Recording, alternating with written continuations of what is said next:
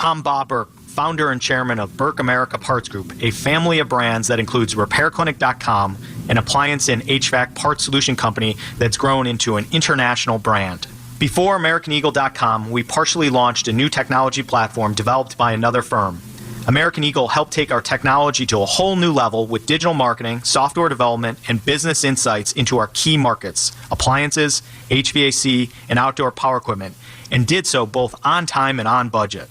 AmericanEagle.com has the resources, experience, and talent needed to produce solutions. Our new technology platform, developed by AmericanEagle.com, has produced tremendous results with higher traffic, conversion, engagement, and online revenue. If you have any home repairs you need to take care of, check us out at RepairClinic.com. If you need a world-class website or technology project, then I would highly recommend AmericanEagle.com. Call AmericanEagle.com at 773-NETWORK. That's AmericanEagle.com, 773-NETWORK. This hour is brought to you by Dunkin', the official coffee of Evan and Tiki. WFAN runs on Dunkin'. Wake up with Boomer and Gio. Mornings 6 to 10 on WFAN, WFAN FM, WFAN FM HD1, New York, and Odyssey Sports Station. WFAN Sports Flash. Good evening at 7 o'clock. This is Rich Ackerman. This report is brought to you by Chef IQ, precision cooking, effortless results, chefiq.com. The Knicks can breathe a sigh of relief, getting encouraging news on Jalen Brunson's ankle. He has a mild sprain and will sit out tomorrow's game against the Heat. He is day-to-day. After an 0-7 start, the Jets are now looking for their third straight win and kick off Week 11 in Foxborough, renewing their rivalry with the improved Patriots, who are 8-2, riding a 7-game winning streak. Jets place Garrett Wilson on injured reserve, so he'll miss the next 3 games in addition to tonight. 8 Giants missed practice today, among them Jackson Dart, Tyler Newman because of a neck injury, and Bobby Okereke was held out because of his injured shoulder. The baseball MVP awards will be handed out shortly. The Yankees' Aaron Judge looking to win it for the 3rd time. Mariners catcher Cal Raleigh, his biggest challenger, while in the National League, Shohei Ohtani the favorite to win it for the 4th time and the 3rd straight year. A sad note, the New York sports scene mourns the loss of Hall of Famer Larry Brooks, who covered all 3 hockey teams over the course of 2 stints and 38 years of the post. He was 75. The Islanders are the only local team in action tonight. They're in Las Vegas to face off against the Golden Knights. This report is sponsored by Staples and by Moderna, and that's what's happening. I'm Rich Ackerman. Get the scuttlebutt on your favorite team, the Fan, on the Odyssey, iHeart, and TuneIn apps. It's KM to AM on WFAN. Sports Radio 101.9 FM, the Fan, WFAN. Yeah, let's do the 5-hour sprint. Another KM to AM, 7 p.m. to midnight, live on the Fan in New York City. On the screen in here in front of me, the 2-7 Jets get ready to face the 8-2 New England Patriots in Foxborough, live on Amazon Prime for the world to see. The Patriots will have their Nor'easter Rivalry Edition jerseys on. If you're a baseball fan, you know about the Nike City Connect uniforms.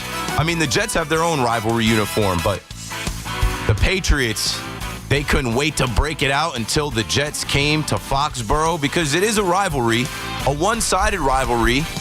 The Jets have got the best of them recently, but this is a new age on both sides. I'd like to say hello to my son, Jack, who is watching on YouTube. He's not watching Paw Patrol.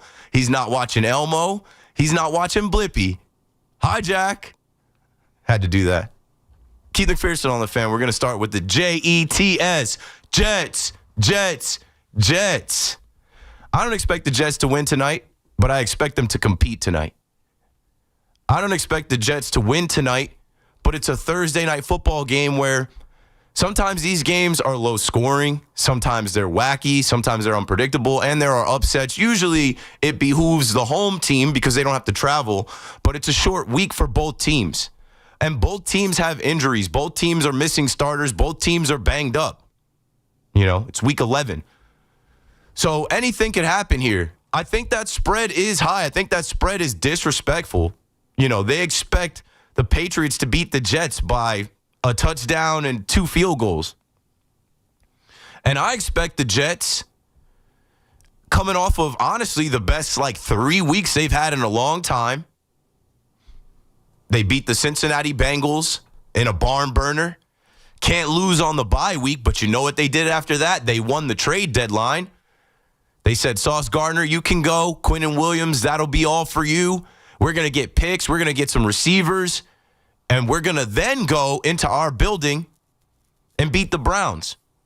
And I expect those to be part of the headlines, but the national headlines are also going to be about Woody Johnson and what he had to say about Justin Fields. They haven't lost since that statement he made about, nobody could win with a quarterback with this rating, and it'd be nice if we could complete a pass, and, completely threw Justin Fields under a bus. The other narrative is going to be around Aaron Glenn, who took aim at Rich Cimini this week over an injury report. And, there was nothing to hide, nothing to be so secretive about it, nothing to be mad about a reporter doing his job. But, we heard today officially the Jets have placed wide receiver Garrett Wilson on the IR. He's going to miss the next few games tonight and at least 3 weeks after that. So they're definitely going to talk about Aaron Glenn, his approach with the media, him attacking Rich Cimini maybe. But then also they're going to talk about how he doesn't want to reveal his starting quarterback, as if it's some type of competitive disadvantage with a quarterback that threw for 12 yards last week outside of one huge home run screen hit by Breece Hall. Justin Fields is going to be a big topic of conversation. I'm sure in Chicago, they're happy with the decision they made to move on from Justin Fields and draft Caleb Williams. I'm probably sure that the Steelers feel okay with Aaron Rodgers and going in that direction. I'm disappointed in Justin Fields. I'm disappointed in Tanner Engstrand. I'm disappointed in Aaron Glenn. When they went and signed this kid, I'm disappointed in you too, Woody Johnson. You guaranteed him $30 million. I honestly thought they had a plan for him. I thought there was something that they saw in his skill set that they were going to maximize. And then I've watched these Jet games. They started 0-7. One of those losses was with Tyrod Taylor. Stay tuned. Will they bench Justin Fields in this game if it is a close one, if it is a tight game, if it's a game that they feel like they can win and Justin Fields can't read the defense, can't get rid of the ball, turns it over again? I don't know. We shall see. But I'm excited for this one. Travion Henderson on the other side for the Patriots, rookie running back that many people had in fantasy, dropped, weren't sure if he was going to start producing. They said, he's going to get a heavy workload tonight. So they're going to expect to run the ball in the cold, but also they have Drake May, who is in the conversation for MVP in his second year, with Josh McDaniels at the helm, offensive coordinator, longtime offensive coordinator back in Foxborough with Mike Vrabel. And Mike Vrabel, who Jets fans know interviewed for the Jets job, but it was really just a high and by. He was never really considering the Jets job. That should make you feel some type of way. They hired a former player up there in Foxborough. You hired a former player in Florham Park. And now this is the new era, Vrabel versus Glenn. And we're about to see who want to fly with them freaking New York Jets. 888-808-1019. Aaron Glenn has talked such a good game.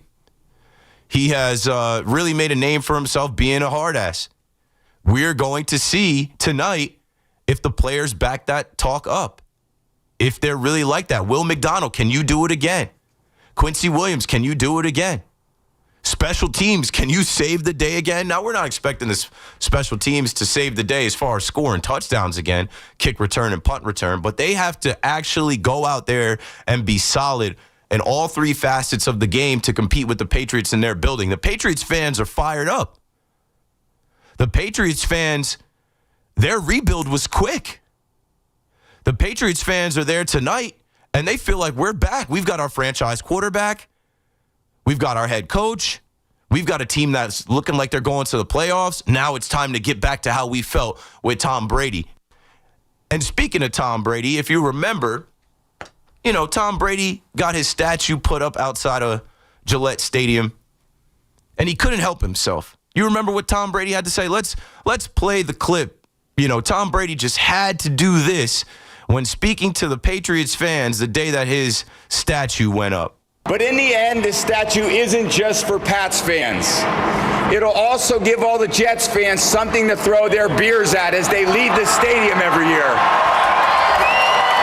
Probably in the second quarter. Wow, that's how you feel, Tom. That's how you really feel. Why is it always the Jets that are the butt of every joke? Why is it always LOL Jets? Not tonight. Not tonight, man. Can they compete tonight? Can they not be a laughing stock? Can it not be the same old Jets? I believe that they can compete. I believe that this team now, after the trade deadline, this team now after back-to-back wins, this team now with their coach having the battery in his back, I feel like they can go out there and compete, but it has to start early. It has to start early. But they don't think much of you. The Patriots don't think much of you. There were more jokes this week. That was months ago. This week, Rob Gronkowski signed a one-day contract to retire as a Patriot. And Robert Kraft, who shouldn't be making any jokes about anybody because we got plenty of jokes we could roll out about Robert Kraft down there in Florida. Let's hear what Robert Kraft had to say this week, bringing the Jets into the conversation. Since we play the Jets tomorrow night, how about a 2-day contract? Let's do it. Okay. What's the signing bonus? Double. Nothing's changed. What you trying to say? Since we're playing the JV, since we're playing the Jets this week, how about we sign a 2-day contract? You still got a couple reps in you? No. When Gronk retired, he had the piano on his back. He was cooked. He can't play. So, man, I don't know if they're using that as bulletin board material. I don't think they really need any. I think this is another proving ground. I think this is another opportunity for Aaron Glenn and the Jets to go up there and show, hey, we belong. Hey, it was a rough start. But there was a graphic that was put out in the beginning of the season that if the one-score games were flipped in the NFL, the Jets wouldn't have been 0-7. They would have been 5-2. And you watched all those games. You knew how close they were in some of those games. But it was a new team, new regime, new coaching staff that didn't know how to finish. They were able to finish the last two games. Are they going to be able to compete? And I'm not expecting them to win. A 12.5 spread, I'm not expecting them to win. But it's the NFL. Any given Thursday, Sunday, Monday, anybody can beat anybody. We just saw the Miami Dolphins beat the Buffalo Bills.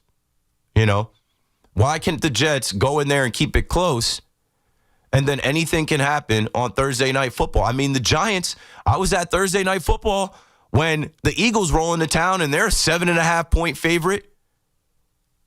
And the Giants dominate the Eagles. Nobody saw that coming. It can happen, man. So we'll start with the Jets calls. We'll start with the Jets conversation. Tonight, I hope to see Aaron Judge win MVP number 3.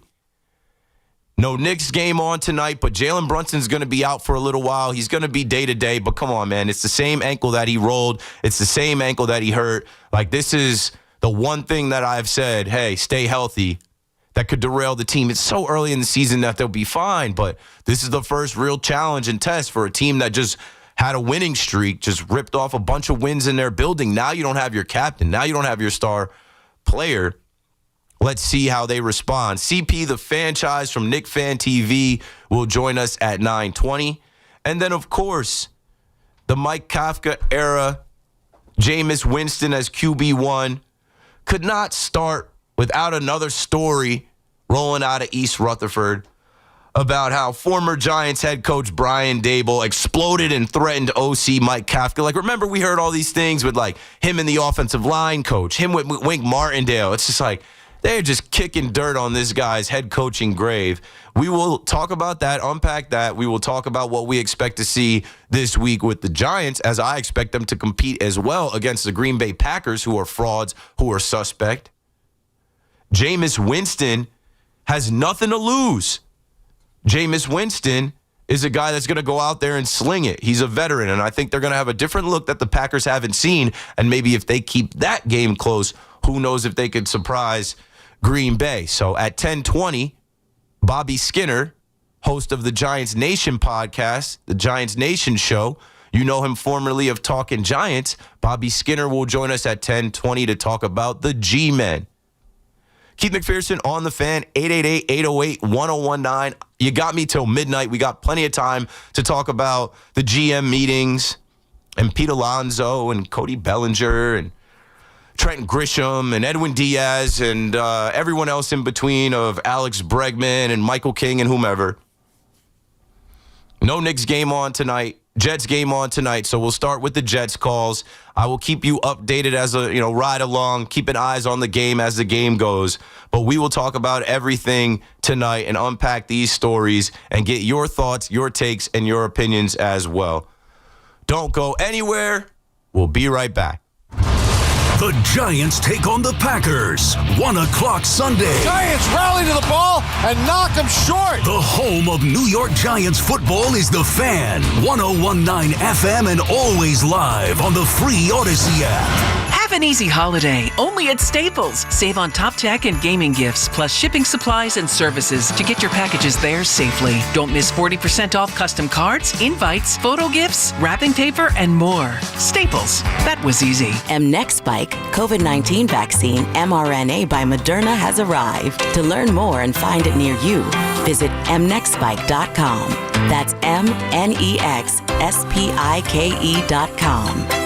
Experience the magic of the season in true Mercedes-Benz style during the Mercedes-Benz Holiday Love Celebration. Find the perfect Mercedes-Benz for yourself or someone special at Mercedes-Benz of Edison, Mercedes-Benz of Union, and Ray Katina of Freehold. 3 powerhouse locations in New Jersey, 1 legendary name, renowned for unmatched customer service, Ray Katina. Celebrate the season with exclusive holiday offers at the Mercedes-Benz Holiday Love Celebration. Discover the power of 3 at benzfam.com.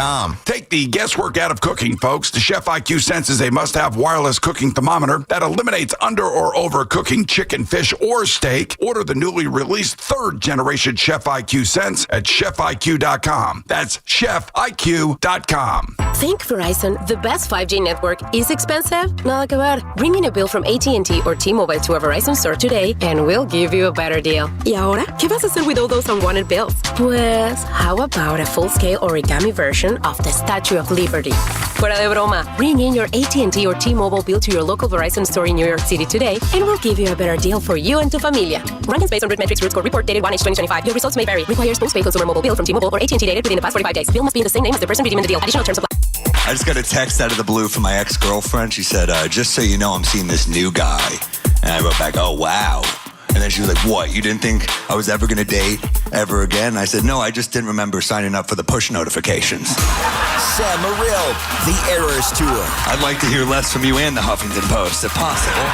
December 4th, Stern Auditorium, Perlman Stage at Carnegie Hall. Get tickets now at carnegiehall.org. Don't miss Sam Morril. This is the story of the one. As a maintenance supervisor at a manufacturing facility, he knows keeping the line up and running is a top priority. That's why he chooses Grainger. Because when a drive belt gets damaged, Grainger makes it easy to find the exact specs for the replacement product he needs. And next day delivery helps ensure he'll have everything in place and running like clockwork. Call 1-800-GRAINGER, click Grainger.com, or just stop by.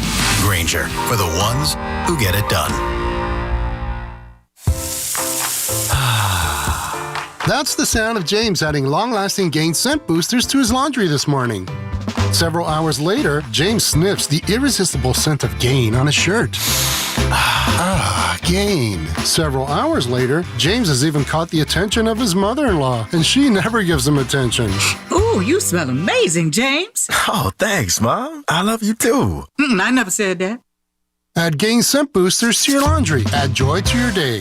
This week's Game Time Sports Update is brought to you by Bet365. Monday Night Football heads to Vegas this week for a matchup against Dallas as they come off a bye week. This high-energy, offensive-driven game is sure to be close as they both look to improve their records, and Dallas chases the wild card spot in their division to keep their playoff hopes alive. When it comes to sportsbooks, Bet365 has it all. Download the Bet365 app today. Gambling problem? Call 1-800-GAMBLER. 21 plus only. Must be located in New Jersey. Injured in an accident? You need help. The Rothenberg Law Firm. Lawyers that have built a legacy of victory over 5 decades, winning billions for their clients. The Rothenberg Law Firm. Call 1-800-624-8888 or visit injurylawyer.com. Dunkin's $6 meal deal is here for the holidays. Enjoy a bacon, egg, and cheese sandwich, 6-piece hash browns, and a medium hot or iced coffee, all for $6. It's got everything you need to keep your holiday season running. Get it now in Dunkin' stores or order ahead directly on the Dunkin' app. After all, the holidays run on Dunkin'. No substitutions. Participation times may vary. Offer price varies in California and Hawaii. Limited time offer cannot be combined with other offers. Exclusions and terms apply. Hear that? That's the beginning of a journey powered by the confidence that comes from driving a vehicle so reliable.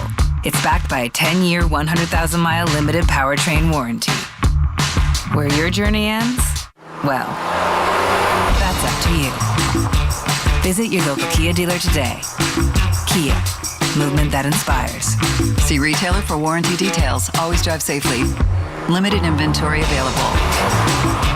Tune into the BT and Sal Show weekdays from 10 to 2 on The Fan. Presented by your Tri-State Cadillac dealers. Cadillac is the official luxury vehicle of the New York Giants. Talk New York sports here. The Fan.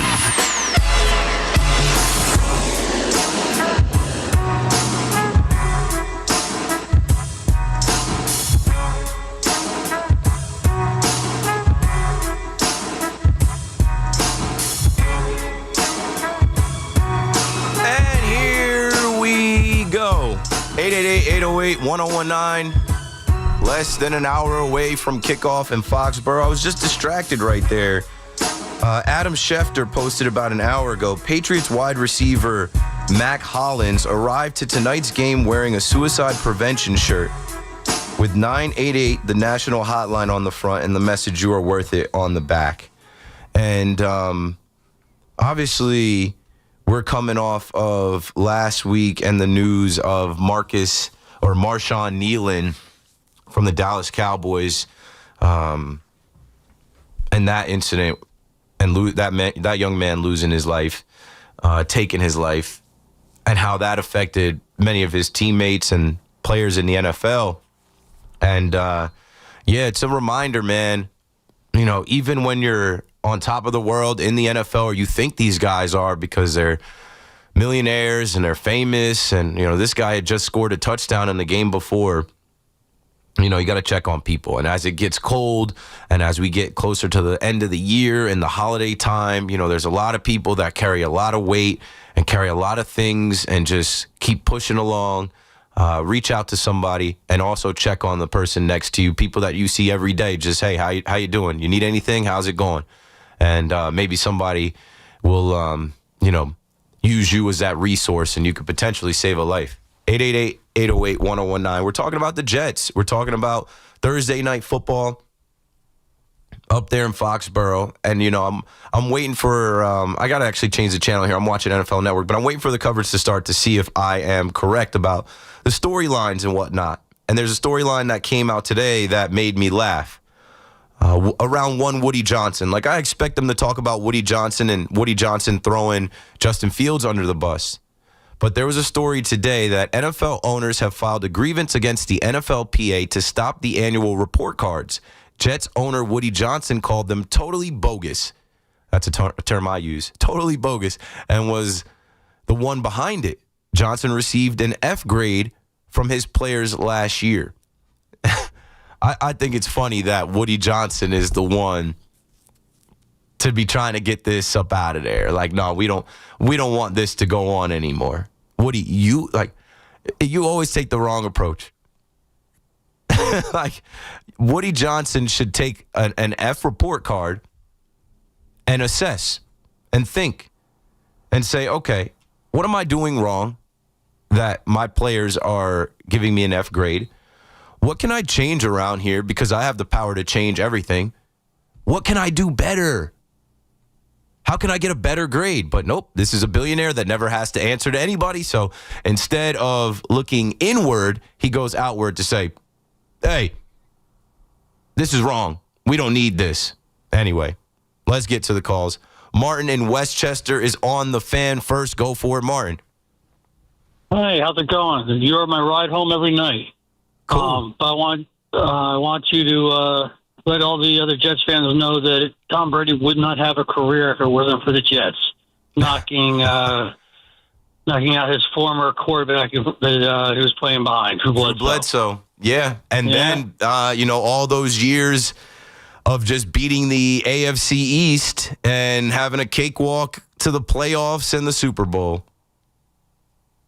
Yeah, but we were the first, Jets were the first team to give him his first loss. Yeah, he doesn't ever speak on that. I can't recall one time Tom Brady thanking the Jets or giving the Jets any props for that. Not at all. Thank you very much for having a great show, and I will continue to listen to you on my ride home. Have a good night. Thanks for the call, Martin, and the point. Tom Brady always has jokes. I mean, he even came here and had jokes at Fanatics Fest last year for the Giants fans. And we all know that the Giants beat Tom Brady in 2 Super Bowls and will never get over Eli Manning and the Giants defense doing that. But yeah, you never hear Tom talk about, it was the Jets, or, if my career really got started after Drew Bledsoe went down and I got the opportunity to take off running. And nope. Now we see Tom in the broadcast booth every week. And he's just the GOAT. He's just Tom Brady, 7 Super Bowls, and he just acts like he is Mr. Football and the greatest gift ever. I just saw Terry Bradshaw asking, is he really the best football player ever? No, not the best football player ever. But he's got those 7 rings. It's tough to contend with. It's tough to say that anybody else is better, because who else has that many championships, especially at the quarterback position. Now, I'm watching the 2 quarterbacks warm up, Drake May and Justin Fields. I'm rooting for Justin Fields tonight. Are they going to have Adonai Mitchell and John Mitchie III ready to go? Those 2 receivers that they traded for, are they going to be ready to play tonight? Are they going to be ready to contribute tonight? Those are guys that you traded for to help. Garrett Wilson is out. They got to be ready. I know it's a quick turnaround. I know you got to learn the playbook. I know you got to get a rhythm and timing and get acclimated. But, this Jets team needs playmakers. They need weapons. They need guys to help Justin Fields. And I know we've been piling on Justin Fields. You listen to WFAN, Justin Fields sucks. He's terrible. He's not quarterback 1. He shouldn't be playing. But they believe in him. They're rolling him out there again. I would assume that Tyrod is not 100% healthy, but can go if needed. But something I came across on Twitter from the 33rd team, how every team played in Week 10 stacked up in their pass protection. Week 10 pass protection rankings. And in the Week 10 pass protection rankings, the Jets finished 27th. And you know who finished first? The Chicago Bears. 0 sacks allowed. Should have been a bunch of sacks. They had a couple sacks. Abdul Carter, Dexter Lawrence wiped away because of penalties in the secondary. And then they obviously had, Kayvon whiffing and couldn't get home. But yeah, I thought that was interesting. The Jets are at, damn near the bottom, 27 out of 28. And the team that the Giants played, the Bears, are number 1. And that's the last game that you'll see Brian Daboll coach. And I'm sure he's kicking himself about some decisions in that game, because that's forever. That's it. Of course, there's Giants fans calling, so we won't keep them waiting either. Mike is in Cherry Hill on the Fan. What's up, Mike? Keith, I got a question for you. Do you think if Brian Daboll was the head coach right now, Jameis Winston would be starting on Sunday? I don't know.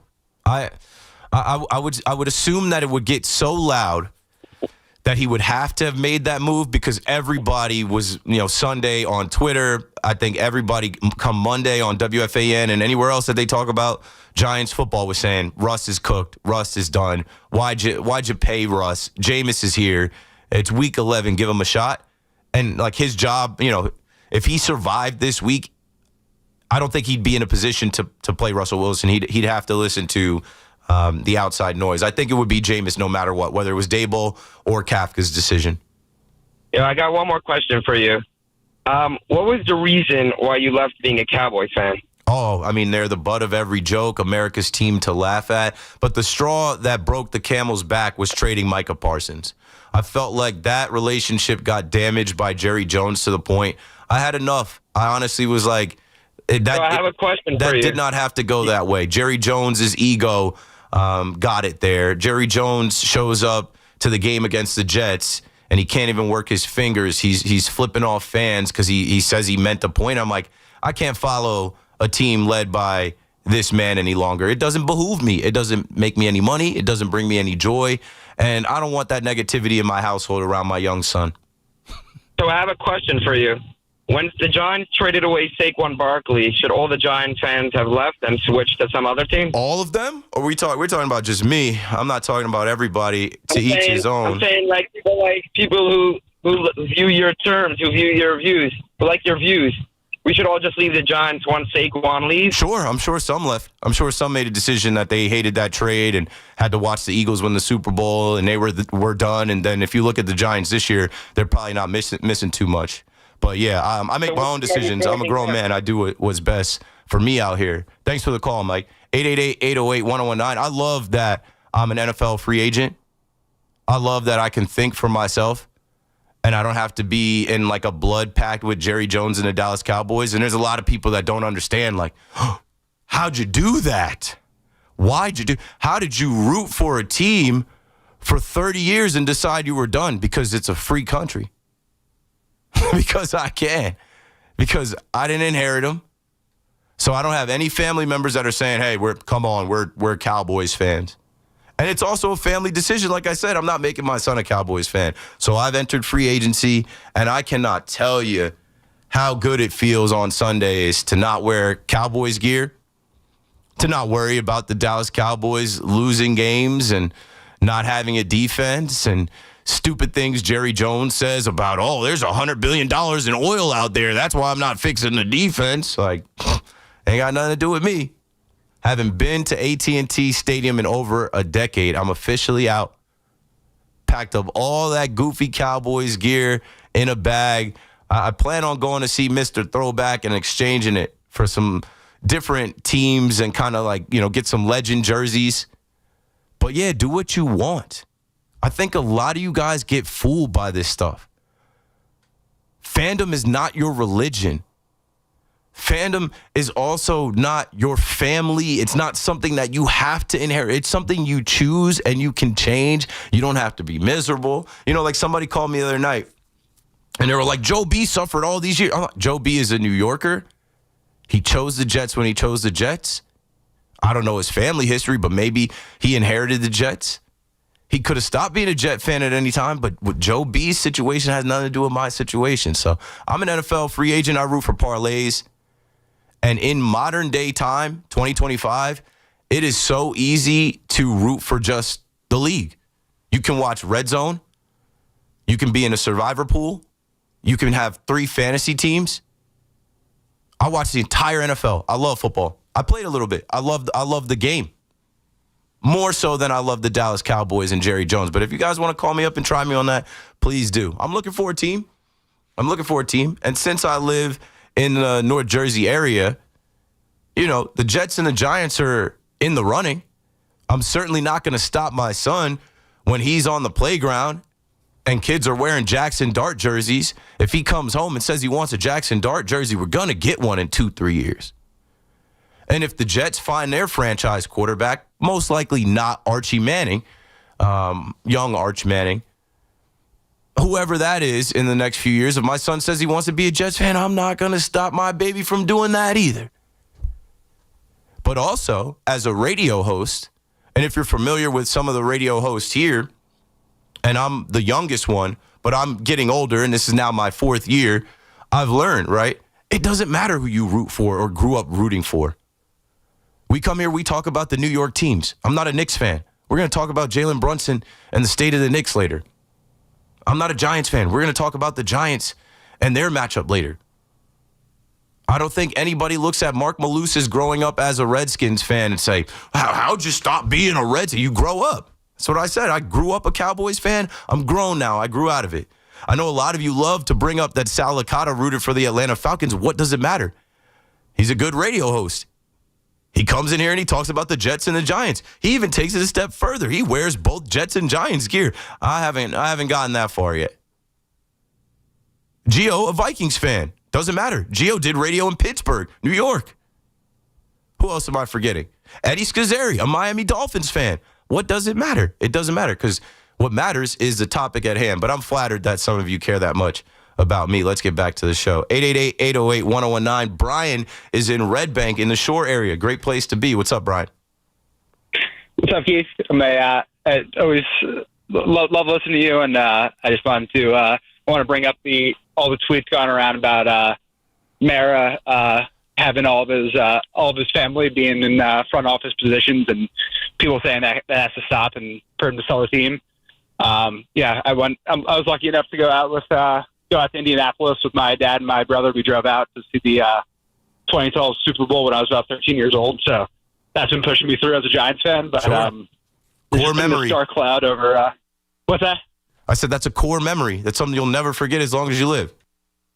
Yeah, we went out there without tickets. Ended up, trying to go scalp them and stuff, and lucky enough to get in, and it was great. But that's been pushing me through. But it's been a dark cloud over the Giants since then, and I don't know what the problem is. They've had GMs and coaches coming in and out since the Coughlin era, and it just seems like you look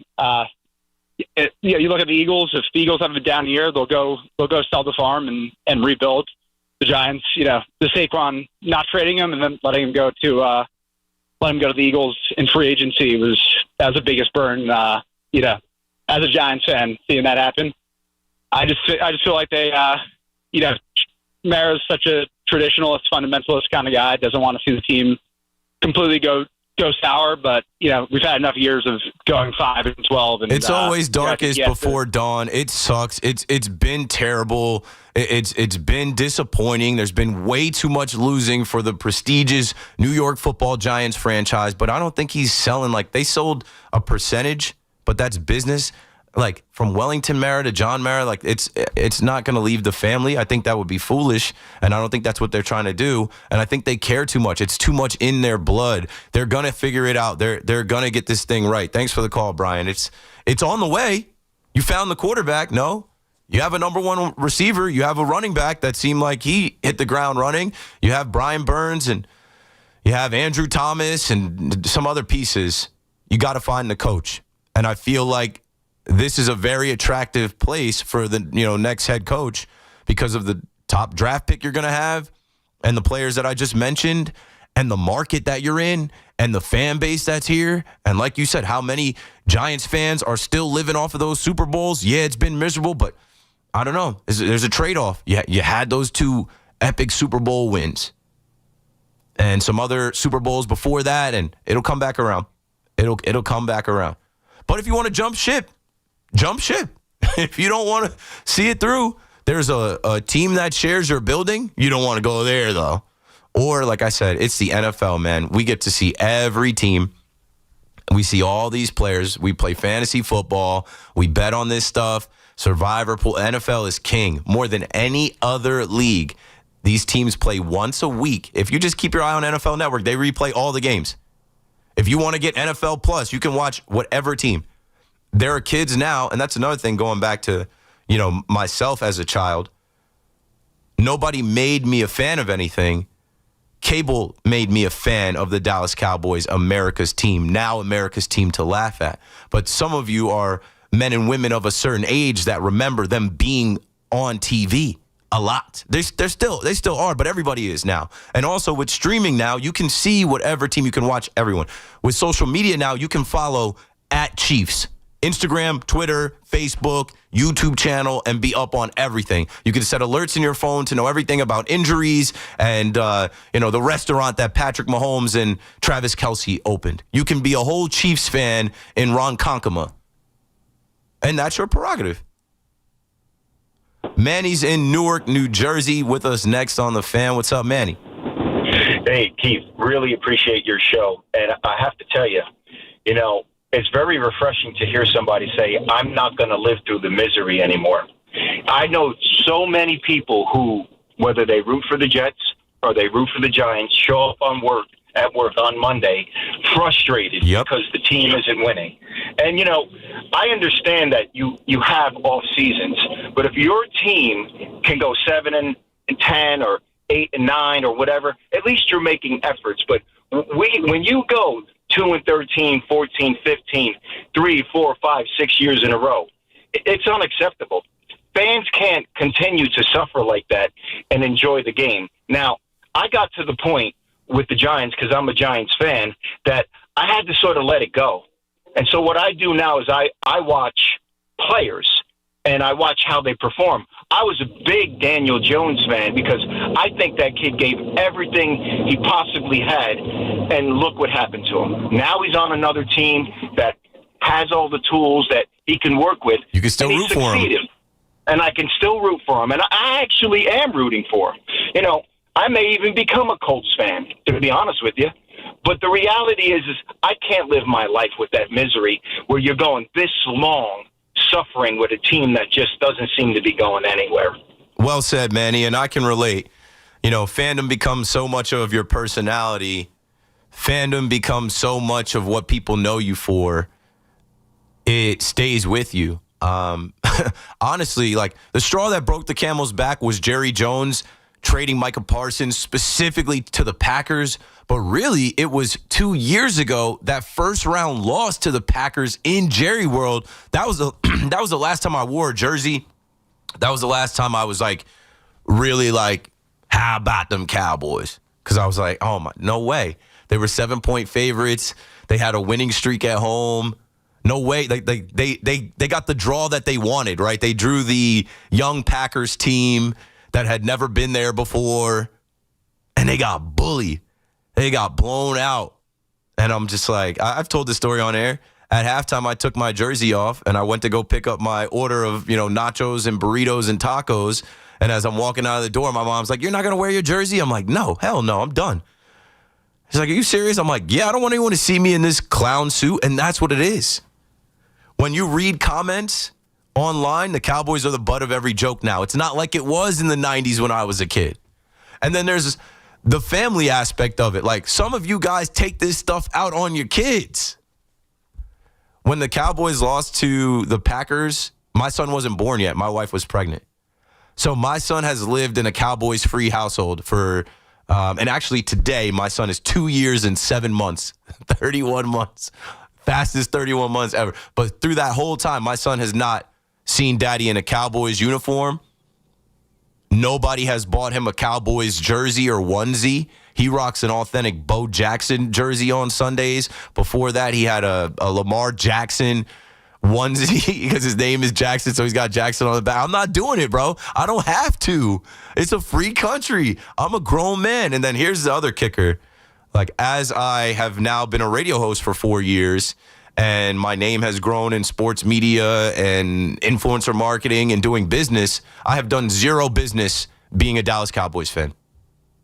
Zero. I have not been gifted one thing from the Dallas Cowboys or invited to one thing. Every other team, you got it. Forget about it with the Yankees. You obviously know, I'm extremely blessed with the Yankees, and that was going on before I got on the radio. Shout out to the New Jersey Devils who brought me in. Much has come from being a Devils fan. The Brooklyn Nets, when they had their run, being a Nets fan. There is no business for me here being in New York and on the radio every day being a Cowboys fan. You're a joke. So I'm toning that down. Give it some time. Give it some time. In the next 3-4 years, you'll forget that I ever rooted for the Dallas Cowboys. And when my son picks a team, off we go. I was looking at the Bills for a little while. Nah, I saw the Bills post the Toronto Blue Jays, good luck in the postseason thing. I said, hell nah. Because I bleed pinstripes. The Yankees stuff is that's my son is a Yankee fan. He doesn't even know any other baseball teams. I took him to Citi Field to see Blippi. He thought it was a different Yankee stadium. He still tells people I saw Blippi at the other Yankee stadium. 888-808-1019. Calls are rolling in, but we got to break it down. Keith McPherson on the Fan, taking all your calls before we get to this Thursday night football game. Don't go anywhere, BRB. It's Chris McMonigle overnights on the Fan, 101.9 FM. Only the Giants could make me more mad about giving me kind of what I want. We all want the GM out. Listen to CMAC on demand on Apple Podcasts, Spotify, or wherever you get your podcasts. I'm New Jersey Attorney General Matt Platkin. Every year, too many lives are lost in alcohol or drug-related crashes. These are preventable tragedies, and it's time to take a stand. Let's make New Jersey's roads safer for everyone. We are all counting on you. Having the right winter tire matters. So take control of the roads this winter with a new set of Bridgestone Blizzak tires from Town Fair Tire. Town Fair has the region's largest inventory of Bridgestone tires, all at the guaranteed lowest prices you'll find anywhere. And with 100 locations, you'll find a Town Fair near you. For the guaranteed lowest price on Bridgestone Blizzak tires and the most free services for life, nobody beats Town Fair Tire. Nobody. Brands at discount prices. Town Fair Tire. My man, Dr. Jay Shah, specializing in minimally invasive and non-surgical treatments for neck, back, and sciatica, migraines, and so much more, offers pain-relieving solutions. There are thousands of 5-star reviews who trust Samwell Pain for all their aches and pains. Visit SamwellPain.com. Beware the holiday buffering. Who are you? The ghost of internet past here to slow down right when your guests arrive. Not this year. We got Verizon's 100% fiber optic home internet. Scored a limited time offer for $20 a month and locked in the price for 3 years. Fios home internet, that's scary fast. Now we can all stream, video chat, and game at the same time. So bye. Call 1-833-VERIZON to switch to Fios home internet today. Fios 300 megabits per second plan at $20 a month with autopay. Any Verizon mobile phone plan and bonus discount. Price guarantee applies to base monthly rate only for my home customers. Terms apply. It's about time delivery worked on your schedule. Same day, next day, or scheduled in advance. However you plan it, the Home Depot delivers the whole job. From drywall to doors, plumbing to paint, we'll get it there when you need it. Because on the job site, timing is everything. You order, we deliver. It's that easy. The Home Depot Pro. It's about time. You know that Big Bargain detergent jug is 80% water, right? It doesn't clean as well. 80% water? I thought I was getting a better deal because it's so big. If you want a better clean, Tide Pods are only 12% water. The rest is pure, concentrated cleaning ingredients. Oh, let me make an announcement. Attention shoppers, if you want a real deal, try Tide Pods. Stop paying for watered-down detergents. Pay for clean. If it's got to be clean, it's got to be Tide Pods. Water content based on the leading bargain liquid detergent. We've got more sports talk coming up on The Fan. Come visit the engagement experts at London Jewelers at any one of their 6 locations. This is the story of the one. As a maintenance supervisor at a manufacturing facility, he knows keeping the line up and running is a top priority. That's why he chooses Grainger. Because when a drive belt gets damaged, Grainger makes it easy to find the exact specs for the replacement product he needs. And next day delivery helps ensure he'll have everything in place and running like clockwork. Call 1-800-GRAINGER, click Grainger.com, or just stop by. Grainger, for the ones who get it done.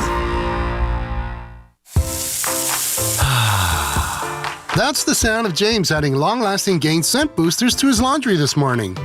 Several hours later, James sniffs the irresistible scent of Gain on his shirt. Gain. Several hours later, James has even caught the attention of his mother-in-law, and she never gives him attention. Ooh, you smell amazing, James. Oh, thanks, Mom. I love you too. I never said that. Add Gain scent boosters to your laundry. Add joy to your day. This week's Game Time Sports Update is brought to you by Bet365. Monday Night Football heads to Vegas this week for a matchup against Dallas as they come off a bye week. This high-energy, offensive-driven game is sure to be close as they both look to improve their records. And Dallas chases the wild card spot in their division to keep their playoff hopes alive. When it comes to sportsbooks, Bet365 has it all. Download the Bet365 app today. Gambling problem? Call 1-800-GAMBLER. 21 plus only. Must be located in New Jersey. Dunkin's $6 meal deal is here for the holidays. Enjoy a bacon, egg, and cheese sandwich, 6-piece hash browns, and a medium hot or iced coffee, all for $6. It's got everything you need to keep your holiday season running. Get it now in Dunkin' stores or order ahead directly on the Dunkin' app. After all, the holidays run on Dunkin'. No substitutions. Participation times may vary. Offer price varies in California and Hawaii. Limited time offer cannot be combined with other offers. Exclusions and terms apply. Hear that? That's the beginning of a journey powered by the confidence that comes from driving a vehicle so reliable, it's backed by a 10-year, 100,000-mile limited powertrain warranty. Where your journey ends? Well, that's up to you. Visit your local Kia dealer today. Kia, movement that inspires. See retailer for warranty details. Always drive safely. Limited inventory available. Get connected with WFAN to talk about your favorite teams. The Fan on the Odyssey, iHeart, and TuneIn apps.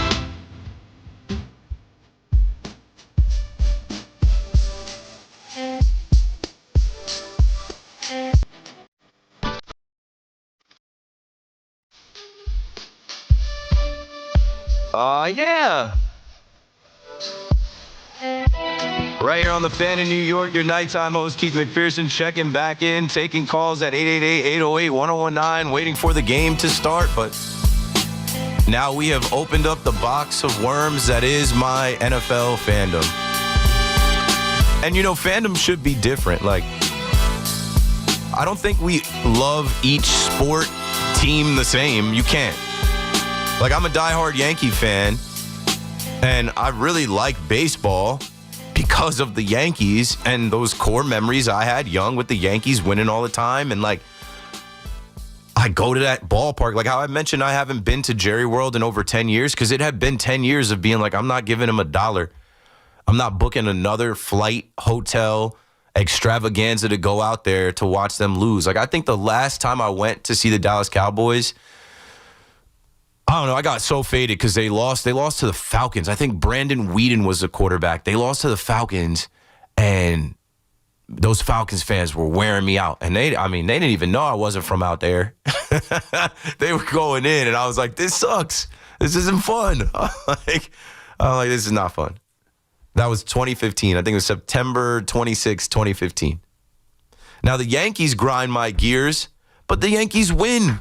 And I get to go to the postseason every year. And there's a lot of fun games and nights and times up there. And I can get there in less than an hour on the train. I can get there in less than an hour. If I leave early enough driving my car, I don't got to get on a flight. So, like, of course I'm a diehard Yankee fan. And that's not going to change. Like, what should I switch? There's no reason to switch. Cowboys, that's different. Cowboys, they don't serve me anymore. I'm protecting my own mental space, my own mental health. Let's go to Scott in Hillsborough, New Jersey on the Fan. What's up, Scott?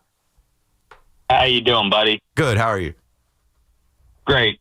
I'm a diehard Cowboys fan, and I'm with you. Then you're dead. You died hard too many times. You're deceased. I'm dead, and I talked to a lot of my coworkers before the season started, and when the whole Micah Parsons thing, the talk was going on, I said, if he is not on the team the beginning of the season, I'm done. I'm not watching another game until Jerry Jones doesn't own the team. Okay, so stay with me here, Scott, because we have a shared struggle.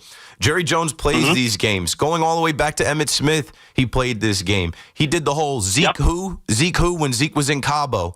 And then he gave Zeke a stupid-ass contract for a running back, 6 years, $90 million. And what happened with Ezekiel Elliott? He fell off a cliff, and then they brought him back. So they had Ezekiel Elliott's dead cap money and a new contract for Ezekiel Elliott 2 seasons ago. Who does that? Okay, they played the same game that they played with Micah Parsons. They did that with CeeDee Lamb last year. How'd that work out?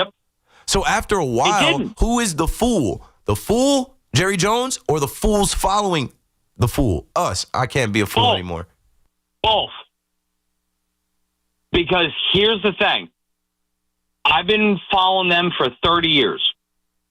CeeDee Lamb is the first offensive player outside of the quarterback that Jerry Jones has ever paid. He has never paid a defensive player.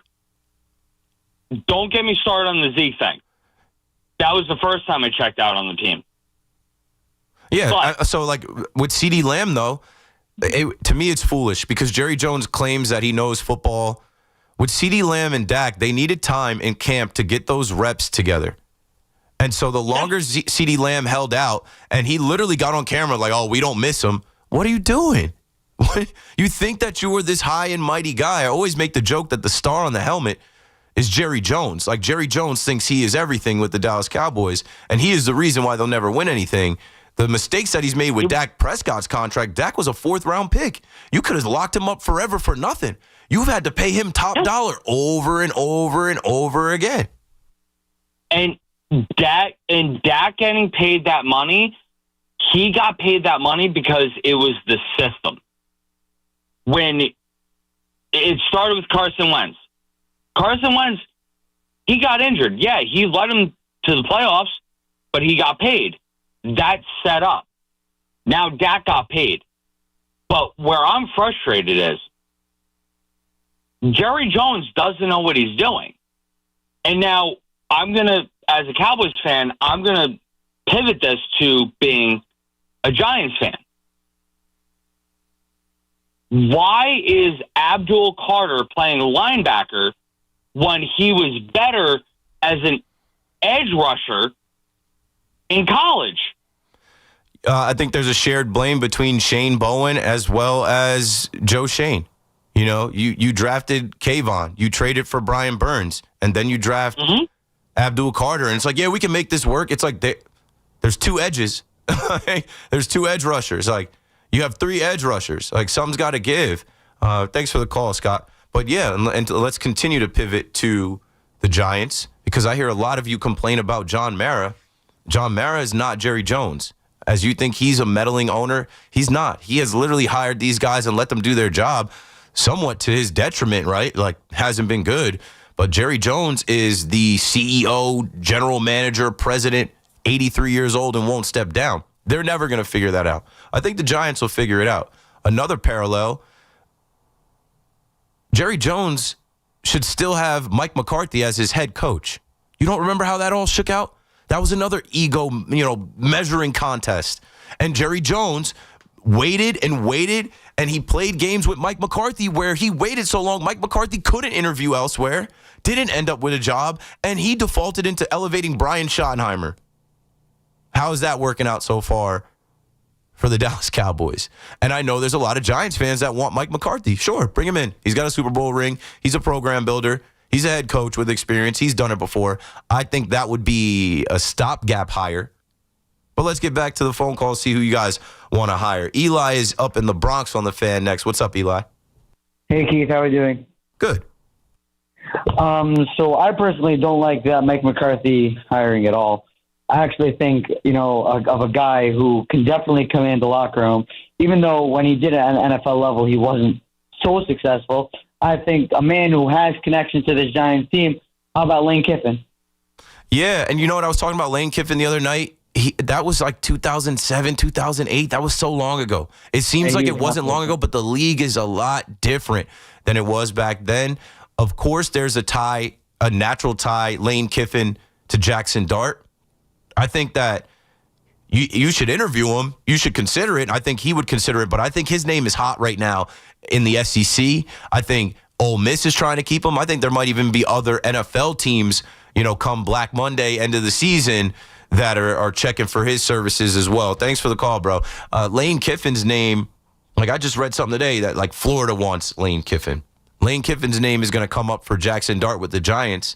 He is a very experienced head coach. I think he's better at the college level, especially now in this NIL transfer portal level. He plays into social media. He tweets a little bit. He's got a young daughter that is dating the linebacker at LSU. And I don't know. I think Lane Kiffin also, I forget who I was listening to that. They said Lane Kiffin is a warm weather guy. He does not want to live anywhere that is cold. So that X's out North Jersey, New York area. It's already 8 o'clock. 888-808-1019. If you're on hold, stay on hold. We'll get to you. We are talking Giants. We are talking fandom. Of course, me being a former Dallas Cowboys fan, that has come up. And, of course, we're getting ready for the Jets game, which is going to start in about 20 minutes. Keith McPherson on the Fan. Back right after this. Regular season battles in football. Off-season moves in baseball. The Yankees, Mets, Giants, and Jets all live here. The Fan, 101.9 FM, and always streaming on the Odyssey, TuneIn, and iHeartRadio app. This is the story of the one. As a maintenance supervisor at a manufacturing facility, he knows keeping the line up and running is a top priority. That's why he chooses Grainger. Because when a drive belt gets damaged, Grainger makes it easy to find the exact specs for the replacement product he needs. And next day delivery helps ensure he'll have everything in place and running like clockwork. Call 1-800-GRAINGER, click Grainger.com, or just stop by. Grainger, for the ones who get it done. That's the sound of James adding long-lasting Gain scent boosters to his laundry this morning. Several hours later, James sniffs the irresistible scent of Gain on his shirt. Gain. Several hours later, James has even caught the attention of his mother-in-law, and she never gives him attention. Ooh, you smell amazing, James. Oh, thanks, Mom. I love you too. I never said that. Add Gain scent boosters to your laundry. Add joy to your day. We all hear the radio ads about the IRS. They tell you to be afraid, to be scared, and they try to frighten you into calling. I'm not here to do that. Tax Relief Advocates is different. TRA is here to tell you that if you owe money to the IRS, whether it's $5,000, $50,000, or $500,000, we have a solution. It doesn't matter if you're sitting in your car, at work, or with your kids. No matter where you are, call now. 800-575-4094. Don't lose hope. TRA can eliminate or reduce what you owe to the IRS. Generous programs are now available that can give you a fresh start. Our passion is taxes and helping individuals fix their IRS problems. We have over 1,000 5-star reviews on Google and an A+ with the Better Business Bureau. You don't need to be afraid of the IRS any longer. End your tax nightmare today by visiting us online at TRA.com or call 800-575-4094. That's 800-575-4094. Tax Relief Advocates. Real solutions for real people. Get the latest on the Giants and Jets on WFAN, WFAN FM, WFAN FM HD1, New York, and Odyssey Sports Station. WFAN Sports Flash. Good evening at 8 o'clock. This is Rich Ackerman. This report is brought to you by Chef IQ. Precision cooking, effortless results, chefiq.com.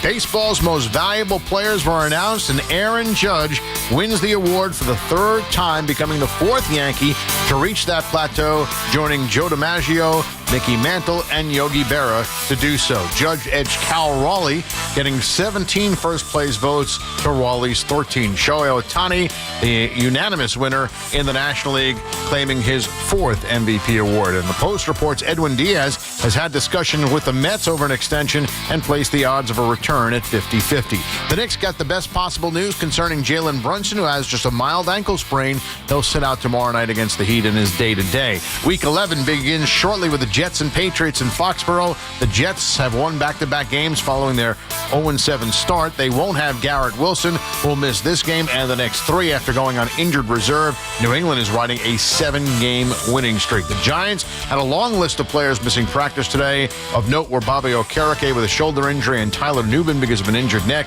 and Jackson Dart remains in concussion protocol. The Islanders, the only local team in action tonight. They face off against the Golden Knights in Las Vegas. And that's what's happening. I'm Rich Ackerman.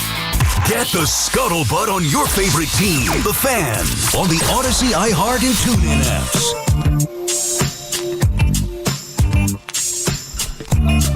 All rise. Here comes the judge.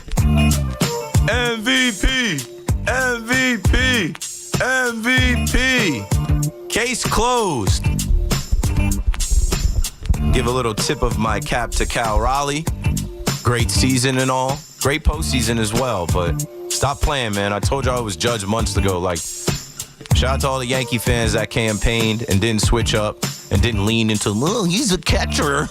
But he's carrying his team. They won the division. This never happens in Seattle. Yeah, well, it's Seattle, bro. Judge is the captain of the New York Yankees, doing it for the Yankees. Should have 4 MVPs. If you know, you know. Aaron Judge wins back-to-back American League MVPs because Ohtani now is out of the way over there in the National League. That's the 4th Yankee ever to win 3 MVPs. Aaron Judge joins Barry Bonds and Shohei Ohtani as the only players in MLB history to win 3+ MVPs in a 4-year span. We're living in the Aaron Judge era. That's the trophies we're collecting, Yankees fans. We are all witnesses. When I'm an old man, I'll get to say, yeah, I was there on Judgment Day when Judge made his debut and hit a home run. I was there for the World Series and the drop pop-up, too. I was there for the 3-run bomb off the foul pole. Like, there's more to do. There's more to do. Cal Raleigh ended up with 13 first-place votes. Judge had 17. And then it also was swapped. 13 second-place votes for Judge, 17 second-place votes for Cal Raleigh. So ultimately, like, baseball is going to do what baseball does. And there were just way too many statistical categories that pointed to Judge. It's not about storylines. It's not about some type of Disney, character. Like Cal Raleigh won the home run derby, and people were like, "See, it's his year." I was like, that has nothing to do with it. Judge won the home run derby first time he did it, one and done. It has nothing to do with it. It's the most valuable player. Judge is more valuable than Cal Raleigh. But great season for Cal Raleigh. Just glad that they didn't snub him. I know earlier in the week I was preparing for it, and then I started reading the tea leaves and whatnot. And I was like, oh, no, Judge is going to win. Good. But I know Judge rather be World Series MVP. I know Judge rather have a World Series ring. Brian Cashman and them, y'all better start cooking, man. Y'all better get to work over these next couple months to shore up this team. The window is closing. 888-808-1019. Ryan is in Bridgeport on the Fan. What you got, Ryan? What's going on, Keith? You're my dog. I just want to say I'm grinning from ear to ear knowing my boys took home 3 MVPs, but, that short little what out in Houston really robbed them of one. But I just want to hear your thoughts. Like, what's point A to succeed in this next season? I just want to hear your thoughts on that. Yeah, and thanks for reminding everybody, and thanks for the call. Just remind everybody, bro, like, not Ohtani, Altuve stole an MVP from Judge, like Belly said, and that's a good segue into what's number one. The number one thing for the Yankees to do this offseason is to bring Cody Bellinger back. Let's see it again and again and again. That'll be the Batman-Superman combo. Kyle Tucker, I don't think is realistic. Belly wants to be here. And it's funny because, like, I wasn't on this, but I've been listening to the Fan now, being back this week, and I heard Big Mac and I heard Sal and I think Evan talking about, like, Cody Bellinger's fit with the Mets. And I didn't really entertain that because, like, one, like, Cody Bellinger's dad was a Yankee. He wasn't a Met. He was a Yankee. Like, he was here on Old Timers Day. He threw out the pitch the day after Old Timers Day. The first pitch the day after. There's a picture of a young Cody Bellinger in Yankees gear when his dad. So, like I feel like that's in his blood. I feel like that's in his heart. And I also feel like, and call me up if you disagree, don't you think players, and I said this during the season, I used the comp with Kyle Schwarber. Don't you think players in Major League Baseball looked at Juan Soto take the highest offer, run to the highest bidder, which happened to be Steve Cohen in the Mets, and then miss the postseason and say, hey, all money ain't good money? Don't you think some of those players saw Juan Soto struggle in the beginning of the year and not make the All-Star team? And it's like, oh, yeah, well, you got the richest contract, but, like, you could have stayed a Yankee. You could have made just as much money, if not more, in endorsements with the Yankees. So if you're picking up what I'm putting down, I don't think Cody Bellinger wants to be a Met. But Juan Soto and Cody Bellinger have the same agent. The Bond villain of baseball, the super evil agent that is Scott Boras. And Scott Boras is going to open that market up. And, of course, he's going to use Steve Cohen and the Mets to drive the price up. But I hope that Cody Bellinger taps him and says, hey, bruh, enough. We're good right there. I want to win with the Yankees. What's the market value? What's the fair price? What's the right contract for him? Not trying to squeeze out the most money, and definitely not trying to get a suite and a security detail and a wardrobe for Mom Dukes and all that. Like, I think that it means something. I was saying last night, it means something to me that Paul Skeens wants to be a Yankee. Even if it's one person saying that they heard him say it, I like that. Even if Livy Dunn is a Yankee fan and I saw her at Yankee Stadium with all these dudes trying to get selfies, and she tried to buy Babe Ruth's apartment and they told her, no, you're going to make the spot too hot. It's going to be too populated over here because people are going to know you live here. Like, wanting to be a Yankee means something to me. Juan Soto didn't care about being a Yankee, and that's his prerogative, and that's cool and all. But I really do believe that Cody Bellinger wants to play for the New York Yankees, wear the pinstripe, and finish his career here. Like, Get it done. That's number one. And then after that, let the chips fall where they may with getting another starter to get us through the early months without Rodon, without Cole. Let the chips fall where they may, where whomever is available out there, I don't know, that they can add to this team, a reliever. If they want to bring Devin Williams back, I don't really care for Devin Williams. He can go be a Dodger. I do want a right-handed catcher. We were going through some of those names, joking around last night. I don't know who that's going to be. Stack the deck, man. Like, they have to add to this team, and I know everybody's going to talk about we need more contact hitters. Well, some guys are going to have to hit for more contact. It is what it is. I think they have a real issue with Stanton being a year older, clogging up the DH spot, but it is what it is. His money now drops where it's almost cut in half. Ben Rice, if you listened to my show last night, we played the cut from Cashman where Cashman pretty much says, and who knows how much truth this is. I think I was listening today, and they mentioned something which I actually had the same thought but didn't speak on last night. But all Yankee fans probably had the same thought. Around this time last year, we were being told that Caleb Durbin was going to be the starting second baseman for the New York Yankees, assuming that Jazz Chisholm would stay at third base. And that was Cashman coming off of, a good performance, I believe, by Caleb Durbin in the Arizona Fall League. That was him driving up the interest in the price, where he was able to flip Caleb Durbin and Nestor Cortez for Devin Williams. Will they shop Ben Rice? Potentially. And I'd be fine with that. Because if you recall, last year started with Giancarlo Stanton not being available, and Ben Rice was the DH. And I don't think any of us are confident in Ben Rice being the everyday first baseman unless, I don't know, he just inherited by osmosis some skills from Paul Goldschmidt from the end of the year to now. Is he going to work in the offseason with, I don't know, are they going to have Donnie Baseball come through and help him learn how to scoop the ball, pick the ball, because he was terrible.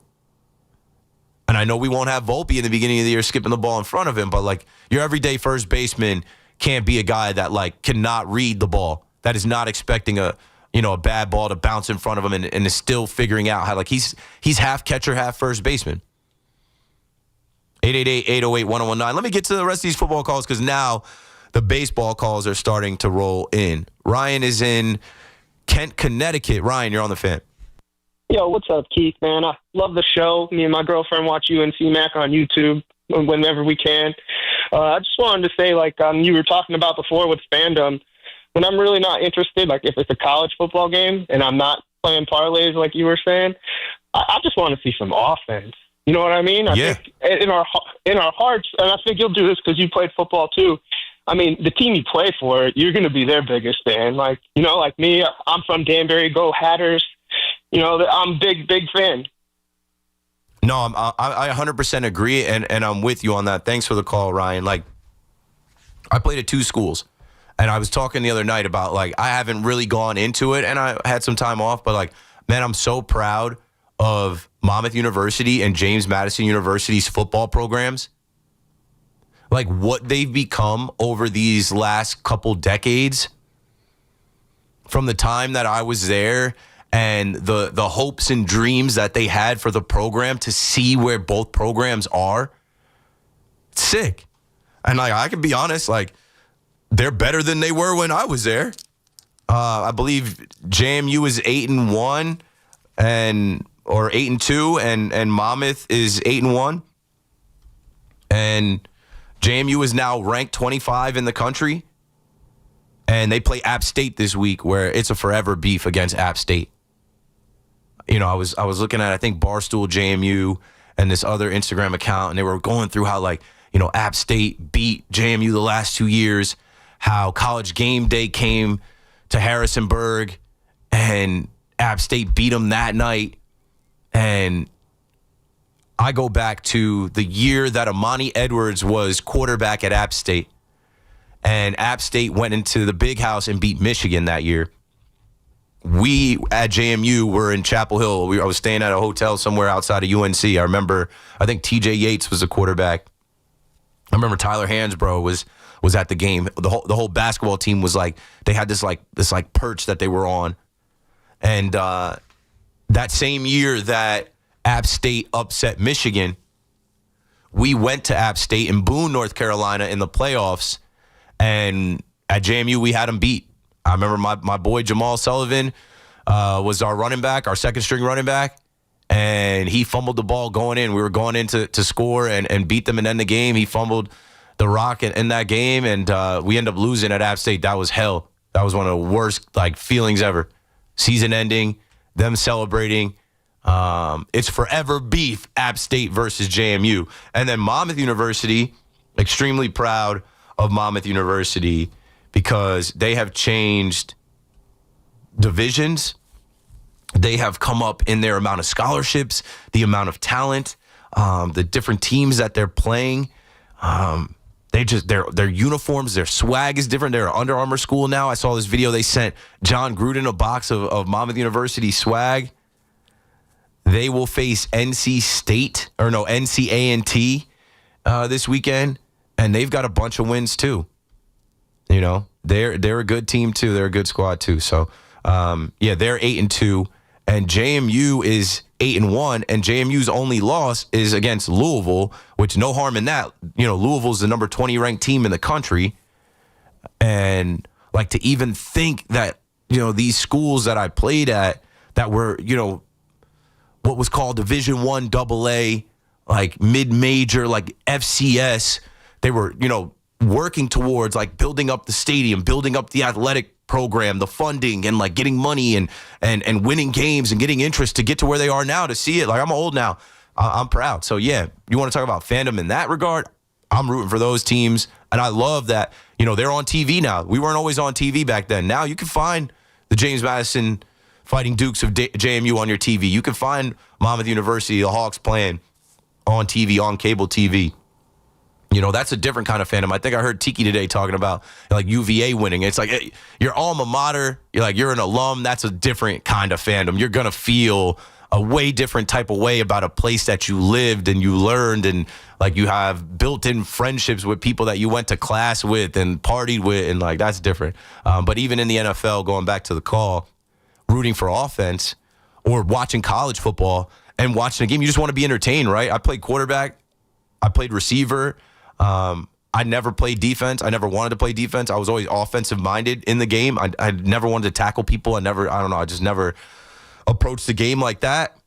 So even when I'm watching, as soon as they break the huddle, and hopefully I can figure out what channel this Jets game is on in here. As soon as they break the huddle, I'm counting personnel. As soon as they break the huddle, how many tight ends, how many backs, how many wide receivers. And I'm watching the offense. And when I watch college football, I don't need to know all the players. I'm watching the style of play. I'm watching what kind of plays they call. I'm looking at, the quarterbacks and who can throw the ball, who can run the ball, running backs, receivers, stuff like that. So, yeah, man, to each his own. And let people enjoy things the way that they want to enjoy things. If you want to be a diehard fan of your team and die hard and be miserable, that is your prerogative. Good for you. If you decide you've had enough, good for you. The biggest thing that I thought, I was years ago when I thought about it, because honestly, I was about to be done with the Cowboys, I think, in 2019, before any of you really heard of me. And it was because, I think they had to beat the Eagles to get in the playoffs and couldn't do it. I remember putting all my stuff in a bag then. And I had this stupid thought about, my friends and getting roasted by my friends and family and people that knew me. You can't not be a Dallas Cowboys fan. Of course you can. Since now more people are aware of me than ever, since I've abandoned the Dallas Cowboys, nobody's doing anything but calling the fans saying, you can't do that. What do you mean? Yes, I can. I did. It's week 11. I haven't rooted for the Dallas Cowboys all year. I've been betting against them. 888-808-1019. Let's go to Giancarlo in Bayside, as I was just talking about Giancarlo Stanton. Yo, what's going on, Keith? Watching the Jets now. Got the game on. Here. And I need to put in this live. They got for people that use FanDuel, don't forget that profit boost.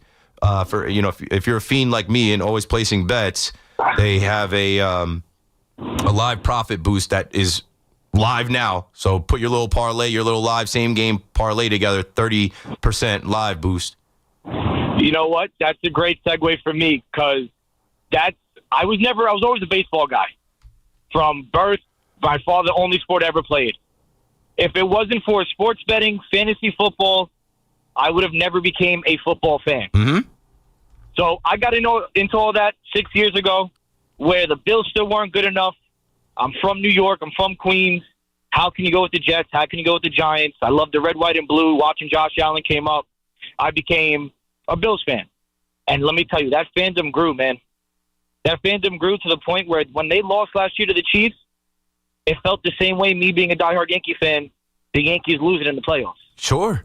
Because you go on the ride with them. Your emotions, you're so invested. You're so tied. And, like, you start to believe. And you start to believe with every fiber of your being that this is the year. And when it's not, it hurts. It's crushing. Oh, man, it's terrible. And just to think nowadays, with the cons of sports betting and everything, there's the pro of it, of getting people involved in things that they would have never got involved with before, as long as you do it responsibly, of course. Yeah, and then there's community. Question for you before you go. Have you been to Buffalo? Have you been up there with the Bills Mafia? No, there's been so many times me and my buddies want to do a last-minute trip. I'm actually on my way upstate right now, opening hunting season, but it's hard, man. 4.5 hours. Yeah, and I know it's not free, but I mean, they're building a brand new stadium, and I plan on going up there and seeing that stadium. That stadium is going to be state of the art. I want to hit high mark before it closes down, though. So maybe I'll get out there this season. Yeah, and if they go to the playoffs, start putting some dollars to the side. Maybe you go see a playoff game there. Thanks for the call, Giancarlo. That's great, too. Shout out to Bourbon Legend, who is always in the chat. Shout out to the YouTube chat. I see you guys. When we get to the break, I'll chat with you guys in there. Bourbon Legend tweeted at me when I was going on about how when I was a kid, it was just cable TV. That was the only screen. Like, we didn't even get a computer until I think I was like 10 or 11. But I was rooting for the Cowboys at like 5, 6 years old. And Bourbon Legend says on Twitter to me, he goes, people forget the influence in fandom via TV. Now the internet, the older generation could only watch local teams. You can watch anyone at any time now. It's not a captive audience like it used to be anymore. It's not a local audience like it used to be anymore. Like, oh yeah, well, on CBS we got the Jets, on Fox we got the Giants, so those are only two teams that I can watch and root for. No, it's not like that at all. You can stream whoever you want. It's not like that at all. You know what? In the NFL, but really more so the NBA, there are what they call stans. And there's less loyalty in the NBA because there are bronze stans. So if you're a bronze stan, you've been a Cleveland fan twice. You've been a Heat fan. You've been a Laker fan. If you're a KD stan, or you know what I'm saying, you're jumping from team to team. You were a Seattle fan. You were an OKC fan. You were a Warriors fan. You were a Nets fan. You were a Suns fan. You were a Rockets fan. No, you're a KD stan. So you're rocking with him. If you're a Harden, do I have to keep going through all these players and Paul George and, places they've gone on to? Imagine being a Dallas Mavericks fan because you grew up out there, or being a Dallas Mavericks fan because, like, you love Dirk and you're really from Iowa. And then here comes Luka, and you love Luka, your franchise player. And then they trade him away. Like, that has brought misery to so many people. Nico Harrison now is fired. They're talking about how he's taking time away because it's been hard on him and his family. Yeah, because you know what? You traded away a player for a stupid trade for no reason. And you know how many people love that team and love that player, and you ruined their lives. All right, the game is underway. Already an injury for the Patriots, and the Jets are moving the ball. They are in Patriot territory at about the 33-yard line. I'm going to lock in on this. We're going to keep taking your calls. It's wide open for conversation on Aaron Judge, MVP number 3, Fandom. Who do you root for? Why? Did you give up on a team? Did you switch a team? It's okay. You're allowed. Also, obviously, talking about the Jets still, but I know Jets fans are locked in on this game. And we will get into more of the conversation around Brian Daboll, that article that came out. And this week, Mike Kafka taking over and Jameis Winston being QB1. Keith McPherson on the Fan. Stay with us. I'll be right back. This is science. You can't bet against a coach who wears a fishing vest. Every Saturday at 8 a.m., it's Kickoff with Boomer and Mike Valenti, where the guys break down the biggest headlines and storylines from across the NFL. It's crazy, but the Chiefs are still the odds-on favorite to make it to the Super Bowl in the AFC, which is nuts. Kickoff with Boomer and Valenti is brought to you by Nationwide. For your insurance and financial needs, Nationwide is on your side. And The Fan, always streaming on Odyssey, TuneIn, and iHeartRadio app. Make your holidays memorable in a Lexus from Ray Katina. The Lexus December to Remember sales event is here. Drive home luxury in a GX or TX with class-leading storage. Celebrate the season in style at Ray Katina Lexus of Freehold and Ray Katina Lexus of Monmouth. We all hear the radio ads about the IRS. They tell you to be afraid, to be scared, and they try to frighten you into calling. I'm not here to do that. Tax Relief Advocates is different. TRA is here to tell you that if you owe money to the IRS, whether it's $5,000, $50,000, or $500,000, we have a solution. It doesn't matter if you're sitting in your car, at work, or with your kids. No matter where you are, call now. 800-575-4094. Don't lose hope. TRA can eliminate or reduce what you owe to the IRS. Generous programs are now available that can give you a fresh start. Our passion is taxes and helping individuals fix their IRS problems. We have over 1,000 5-star reviews on Google and an A+ with the Better Business Bureau. You don't need to be afraid of the IRS any longer. End your tax nightmare today by visiting us online at TRA.com or call 800-575-4094. That's 800-575-4094. Tax Relief Advocates. Real solutions for real people. Think Verizon's best 5G network is expensive? Well, think again. This season, bring in your AT&T or T-Mobile bill to a Verizon store for a better deal. Then use those unwanted bills to wrap up goodbye gifts to AT&T or cut them into snowflakes and celebrate your switch from T-Mobile. 'Tis the season to save at Verizon. Just bring in your bill to your local Verizon store and we'll give you a better deal. Rankings based on Root Metrics Root Score report dated 1/8/2025. Your results may vary. Must provide a postpaid consumer mobile bill dated within the past 45 days. Bill must be in the same name as the person redeeming the deal. Additional terms apply. If you've been diagnosed with moderate to severe plaque psoriasis, this is what it sounds like to be 1,000,000 miles away. Imagine being 1,000,000 miles away. Tremfya Kuselkumab, taken by injection, is a prescription medicine for adults with moderate to severe plaque psoriasis who may benefit from taking injections or pills or phototherapy. With Tremfya, clearer skin is possible. In clinical trials, at least 70% of patients saw at least 90% clearer skin at 16 weeks. Results may vary. Tremfya is also indicated for adults with active psoriatic arthritis. Serious allergic reactions and increased risk of infections and liver problems may occur. Before treatment, your doctor should check you for infections and tuberculosis. Tell your doctor if you have an infection, flu-like symptoms, or if you need a vaccine. Ask your doctor about Tremfya. Call 1-800-526-7736 or visit Tremfya.com. A win isn't a win without the clean, crisp taste of Bud Light. Bud Light, easy to drink, easy to enjoy. The official beer sponsor of the New York Giants. Enjoy responsibly. Anheuser-Busch Bud Light Beer, St. Louis, Missouri. Hey, football fans, picture this. You bet on your favorite player to score the first touchdown in the game, but his teammate scores instead. If this happens, BetMGM wants to give you another chance at the end zone. With BetMGM's second chance promotion, you'll get your stake back if your first touchdown scorer scores second instead. That's right, bet on any pro football player to score the first touchdown of the game. If you're right, you win. If your player scores second, you get your stake back in cash. With BetMGM's second chance offer, you have a chance to keep the fun going after the first player crosses the goal line. BetMGM and GameSense remind you to play responsibly. See BetMGM.com for terms. 21 plus years of age or older to wager and physically present in New York and New Jersey only. Existing customer offer. Subject to eligibility requirements.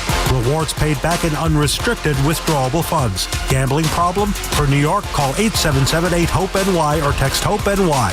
For New Jersey, call 1-800-GAMBLER. Sullivan Papain is one of New York's best personal injury law firms according to U.S. News and World Report.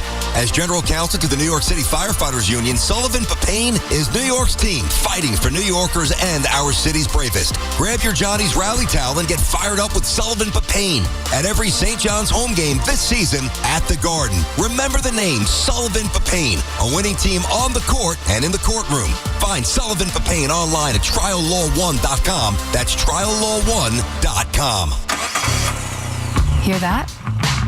That's the beginning of a journey powered by the confidence that comes from driving a vehicle so reliable, it's backed by a 10-year, 100,000-mile limited powertrain warranty. Where your journey ends? Well, that's up to you. Visit your local Kia dealer today. Kia, movement that inspires. See retailer for warranty details. Always drive safely. Limited inventory available. Talk New York sports here. The Fan.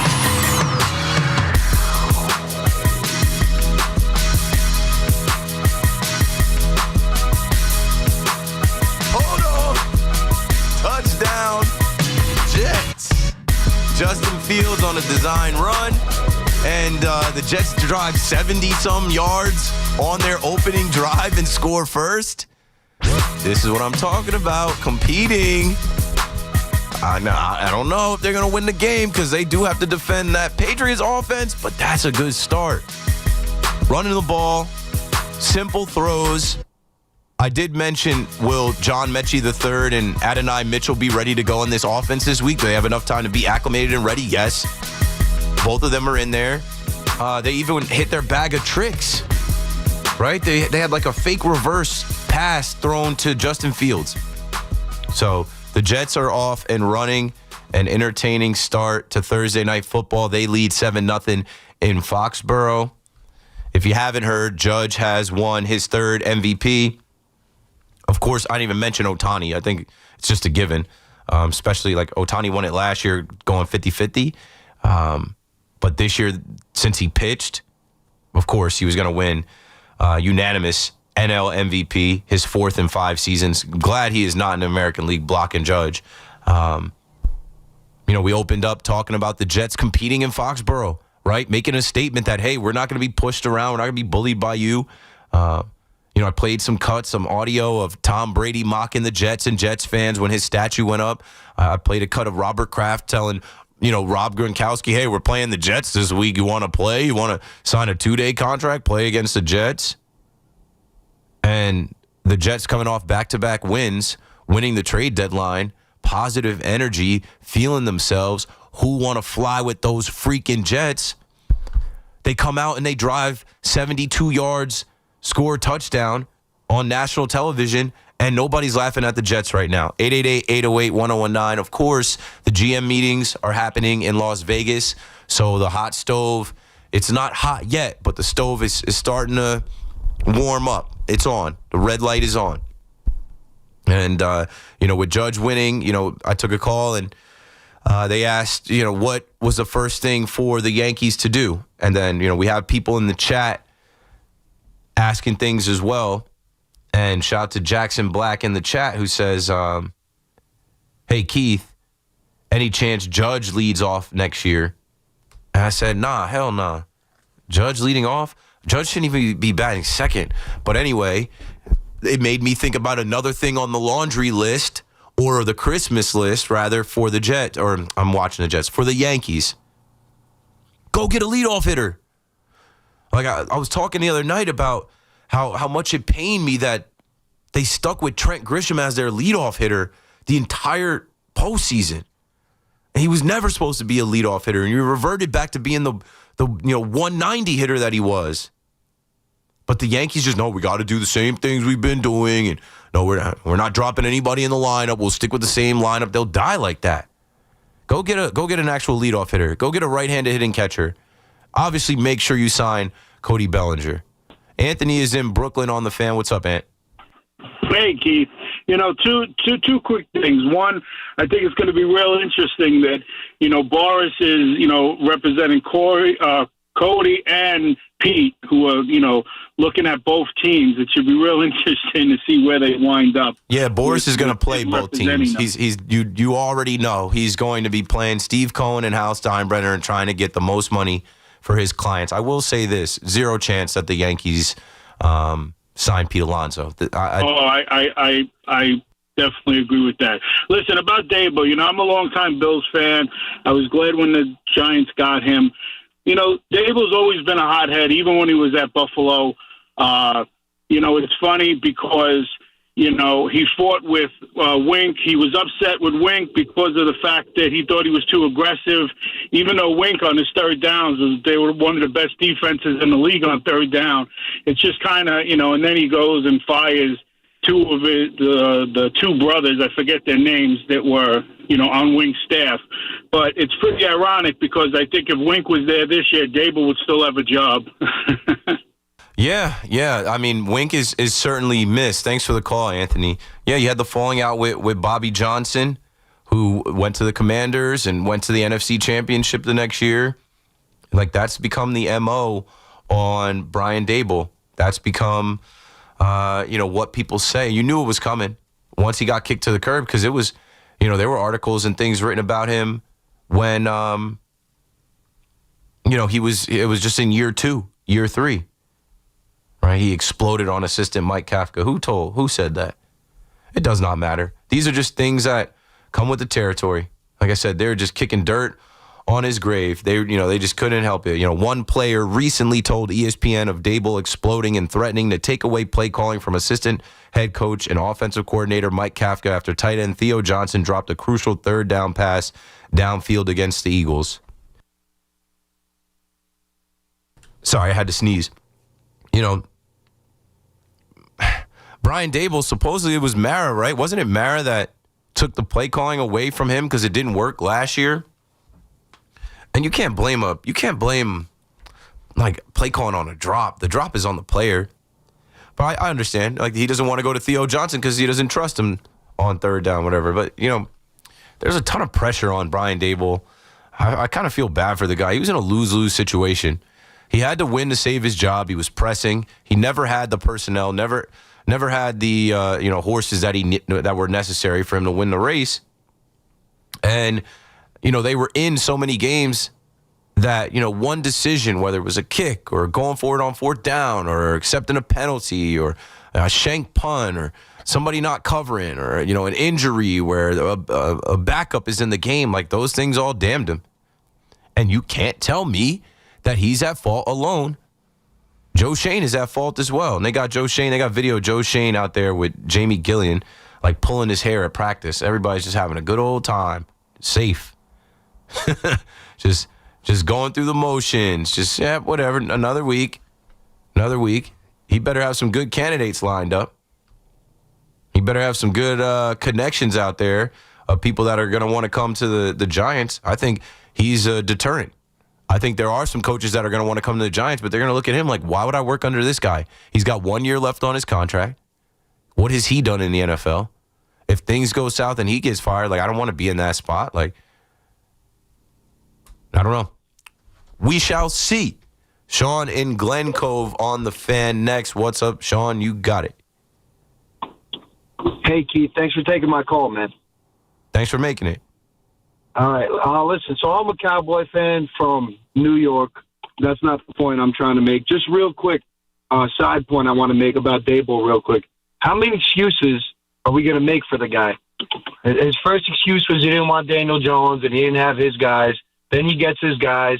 Now you could say he has the toughest schedule. Then guys are getting hurt. At the end of the day, the guy didn't win. He got there and he inherited a team, made the playoffs, and after that, the guy didn't win. Yeah, and he's fired. So he's fired. So nobody's making excuses for him. He's terminated.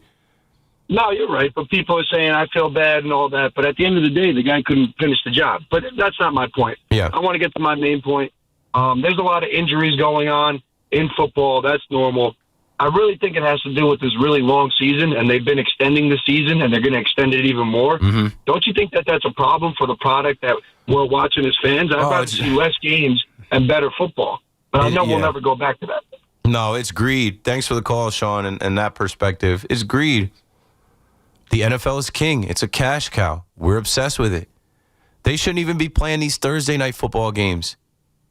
You know how ridiculous that is to play and go to war? Like the other night I was ranting about Jackson Dart and how like NFL football is American gladiator. It's modern day gladiator. It is a gladiator sport. It is a war. It is a battle. And I know they've done things to, change the kickoff and, you can't lower your helmet without getting fined. Like they're trying to make the game safer, but it's still a rough ass game. That's what I was saying. I was like, I don't think people realize what they're watching, how much it hurts, how painful it is. You play a full NFL game on Sunday, you've got 3 days to recover before you got to go again? That's crazy, but they do it. They do it. Every week, somebody's got to do it. 2 teams got to do it. And then, like Sean said, they're going to try and extend the season, to 18 weeks. And you got to think about, like, the season starts in late July. They play preseason games. And a lot of these guys get cut that play in the preseason, but, I think this year we saw a lot of teams playing in the preseason because it kind of sets you up for failure if you just skip the preseason and try and roll into week 1 without getting those live reps. We're headed to a future where they're playing flag football in the NFL. I've said that for years on the Fan. It's just obvious. because like they're not going to be able to hit. They're not going to be able to bang like they've banged like for years. Like, and what I mean, like they're not going to be able to. It's not going to be smash mouth football. It's not going to be so much collisions because they are going to prioritize health and the length of the season and trying to limit injuries. Like, look how serious they take concussions now. They have to because there were lawsuits and things put against the league with CTE and, past players and, what these players' lives turned into after the game. They put their brains on the line for our entertainment. So, I think it's greedy, but it's not going backwards. I think we're going to get to the point where they add an extra week and then the NFL, talk about greed. Like the NFL now has taken Christmas. They're putting games on Christmas. Like that, come on. That was supposed to be the NBA's day. Like, we don't care. Worked for us. Talk about greed as well. Now you gotta watch the NFL on all these different streaming platforms. I'm watching this on Amazon Prime tonight. They got it on Netflix now. Peacock. So it's only gonna keep going. It's only gonna keep going. But these younger guys, I told my son jokingly, I'm like, by the time you're playing, bro, it's gonna be powder puff. You ain't even gotta worry about it. Like, someone said to me recently, like, you're gonna let your son play football? I'm like, yeah, what are you talking about? It's dangerous. I'm like, okay. If he wants to play and he's good, he's playing. We'll enter at your own risk. We'll worry about that later. I did not worry about that at all. I could not wait. I remember my mom signed me up for Pop Warner football. I remember sitting in the living room as a kid in full pads. Could not wait to go back to practice. Once we got padded up, I could not wait. And I remember saying, it doesn't hurt. Running into the couch. Going to practice, we used to run into each other just for fun, just to get our pads loose. In the next 20 years, we're going to be watching flag. These guys don't need to wear pads. Some of these guys don't. They don't wear I remember wearing big ass thigh pads and knee pads. These guys don't wear anything. I'm like, because they're not getting hit. They're not getting hit down there. And there's so many rules now. You can't touch the quarterback. You can't hit anybody, unnecessary roughness. You can't hit a defenseless receiver. I know some of these old-time NFL players look at the game and they're like, this is not the game I played. I had to go through a gauntlet. So, yes, they will add another week to the season, and I think they want to get to the point where the NFL is played, and then we have, President's Day, and then people have that Monday off. You can bank on it. The NFL is not going anywhere. NFL is king. It's only going to get bigger and bigger and bigger. They're about to play a game in Madrid this weekend. Now they're playing in Brazil every year. They've been playing in London for 10 years more. They've played in Mexico. I'm waiting for them to get the Japan game. That's only Major League Baseball goes to Korea and Japan, and I'm waiting until the NFL goes over there. That's crazy too. So yeah, I love the NFL. I love watching football. Like I said, so much so I don't need a team. So much so I'm having just as much fun this year not being miserable over a team. I don't know, what does Dallas have? 3 wins? I have been released. Yeah, they're 3-5-1. I went to sleep the night that they tied. I have been released from that nonsense. It is so freeing on Sunday to just be rooting for my parlays, my straight bets, my survivor pool pick, and yeah, I'm down to the last 35 in survivor. Oh, please, boy. Last week wiped a lot of people out. I'm down to the last 35 people in survivor. I'm hoping that cashes. I will brag about that one from an eternity. I remember I won survivor. Damn, what year was it, yo? I remember I won survivor. So no one cares. We got a break. But what I'm getting at, folks, is the NFL has so many ways for you to enjoy it. Why be miserable over one team? 888-808-1019, talking sports on the Fan. Keith McPherson, your nighttime host, back right after this. It's Boomer and Gio, mornings on the Fan, 101.9 FM. For whatever reason, in the last year or so, there was a split where it was Joe Shane and Brian Dable are now on 2 different pages, and Joe Shane seems to be more well-liked in the building than Brian Dable, and if someone gets fired, it's going to be Dable over Shane. Listen to Boomer and Gio on demand on Apple Podcasts, Spotify, or wherever you get your podcasts. Pros don't just show up. They prove how it's done. With precision and without shortcuts. Makita tools are built the same way, with a dedication to lasting quality, trusted performance, and results that reward your effort year after year. When the job calls for the best, call on Makita. Built to be the best. Available at the Home Depot. Listen up, football fans. You won't want to miss this. Right now, new Bet365 customers bet $5 and get $200 in bonus bets when new customers bet $5. I know where I'm going to bet from now on. Download the app today and see why it's never ordinary at Bet365. Gambling problem? Call 1-800-GAMBLER. 21 plus only. Must be physically located in New Jersey. T&Cs apply. In-app only. Want the best deal on Bridgestone winter tires? Get to Town Fair Tire and get Bridgestone tires at the guaranteed lowest price. Plus, you get more free services than anywhere else. When you combine Town Fair's guaranteed lowest price with the most free services, you get the guaranteed best deals anywhere on your Bridgestone winter tires. Because nobody beats a Town Fair Tire deal. And you know we mean nobody. Name brands at discount prices. Town Fair Tire. Kohl's has 20% off gifts that are so good, your family might think you read their minds. Check off your list now with cozy, thoughtful, and stylish gifts that will make them say, "How did you know?" Yep, with these presents from Kohl's, you're going to leave them feeling impressed and convinced that you're a psychic. Shop Kohl's for an extra 20% off gifts that are the perfect fit. Select styles. Offer ends November 22nd. Some exclusions apply. See store or Kohls.com for details. I just got a text out of the blue from my ex-girlfriend. She said, just so you know, I'm seeing this new guy. And I wrote back, oh, wow.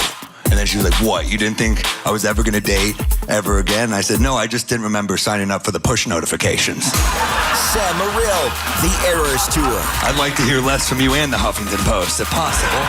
December 4th, Stern Auditorium, Perlman Stage at Carnegie Hall. Get tickets now at carnegiehall.org. Don't miss Sam Morril. We all hear the radio ads about the IRS. They tell you to be afraid, to be scared, and they try to frighten you into calling. I'm not here to do that. Tax Relief Advocates is different. TRA is here to tell you that if you owe money to the IRS, whether it's $5,000, $50,000, or $500,000, we have a solution. It doesn't matter if you're sitting in your car, at work, or with your kids. No matter where you are, call now. 800-575-4094. Don't lose hope. TRA can eliminate or reduce what you owe to the IRS. Generous programs are now available that can give you a fresh start. Our passion is taxes and helping individuals fix their IRS problems. We have over 1,000 5-star reviews on Google and an A+ with the Better Business Bureau. You don't need to be afraid of the IRS any longer. End your tax nightmare today by visiting us online at TRA.com or call 800-575-4094. That's 800-575-4094. Tax Relief Advocates. Real solutions for real people. Beware the holiday buffering. Who are you? The ghost of internet past here to slow down right when your guests arrive. Not this year. We got Verizon's 100% fiber optic home internet. Scored a limited time offer for $20 a month and locked in the price for 3 years. Fios home internet. That's scary fast. Now we can all stream, video, chat, and game at the same time. So bye. Call 1-833-VERIZON to switch to Fios home internet today. Fios 300 megabits per second plan at $20 a month with autopay. Any Verizon mobile phone plan and bonus discount. Price guarantee applies to base monthly rate only for my home customers. Terms apply. Tune into the BT and Sal Show weekdays from 10 to 2 on The Fan. Presented by your Tri-State Cadillac dealers. Cadillac is the official luxury vehicle of the New York Giants. Hey, football fans, picture this. You bet on your favorite player to score the first touchdown in the game, but his teammate scores instead. If this happens, BetMGM wants to give you another chance at the end zone. With BetMGM's second chance promotion, you'll get your stake back if your first touchdown scorer scores second instead. That's right. Bet on any pro football player to score the first touchdown of the game. If you're right, you win. If your player scores second, you get your stake back in cash. With BetMGM's second chance offer, you have a chance to keep the fun going after the first player crosses the goal line. BetMGM and GameSense remind you to play responsibly. See BetMGM.com for terms. 21 plus years of age or older to wager and physically present in New York and New Jersey only. Existing customer offer. Subject to eligibility requirements. Rewards paid back in unrestricted withdrawable funds. Gambling problem? For New York, call 877-8-HOPE-NY or text HOPE-NY. For New Jersey, call 1-800-GAMBLER. Get connected with WFAN to talk about your favorite teams. The Fan on the Odyssey, iHeart, and TuneIn apps.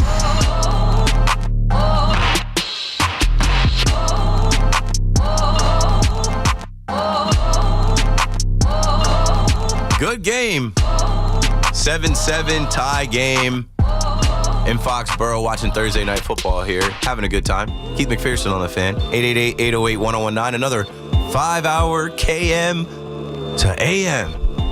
You know, during the break, I went and got some chips, and I was thinking, I was like, Buddy called and tried to get at me about ditching the Dallas Cowboys. And, you know, I hate when this happens. It's hard when you're thinking about a bunch of things. You're thinking about the show. You're watching the game. You're trying to... And I should have stopped him in his tracks, because the example he used, he was like, oh, well, what happened when, the Giants traded Saquon? Should all the fans have left the Giants? And the way I, returned serve was like, I'm not talking about everybody. Like, some probably did, but, like, I'm talking about me. That's not the same kind of comp. Saquon left in free agency. Micah Parsons got traded and wasn't supposed to be traded. Should have been paid. One of the best players on the team should have been paid. Jerry Jones played around. And I had enough of that stupid playing around. That's different, bruh. Anyway, we're talking about everything, man. It's wide open for calls. I do have guests joining us later. We'll focus in on the Knicks with CP the Franchise at 9:20. We'll focus in on the Giants at 10:20 with Bobby Skinner from Giants Nation Show. Let's get back to you on the Fan. Justin in Oyster Bay, what you got for us? Hey, what's going on? How are you? I'm good. How are you? I'm good. So I'm going to kind of take an unpopular take here, and I'm curious what your opinion might be and your feedback might be. I know we're talking about the Giants, Brian Gable. I'm a huge sports fan. I work in hockey. So I'm looking at the big picture in New York, but we're going to talk about Brian Gable too. The whole premise of this, what I don't understand, is it seems like in New York right now, and I'm 29, so I grew up watching the Yankees win a World Series and the Giants winning a Super Bowl, and I remember that. It seems like the premise now is the teams don't win. They spend endless dollars on talent that's been a has-been, and then when they don't win, they just fire a head coach and they recycle them. The Rangers brought Quinn back in as an assistant, which I didn't agree with. They fired Gable, which I don't agree with. And we all know if Dart wasn't injured and Scadaboo wasn't injured, there's no way he's getting fired. So I guess the question I'm going to ask you, and you could keep it with the Giants or you could go broad spectrum. Why is the culture in New York sports right now seeming to be more about presentation and dollars and the ownership benefiting than actually winning on the field? And I mean, Aaron Judge won the MVP tonight, and that's awesome. And he's a generational talent. But we don't win. So, it's hard as a New York sports fan that's a young guy to look at this and say, these decisions make sense and for the betterment of the team and for the city. And I don't think it's fair to Brian Gable. He doesn't have the right pieces. Guys got hurt. We all know if they didn't get hurt, he'd still be the head coach. So make that make sense for me. Nah, we don't know that. Thanks for the call, Justin. We don't know that because, they lost with those guys healthy. It's all the talk about, how great Brian Burns is. They're losing. That's all it is, winning and losing. Heads have to roll. Consider him a sacrificial lamb. Consider him a dead man walking. There was always an ultimatum. Okay, you get to pick your quarterback, but we better win some games. Okay, you found the quarterback. You win a couple games, but then you blew too many games. You got to go. Not just in New York, anywhere. Emmanuel Acho came out with a take the morning after the Bears game, and he was saying, by NFL standards, if you blow the lead and lose games where you had above a 90% chance to win late in the fourth quarter, you can't be here anymore, bro. You got to go. So I don't think it's just New York, but obviously if I can make it there, it's hard to make it here. Tom Thibodeau got to the Eastern Conference Finals, built that team up, got them to the Eastern Conference Finals, shocked the world, beat the reigning champion Boston Celtics. They fired him for Mike Brown. It's a cold game. It's a cold-ass game. Joe Shane came in with Brian Dable from Buffalo. Package deal. That's the guy that he hired. Now he's here, and Dable doesn't have a job as he's supposed to be hiring the next guy. He's safe. When you talk about players getting hurt, right? Players get hurt in the NFL. I just was talking 10 minutes about how it's a war. It's a gladiator sport. It's a battle. You know what teams survive that? Oh, teams that have the right personnel, the right depth, where they draft and develop players, where if somebody goes down, it's not a house of cards. The whole thing doesn't fall apart. So, yeah, I don't know if it's just New York, you know. They fired Callahan out in Tennessee, which I thought was ridiculous. It's his second year. He's the one that picked Cam Ward. Something wasn't jiving there. I mean, they fired Mike Vrabel, who we're watching tonight. Last year, the Jets fired Rob Saleh when he was 2-3. Ridiculous. How'd that go? I mean, they don't care now, but, like, it's not wise. So, I don't know, man. I don't know what to tell you guys. Brian Dable's a dead man walking. He could have been fired after the Denver game. They should have beat the Saints. They should have beat the Dallas Cowboys. Should have beat the Bears. Should have, would have, could have. You got to go. Don't even want to see you anymore. You know what it is? Because, like, ownership can't allow you to do it again. Fool me, can't fool me again. I was on the fan before I went on vacation talking to Giants fans about, hey, maybe if he can win some of these games, like, they don't want to fire him. The Giants did not want to fire him because he's the one that recognized Jackson Dart, pushed for Jackson Dart, started Jackson Dart, got that first win against the undefeated Chargers, was damn near making out with the kid, was so happy, going crazy over the kid, going into the blue tent against the Eagles. They didn't want to fire the guy. And I remember lobbying with you guys saying, I know you guys can't stand him. I know he's a hothead. I know he's got some terrible losses under his belt. I know his record is the worst in the league, but he found the quarterback. So if you're able to beat Mac Jones, a backup quarterback with the 49ers, maybe he saves his job. No. If you're able to beat first-year head coach Ben Johnson, second-year quarterback Caleb Williams in Chicago, they're not great. They're not world beaters. They're all right. Should have won that game. No, you got to go. That's it. Done. Got to go. Brian's in Franklin Square on the Fan next. What you got for us, Brian? What do you say to that, Keith? I got to tell you, I really appreciate you coming on to the Fan. I am a diehard listener of you, and I think you are phenomenal. Thank you. Appreciate that. Earlier before, I heard you saying something about parents with having their children going to Little League sports and everything.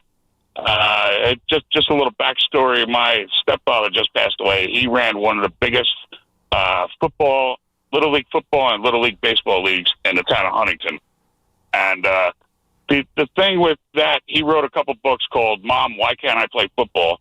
And he explains on how, it's structure for these kids to go and get through and everything. And if parents are afraid of their child or anything going to sports and them getting hurt, you can get hurt doing anything. But this is a structure for the little boys and girls and everything, and to help them throughout life.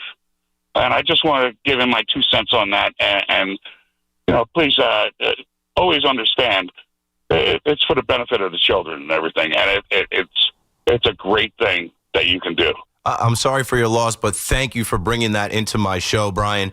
I appreciate the call, and I can say that as well. First off, if you are afraid of your kid being concussed or getting hurt or breaking a leg, don't play. Don't let them play. That is your prerogative, the same way as rooting for the Jets or the Giants or the Dallas Cowboys. It's your life. Make the best decision for you. I would not be the person I am today if I did not play football. It is one of the single largest things that impacted my life. So, of course, I look at my son, and when people ask, hey, you're going to let him play football? Hell yeah. Because it benefited me. It taught me so much. So many things. Like, I really when you get tossed out there at a young age, it makes you tough. And it's not so militant, but there is a lot of things. You got to do jumping jacks. That's how practice starts. Hey, everybody line up. Hit 20 jumping jacks. In sync, in rhythm, together.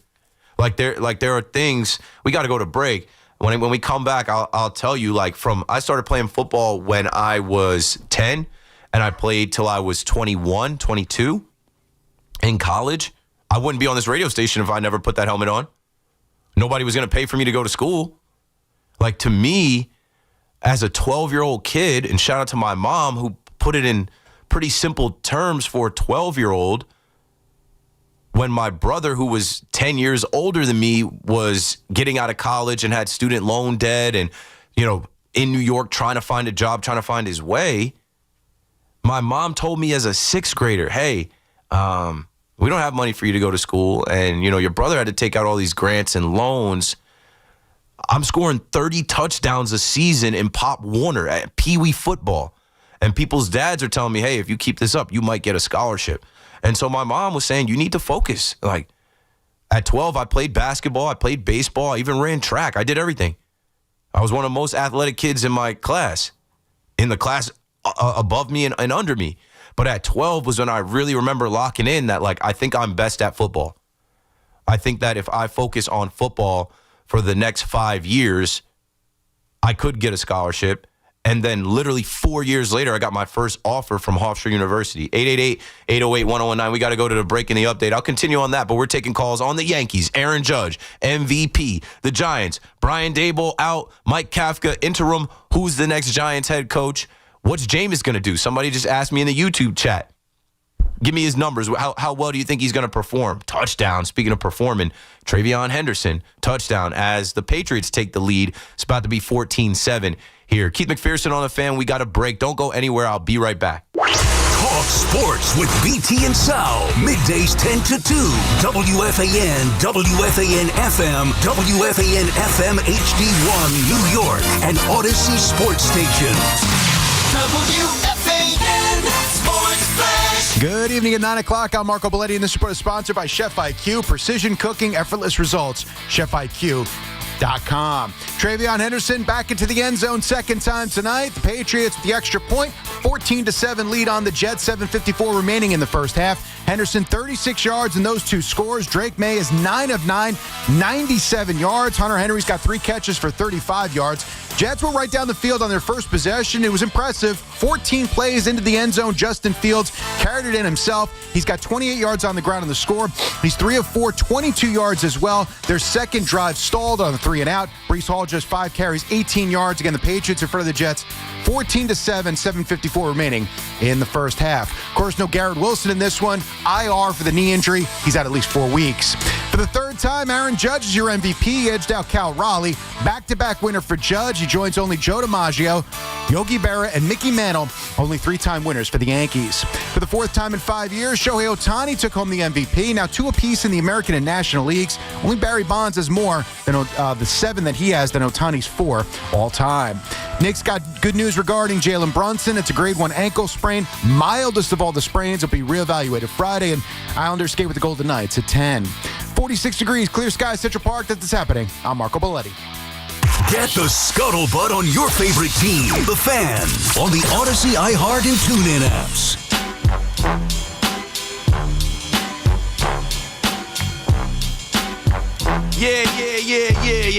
Yeah.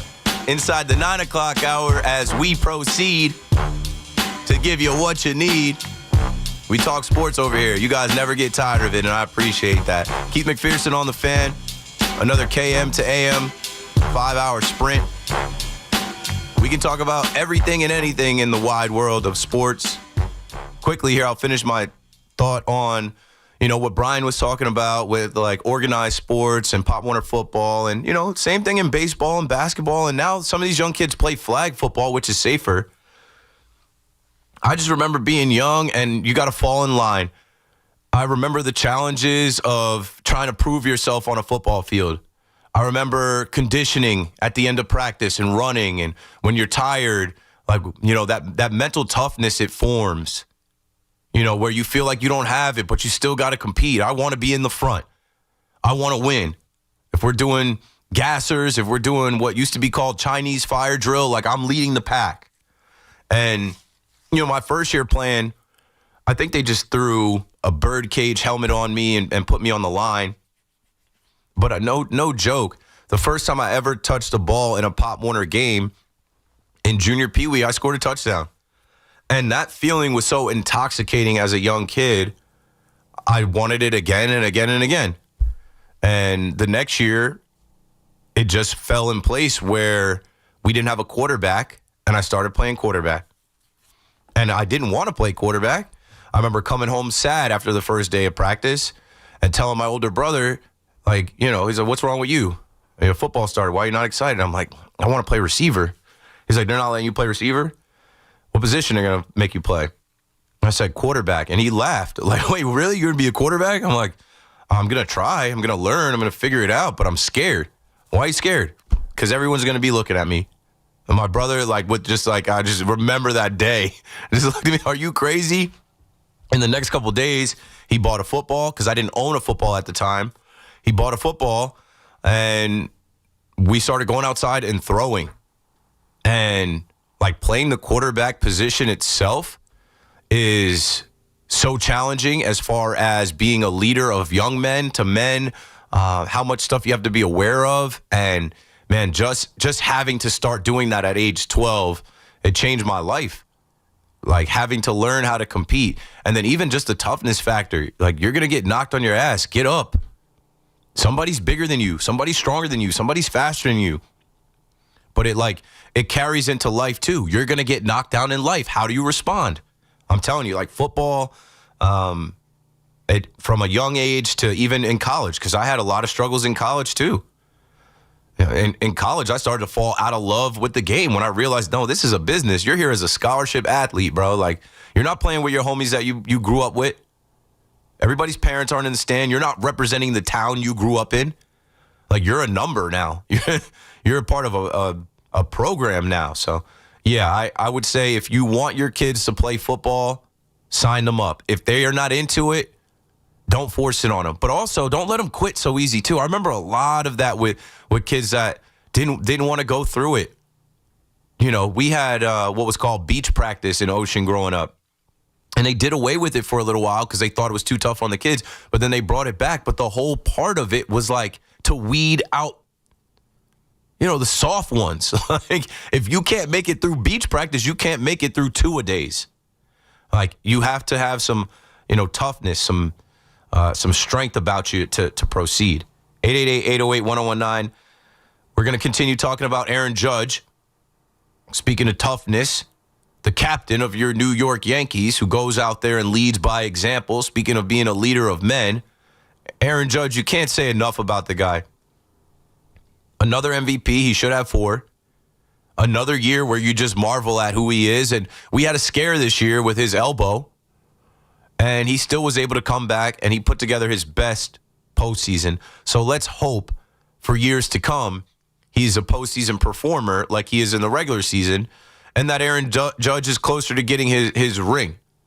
In the chat, I was reading somebody say something along the lines of, oh, I don't care about Aaron Judge's MVP trophies. It does nothing for me. Okay, that's fine. Yeah, shout out to Lewis. He says, I'm 38. I grew up with the Devils, the Yankees, Giants, and Nets fan. Leave the Nets out. He said, so droughts don't bother me. I saw my titles. Yeah, leave the Nets out. He said, I'm going to be honest. I couldn't care less if Judge wins MVPs. That doesn't affect me. A championship does. Well, you saw the Yankees win more championships than Judge has won MVPs. We're not winning World Series right now, but we are living in the era of one of the greatest players ever. That's not something to me that I could just act like doesn't matter.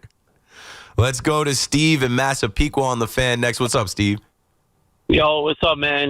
Just want to say, I usually just listen. I'm at work, but I felt like calling in. Appreciate it. You're talking about, yeah, man, I enjoy your show. You're talking about the Pee Wee football. Quick, I'm at work now, but I was at my son's practice. This is his first year. He's 8 years old. And I just wanted to give him a shout out. He put on the pads this year. He went out there and he took his lumps, and he's enjoying it. So, like everything you're saying, it's good for the kids to get out there and do stuff like that. I hope to be there in 6 years. My son is 2. I hope in 6 years to be out there watching him get knocked down and get up and me yelling like, hey, you're good. Stand up. Yeah, it's an awesome feeling for me. And like my wife in the beginning was like, she didn't want to do it. And I just said, don't worry, it'll be fine. And, now they're practicing in this cold, and they got their first playoff game this week. So just shout out to the Plain Edge Bobcats. And good luck. Good luck. Yeah, it's a fun time. A big game. But I wanted to talk about Judge for a second. I love Judge. I mean, I grew up with the 90s, 2000 Yankees. I'm in my 40s, and I just feel like I don't want to be that guy, but I feel like Judge needs to win at least one World Series. I hate being that guy. No, we're all that guy. We're all there with you. I know. I love the guy, man. I just feel like he just needs that at least one, right? How do you feel about that? Yeah, he's 33. He'll be 34 next year. I feel like the window is closing, but I mean, he's still got 6 years on his deal. Like, just one ring. And this is it. Like, why can't they win this upcoming year? The Dodgers are going to change. You know, the Blue Jays are going to change, and they've been right there. Why can't it be October of 2026? And what do you think about this whole thing with Paul Steams? Like, do you think anything of it, or you think it's just... I don't think the Pirates are trading him this offseason. What I think of it is it's cool that there's some interest there, or that someone is even articulating that they heard it come from him that he wants to play for the Yankees. And what he said was that, I'm with the Pirates, and then he went on to talk about how, there are 29 other teams, and they expect the Pirates to lose, and there's 26 guys on this roster, and I want to be part of the winning here. Yeah, okay. Like all of that's that's what you're supposed to say, bro. But he knows that the Yankees are winning every year as far as competing, for the division, getting to the postseason, and trying to win a championship. Right? Coming from the Pirates, I mean, geez, that's terrible. I mean, but there's a pipeline. There's a lot of Pirates to Yankees. Look at Garrett Cole, right? Yankee fan today, tomorrow. He wanted to be a Yankee too. It took longer than it should have, but there is a world where Cashman gets on the phone and talks to the Pirates next year or the year after, whenever it is, and comes up with that deal, and he gets traded there. Or when he hits free agency, he's not going to be a Pirate. The Yankees can afford him, and if he wants to be a Yankee, like that's what I said is important to me. Just that want to. I hope Cody Bellinger has that want to be a Yankee. Let me ask you one thing before I hang up. Game 7 World Series, Tom Glavine or Andy Pettitte, who you pick? Thanks, Keith. Thanks for the call, Steve. Andy Pettitte, but no disrespect to Tom Glavine. Goated. Both of them. But Yankee boy, Yankee shill, biased Yankee fan, whatever you want to call it. Judge wanted to be a Yankee too, if you recall. Judge could have taken more money to go to the San Diego Padres, who now are looking to sell their team. Could you imagine if Judge left the Yankees, joined the Padres? They don't win anything. They waste a ton of money themselves over there, Petco Park. Are they going to send Tatis over here? They're going to trade Tatis next? But yeah, I was reading a report earlier about the San Diego Padres and the Seidler family and how they're looking for help. They're looking for counseling. They're looking for, the Seidler family has announced it's exploring a potential sale of the San Diego Padres. The franchise is valued at $195 billion. And there was another blurb about, how they are looking for strategic options. Imagine Judge signed with them after his 2022 season. They have the death in the family, and now there's this issue between, the relatives of the former owner and what to do with the team. Like, if Judge took the most money and just went to the highest bidder, he would be a San Diego Padre now. He'd be in that situation. And he wouldn't have won anything. And he also wouldn't have won MVP because Shohei Ohtani goes to the Dodgers. He would have been going head-to-head in the division with Ohtani. Like, see how things shake out? So, like, I remember vividly Judge talking about being a Yankee, his wife talking about being a Yankee, like him wanting to stay in the same uniform, wearing that Yankee hat and the pinstripes. It was always the Yankees. Hal just had to give a little more, and he did. I hope that Cody Bellinger and some other people in the future, obviously there are guys, like you hear a lot of these guys talk about it. That's why as many people try to say, the pinstripes don't matter anymore. Well, Juan Soto didn't care. Like, Juan Soto is one person. Juan Soto is one man. Good for him. There are a lot of other players that do care about playing in the Bronx. There are a lot of players that grew up wanting to put on the pinstripes. They all talk about it. Like, I remember Sean Casey came over as the hitting coach for half a season, and he talked about he never got the opportunity to play for the Yankees. This was his opportunity to put on the pinstripes. Why not? Let's go to Simon in New Haven, Connecticut on the Fan. Simon, what you got? First of all, Keith, how you doing? I'm good. I'm watching this game. It's a pretty decent game right now. 14-7 still holding. I think Stephon Diggs go down. It's always tough to host a show and keep an eye on the game, but it's been a good one so far on Thursday Night Football with 3 minutes to go until halftime.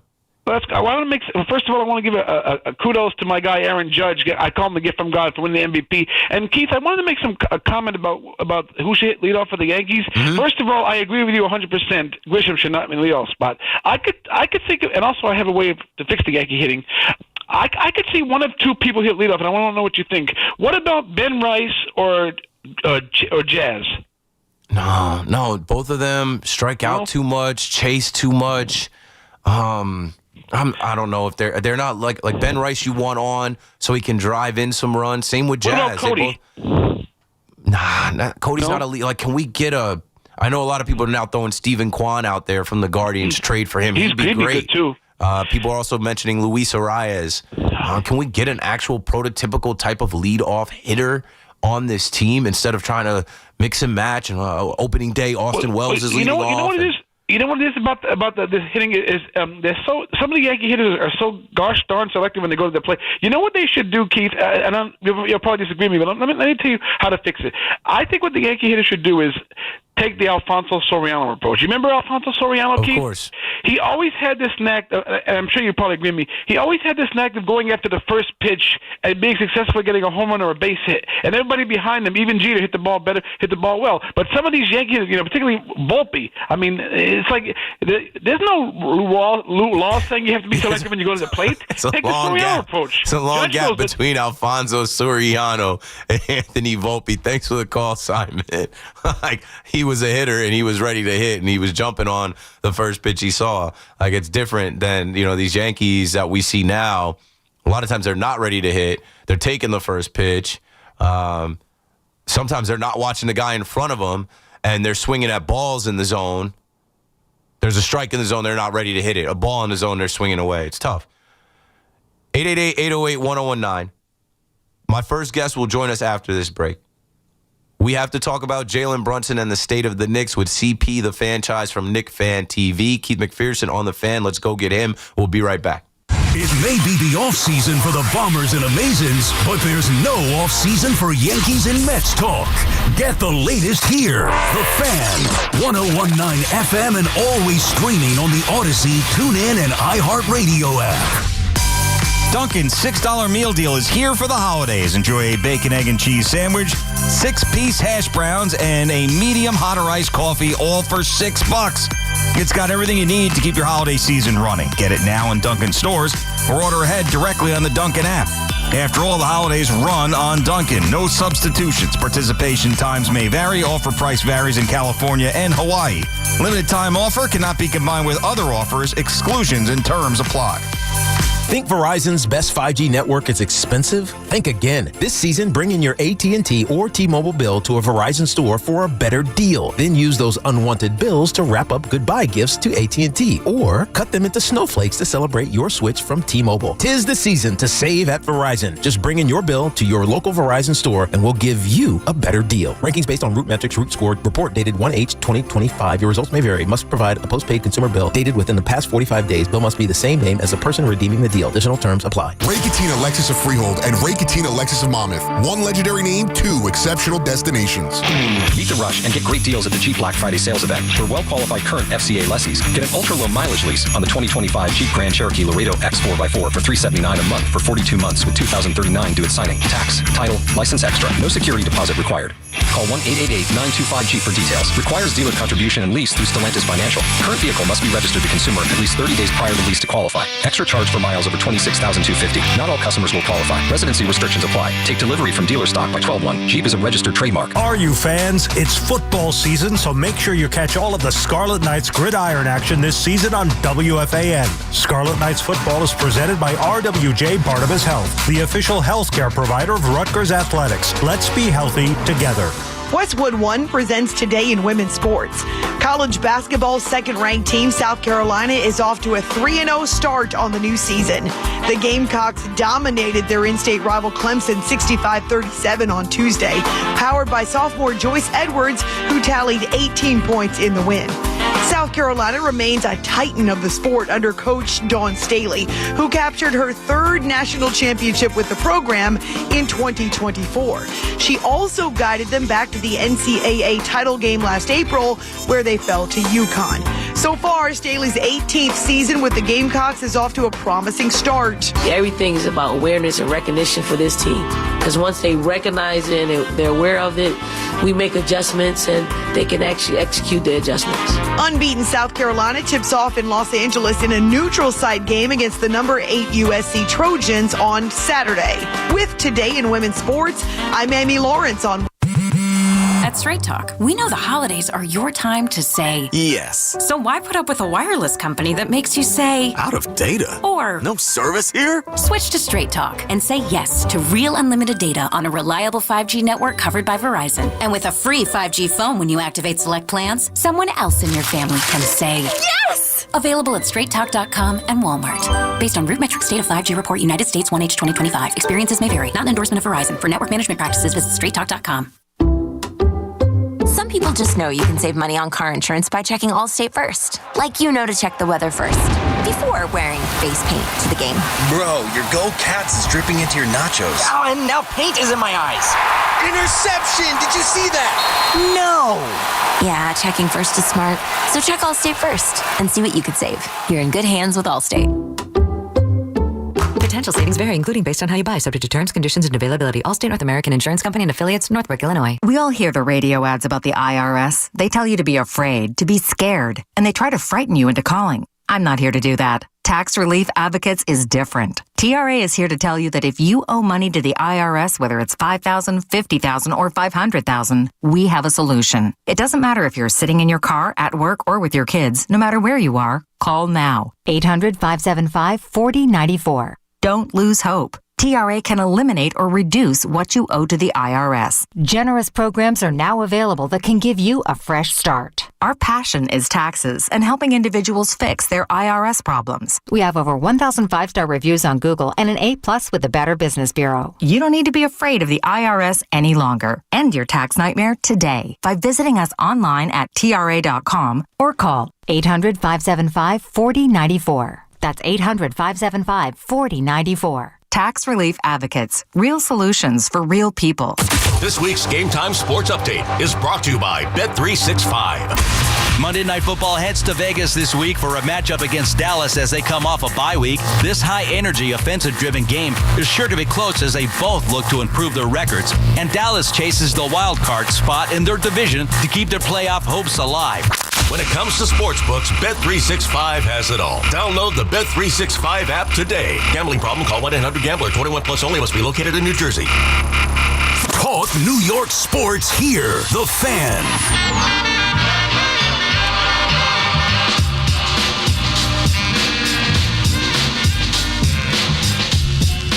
Right back, like I said we would be. Joining us right now on The Fan in New York is CP, the Franchise. You know him from Knicks Fan TV.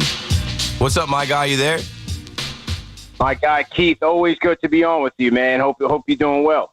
I'm doing well. Before we get into Jalen Brunson and Mikal Bridges, Karl Anthony Towns, and Mike Brown, I was thinking, having you on, there's a lot of young people that reach out to me, and they want advice about careers and how to get into the industry and what to do. And what I'm telling a lot of them now is build your own. Build your own brand, build your own channel, build your own IP, your own identity. And for all the young guys out there listening right now, I'd like you to go back in time, tell them what you were doing before you started Knick Fan TV, tell them about maybe some of the early struggles, and obviously the team was struggling, and tell them where you are now today, because, you got a whole army. You got a whole machine, and this is something that is never going away. As long as the Knicks are in business, you're going to be in business with Knick Fan TV. Yeah, for sure. And you know what? One thing I appreciate about you is that I like how you share your gems on social media as well, and your storytelling and your tips and guidance. I always watch that and admire that about you. Right now I'm in my 9th year in this journey in starting Knicks Fan TV, and about 3 years now full time. But prior to that, I was working as a VP at Cantor Fitzgerald, actually, the investment bank down by the seaport, while doing Knicks Fan TV on the side. But just as an FAN baby, sports radio and sports talk was always a passion of mine. And so for the younger generation, we're in a new time, a revolutionary time now, where starting with your own brand is the pathway to many doors. And it could be at FAN, it could be as an independent content creator. Just a few years back, there were a lot of people vying for very few spots at just a couple of networks, and now the barriers of entry are pretty much eradicated. And so for anybody out there, I always tell people, you have to get started. You have to take a leap. A lot of us, I was one of those people. You read so many self-help books and all these business books, but until you actually take action and take that leap, you're never going to make progress. And once you take that leap, consistency is the key. You ask any high achiever, they're going to tell you that you have to be consistent in anything that you're doing, because from that consistency comes learning, comes collaborating, and just getting better with reps. Man, well said. I echo all of that. And, you can't be afraid to leap and jump. And there should be some fear. There should be some uncertainty. If it was easy, everyone would do it. But then once you start getting a little bit of success, there's always this little light at the end of the tunnel that you go towards, and you keep going, and it builds. And I mean, every day that you wake up and God blesses you to breathe air on this earth is a day to get started. So let's get started on the conversation around your New York Knicks. We start with the captain, Jalen Brunson, as Shams put out the report that, he twisted his ankle like we all saw. It's the same ankle he injured last year, and he's not going to play in the next game. But I get this feeling that it's going to be a little longer than we'd like. Tell us what you think about Jalen Brunson. I know he's game to game, day to day, but how long do you think this is going to be, and how will the Knicks respond and adapt without their star player? Well, I think once the news came out, I think all of New York breathed a bit of a sigh of relief just to hear that it was the lowest grade of ankle sprain that he could have sustained. And so it's unfortunate, because we saw last year he suffered a debilitating ankle injury to the same ankle against the Los Angeles Lakers. So it seems like those are going to be tricky injuries for Jalen Brunson to manage. But for the Knicks, I think, look, the key is going to be getting this entire team healthy by the time the playoffs start. That is when the real season starts for the Knicks. And so they're going to have to be smart about it. Obviously, if this were a playoff magnitude or a playoff type of situation, Jalen Brunson will probably be playing tomorrow night against the Miami Heat. But the Knicks have to be smart, let him rest, and kill some clock, because, like I said, it's all about getting to April and beyond. Yeah, that's why I say, it's going to be a little bit more time, because I don't think there's any reason to rush this. I don't think they're going to rush this, because the whole thought this year was we're going to play our bench, we're going to have some depth, we're going to have some rotations, we're going to, lower the minutes so that we can get to the end of the race and have everybody healthy. So this is just the first bump in the road. And, I can't help but think about, if this was Tom Thibodeau, how loud it would be. But with Mike Brown, there's some grace, because he's new, and we know it was less than 2 minutes left in the game, 16-point deficit. It is what it is. It happens. But since it's a grade 1 sprain, it is what it is. But let's talk about Mike Brown. I like his style. I like how he called the players out. I like him even early on in this season, trying to make some moves, benching Mikal Bridges, Josh Hart in the fourth quarter. I was watching the game the other night against Memphis, and I joked. I was like, is this a super team? The way they're moving the ball, the way that they're easily finding points in the paint, the way they're shooting the three. What can Brown do for you? Can you speak to what Mike Brown has done so far very early on, some 12 games in for the New York Knicks? Yeah, well, so far you're seeing his vision, at least as it relates to the Knicks offense. The way that they do move the ball around, going into the game against the Magic, they were 5th in the NBA in passes made. The last season, they finished about middle of the pack at around 15. And so you see the intention there of the offense in moving the ball and getting a lot of player movement, with the goal of making the defense shift. And once that defense gets into a rotation, finding the open man, which for Mike Brown hopefully ends up in being a corner 3, which the Knicks have been excellent at in the NBA. And you look at Mikal Bridges, you look at OG Anunoby, their numbers from the corner three. I mean, they have been super efficient there. So, that's certainly an advantage of the Brown offense. One thing that you're hearing from the players where Brown is much different than Tibbs is his transparency, and they feel like he has an open door policy. So he's coming in as being more of a player's coach, and it seems like they're already developing a good relationship with Mike Brown. And so, the defense certainly has to catch up. But so far, you're kind of seeing where Mike Brown's improvements have been on this team. And look, this is a tricky spot for him. Coming in under all of this pressure, brand new team that he has to get used to, new rotations, and this is a brand new situation here for Mike Brown, but I think so far he's been handling it well. Yeah, I like the accountability factor. I feel like he came into a job that is so difficult to take on. He's really got no reason to not be this way. He said, no matter what we do on the floor, we're going to have the ability to score. But, you take the regular season and you prepare yourself for the postseason. And if you just go out there and play the wrong way and win, we're still probably going to score because we're talented. We got a lot of guys that can score, but it's not going to help us later on. Like I like his, like you said, his vision. I like his accountability. I like where he's at, being honest. And basically saying, we all know, right? Because everybody knows he's hired to take them to the next step, which is the finals. And the regular season is prep for the playoffs. And now this first bump in the road, I can't wait to see how they adjust, how they respond.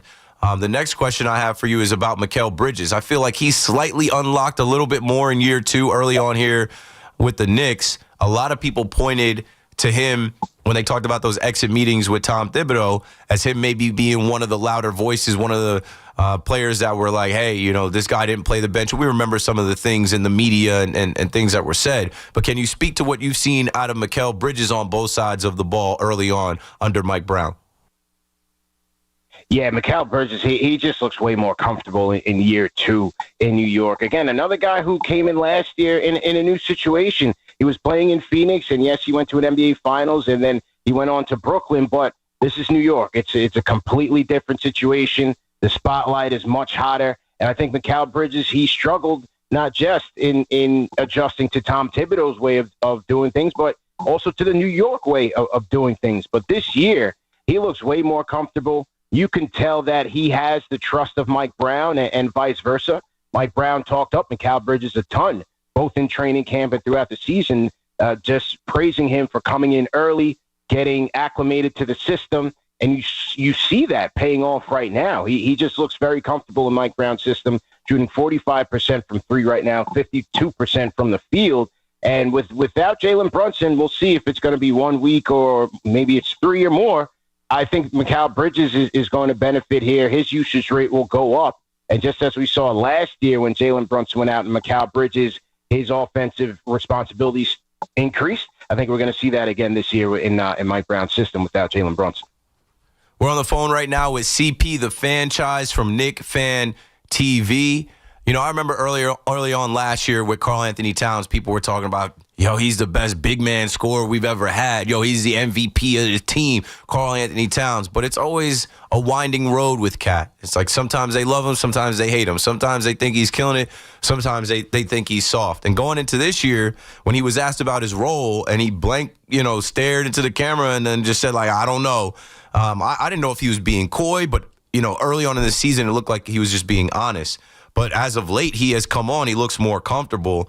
Do you think there's been some obvious adjustments? And can you speak to what version of Karl Anthony Towns you think we're going to get now, especially with Jalen Brunson out? Yeah, well, as Mike Brown put it to start the season, he thought that anyone who's playing the 4 or the 5, and he named Karl Anthony Towns, he also named Gershon Yabusele to a lesser extent. It's one of the harder roles to get adjusted to in Mike Brown's new system. And that guy playing the 4 or the 5, because Mike Brown's system is predicated on quicker decisions, I think at times you've seen Karl Anthony Towns get a bit crossed up in terms of should he be facilitating, should he be attacking the basket, where does he need to be positioned to ensure that the Knicks have optimal spacing. And so you can see where the first few games, it really took him a little bit to get his wings under him. But then as of late, as you said, he has come on, and I've loved his ability as a passer, especially when the Knicks have a 5-out spacing. You're seeing the wings cutting well off of Karl Anthony Towns passing. He is what Mike Brown had in Sabonis when Sabonis is in Sacramento to a lesser extent. That's how he's been trying to use Karl Anthony Towns out of that high post. And look, with no Jalen Brunson, they're going to need more offensive output from Karl Anthony Towns from three as a playmaker as well. But one of the things I like is when he's not playing with Jalen Brunson, when he's running with some of the Knicks wings and Deuce McBride, it seems to unlock Karl Anthony Towns a little bit more. So I think he will benefit a little bit from Jalen's absence, and the Knicks, as a result, should be a little bit stronger on both ends of the floor when Towns is out there. Last thing for you, this stretch right here, we'll see what happens with the Knicks' schedule coming up. You've got back-to-back games against the Miami Heat, who the Knicks lost to down there in Miami. It's always a tough place to play in their building. Then you go to Dallas and face the Mavs, and then you run it back with the Magic again, and you don't got to worry about going to Brooklyn to Barclays to face the Nets. But how do you think they're going to fare in this next stretch after coming off of a great homestand, a winning streak, and a lot of momentum built? Winnable games, but tough games. And you think about starting on Friday, NBA Cup match, Miami Heat. Knicks losing the first matchup against the Heat in a game. I was down there for that game. It was certainly a winnable game, but Miami has surprised some teams just coming out of the season right now at 7-5. Norman Powell playing at near an all-star level. They won't have Bam Adebayo, but they're a good shooting team. Number one in the NBA in pace.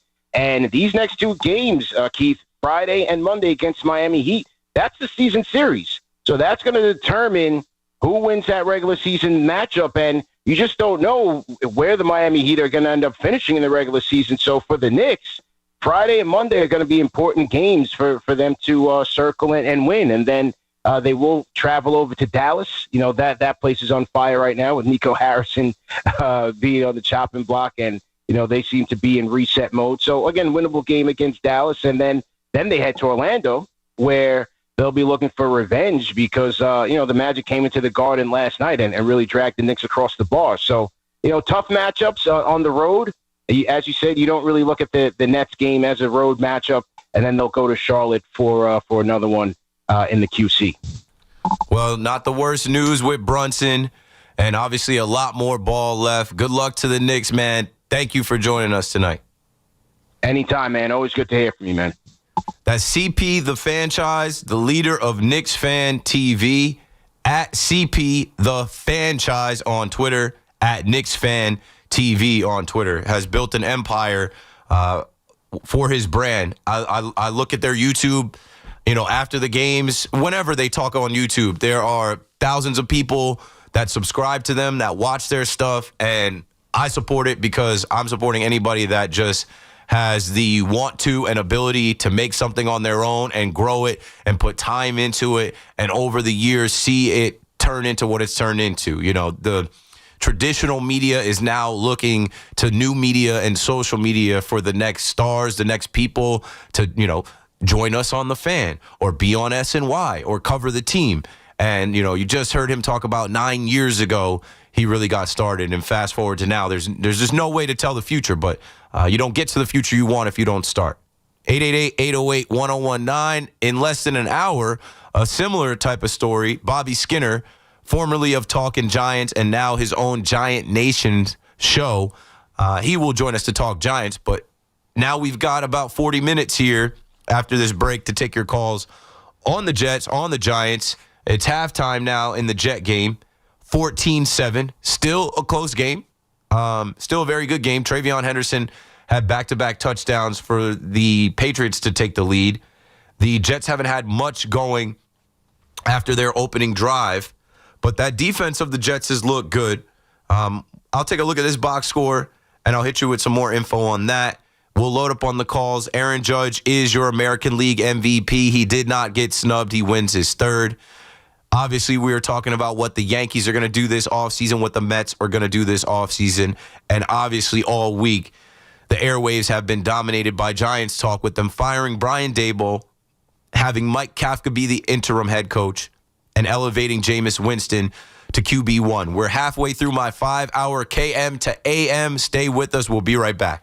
It's Chris McMonigle overnights on the Fan, 101.9 FM. When you talk about the quarterback, you talk about neighbors, you talk about Scadaboo, you talk about the talent on the defensive front.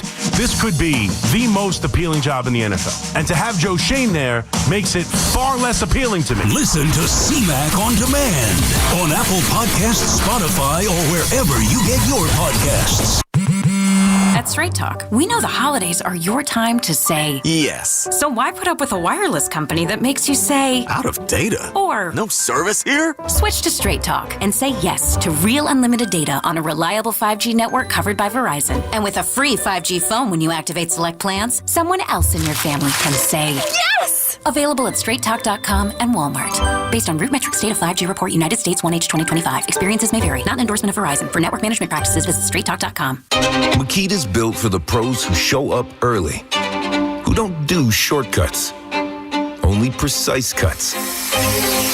With tools built to last, job after job, year after year. Performance that pays off, because when the job calls for the best, you answer. And when you need the best, you call on Makita. Built to be the best. Available at the Home Depot. Looking for the best value on new tires? Get to Town Fair Tire. We honor every valid manufacturer's and competitor rebates and give you the guaranteed lowest price. Nobody beats Town Fair Tire. Nobody. Town Fair Tire. Beware the holiday buffering. Who are you? The ghost of internet past here to slow down right when your guests arrive. Not this year. We got Verizon's 100% fiber optic home internet. Scored a limited time offer for $20 a month and locked in the price for 3 years. Fios home internet, that's scary fast. Now we can all stream, video chat, and game at the same time. So bye. Call 1-833-VERIZON to switch to Fios Home Internet today. Fios 300 megabits per second plan at $20 a month with autopay. Any Verizon mobile phone plan and bonus discount. Price guarantee applies to base monthly rate only for my home customers. Terms apply. If you've been diagnosed with moderate to severe plaque psoriasis, this is what it sounds like to be a million miles away. Imagine being a million miles away. Tremfya guselkumab, taken by injection, is a prescription medicine for adults with moderate to severe plaque psoriasis who may benefit from taking injections or pills or phototherapy. With Tremfya, clearer skin is possible. In clinical trials, at least 70% of patients saw at least 90% clearer skin at 16 weeks. Results may vary. Tremfya is also indicated for adults with active psoriatic arthritis. Serious allergic reactions and increased risk of infections and liver problems may occur. Before treatment, your doctor should check you for infections and tuberculosis. Tell your doctor if you have an infection, flu-like symptoms, or if you need a vaccine. Ask your doctor about Tremfya. Call 1-800-526-7736 or visit Tremfya.com. Tune into the BT and Sal Show weekdays from 10 to 2 on the Fan. Presented by your Tri-State Cadillac dealers. Cadillac is the official luxury vehicle of the New York Giants. Dunkin's $6 meal deal is here for the holidays. Enjoy a bacon, egg, and cheese sandwich, 6-piece hash browns, and a medium hot or iced coffee, all for $6. It's got everything you need to keep your holiday season running. Get it now in Dunkin' stores or order ahead directly on the Dunkin' app. After all, the holidays run on Dunkin'. No substitutions. Participation times may vary. Offer price varies in California and Hawaii. Limited time offer cannot be combined with other offers. Exclusions and terms apply. Think Verizon's best 5G network is expensive? Think again. This season, bring in your AT&T or T-Mobile bill to a Verizon store for a better deal. Then use those unwanted bills to wrap up goodbye gifts to AT&T or cut them into snowflakes to celebrate your switch from T-Mobile. 'Tis the season to save at Verizon. Just bring in your bill to your local Verizon store and we'll give you a better deal. Rankings based on RootMetrics Root Score report dated 1H 2025. Your results may vary. Must provide a postpaid consumer bill dated within the past 45 days. Bill must be the same name as the person redeeming the deal. Additional terms apply. Beat the rush and get great deals at the Jeep Black Friday sales event. For well-qualified current FCA lessees, get an ultra-low mileage lease on the 2025 Jeep Grand Cherokee Laredo X 4x4 for $379 a month for 42 months with $2,039 due at signing. Tax, title, license extra. No security deposit required.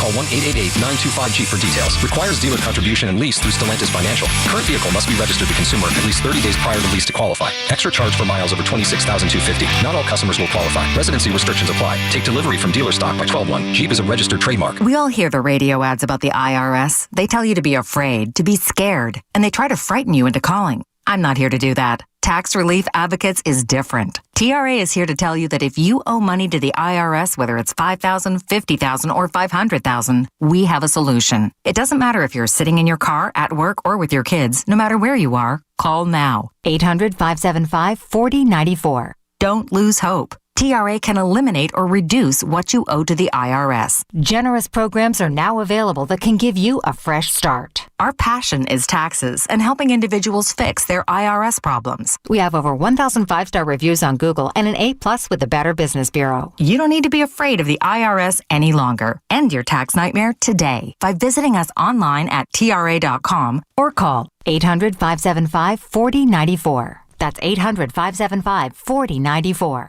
Tax Relief Advocates. Real solutions for real people. I'm Piera Palazzolo, VP of Digital Marketing for the American Management Association, a company focused on the management training skills needed to enhance the careers of business professionals. We did our research when it came to the best companies for website development and chose AmericanEagle.com. And we couldn't be happier. AmericanEagle.com worked closely with us to understand the front and back end requirements needed to launch an e-commerce website that could handle the complexities of running thousands of seminars nationwide. Our robust new website and improved SEO saw immediate increases in site traffic and web revenue. If you're in need of managerial effectiveness and success, visit our website at amanet.org. If you're in need of a website that provides an unparalleled consumer experience, I highly recommend AmericanEagle.com.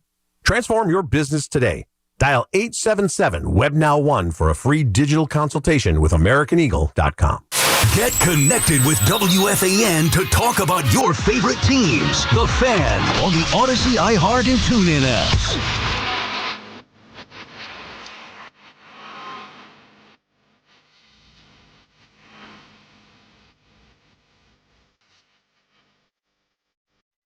All right, let's get it. You know the number to dial. We've got about 10 minutes until the next break and update. I mean, everything's on the table. We're talking sports on the Fan. Keith McPherson, your nighttime host, getting after it. Another 5-hour KM to AM. So the Jets, I was keeping an eye on the game, and I had said, I'm like, they had that first drive, and really not much after it. They just flashed a stat on the screen that the Jets had 5 first downs and 72 yards in that first scoring drive, and then 21 yards and no first downs after. So, I mean, part of that is obviously the Patriots as well, who have had 17 minutes and 5 seconds as far as time of possession versus the Jets, who had 12 minutes and 55 seconds of time of possession. And I would bet more than half of that was that first drive. I mean, the Jets were not supposed to beat this team. I think if you're looking at just the first half, so far, so good.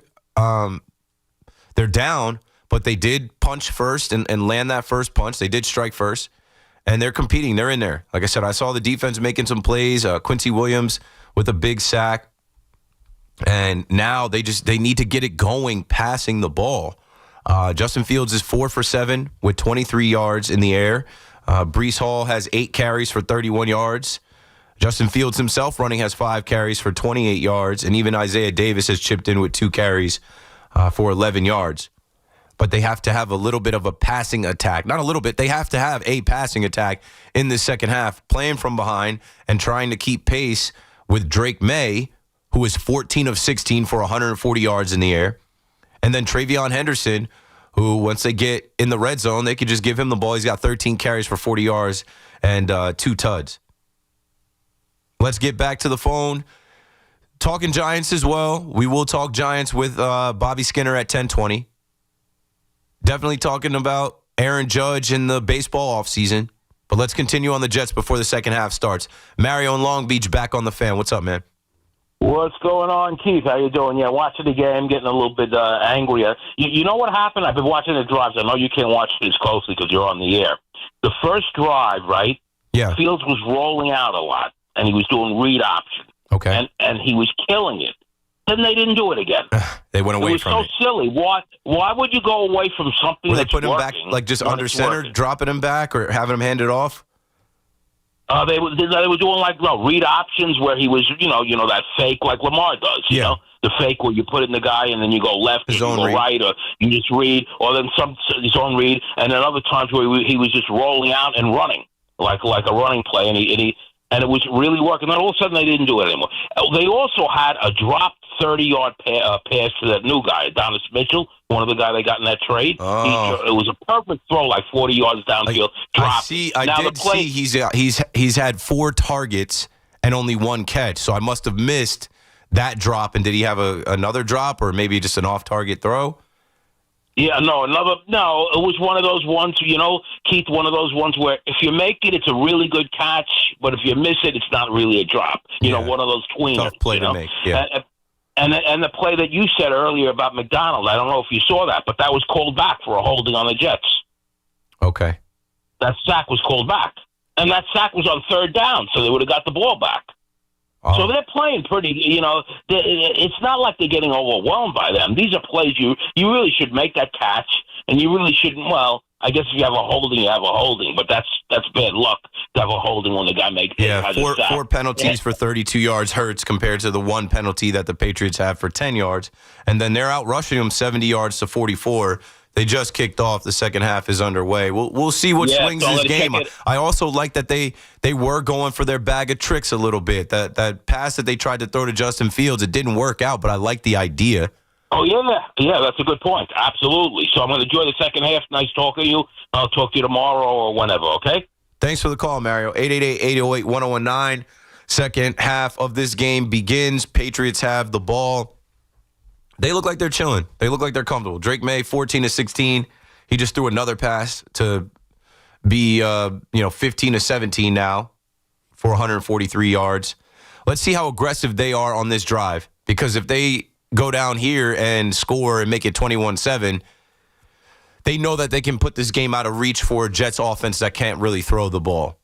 Back to the phone we go, not talking Jets, but going back to some of the conversation we were having about the Knicks and the NBA. Greg is in Verona on the Fan. What's up, Greg? KNC, what's up, homie? What's up? So, first off, I've been listening for a while now tonight, and I never knew you were an Ocean Township dude. Yeah, Ocean Township, Pop Warner, Ocean Township High School. Grew up in Ocean Township and Monmouth County. Hell yeah, and Monmouth U, right? Yep, Monmouth University, Monmouth Medical Center. Still go back to Monmouth County to visit my mom when I can. I'll be down there tomorrow. So here's a hot take. I'm born and raised in North Jersey, but I believe Monmouth County is the greatest county in New Jersey. It's the gateway to the shore. Yep. You got locals, you got vacationers, but ultimately it's they don't discriminate against us bennies up here. And in the summer. That's a deep cut, homie. No, I know. I mean, I lived it. And now they're putting Netflix where Fort Monmouth is, so wait till that's really up and running. Oh, exactly. It's great for the area. Property values are going to skyrocket. You'll also have a lot of, highfalutin folks moving down there, but so be it. My point is this, Keith, and it's more of a question. On load management. Is it a problem? I believe it is. I got a solution. So bear with me. And this is partially tongue-in-cheek. When they take a rest day, right, they got to play 82 games. Like, I can't call into work and be like, oh, I need a rest day, right? I can call a sick day. But it's a different situation with the NBA. So I would propose to Adam Silver that if they're on a rest day, they got to do something at halftime to engage the fans. That can be like sort of a low-key shooting contest. That can be some type of autograph signing. That can be, on the extreme, put them in a dunk tank. And if some kid, some fan hits a shot, Anthony Davis goes into the dunk tank. What say you? Thanks for the call, Greg. We got to turn it into the circus now. I mean, they have all that type of stuff at halftime to entertain people. They're never going to be able to make up for the fan that came to see LeBron, and LeBron is not playing because he's load managing. And the NBA did make some changes where they required players to participate in at least 65 of the 82 regular season games to be eligible for the awards like MVP, Defensive Player of the Year, Clutch Player of the Year, all NBA teams. So that is one way to try to curtail the like complete load management. But it's a thing. You know, they bring MJ back to NBC. And one of the first things they asked him was about load managing because he played all the time. And he said he felt like he had to play all the time for the fan that was coming out to see them. You know, he felt like he had to play for the fan on the road that was coming to see him. And he conditioned that way in the offseason to be able to play. I mean, it's different times. Times have changed. Everything has changed. I know people don't want to accept it. But, like, these players are coddled more than ever. These players are allowed to do whatever they want. They're allowed to leave teams, get traded to another team. They're allowed to do whatever they want. So, like, they know they don't have to play 82 games. They don't want to play 82 games, all of them. Some of them, like Mikal Bridges and Iron Man, he wants to play in every game. But there are some players, like they asked Carmelo Anthony about it. You know, and Carmelo kind of played in the older school, end of the older school into the new school. And, you know, he said he understood the mentality, you know, and it's different for everybody. Some players don't care. Some players are like, nah, I'm good tonight. And they're making so much money. It's insane compared to back in the day when guys weren't making as much money and they were killing themselves to be out there on the floor every single night. It's just a sign of the times. You know, that's why you need multiple star players. That's why you need multiple good players on a team. You can't just have one star player and that star player is load managing and it's like, oh, that was the main attraction. But no, there is no way to, there's no dunk tanks or no, it's not an amusement park. It's not a circus. You know, some of these players don't play because they're hurt. Some of these players don't play because they're soft. Some of these players don't play because they don't feel like they have to play every single night. They're getting paid anyway. 888-808-1019. We're already at 10 o'clock. This one is flying tonight, I guess, because we got the game and I got a couple guests and there's a lot of things to unpack. I'll bring some things to the table that we haven't hit on yet because we're getting to my last 2 hours of the show and I do have a guest at 10:20. So I'll do a little digging into my notes and see what I haven't brought to the table yet. But, you know, we opened up with the Jets, trying to pump up the Jet fans for this game where they need to make a statement against their division rival who thinks they're a big bully and always, tries to make the Jets the butt of the joke. So far, they have been able to at least hold their own with the Patriots. It's 14-7. The Patriots did not come out and score on that opening drive. We talked about the Giants with a new report out about how Brian Dable exploded on Mike Kafka and was threatening to take the play. Who cares? But then we started talking about Mike Kafka and what we expect to see this weekend. I think I said in the chat for Jameis Winston, somebody asked me, well, how do you think Jameis Winston's going to do? I'm like, he's going to throw for over 200 yards. He's probably going to throw an interception. But I expect him to throw for at least one, maybe two TDs. And he'll probably be like 60% passing. I don't know. It's the first time out. I don't know how the play calling is going to be. I expect them to lean more on Jameis because the Packers haven't seen Jameis. There was something in my notes that I'll bring to the table in regards to that. So let's take this break here. When we come back, I'll throw some more stuff out there. You call, throw some stuff out there. Keith McPherson on the Fan, BRB. The Emirates NBA Cup is on WFAN. In the lane, the lob for Clowney, trying to one-handed. The Nets play the Magic. 7 o'clock tomorrow night. Gets it to go. The home of Brooklyn Nets basketball is the Fan. 101.9 FM and always live on the free Odyssey, TuneIn, and iHeartRadio app. Think Verizon's best 5G network is expensive? Think again. This season, bring in your AT&T or T-Mobile bill to a Verizon store for a better deal. Then use those unwanted bills to wrap up goodbye gifts to AT&T or cut them into snowflakes to celebrate your switch from T-Mobile. 'Tis the season to save at Verizon. Just bring in your bill to your local Verizon store and we'll give you a better deal. Rankings based on Root Metrics Root Score. Report dated 1/8/2025. Your results may vary. Must provide a postpaid consumer bill dated within the past 45 days. Bill must be the same name as the person redeeming the deal. Additional terms apply. Beat the rush and get great deals at the Jeep Black Friday sales event. For well-qualified current FCA lessees, get an ultra-low mileage lease on the 2025 Jeep Grand Cherokee Laredo X 4x4 for $379 a month for 42 months with $2,039 due at signing. Tax, title, license extra. No security deposit required.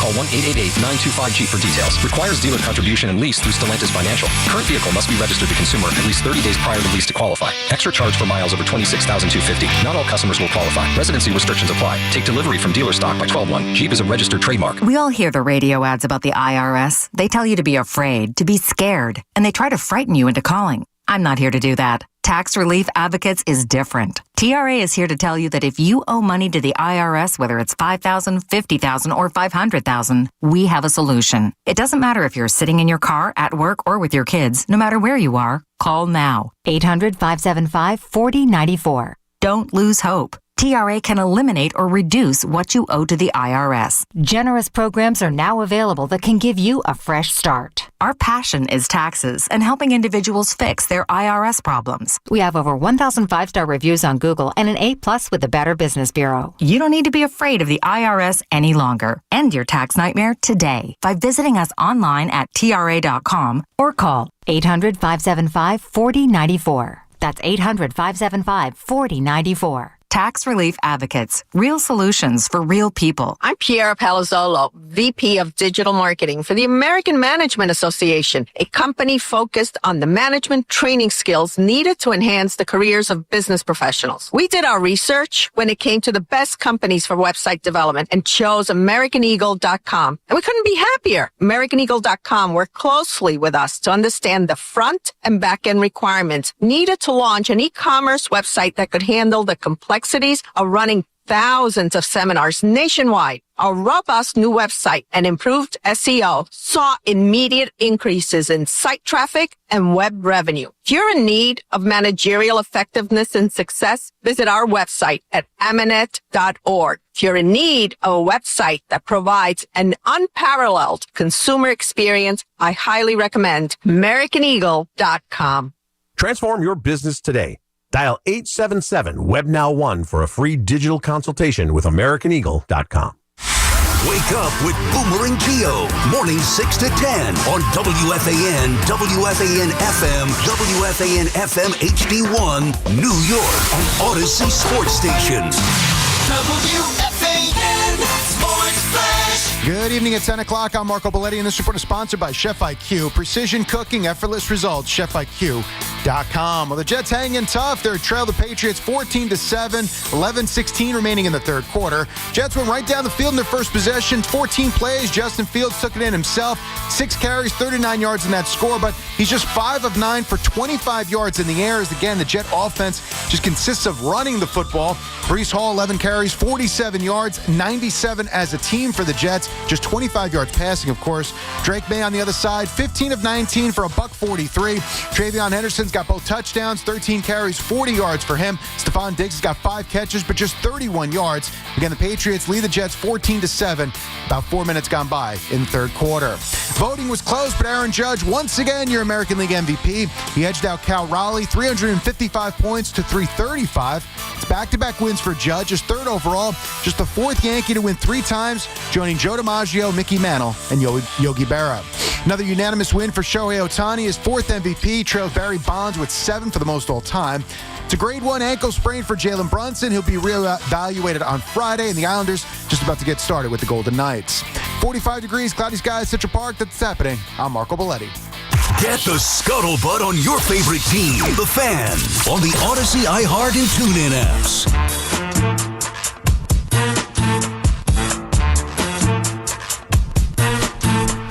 I took Drake May to go for 250 yards. He's on pace for it. But I also parlayed it with 2 guys that he's not throwing the ball to. I should have known he was going to throw the ball to Mac Hollins tonight, but like Kayshawn Booty is hurt, and he's going to Stephon Diggs and Hunter Henry too. But I'm like, all right, let me, you know what it is? It gets you every time. For, it's like plus 100 for Demario Douglas to have 30 yards, for Kyle Williams to have 40 yards, and combined those guys have 3 targets. Should have just go with the. That's another thing when you're putting together the parlays. Don't get greedy, man. Don't know. It doesn't always have to be plus 100, plus 200. It's not going to hit. Keith McPherson on the Fan inside the 10 o'clock hour, watching this Jet game, and it pains me Like how just Justin Fields cannot establish any type of passing game. It looks easy for Drake May.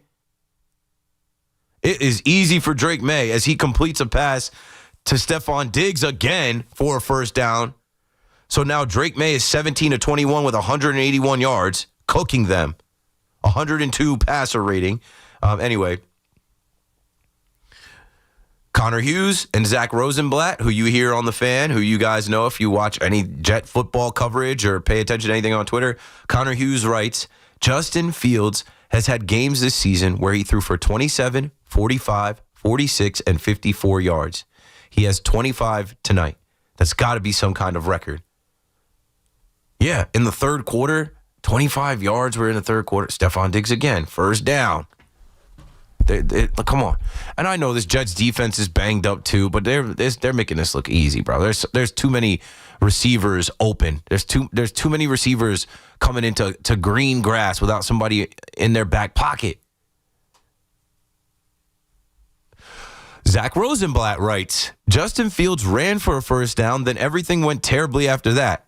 Intentional grounding, 5-yard run, short pass to Isaiah Williams on 3rd and 15 for 2 yards, and then an unnecessary roughness penalty on Tippmann. Wasted a 3-and-out to start the half. And now, from the 11-yard line, it's 1st and 10. They're just going to run with Travion Henderson. He's going to get his 3rd touchdown here. I should have bet him 3 touchdowns. I think I bet Breece Hall 2 touchdowns. I don't know. I had a feeling that they were going to get something going tonight. They have not. Outside of that first drive, and that happens a lot, right? You got the first drive scripted, and you kind of catch them off guard. I don't know. The Jets' offense has been abysmal after that. Okay, before the break, I said I was going to bring some stuff to the table about Jameis Winston. Before we get there, though, I have to start with a guy by the name of Kurt Benkert. Kurt Benkert, touchdown. Travion Henderson, touchdown, receiving touchdown, wide open in the end zone. How did he get so wide open? Now it's about to be 21-7. Patriots in their gray nor'easter uniforms. They look good. I'm not gonna front. They look good. It kind of looks like, if it was like snowy over navy blue. That the shade of gray is like snow-covered navy blue. Too easy. And Drake May is nice. Can you believe that the Giants let Tommy DeVito win those games and missed out on Drake May? All right, so former Packers quarterback Kurt Benkert went off on Packers head coach Matt LaFleur. He says, he's a D word that I don't want to say. A D-O word that I don't want to say. Benkert also recently said that LaFleur should give up play calling. This isn't the first time that Benkert voiced his frustrations about his former head coach. In 2023, Benkert revealed that he and LaFleur butted heads during his time in Green Bay. He was just unloading on me every day. Pause, yo, wait a minute. And I didn't take it anymore, and that's why I ended up getting cut. That's tough. I can relate to that. Not the unloading. Chill. Hey, yo. I was like a coach, like, when you play quarterback, now going back to the things you learn in football, sometimes you'll have a quarterback coach that is trying to be your friend, that's nice with you, that doesn't, what they used to say, ream you out. That's another pause. But I had some coaches that lit me up, and it's hard to come to practice, come to meetings every day where as soon as you mess up this coach, you got to be perfect. That's tough. And Benkert was probably 3rd string quarterback. That's why you're 3rd string. You're not going to be perfect. The starter's got to be perfect. But yeah, they had a whole Twitter thing where, Benkert was going at LaFleur, and then Benkert goes on to tweet, as I scroll through to find it, something that I was alluding to the other day. He said he's afraid of a Jameis Winston with nothing to lose. And I think the Packers right now should fear Jameis Winston, right? Afraid of a nothing to lose Jameis on a Sunday at 1 p.m., not going to lie, was the exact tweet. Jameis is just going to be smiling, praising the Lord, happy to be in the greatest city in the world, playing football for the New York Football Giants. And if these guys can protect up front, which we'll talk to Bobby Skinner about what he thinks the Giants' offensive line will do against this front of the Packers.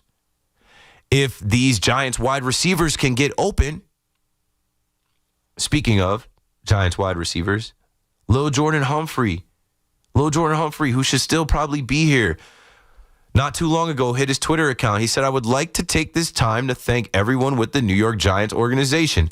I am incredibly grateful for the chance to grow both as a player and a person during my time here. The lessons I've learned, the relationships I've formed, and the experiences I've had will undoubtedly stay with me throughout my career.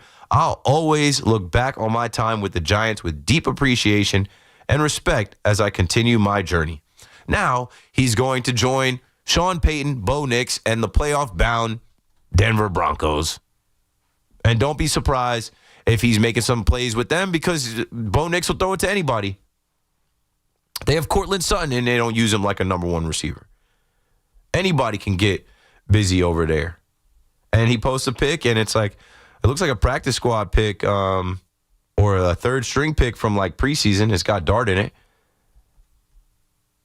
And I remember Dart throwing that fade ball to him down the left sideline, I think against the Bills early on, where I'm like, wait a minute, hold on. Might be something there. But yeah, back to famous Jameis. Scrolling, locating. Lawrence Tynes put out on Twitter, in 3 career games versus the Green Bay Packers, Jameis Winston has 7 touchdowns, 0 interceptions, a 123.3 quarterback rating, which is the second highest of his career against any opponent. I mean, they're just some numbers. Men lie, women lie, numbers don't. If those numbers stay somewhat the same, maybe I got to alter my prediction. Maybe Jameis goes out there, throws 2 touchdowns, no interceptions. Maybe Jameis goes out there and lights it up against Green Bay because they haven't seen him and they don't know what to expect. Come on, Kafka. Come on, Tim Kelly. Cook up. You got nothing to lose. Go into your bag of tricks. You know, shock the world. Do something. Brian Dable got fired. You're in your building in front of your fans. The Packers are suspect. The Packers got me out of my other survivor pool when they lost to the Browns. The Packers this year had guys in their locker room talking about going undefeated, right? Because after they got Micah Parsons, you know, they were riding high. But they lose to the Browns 13-10 in Cleveland. They tied 40-40 against Jerry Jones' club. And then they lost to the Panthers at Lambeau. And then they have back-to-back losses at Lambeau where they're not scoring points. They lost 16-13 to Rico Dowdle and Bryce Young. And then they lost 10-7 to Jalen Hurts and Devontae Smith. If the Giants defense, Shane Bowen, hey, you better cook up too. And let me see, I had some stuff from Shane Bowen as well, because I was talking about this the other night. I'll send Connor the audio so I don't have to do this verbatim. But I was talking about how, you know, because someone was like, well, you know, poor Mike Kafka, he's still saddled with Shane Bowen. I'm like, he's not saddled with anything. He has the ability and, you know, the chance here as the head coach to get Shane Bowen together, right? To talk to Shane Bowen this week about situations. I'm like, why can't this week be the week? Why can't this week be the week that the Giants are in a game, which they've been in a game every game for the most part? Why can't this be the week that they're in a game and they don't blow the game late? Because Mike Kafka talks to Shane Bowen about situational football and what they're going to do, and they're buttoned up and they're ready. You know what I'm saying? Why can't this be the change? Why can't this be the week? Mike Kafka sits down with Shane Bowen and says, hey, buddy, dropping an 8 into coverage. What happened to us against the Cowboys, what happened to us against the Broncos, even things that went on against the Bears. Can't happen. Here's what we're going to do. So Shane Bowen was asked about it. Here's Shane Bowen on discussions with Mike Kafka about end-of-the-game situations. What have you been able to put when you guys talk? Like, what have you talked about? Like, what do you recognize to say this is the problem? Are you guys wearing down? Is it schematics? How do you look at that? Yeah, I mean, I'll keep the conversations I have with Mike in private. From my point of view, my perspective, again, I think it's a myriad of different things that are showing up. And I got to do a better job finding ways to create some opportunities for these guys to make the plays we need when we need them at those times in the game. Okay. Copy, but do it this time. Okay, you can keep the conversation private, but at least you're having those conversations. And Kafka did allude to that he wasn't privy to the defensive meetings and what was going on before. But now, being the head coach and Tim Kelly being appointed to be the offensive coordinator, he's in on him now. And listen, this is Mike Kafka's opportunity. He's probably not going to get another opportunity. He had some interest to interview as a head coach in the past. That's gone. This is his interview with the Giants. And here is the first week. And you got a Packers team that, of course, they're going to be hungry. Let me not act like, they don't have, some good players and a good defense. And they're I know it's going to be tough for them to lose 3 in a row, but it's football. It's the NFL. I am leaning heavily into they have not seen Jameis. I'm leaning heavily into what Brian Burns talked about the other night as far as addressing the team and telling them, hey, everyone's under evaluation the rest of the way. If there ever was a time to play your best football and give a little bit more, it's now. I'm also leaning into the fact that I watched the Packers come to Giants Stadium and lose to Tommy Cutlets, as I was just joking about Tommy Cutlets winning those games, which cost you a shot at drafting Drake May. Beating the Packers that year was one of them. 888-808-1019. Keith McPherson on the Fan. The Packers could come here and lay an egg again. Jordan Love has been terrible. Tucker Kraft is out for the season. We will talk to touchdown. There it is. A throwing touchdown. A passing touchdown. Justin Fields finds a wide-open John Mechie III. They can scheme open, wide-open receivers for him to throw an easy pass to. John Mechie III is ready to play after being acquired via trade. They don't need just Garrett Wilson. They actually do have some weapons now. How did he get so wide open? Oh, look at that. The DB covering him caught the turf monster. He just straight up fell. Keith McPherson on the Fan.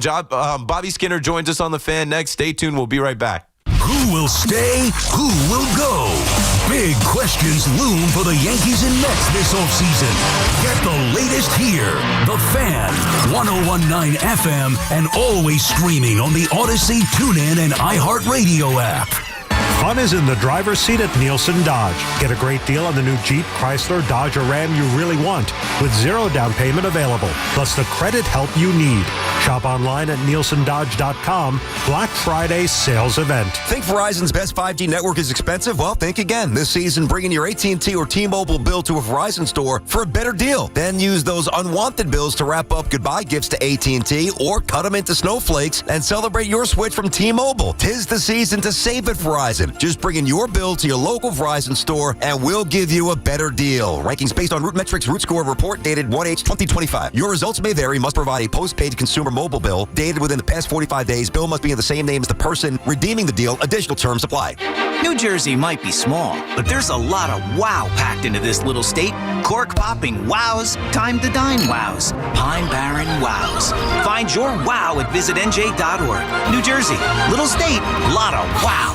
I'm Piera Palazzolo, VP of Digital Marketing for the American Management Association, a company focused on the management training skills needed to enhance the careers of business professionals. We did our research when it came to the best companies for website development and chose AmericanEagle.com. And we couldn't be happier. AmericanEagle.com worked closely with us to understand the front and back end requirements needed to launch an e-commerce website that could handle the complexities of running thousands of seminars nationwide, a robust new website, and improved SEO saw immediate increases in site traffic and web revenue. If you're in need of managerial effectiveness and success, visit our website at amanet.org. If you're in need of a website that provides an unparalleled consumer experience, I highly recommend AmericanEagle.com. Transform your business today. Dial 877-WEB-NOW-1 for a free digital consultation with AmericanEagle.com. Cars for Kids, the easy way to donate your car. Donate today and your car can be picked up tomorrow. Go to carsforkids.com or 1-877-CARS-FOR-KIDS. Hear that? That's the beginning of a journey powered by the confidence that comes from driving a vehicle so reliable. It's backed by a 10-year, 100,000-mile limited powertrain warranty. Where your journey ends? Well, that's up to you. Visit your local Kia dealer today. Kia, movement that inspires. See retailer for warranty details. Always drive safely. Limited inventory available. Dunkin's $6 meal deal is here for the holidays. Enjoy a bacon, egg, and cheese sandwich, 6-piece hash browns, and a medium hot or iced coffee, all for $6. It's got everything you need to keep your holiday season running. Get it now in Dunkin' stores or order ahead directly on the Dunkin' app. After all, the holidays run on Dunkin'. No substitutions. Participation times may vary. Offer price varies in California and Hawaii. Limited time offer cannot be combined with other offers. Exclusions and terms apply. Makita knows that pros never settle, and neither do we. With Makita, you get tools that perform at the highest level on every job without compromise. Makita is for the most detailed pros, expertly engineered to deliver precision, job after job. When your work calls for the best, call on Makita. Makita, built to be the best. Available at the Home Depot. No one sells more Lexus vehicles in New Jersey than Ray Catino Lexus. Get into the holiday spirit during the Lexus December to Remember sales event. Unwrap exceptional offers at all models, including the all-new GX and TX at Ray Catino Lexus of Freehold and Ray Catino Lexus of Monmouth. Looking for the lowest price on name brand tires? Get to Town Fair Tire and get the guaranteed lowest price on any name brand tire. Nobody beats a Town Fair Tire deal. Nobody. Name brands at discount prices. Town Fair Tire. Every hockey player knows the secret to becoming a great skater is time on the ice. But rink time? It's tough to get, expensive, and so inconvenient. This winter, what if your kids could skate anytime they want, right in your own backyard? With Yard Rink, they can. In about an hour, you can transform your yard into an amazing outdoor rink. It's easy to set up and plays like a professional rink. Watch their hockey skills explode to the next level while they're having the time of their lives. Even Yard Rink ambassador Wayne Gretzky says he wishes he had a yard rink when he was a kid. Order today at yardrink.com and save hundreds by using code RADIO21. Nearly 300 sizes are available, starting at just $9.99. Plus, get 2 puck retention nets and your favorite NHL team logos free. That's YARDRINK.com. And save 21% by using code RADIO21. Give your kids more fun-filled ice time and help their hockey dreams come true. Tune into the BT and Sal Show weekdays from 10 to 2 on the Fan. Presented by your Tri-State Cadillac dealers. Cadillac is the official luxury vehicle of the New York Giants. Talk New York sports here. The Fan.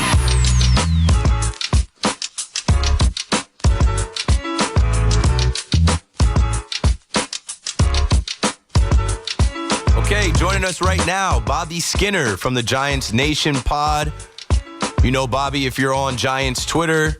One of the best content creators out there, one of the best guys breaking down film and talking about the New York Football Giants. Bobby, are you with us? What's going on, my man? Watching this Thursday night football game, thinking that the Jets actually do have some type of life, and if they can get a stop here, you know, it's been pretty easy for Drake May. Maybe they can make this a game. Yeah, maybe A.D. Mitchell starts catching the ball with his new team, but it's looking rough so far. Yeah, it's always rough for the Jets. It can never be easy for the Jets. But anyway, We're here to talk about the Giants. It kind of sucks. I made jokes about the Giants are too close to the Jets. They have the same amount of wins as the Jets. I think in the last 5 years, they have the same amount of wins as the Jets, I read somewhere. And then firing the coach mid-season is Jet-like. Now, I know it wasn't week 5, like, they fired Rob Saleh, but, do you expect this firing to yield results as far as winning games on the field, or do you think it's going to be still more of the same, or this team potentially worse going in the tank where they're not in games close anymore, they just get blown out? Yeah, I mean, I think against the good teams they don't have much of a shot, but they have the Commanders without Jaden Daniels, the Raiders, so they you see if they're in there. But like a lot of the reason why Brian Dable's gone in season, not at the end of the season, is because they've blown those fourth quarter leads. And they're blaming that on coaching. Well, the defensive coaching staff's entirely still in place with Shane Bowen and every assistant coach with them. So I don't understand how they think that's going to get better. The offensive coaching was like halfway decent, right? I mean, they were middle of the pack with Jackson Dart and no weapons. So I don't think it leads to many wins. They might get that first week interim head coach bump, but at the end of the day, I don't see them turning this around at all. Yeah, so I was just talking to someone the other night about, they're like, well, good luck to Kafka because, he's saddled with Shane Bowen.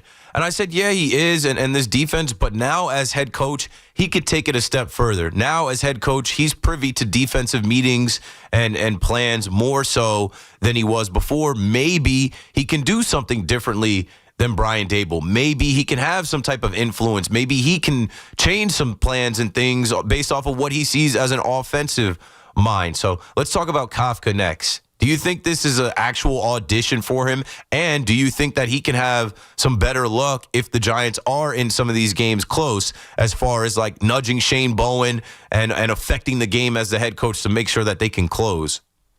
Well, first, the main thing is just need to be healthy on defense. I mean, they had Corey Black, who was on the Jets practice squad just 2 weeks ago, playing corner in the fourth quarter, and he gets taken advantage. Like, there's not much the defensive coaching staff can do about that. I do think this is a real audition for Kafka. I don't think it should be. If you're going to fire the head coach, you really need to clean, wipe the coaching staff from the building and start afresh, even if you're keeping Joe Shane. But I do think the Giants are going into this with a very real option of keeping Mike Kafka as the head coach. They like him a lot. Okay, now you're leading me to my next question, right? You started off talking about health, and health is directly tied to the depth and the roster construction. And then you talk about firing the head coach and cleaning house. And, I mean, you had a great post this week about why they should fire Joe Shane. I agreed with everything you said. I had a lot of the same thoughts, added some things to my show. You don't have to do the whole rant again. But in your words, why do you think Joe Shane should be let go as well? Well, I mean, I could go on for 20 minutes on this part. Like, let's keep it simple. The most recent rookie class, you can't fully judge a rookie class, and we always overrate it in the moment, even though Abdul Carter, I think, is going to be sick, and Jackson Dart has obviously been awesome. But look at his first 3 draft classes. Rank his top 5 players from the class. Like, Malik Neighbors 1, Kayvon Thibodeau 2. Like, who's number 3? Wan'Dale Robinson? Like, I don't think that's a good young nucleus. I think almost every team in the NFL can say they have a good young nucleus unless they just fired their GM or they're a playoff team that's filled with a bunch of veterans. So I don't even buy that. Like you said, the depth is just terrible, right? Like, every team on the offseason looks at like, oh, well, we've got these draft picks. They're going to be good. We got these free agents. They're going to be good. When in reality, it's like, all right, but what happens if you have 2-3 injuries? And that's what's hurt the Giants. And it's not just, oh, they don't have depth. The depth is failed Joe Shane draft picks, right? Oh, Paulson Adebo got injured. Well, Deonte Banks is a third-year first-round pick. He shouldn't be being rotated with a 7th-round rookie corner who wasn't even on the roster 2 weeks ago. So there's that. And the fact is they haven't even – it's not like they haven't been good in the first 4 years, after year one. They've been bottom of the league. They won 3 games last year. They're 2-8 now. So, I could go on and on and on. The messing up of the little details of having no wide receiver depth or depth anywhere when it's readily available to you, kicking right? problems. Yeah. Signing Hodge is, 3 months after you should have. So there's a numerous reasons, but at the end of the day, it's like the results aren't there, and I don't think they're that close to being there. unless Jackson Dart starts really carrying the team on his back. Yeah, what do you make of the Giants fans that are trying to defend Shane? I just think people are confused and battered and beaten. I've had to go back and forth with people on Evan Neal. Oh, Keith, you can't say anything about Evan Neal. He was the consensus pick. There are some people that seem to think that Jackson Dart falls under Joe Shane when there's a video of him saying that this is your guy, we're rolling the dice, nobody's going to care about a third-round pick. And then Malik Neighbors, I can't give him credit for, because I had said all week, if Marvin Harrison Jr. didn't give his son his name, Malik Neighbors would have been the first wide receiver taken. That's obviously the guy you pick. Like, what do you make of, like, I feel like some Giants fans are just confused, but I feel like there's been some people actually taking up for Joe Shane this week and trying to absolve him from other mistakes. Kayvon, Evan Neal, even Jalen Hyatt. And it doesn't make sense to me. Well, here's the issue, is our standards have been lowered so much because it's been so bad for so long. You know, like, you look at Dave Gettleman's 4 years of draft classes and even Joe Shane's 4 years of draft classes, and even go look at the end of Jerry Reese. It was like these both of them blow him out of the water, and that's a guy who won 2 Super Bowls with them. So it's just been so bad that it's almost like we've forgotten what a good roster looks like, right? It doesn't just have names, right? I thought Dan Duggan of The Athletic made a good point in his article, and he basically described the end of the Dave Gettleman team without names and said, wouldn't that be a nice, good team? Well, guess what? That's what Dave Gettleman did, and he rightfully, that was more than what Joe Shane has, and he's rightfully gone. So, like, we need to raise our standards, I think, for the New York Giants. And I think the Giants themselves, the fans are the fans, right? Like, you know, I'm a fan. We don't make the decisions. I think it's the Giants themselves that have just lowered their standards because they don't like change. Yeah, that's what happens. That's like a hot girl that had a high standard for guys, and she gets older, she's not as hot anymore, and she just starts lowering her standards, and she'll take whatever she gets, and she starts looking like, well, he's not that bad. Let's keep it on track. You know, something I've put against Joe Shane is, like you said with Gettleman, the long list of guys that they've let go too. You know, when I look at a GM, his decision-making on, you know, who he lets go to free agency versus who he keeps, like, I think that's just as important as who he drafts. There's a long list, not just Saquon and Daniel Jones, but a guy that'll be back in the building this week, Xavier McKinney. I think that's the one right there, because that's a second-round draft. Like, he was very, like, top of his position at the safety spots. That was the one where I understand why they let Saquon Barkley go. Even Leonard Williams, like, they got a second and a fifth for him when they ended up, like, basically turning that into the Brian Burns trade. But McKinney was young. He's top of his position. You drafted him. Like, that is building through the draft when you re-sign a guy like him. I just don't understand why they did that. And then to, you know, the next year turn around and basically pay the same contract for a lesser player in Javon Holland. Yeah, we'll come back to that, but it just made me think of something else. Wink Martindale, if you remember some of the things that went on, and, like, I don't really care so much about Xavier McKinney and the ATV accident, but there were some different things that went on with what Wink Martindale had to say, what Xavier McKinney had to say, what got out in the media, and maybe Joe Shane just felt like, hey, you know, both of these guys need to go. Yeah, and, you know, but the funny thing is they spin zoned it afterwards as like, oh, well, they would have never been able to keep McKinney with Wink Martindale, and then they let McKinney walk. Like, McKinney did say dumb stuff, like, after games, which is, you know, you don't like that, but at the end of the day, that's not a reason to move on from, like, a young, top of his position player. Yeah, so now he's with the Packers, and they have a really good defense, and I was telling the listeners, hey, I want to ask Bobby, I know you watch a lot of film. I don't know how much of the Packers film you've dived into, but how do you think this front of the Packers with Micah Parsons is going to do against the Giants offensive line, who have been somewhat better this year? Yeah, so, like, this is the first week where I actually didn't dive too much into the opposing team because of all the, you know, chaos of firing a head coach and everything that goes with that. But the one thing I will give Joe Shane flat out credit for, and I guess it won't be flat out because Andrew Thomas is not his own pick, but the offensive line is improved, right? It's the best it's looked in 10 years. It still needs help, and it still needs continued investments. And I think it's more plugged guys instead of, like, future pieces there. He's only drafted 2 O-linemen over the last 3 years. But, like, that's been the biggest credit, like, help for Jackson Dart. And it should tell you, you know, whoever the GM is, this offseason. Like, go and keep investing in the offensive line. You don't need the best weapons in the world for Jackson Dart to have success. But this Packers front is something different. Micah Parsons is just a different animal. And if they're like the Cowboys, they won't put him on Andrew Thomas as much as we would like. Or Sean Gary. Lucas Van Ness has even been a decent player for them this year.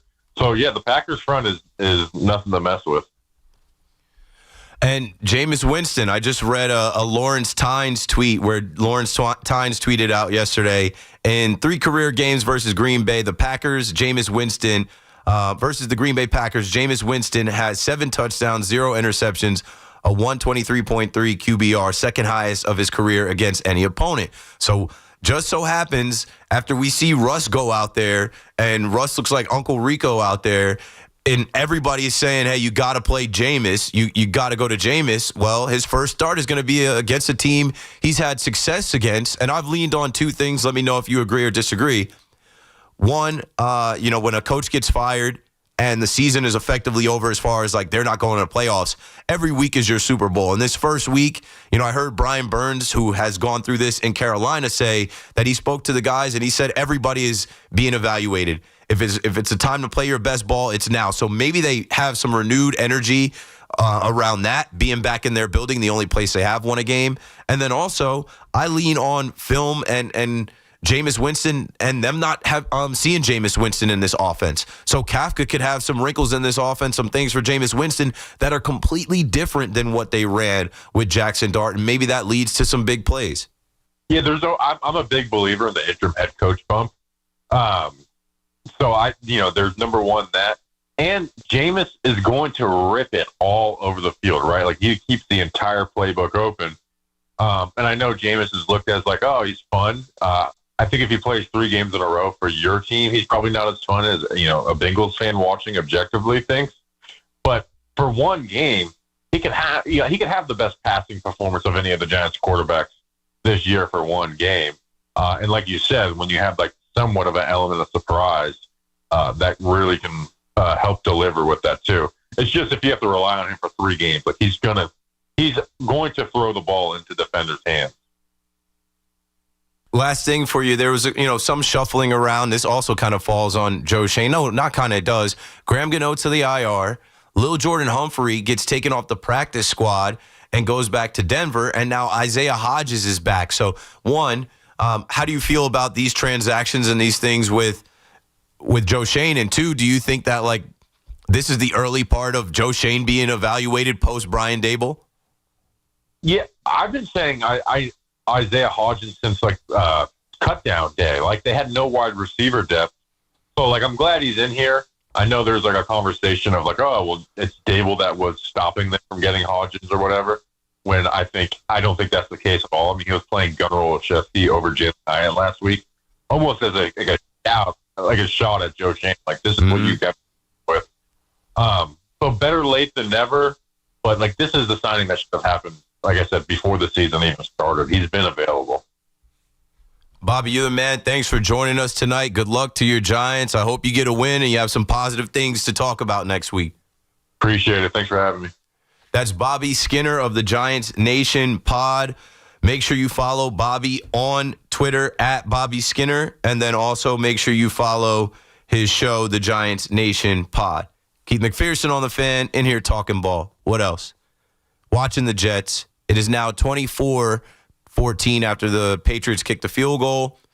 And the Jets have the ball. I think they just got a first down here with about 10:30 left in the fourth quarter. Can they score a touchdown and make this a one-score game late in the fourth? Like, so far, I have been impressed that they're not getting blown out.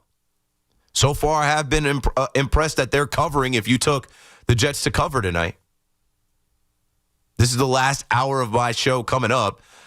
Traditionally, I open the mic up and we can talk about everything. So I will reach for some topics that haven't hit the airwaves as well. But if you're just joining us, we started off trying to hype up Jets fans tonight to go into Foxborough in this new era where both teams have a former player from their franchise as the new head coach, and the Jets go up there and not be laughingstocks. I don't expect them to win, but like so far, they have done what I expected them to do. Go up there and compete. Go up there and Show the Patriots that you're not just going to be a pushover and not just the butt of every joke. It's a nationally televised game. Have a decent showing. Then we transitioned into fandom things. When do we not talk about being fans and who we root for and why we root for them on the fan? And then we got into, some of the Yankee fan stuff as Aaron Judge became MVP of the American League for the third time, should have been the fourth time. And, of course, that conversation leads us into when's Aaron Judge going to get his ring? He's got to win a World Series. And what are the Yankees going to do this offseason to get Aaron Judge closer to a World Series after his best postseason performance of his career? Cody Bellinger, Trent Grisham. What does that mean for Spencer Jones, Jason Dominguez? All the offseason type stuff. And now we're just waiting for this game to wrap up and me to bring some more things to the table. We did also talk to CP, the franchise, about the Knicks. Jalen Brunson, a little bit of a scare last night, but it's a grade 1 sprain. Ice up, get some treatment on that. He should be back in about a week, maybe 2 if they slow play it because there's plenty of time. But, yeah, that's where we are with things, folks. We got to take a break here. 888-808-1019. I have no calls, so we're wide open for the last hour and change of my show. KM to AM returns right after this. It's BT and Sal, middays 10 to 2 on the Fan, 101.9 FM. The Giants' job over the years, like when they went to, whether it's a McAdoo or Shermer, it really hasn't been incredibly appealing because you think about the end of the Eli era with nobody that was really, truly ready to take the baton and elevate the team. Listen to BT and Sal on demand on Apple Podcasts, Spotify, or wherever you get your podcasts. Fun is in the driver's seat at Nielsen Dodge. Get a great deal on the new Jeep, Chrysler, Dodge, or Ram you really want with 0 down payment available, plus the credit help you need. Shop online at nielsendodge.com. Black Friday sales event. Think Verizon's best 5G network is expensive? Well, think again. This season, bring in your AT&T or T-Mobile bill to a Verizon store for a better deal. Then use those unwanted bills to wrap up goodbye gifts to AT&T or cut them into snowflakes and celebrate your switch from T-Mobile. 'Tis the season to save at Verizon. Just bring in your bill to your local Verizon store and we'll give you a better deal. Rankings based on Root Metrics Root Score report dated 1/8/2025. Your results may vary. Must provide a postpaid consumer mobile bill dated within the past 45 days. Bill must be in the same name as the person redeeming the deal. Additional terms apply. New Jersey might be small, but there's a lot of wow packed into this little state. Cork popping wows, time to dine wows, Pine Barren wows. Find your wow at visitnj.org. New Jersey, little state, lot of wow. I'm Piera Palazzolo, VP of Digital Marketing for the American Management Association, a company focused on the management training skills needed to enhance the careers of business professionals. We did our research when it came to the best companies for website development and chose AmericanEagle.com. And we couldn't be happier. AmericanEagle.com worked closely with us to understand the front and back end requirements needed to launch an e-commerce website that could handle the complexities of running thousands of seminars nationwide. Our robust new website and improved SEO saw immediate increases in site traffic and web revenue. If you're in need of managerial effectiveness and success, visit our website at amanet.org. If you're in need of a website that provides an unparalleled consumer experience, I highly recommend AmericanEagle.com. Transform your business today. Dial 877-WEB-NOW-1 for a free digital consultation with AmericanEagle.com. We're always talking New York sports on The Fan. Hear that? That's the beginning of a journey powered by the confidence that comes from driving a vehicle so reliable, it's backed by a 10-year, 100,000-mile limited powertrain warranty. Where your journey ends? Well, that's up to you. Visit your local Kia dealer today. Kia, movement that inspires. See retailer for warranty details. Always drive safely. Limited inventory available. Dunkin's $6 meal deal is here for the holidays. Enjoy a bacon, egg, and cheese sandwich, 6-piece hash browns, and a medium hot or iced coffee, all for $6. It's got everything you need to keep your holiday season running. Get it now in Dunkin' stores or order ahead directly on the Dunkin' app. After all, the holidays run on Dunkin'. No substitutions. Participation times may vary. Offer price varies in California and Hawaii. Limited time offer cannot be combined with other offers. Exclusions and terms apply. Makita knows that pros never settle, and neither do we. With Makita, you get tools that perform at the highest level on every job without compromise. Makita is for the most detailed pros, expertly engineered to deliver precision, job after job. When your work calls for the best, call on Makita. Makita, built to be the best. Available at the Home Depot. Every hockey player knows the secret to becoming a great skater is time on the ice. But rink time, it's tough to get, expensive, and so inconvenient. This winter, what if your kids could skate anytime they want, right in your own backyard? With Yard Rink, they can. In about an hour, you can transform your yard into an amazing outdoor rink. It's easy to set up and plays like a professional rink. Watch their hockey skills explode to the next level while they're having the time of their lives. Even Yard Rink ambassador Wayne Gretzky says he wishes he had a yard rink when he was a kid. Order today at yardrink.com and save hundreds by using code RADIO21. Nearly 300 sizes are available, starting at just $9.99. Plus, get 2 puck retention nets and your favorite NHL team logos free. That's YARDRINK.com. And save 21% by using code RADIO21. Give your kids more fun-filled ice time and help their hockey dreams come true. You know that expression, put a little spring in your step? Well, whoever said it must have been talking about Glide Step hands-free Skechers slip-ins. Because with Glide Step, you get a pillow-like soft landing, then an explosive takeoff. It makes walking feel effortless. So springy, it's almost like you're floating. And speaking of effortless, have you tried hands-free Skechers slip-ins technology? Just step in and instantly your shoes are on. No bending down and no touching. Try Glide Step hands-free Skechers slip-ins at a Skechers store, Skechers.com, or wherever stylish footwear is sold. You know that Big Bargain detergent jug is 80% water, right? It doesn't clean as well. 80% water? I thought I was getting a better deal because it's so big. If you want a better clean, Tide Pods are only 12% water. The rest is pure, concentrated cleaning ingredients. Oh, let me make an announcement. Attention shoppers, if you want a real deal, try Tide Pods. Stop paying for watered-down detergents. Pay for clean. If it's gotta be clean, it's gotta be Tide Pods. Water content based on the leading bargain liquid detergent. Dunkin's $6 meal deal is here for the holidays. Enjoy a bacon, egg, and cheese sandwich, 6-piece hash browns, and a medium iced or hot coffee, all for $6. It's got everything you need to keep your holiday season running. Get it now in Dunkin' stores or order ahead directly on the Dunkin' app.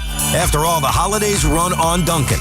No substitutions. Participation and times may vary. Offer price varies in California and Hawaii. Limited time offer cannot be combined with other offers. Exclusions and terms apply.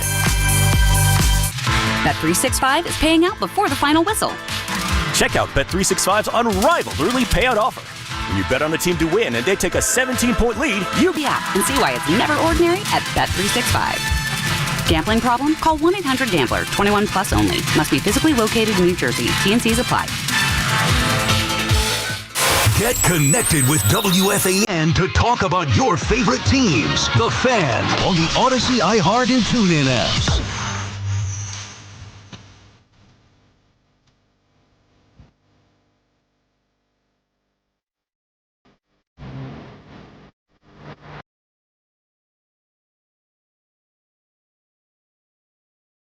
I forgot about this beat right here.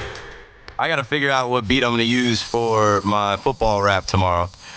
This was tough. I don't think I could get this one off. I mean, I could if I wanted to, but I'd probably go a simpler route. Keep McPherson on the Fan. 24 Hours to Live is the beat. I don't know. Hip hop heads know. Remember those P. Diddy and the Family albums back in the day? The last hour of my show here coming up. Shout out to everybody watching on the YouTube chat, me interacting. I said in the chat, I was like, chat, what haven't we talked about? And some random name, Purple Orca, says nothing really. You can talk about your college football days. I don't know. And I said, Purple Orca, call up. We can talk about your best day in gym class. Like, I talk about my college football days because it's relevant. It's experience that applies to this experience. It always comes back around, and I think it adds something to the story. But I understand. Some people don't have anything like that to talk about. They feel some type of way. Call up and say anything about your best day in gym class if you could report that, if you could remember that. As I always laugh, people are like, anyone that can talk about times that they played or balled, like, I respect that. If you don't have anything to report, I can't respect that. He might have been a gym class hero. Good for you.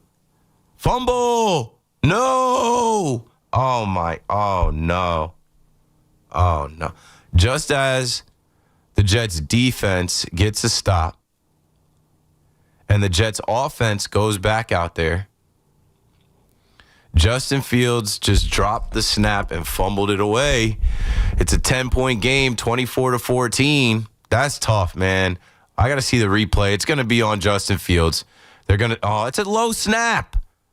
He's still got to get on the ball. Get on the ball and don't try and pick it up. Membu gets pushed back into him. That's tough. That is tough.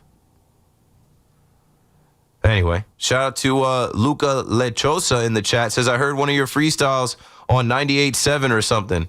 I was like, oh, that's Keith. 94.7 The Block, our sister station, the old school hip-hop station. I do a weekly rap, a 1-minute football rap called The Quickest Football Minute with WFAN's evening host, Keith McPherson. I have no idea what it's going to be tomorrow, what it's going to sound like. I'll probably have a couple bars about this Jet game. And then I'll have to rap something about the Packers game coming up with the Giants. And then Monday Night Football this week is Cowboys versus Raiders. And I'll definitely have something to say about that. Jackson is in Queens, and Jackson is also in the chat. Shout out to Jackson for double dipping online and on air. Thank you so much, Keith. You're the man. Appreciate it, Love bro. You. All right. I want to ask you, so this NFC is pretty much done with. The Eagles pretty much have clinched the division. But I still want some bragging rights. I don't want the Giants to finish fourth in the division again. You think that's important? Is that important to you at all? Where the Giants finish? No, I don't care where the Giants finish. Where the Cowboys finish. No, I definitely don't care where the Cowboys finish. I would like to see. Do you care even if the Cowboys, for me if as the Cowboys lose to the Raiders, the Giants cannot finish in fourth place again.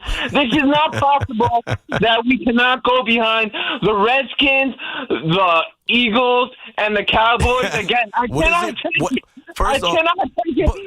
Finish in fourth place again. What do the standings matter?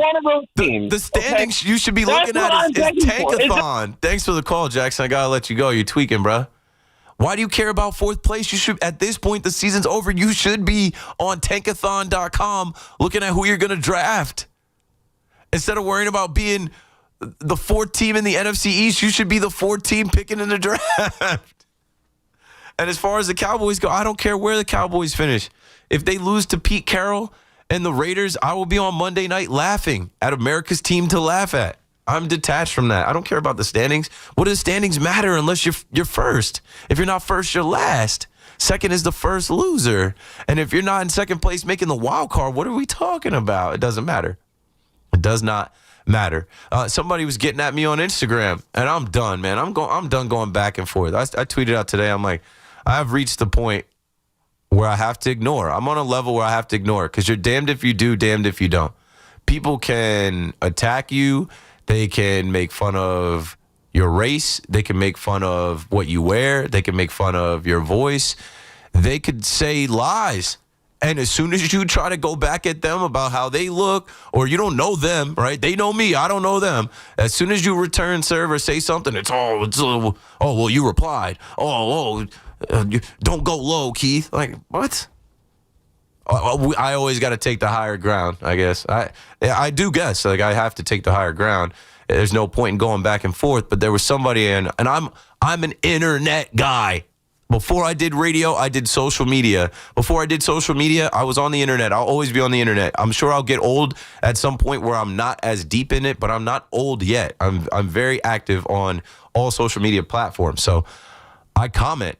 And since I have a verified badge that I did not pay for, I got verified from being on MLB Network, and I got a blue check for free on Instagram. And what Instagram does, if you're verified and you comment, they will naturally raise your comment to the top as a verified account.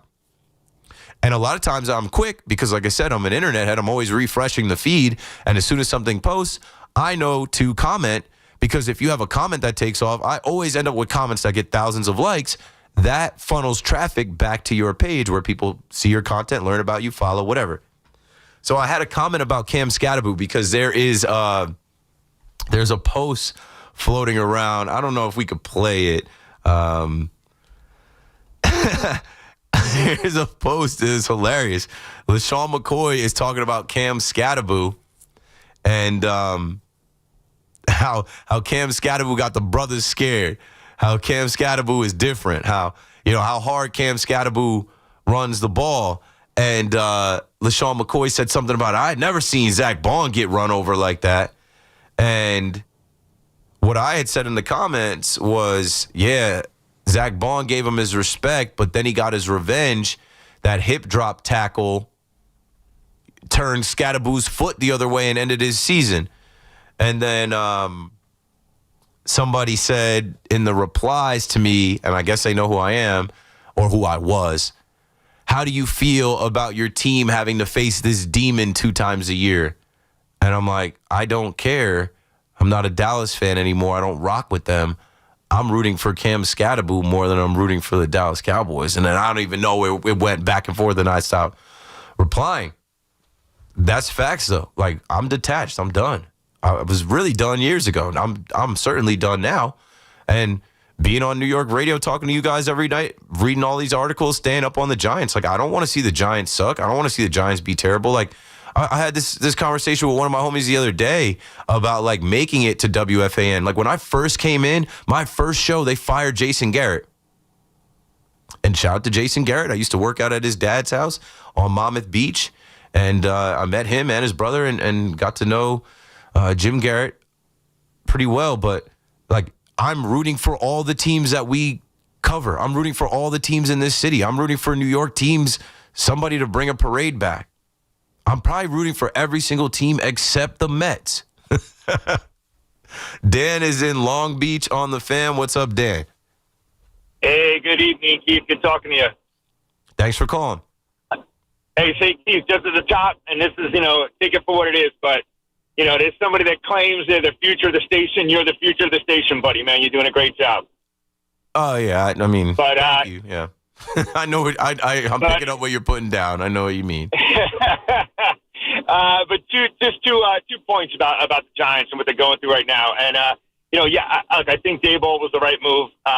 And, a lot of people going on about Joe Shane, and I really think I think he's done some good things with the drafts. I think he's done some good things with the offseason. And my first question or point would be, the stuff that hasn't worked out for him, how much can that go back to the coaching and what we've seen the coaching do? I mean, Jackson Dart, 4 concussions this quick. There are things about the coaching, right? So maybe not all his draft picks have been busts. And second point, what fan base out there can really expect anything else from their team if they look back, starting running back and starting a wide receiver number one? Like, really, what can you expect from that? Thanks for the call, Dan. I mean, we'll work backwards.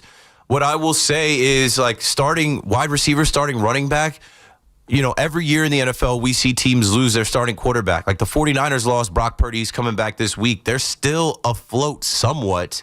It's part of the game. I just mentioned Tucker Kraft being out for the Packers. Like, that's their number one wide receiver. Trying to think of anybody else that comes to mind that lost their top receiver, or the Eagles lost A.J. Brown. He's there. They just don't use him like a number one wide receiver. Like, no, I mean, the Jets lost Garrett Wilson. But the Jets weren't winning anything anyway. It's tough. When you lose your top skill position players, it changes the entire offense. You need the quarterback first and foremost, but you have to have depth. The whole thing shouldn't unravel off of 1 to 2 guys. The whole thing shouldn't come apart because 1 or 2 guys isn't available. Yeah, I'm blanking. Somebody call me. That'll be the assignment for this next hour after we come back from the break and the update. What other teams lost their number one wide receiver? What other teams lost their number one running back? Oh, and then the other thing you said, like, how much of this, it depends who you ask quickly. Like, I'm sure Brian Daboll could build a case against Joe Shane for why he lost games. I'm sure Joe Shane could build a case against Brian Daboll why they lost games despite the personnel that he brought in. I think the case that Joe Shane made, the Giants front office bought more so than any case that Brian Daboll can make on the field. He had to go, and I have to go. One more hour left. Let's go to break. Let's see if the Jets go ahead, Justin, run the whole distance of the field. First down for the Jets. Let's see if the Jets can make this interesting in the last 3 minutes of the game. Keith McPherson on the fan dial, 888-808-1019. I'll be right back. The Giants take on the Packers. 1 o'clock Sunday. Giants rally to the ball and knock them short. The home of New York Giants football is The Fan. 101.9 FM and always live on the free Odyssey app. You know that expression, put a little spring in your step? Well, whoever said it must have been talking about Glide Step hands-free Skechers slip-ins. Because with Glide Step, you get a pillow-like soft landing, then an explosive takeoff. It makes walking feel effortless. So springy, it's almost like you're floating. And speaking of effortless, have you tried hands-free Skechers slip-ins technology? Just step in and instantly your shoes are on. No bending down and no touching. Try Glide Step hands-free Skechers slip-ins at a Skechers store, Skechers.com, or wherever stylish footwear is sold. You know that Big Bargain detergent jug is 80% water, right? It doesn't clean as well. 80% water? I thought I was getting a better deal because it's so big. If you want a better clean, Tide Pods are only 12% water. The rest is pure, concentrated cleaning ingredients. Oh, let me make an announcement. Attention shoppers, if you want a real deal, try Tide Pods. Stop paying for watered-down detergents. Pay for clean. If it's got to be clean, it's got to be Tide Pods. Water content based on the leading bargain liquid detergent. Dunkin's $6 meal deal is here for the holidays. Enjoy a bacon, egg, and cheese sandwich, 6-piece hash browns, and a medium iced or hot coffee, all for $6. It's got everything you need to keep your holiday season running. Get it now in Dunkin' stores or order ahead directly on the Dunkin' app. After all, the holidays run on Dunkin'. No substitutions, participation and times may vary. Offer price varies in California and Hawaii. Limited time offer cannot be combined with other offers. Exclusions and terms apply. Bet365 is paying out before the final whistle. Check out Bet365's unrivaled early payout offer. When you bet on the team to win and they take a... Download the app and see why it's never ordinary at Bet365. Gambling problem? Call 1-800-GAMBLER. 21 plus only. Must be physically located in New Jersey. T&Cs apply. I just got a text out of the blue from my ex-girlfriend. She said, just so you know, I'm seeing this new guy. And I wrote back, oh, wow. And then she was like, what, you didn't think I was ever going to date ever again? And I said, no, I just didn't remember signing up for the push notifications. Sam Morril, The Errors Tour. I'd like to hear less from you and the Huffington Post, if possible. December 4th, Stern Auditorium, Perlman Stage at Carnegie Hall. Get tickets now at carnegiehall.org. Don't miss Sam Morril. We're your official station to talk Yankees and Mets. WFAN, WFAN FM, WFAN FM HD1 New York, and Odyssey Sports Station. WFAN Sports Flash. Good evening at 11 o'clock. I'm Marco Belletti, and this report is sponsored by Chef IQ. Precision cooking, effortless results. ChefIQ.com. Well, the Jets hung tough for a while, but it's just about done. 2-minute warning here in this fourth quarter, and the Patriots are going to get the football back, turning the Jets over on downs, and they have a 27-14 advantage. Drake May, 281 yards passing, a touchdown. He's 25 of 34. Touchdown pass with Travion Henderson, who's got 2 on the ground as well. 16 carries, 50 yards. Stephon Diggs got 105 yards receiving on 9 catches. Meanwhile, on the other side, the Jet offense again sputtering. Justin Fields, 15 of 26, 116. He's got a touchdown pass. That went to John Mechie, 45 yards for him. Fields also has got a touchdown run, 67 yards on the ground for him. Breece Hall with 58. But again, the Jet offense consisting of mostly run, not a lot of pass, and basically the entire first drive, 14 plays right down the field. That was 7 points, and the offense has stalled since. So Patriots 27-14 with the football at the 2-minute warning in the fourth quarter. Aaron Judge is the 13th player to ever win 3 MVPs. He's the 4th Yankee, joining Joe DiMaggio, Mickey Mantle, and Yogi Berra to ever do it. 20 points better than Cal Raleigh in the voting. Another unanimous win for Shohei Ohtani. His 4th MVP gives him 2 in each league. It's a grade 1 ankle sprain for Jalen Brunson. That is the mildest of sprains. He'll be reevaluated on Friday. And the Islanders with a 2-0 advantage on the Golden Knights just starting the second period. Matthew Schaefer is 6th on the season. 45 degrees, cloudy skies, Central Park. That's what's happening. I'm Marco Belletti.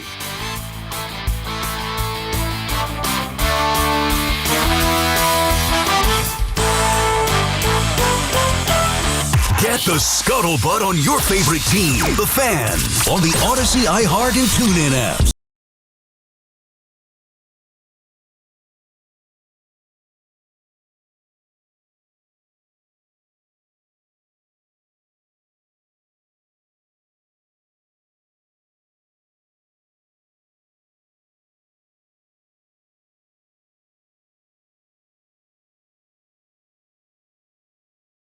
AM, another 5-hour KM to AM. Thanks for listening to my show. Thanks for watching on YouTube. I appreciate you all. Even if you're not the biggest Keith McPherson fan and you listen and you call, and even if you're in the chat waiting for Big Mac, like, I appreciate it. You guys are the reason this platform exists. Even if you don't call, even if you don't get on the chat on YouTube and you're just kicked back listening, like, we are alive and well here at WFAN, no matter who is on the airwaves, because there are a ton of fans that care about sports. Let's get into whatever you want to get into the rest of the way. Something I was thinking of during the break, because the last caller was talking about the future of the station, Tommy Lugauer, self-proclaimed. But Tommy was talking about Arch Manning before my show, and I was like, why are we talking about Arch Manning? I mean, whatever. Whatever you think, but he was talking about Arch Manning in regards to the Jets. Arch Manning will not be on the Jets. One, I think he said something that Arch Manning is the best quarterback coming out this year and next year in the draft. That's false. He's good, not great, not the best.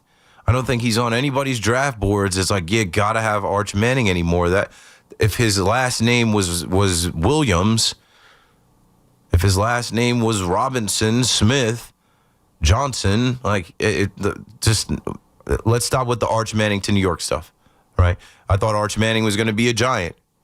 You're all right with Jackson Dart now, right? Watching this game tonight, Justin Fields will not be the quarterback next year.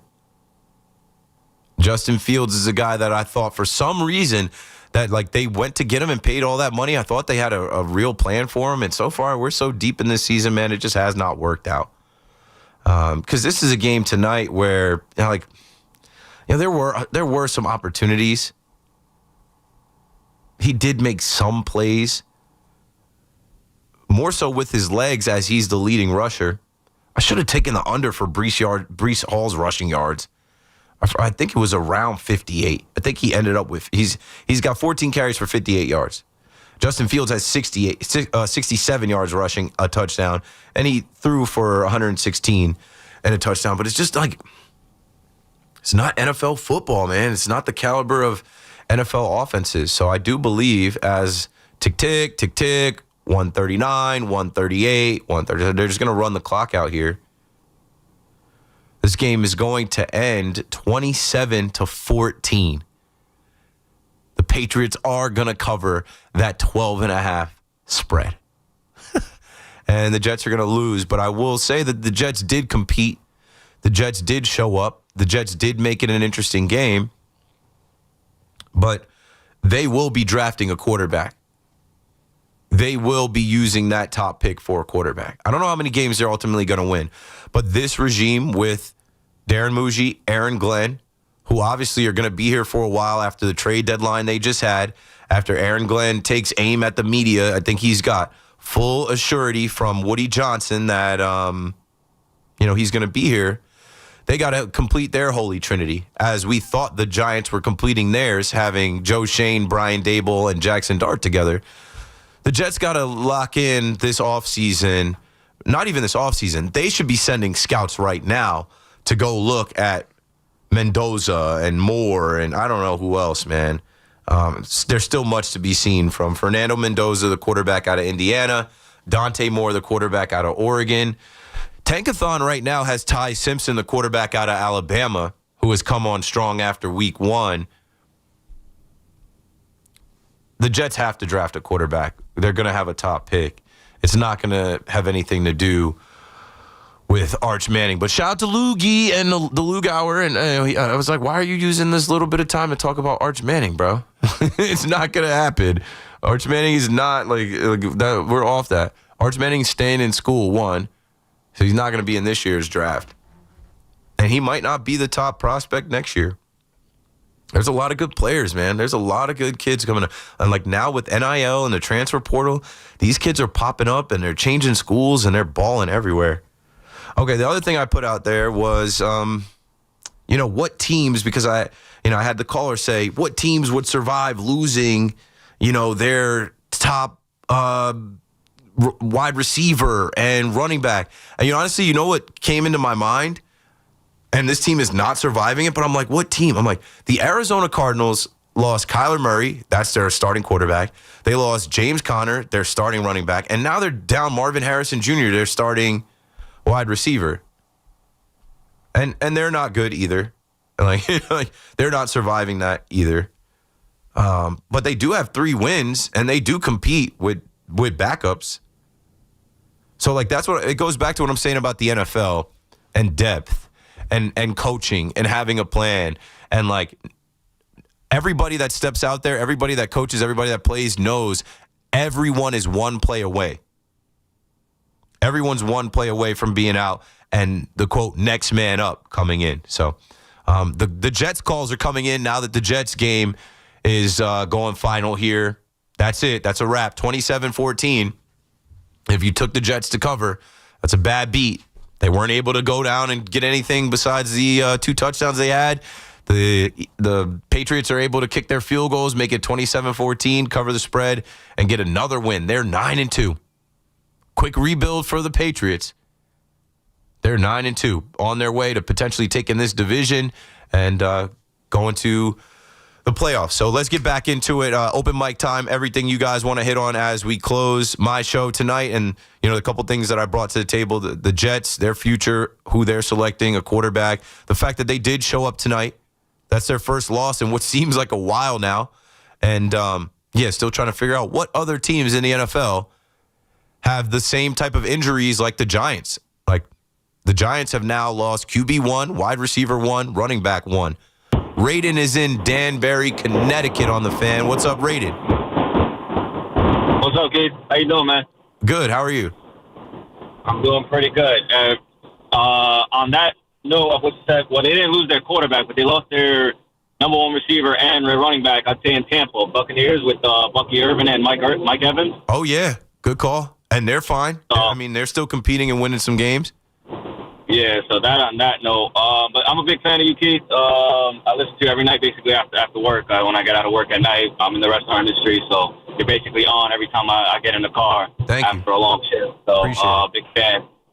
You're actually part of a cool story of mine, I guess, with a Yankee game. I heard Yankee fan, obviously. I was hanging out outside of the stadium before going in. I'm waiting online with my little cousin. We were about to go in. And you're walking down the street, and I'm like, yo, that's Keith. And you walk right through the line and everything, and you kind of keeping your head down, staying low key. And you gave me a fist pound real quick, and I was like, oh snap, that was dope. Like that was good. And later in that game, I caught my first ever foul ball. So you're part of a pretty good memory of mine. I was catching my first ever foul ball. I was like, wow, awesome. I passed you the juice. You had the good energy in there. The ball came to you. That's a great story, man. And then I called really because I'm a Colts fan, actually. And of course, my Colts are doing great this year. And, of course, the Patriots got to be right there with us. So can never get rid of them. They're always just right there with us when we're good. But I'm obviously Jonathan Taylor, man. He's playing like it's Madden on a rookie mode. Yeah. Do you think he actually has a chance to get an MVP? They're probably going to give him Offensive Player of the Year. And the way Stafford has been balling with 4 touchdowns and no interceptions every week, he's looking like he could get the MVP because it's more of a quarterback award. But who knows? We've seen running backs win it. Jonathan Taylor needs to continue. Jonathan, if he continues, there's going to be a conversation about it for sure. Yeah, he's just dominant. When he's going for 200 yards multiple times and 3 touchdowns every week. I played against him in fantasy last week. I had no shot. He put up almost 60 points in fantasy last week. I have him on a bye week this week in my Guillotine League with fantasy, so I'm hoping I can still survive. Who you got replacing him? Who's your backup running back? Well, I was smart enough to bench Breece Hall this week because they're playing the Patriots. Yep. I was like, that's an easy gimme to sit him. I picked up Jahmyr Gibbs, and I subbed in Chase Brown. So those are my two guys I'm going with this week. So hopefully I survive with that. Okay. Thanks for the call, Raiden, and good luck to you. 888-808-1019. Yeah, Jonathan Taylor is looking like the offensive player of the year. And Stafford, Drake May, even, man, I saw this post. I should have saved it. Sam Darnold. Sam Darnold is balling as we're transitioning into the Jets conversation. Let me see if I can find this. It was posted on, I can't find it. There was somewhere I was looking at this post of Sam Darnold and how many like statistical categories, like deep categories, Sam Darnold was leading in. Stuff like passes of more than 10 yards downfield, completion percentage, when pressured, like, okay. No, that's not it. That's an audio version. I got to find it because I was like, it was kind of like a setup. It was like, guess who the, best quarterback is for all these statistical categories, and as you swipe, it's Sam Darnold for every single one. I'm like, damn, the Jets were right about the kid, but just gave up on him too soon. It takes time. He came in the league young. It takes time to develop. Takes time to really, become. And, his journey going from the Jets to Panthers to 49ers to the Vikings, now the Seahawks. I know people laughed when the Seahawks moved on from Geno and went to him. They were right. They were smart. They knew something. So, yeah, I'll try to find that post. Maybe it's in my Instagram likes. I'm sure I liked it, and I'll bring that to the table. The Jets need to find a quarterback. They might have, the coach and the GM and some pieces. They just had a great trade deadline.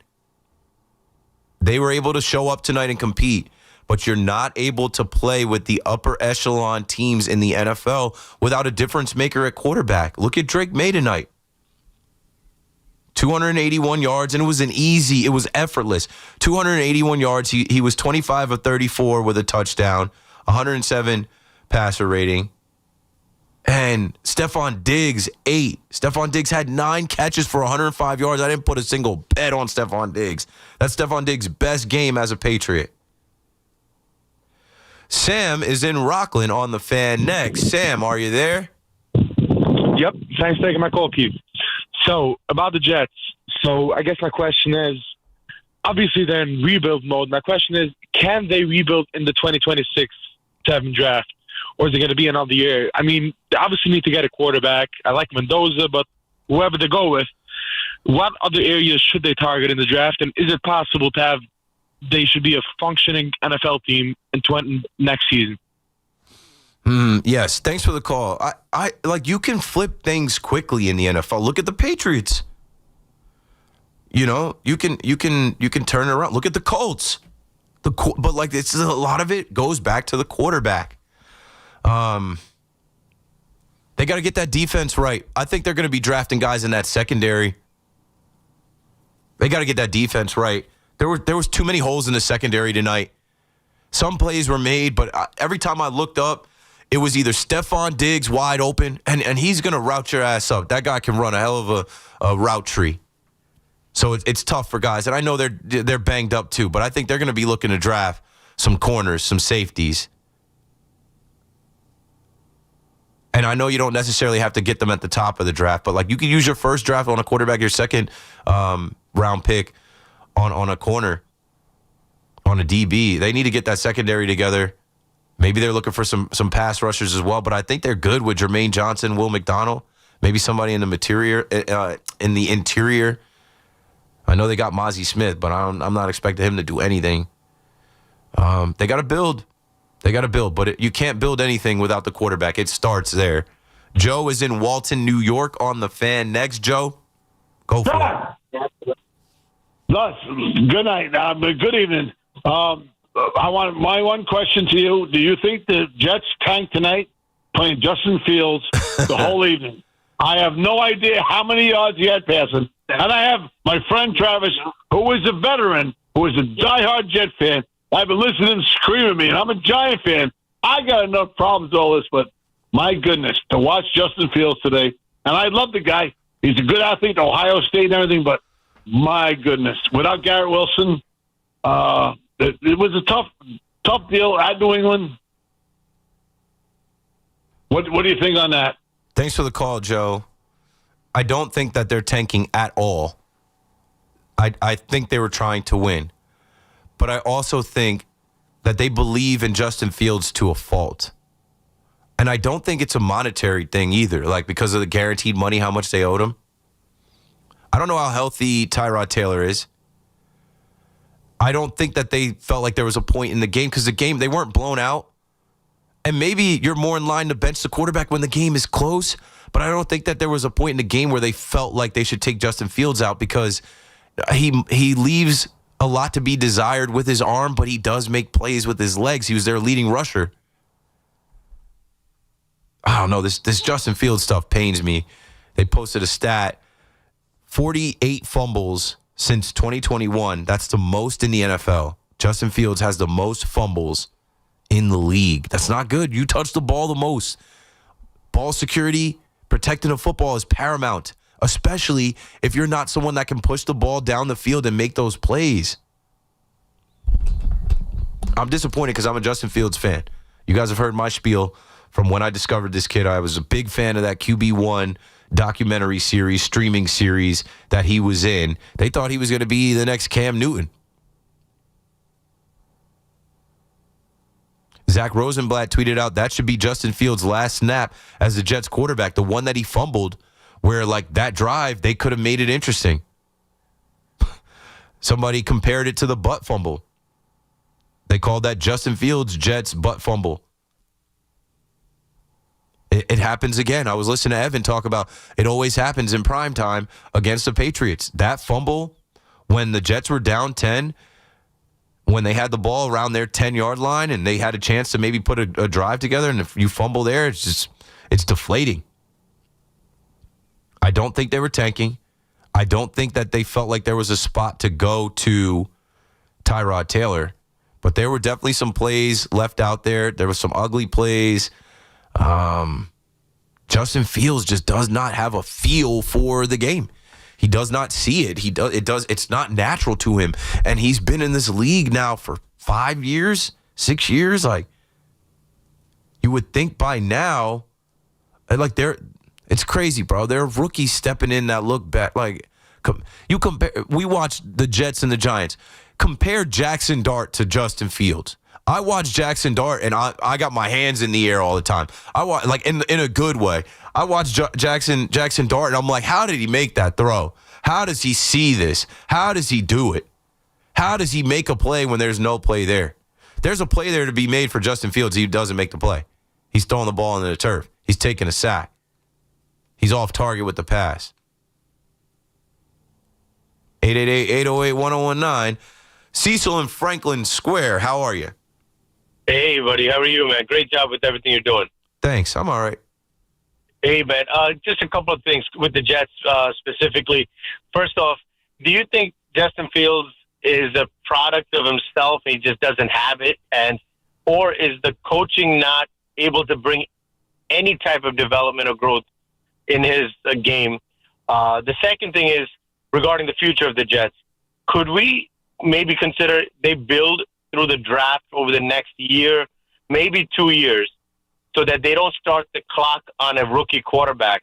And after the rest of the team is set, they either bring in a rookie drafted quarterback or bring in, let's just say, a Sam Darnold type, someone that's already in the league that has potential and is now in their prime, ready to go with the roster that's built so that we can take advantage of the draft as well as the cap. Yeah, if they're not in love with these top QB prospects coming out, they might look to go more of the Justin Fields route again than the Sam Darnold route. Like, it's crazy because Sam Darnold was available. There was no way he was coming back to the Jets. And they go with Justin Fields. And, you know, I'm even looking at a play now as you talk about the coaching. There's a clip where Justin Fields snaps the ball right at the 2-minute warning, and it's incomplete. If it would have been caught, it would have been a first down. But it's like you don't have to snap the ball there. because the clock is going to stop. So is that a indictment on the coaching? Is there right? That's on. I feel like it's compounded. It's a combination of two things. It's Justin Fields not being the savvy, heady quarterback that he should be at this point. Also, with a first-time offensive coordinator and a first-time head coach who's a defensive-minded head coach. So all of them together, and I feel like the Jets have done this before. The Jets did this with Rob Saleh, LaFleur, and Zach Wilson. It doesn't work. So then why are we trusting these guys to, I guess, go draft a quarterback and develop another rookie quarterback if they can't even develop? Because you got to take another swing at it. It's the only way. You have to go draft your own franchise quarterback, and this new regime needs to get started on that sooner rather than later. So the other side of it is, I guess, from the general manager point of view, is it worth waiting? If you're not in love with the quarterback in this coming draft, and I don't know the college quarterbacks coming out 2 years from now, but if there is not real solid, A1, let's go type of quarterback like the Peyton Manning types, or even a Drake May type, why not just build this team in every other position, and then at the right time, maybe go crazy and trade for a Joe Burrow, or go get a top of the line quarterback in the league already. Thanks for the call, Cecil. Quarterbacks are coveted. We're in a league where we're watching a 41-year-old Aaron Rodgers and a 40-year-old Joe Flacco still get it done. Joe Burrow is Mr. Ohio. Joe Burrow's trying to come back this year to help the Bengals compete in that shaky AFC North that is up for grabs. It isn't that simple as just go trade for a Joe Burrow, and it isn't that simple as just go build the rest of the team through the draft. And they need a quarterback, man. They need a quarterback now. Tyrod should get the rest of the run. Enough with Justin Fields. And I know it wasn't a terrible game, but you showed up tonight against an 8-2 team, and they're building a nationally televised game, and there's still too many things that we're seeing that are just not good enough for an NFL quarterback at this point in the season. 888-808-1019. You have Tyrod. You don't owe Justin Fields anything besides the money that he's going to get a ton of money. And I don't know why. What bothers me with the Justin Fields move is I guess I wanted to sell myself on Tanner Enstrand and Aaron Glenn being in Detroit and facing Justin Fields in Chicago. I felt like they saw enough film on him, knew enough about him, where they saw something in him that they could work with and get the best out of him. That's the situation with Mac Jones. Shanahan was interested in Mac Jones coming out. And so Mac Jones goes from the Patriots that you're watching on the TV tonight, doesn't work there. He bounces around. He goes to Jacksonville. He goes to the Niners. And Mac Jones lit it up last week. They lost, but Mac Jones put together statistically a game better than Brock Purdy's ever had in the offense with Kyle Shanahan. I don't think he'd be doing that with the Jaguars or the Patriots. It's about fit. I wanted to believe there was more of a better fit with Justin Fields, this first-time offensive coordinator and this head coach. It doesn't look like it fits at all. So they should pivot to Tyrod. And right now, the Jets scouting department should be going to Indiana games, Oregon games, and Alabama games to figure out which one of these quarterbacks they think is going to be best for their program. 888-808-1019. Nothing starts as far as the Jets rebuild until they land the quarterback. And we were talking about Breece Hall the other night. Why would Breece Hall want to stay? They could pay him. I saw Bart Scott talking about they got to send Breece Hall a super check. Why would he want to stay? He survived being traded. When he hits free agency, what would entice him to stay? He can go join a contender, and he's going to get paid.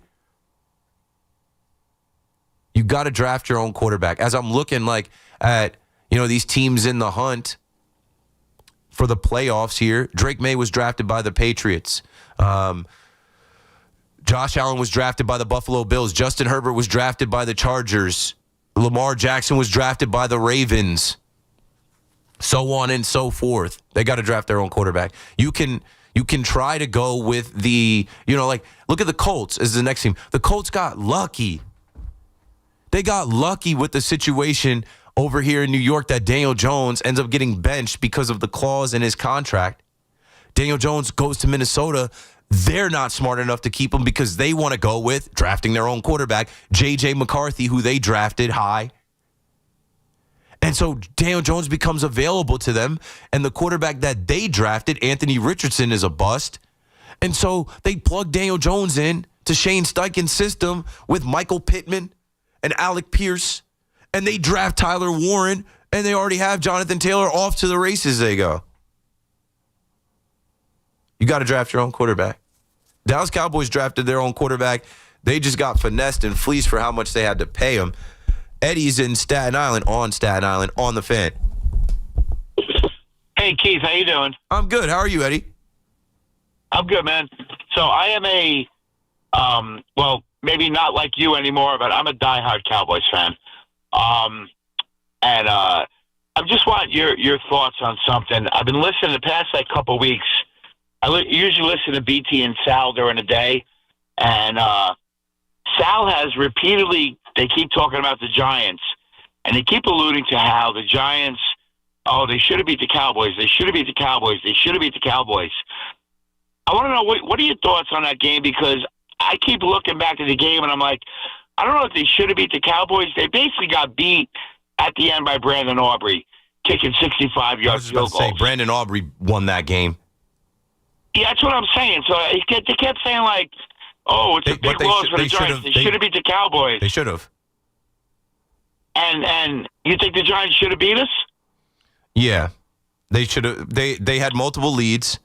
I'm trying to recall because it was week 2. Let me go back to the box score. They took the lead late with like seconds to go, and they couldn't stop them.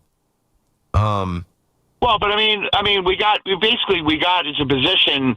Like I said, Aubrey kicked the field goal that sent it into overtime, and then kicked the game winner. So it's like, I don't know. It's like, it's almost like saying like, hey, in overtime. If you would have clicked. Couldn't stop him late in the 4th when Malik Neighbors scored that 48-yard touchdown. There was 25 seconds left. They should have beat the Dallas Cowboys. True. Well, I mean, but that's like saying when we played the Eagles. It's like saying, we should have beat the Eagles. We had them against the ropes. Could have beat the Eagles if there wasn't a weather delay and some other things going on in that first game. Right. So that's all. I'll let you go. I was just saying, like, I don't know. I feel like the win probability. That's one of the games that the win probability for the Giants was over 90%. Thanks for the call, Eddie. I know because you're a diehard Dallas fan, you feel some type of way. The Dallas Cowboys are cheeks, bro. Like, they're not winning anything this year. They're not going to the playoffs this year. Jerry Jones is cooked, like, all the way fried. Like, this is your brain on drugs fried. Like, Jerry Jones is senile, 83 years old, doesn't know how to work his fingers, doesn't know what's going on, but still very much believes in his Dallas Cowboys. The Giants should have won that game. But you know what? They needed to lose that game to get the clock started on Jackson Dart.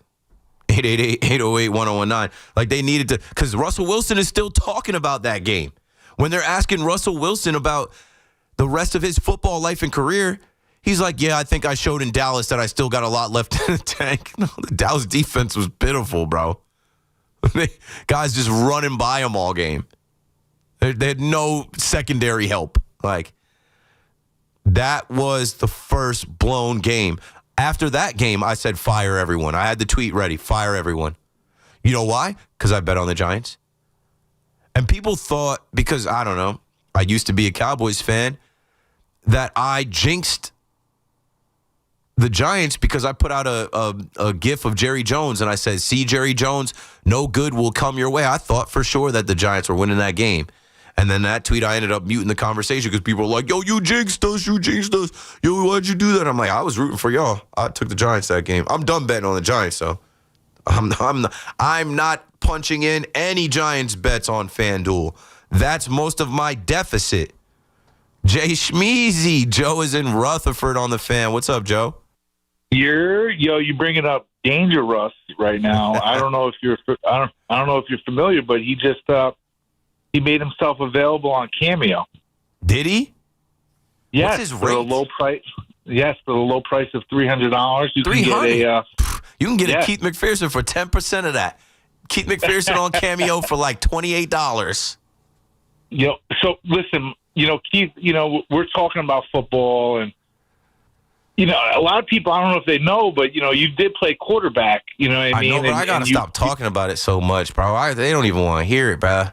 No, I want to kind of put like, why is quarterback so hard? Like, could you help us? Yeah. I played D3, but like what's going on? You're gonna get hit. That's the first thing. You're gonna drop back, and you're relying on those guys to protect you while you're trying to read the defense. Reading the defense is hard as like pre-snap read before you snap the ball to drop back and get your head taken off. You got to look at that defense they're disguising. How many safeties are there? Where's the mic at? Like, you got to know what everybody on the offense is doing. You got to know exactly what routes your receivers are running. You got to know the protection up front. You got to get rid of that ball. It's a lot of thinking also connected with athleticism. Like, everything has to be all in concert at the same time. And it happens in a matter of 3 seconds. Set up. 1, 2, 3. It's a lot. Like, when you win, you get all the glory. When you lose, you get all the blame. Look at Justin Fields getting all the blame. Look at Jackson Dart. Those couple games they won, he got all the glory, right? Yeah, listen, I don't think there's a harder position in sports. So real time make as many decisions as a quarterback does. It's truly a kind of a caps off situation. But with that being said as well, I can't wait for my man Jameis Winston to come in and eat some dubs. I'm having crabs on Sunday. Are you gonna have crabs at the tailgate? You got it. Yes, you know this. We got the snow crabs on a Deki Matsui, my guy. So perfect. Listen, man, go blue. And then I'll leave you with this. What's one off-season move that you'd love to see the Yankees make this year? All right, brother, I'll hang up and listen. Thanks for the call, Joe. I'd like to see him hit the Quan. Hit the Quan. They're not going to do it, but make the trade for Stephen Quan. Make the trade for Stephen Quan. You need a leadoff hitter, but you know what they're going to do? They're going to make Dominguez the leadoff hitter and put him in left field, and that'll be a journey for the season. Maybe Brendan Donovan. You guys heard that, right? St. Louis Cardinals are open for business. This time last year, you guys all wanted Nolan Arenado. Now he's available. Well, we don't want him now. But, yeah, Nolan Arenado, Sonny Gray, and Brendan Donovan available. That guy can hit. That's the exact type of guy that the Yankees should be in on. And reports say that the Yankees are in on him. But, yeah, I need a leadoff hitter more than I realize. The more I think about it, I'm like, that's the thing we need, a table setter. Trent Grisham is gone. He's not taking the qualifying offer. And happy trails, bro. Go get paid, Cowboy.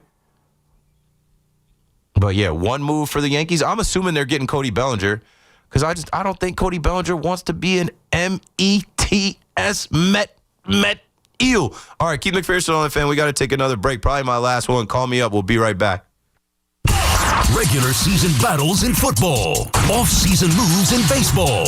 The Yankees, Mets, Giants, and Jets all live here. The Fan, 101.9 FM, and always streaming on the Odyssey, TuneIn, and iHeartRadio app.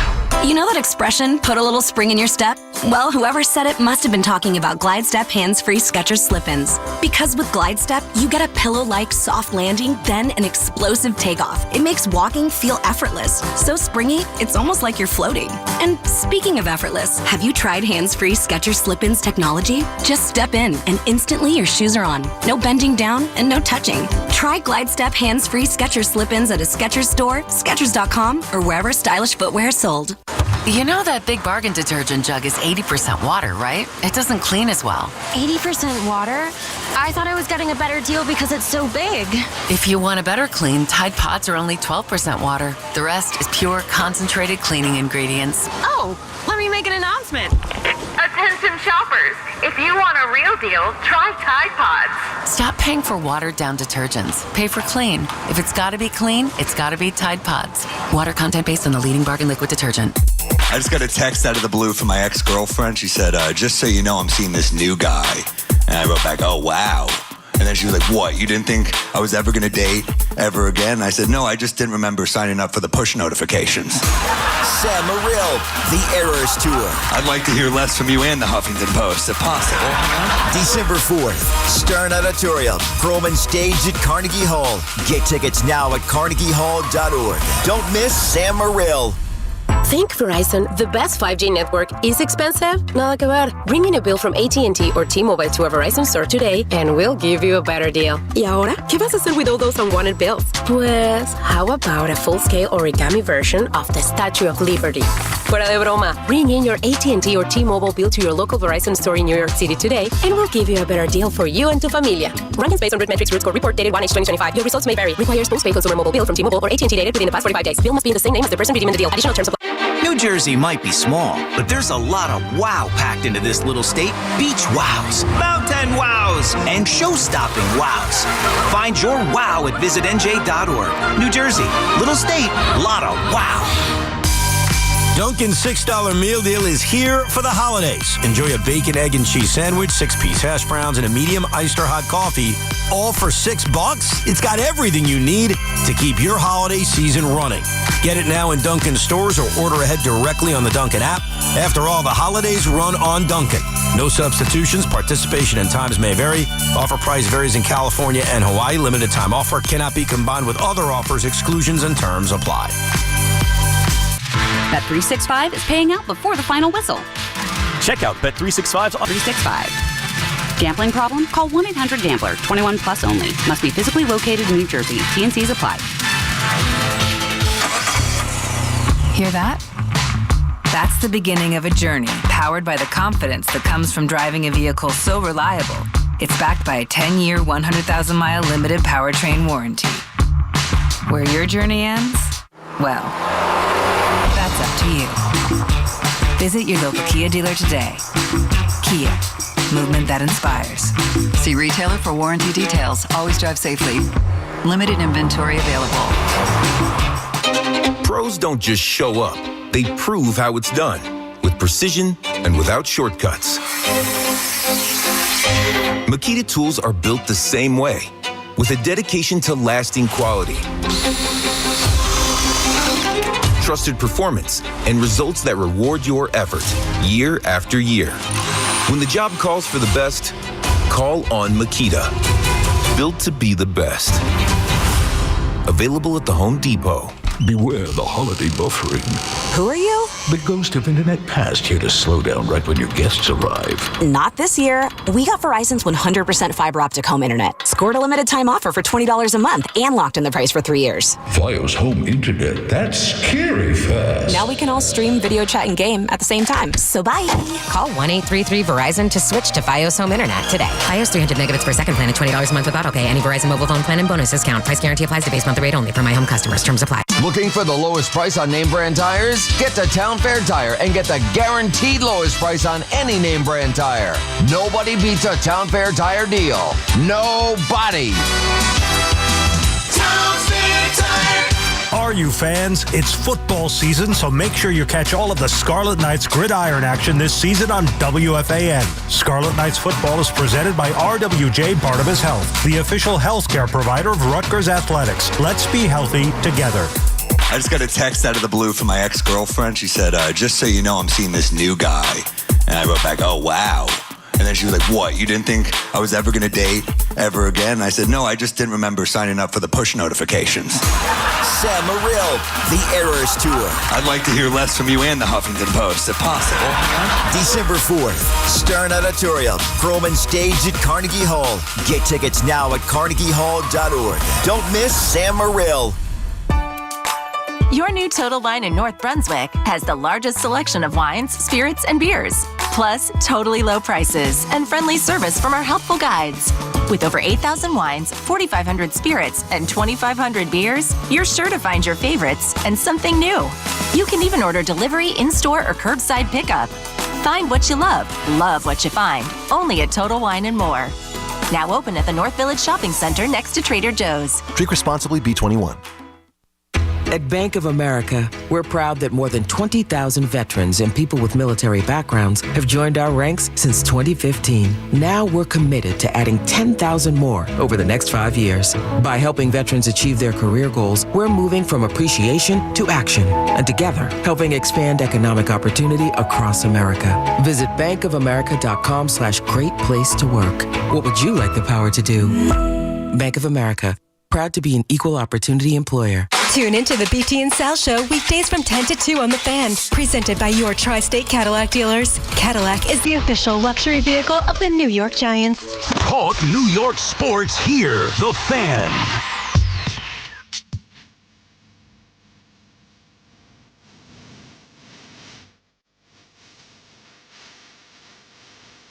Yo. All right, I just thought of like a bar. I'm not going to give you the bar, but in my rap tomorrow, I'm definitely going to say something about don't tell Aaron Glenn, but it's time to start Tyrod. I'll think of a clever way to rhyme it. Keith McPherson on The Fan. Last call for calls, 888-808-1019. Before we went to break, my guy Jay Schmees, Bleacher Creature, big Giants fan, lives in Rutherford and hosts tailgates out there. He had me cracking up because I've been to a couple of his tailgates. I know they're going to be lit out there with the snow crab legs for Jameis. He asked me about a wish for the Yankees, and in my notes today I had Brendan Donovan, but according to reports from Mark Feinsand, the Dodgers are targeting a trade for Brendan Donovan. Of course they are. They went to get Tommy Edman. That worked out for back-to-back World Series championships. So now Brendan Donovan, yeah, STL Sports Central reports that he's quickly become one of the hottest names on the trade market. Teams across the league are calling, including Kansas City, the New York Yankees, Cleveland, and the LA Dodgers. The Dodgers will get him because the Dodgers don't care. The Dodgers will give up whatever they ask for. Sure, not a problem. And they'll throw something in. You want to sign Shohei Ohtani autograph? Yeah, we'll give you that too. So look out for the Dodgers to get Brendan Donovan. But that would be a nice player for the Yankees to get. And I don't care about whoever's in the way. I like Jazz, but I don't like Jazz more than I would like a Brendan Donovan that could play second base and lead off. And then last night we were going through the free agent tracker, and I was throwing out some names jokingly for catcher. Someone called and asked if we'd be interested in a reunion with Gary Sanchez. I said, yeah, Gary Sanchez is a right-handed hitter, but no, he's too much of a liability behind the plate. Cashman would never. But then I started really looking into it today, and Victor Caratini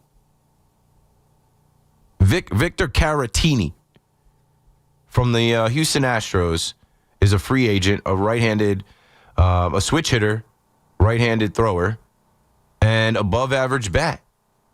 But he's going to be at the top of the market. Somebody's going to pay him. It won't be the Yankees. But I'm I'm just good on Austin Wells, bro. He's here today. He's gone tomorrow. And I don't want to see Ben Rice catching. And then Caratini can play first base too. So, there could be days where Wells is behind the plate and he's at first base. Or he's behind the plate and Ben Rice is at first base. Are you following me, Brian Cashman? Steve is in Orange County with us next. What's up, Steve? Hey, Keith. Thanks for taking my call. You got it. Yeah, so, I'm a big Yankee fan. I've been a big Yankee fan for a long time now, and I've never really, been a Met hater by any stretch. But just the past couple of years, I've grown I wouldn't say hate the Mets, but this year was actually entertaining for me. Watching it unfold and watching them come crashing down the way. Yeah, it was. Go on. And the weird thing to me is how quiet all the Met fans have become after this. And that's as per usual. They piped down. They had no choice but to go back into their hilarious. holes. Yeah, and when you bring it up to them, well, we expected this. Blah, blah. No, you didn't. No. You did. No, all we had to hear is the whole Series. You said the city was under new management. Yeah, exactly. So, it's just comedy to me, because the more things change, the more things stay the same. I get a lot of scrutiny and hate and things directed at me because I tell the truth. And I was calling it out. I was like, you're not going to make the postseason. You don't have enough. You don't have the pitching. And you know how shameful that is to go pay Juan Soto and then brag about how nobody cares about the pinstripes in the Yankees and we got Juan Soto and look at how Steve Cohen flexed his wallet over Hal. And then you don't get to see one postseason at bat from the guy with the postseason prowess. Crazy. Yeah, it's good stuff. Yeah. The baseball gods, they had a good chuckle out of that. They, as much as it's all great, right? To make a whole YouTube series about how you sign Juan Soto. It's all great to have a whole parade and dance around about how you took Juan Soto from the Yankees. The Yankees were able to recover. The Yankees were able to pivot and get right back to the postseason. Obviously, if you're a Yankee fan, not winning the division and losing in the DS is disappointing to you. But when you look at the Met fan, it's like, thanks for the call, Steve. I went to 2 rounds. I was at a bunch of postseason games. Not as many as I was in 2024, but Citi Field turned into Spirit Halloween. Like the Mets went out super sad against the Miami Marlins, shut out 4-0. The Reds, ew. I remember getting on talking about, I'm like, the Reds aren't even playing 500 baseball. The Reds are something like 20-23 down the stretch. What a shame. Smoke $350 million on the team, lose $350 million in the process. All that tough talk about Juan Soto choosing the Mets and how the Mets are big brother. Please. And then, like Steve said, then they got quiet because they were like, oh, we expected this. We never go to the postseason back-to-back years. Good alibi. Yeah, good. Yeah, so now where are we at? I expect the Met fan to be loud. I was saying the last couple of days, I'd be pissed off. It's easier to be mad at Keith McPherson than it is to be mad at David Stearns, though. It's easier to be mad at a nighttime radio host on The Fan who trolls on the internet than be mad at Steve Cohen, who promised you World Series and went around, acting like he was master of the universe because of his $765 million right fielder who can't field. Right now, you should be loud. You should be screaming, I want Pete Alonso. I want Edwin Diaz. And some. Jesse's in Queens on The Fan. What's up, Jesse? Hey, Keith, what's up? You're talking what I'm calling about. I mean, Met fans should be screaming about it. The Mets want to be like the Dodgers, so be like the Dodgers. Bregman is out there, get him. Yeah. Schwarber's out there, get him. Yeah. Bellinger or Buxton is out there, get him. Bichette at second base, he's out there, get him. The Dodgers are loaded position by position. You want to be competing with them, you need the best guys. You can't be throwing me Mark Vientos and Beatty and Tyrone Taylor, Luis. Come on. What are we doing? I mean, let's be real. David Stearns, I'm so angry at David Stearns because he has that cute little smile that he thinks he knows everything. That's what I'm saying. I look at this guy's face. I'm like, I would be mad as hell if I'm a Met fan. This guy's acting like everything is all good. He's got this vision. No, it's win now. Go trade for Tarek Skubal now. That's it. We got to get guys. We got to compete against the best. The Dodgers are a dynasty. They're probably going to, if the Mets don't step up, they're probably going to win another championship. Sure. They're loaded. That's what they were talking at their parade. They said they're ready. The work starts now. They're going to get another ring. They're confident about it. They don't fear anybody. They got the biggest loophole in the game. The deferred contract to Shohei Ohtani has enabled them to stack that deck where when they actually get on the field, it doesn't matter who it is, they find a way to win. Met fans, wake up, man, and stop buying season tickets until these guys go and sign these guys. Because thanks for the call, Jesse. I'm running out of time, but yeah, stop buying them season tickets. He fooled y'all. Had y'all pulling up to Citi Field, packing the place out. Had postseason energy in April, May, beginning of June, and then no actual postseason games. That's crazy. Bob is down in Keyport on The Fan. Go for it, Bob. Yo, what up, Keith? How are you? I'm good. Hanging out. how relieved, how happy you are. Tell me your feelings on the fact that we don't have to even talk about Cal Raleigh winning an MVP ever in his lifetime. Oh. And then I've washed my hands. I've washed my hands of the Cal. I did my part. I did my part online, on air, during the end of the season with Judge over Cal Raleigh. I did podcasts. I did appearances on MLB Network, Foul Territory. I did my part to campaign for Judge. Well, thank you, man, because you did it for us. Yeah. Now, one more thing. I was never on that Cal Raleigh. There were some people that switched up to be like, well, he's a catcher. It is the Mariners. It is a great year. And I'm not doing an impression of anybody. I'm just doing an impression of how people started talking about, maybe Judge can win it next year. No, this year. Yeah, man. And one more thing. You know exactly who's leading off for the Yankees on opening day. It's unfortunately, it's going to be Volpe. We all know it. No. Volpe won't even be healthy, Bob. He won't even be able to play. It'll be Dominguez. Last call goes to Jimmy in Warren County. You're in there. Hey, yo, Keith, what's good, man? What's good? It's a pleasure. Yo, always wanted to call you. I'm a frequent caller. Let me just tell you this right now. Disgruntled, upset Giants fan. I'm about done. What I'm going to tell you is, call Bill Belichick. Tell him dump that broad. That thing don't got a face, and come save the New York Giants, man. I'd rather fail with a guy with 8 Super Bowl rings than Mike Kafka. I'm upset, bro. Let's get it. Nah, you're right, though. I'm done with this. You're right, you know though. What I'm saying? Leave that girl in Chapel Hill. She'll figure it out with some of the kids that go to UNC.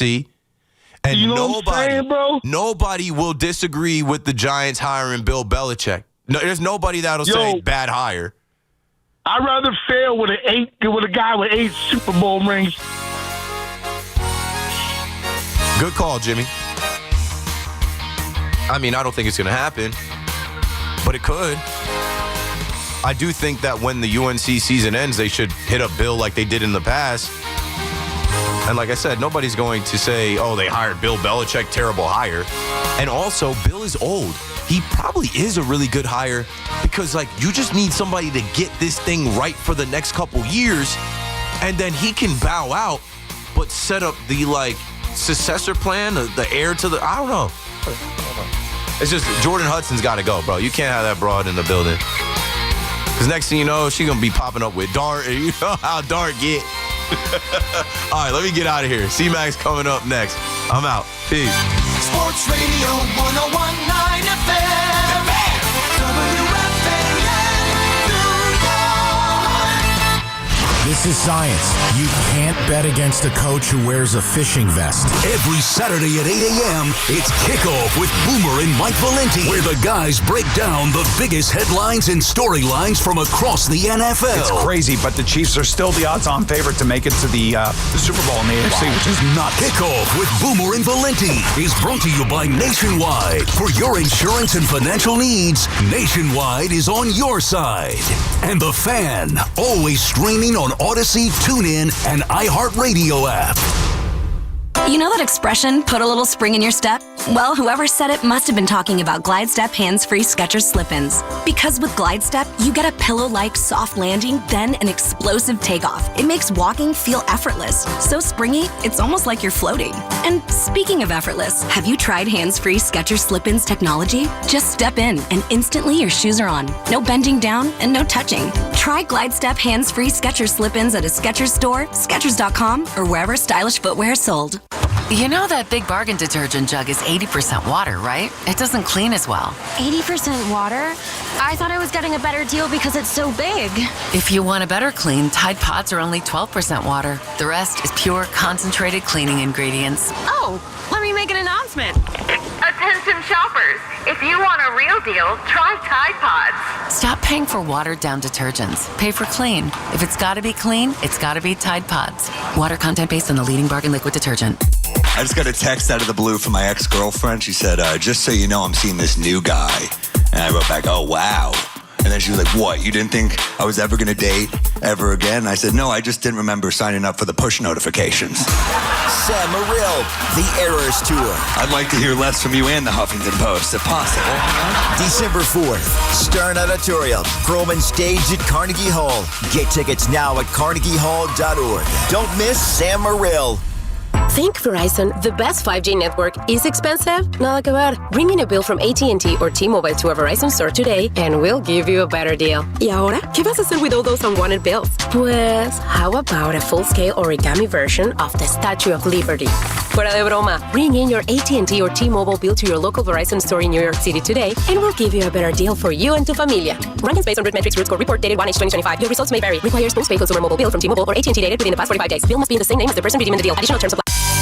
Dunkin's $6 meal deal is here for the holidays. Enjoy a bacon, egg, and cheese sandwich, 6-piece hash browns, and a medium iced or hot coffee, all for $6. It's got everything you need to keep your holiday season running.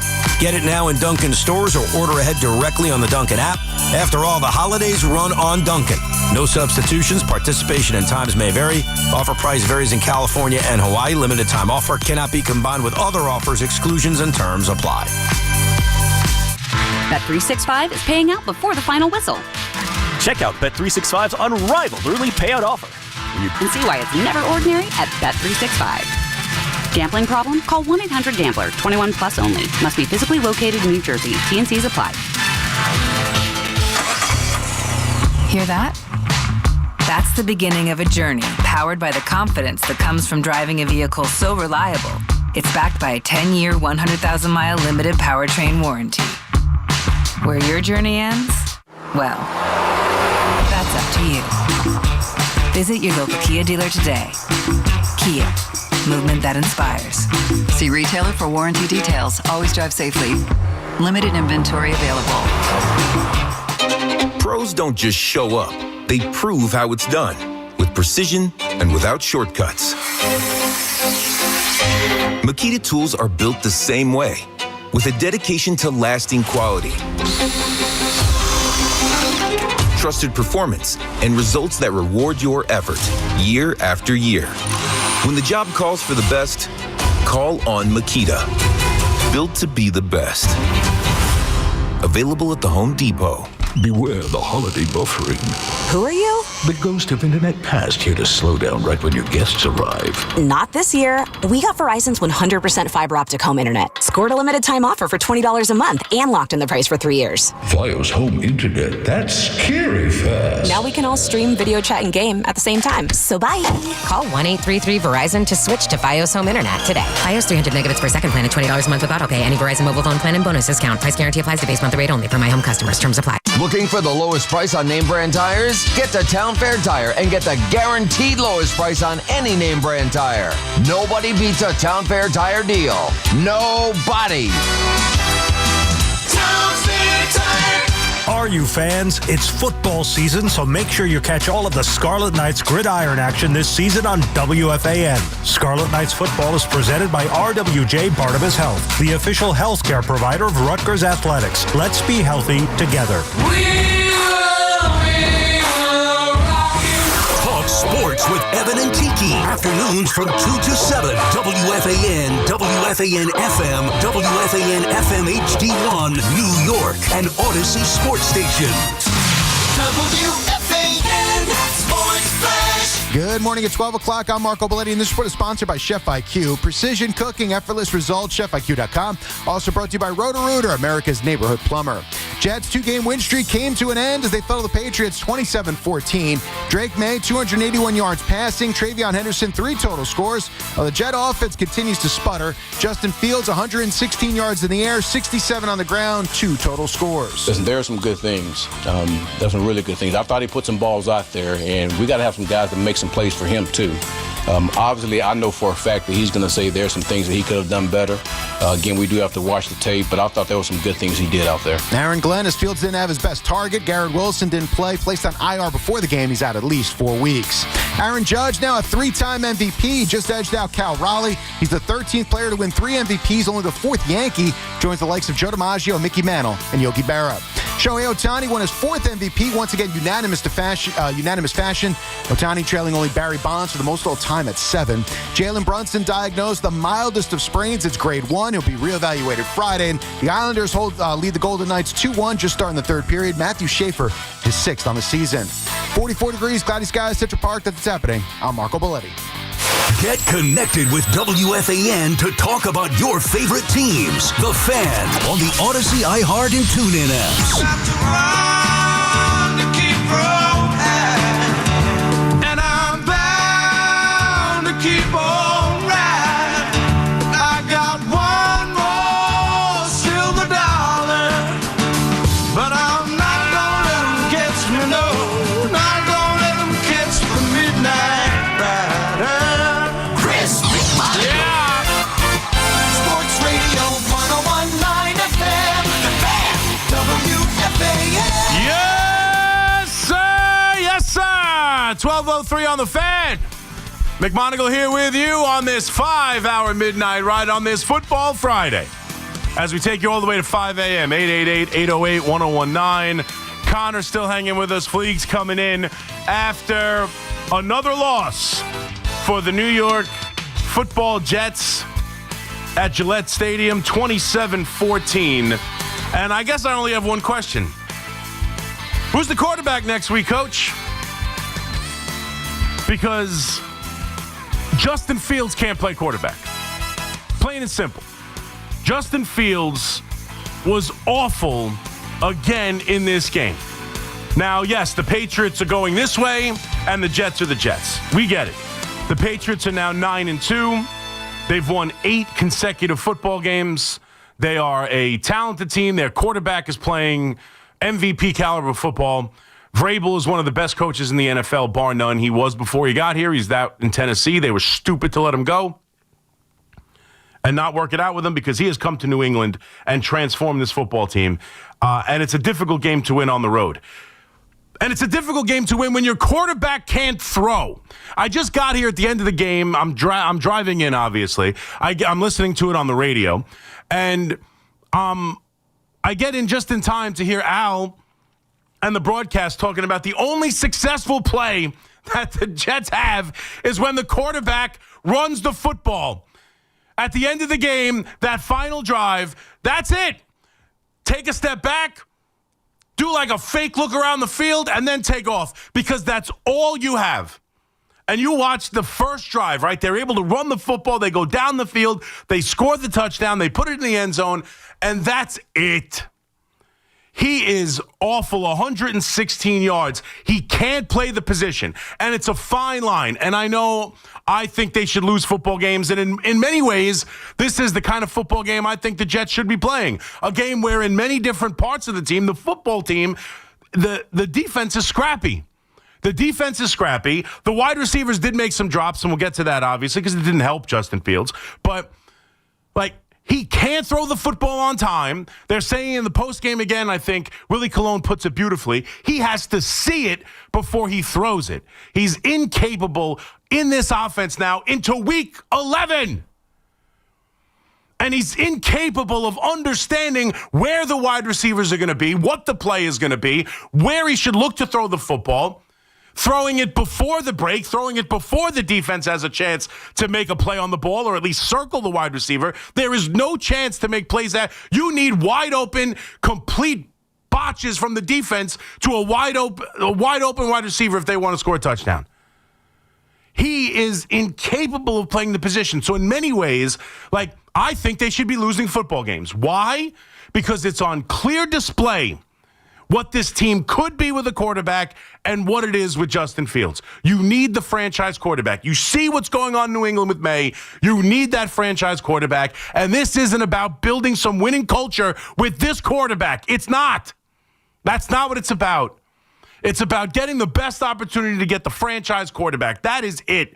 And with the picks they've acquired via the trade deadline and the good moves for Williams and Sauce Gardner, and losing football games are probably in their best interest, and you probably want to put forth an effort where you feel like the team is actually not awful, and defensively, they gave this Patriots team at times fits. And they made a really good play when Justin Fields fumbles the football on what was a low snap. And listening to the game on the radio, they continue to mention the low snaps on shotgun snaps the entire game.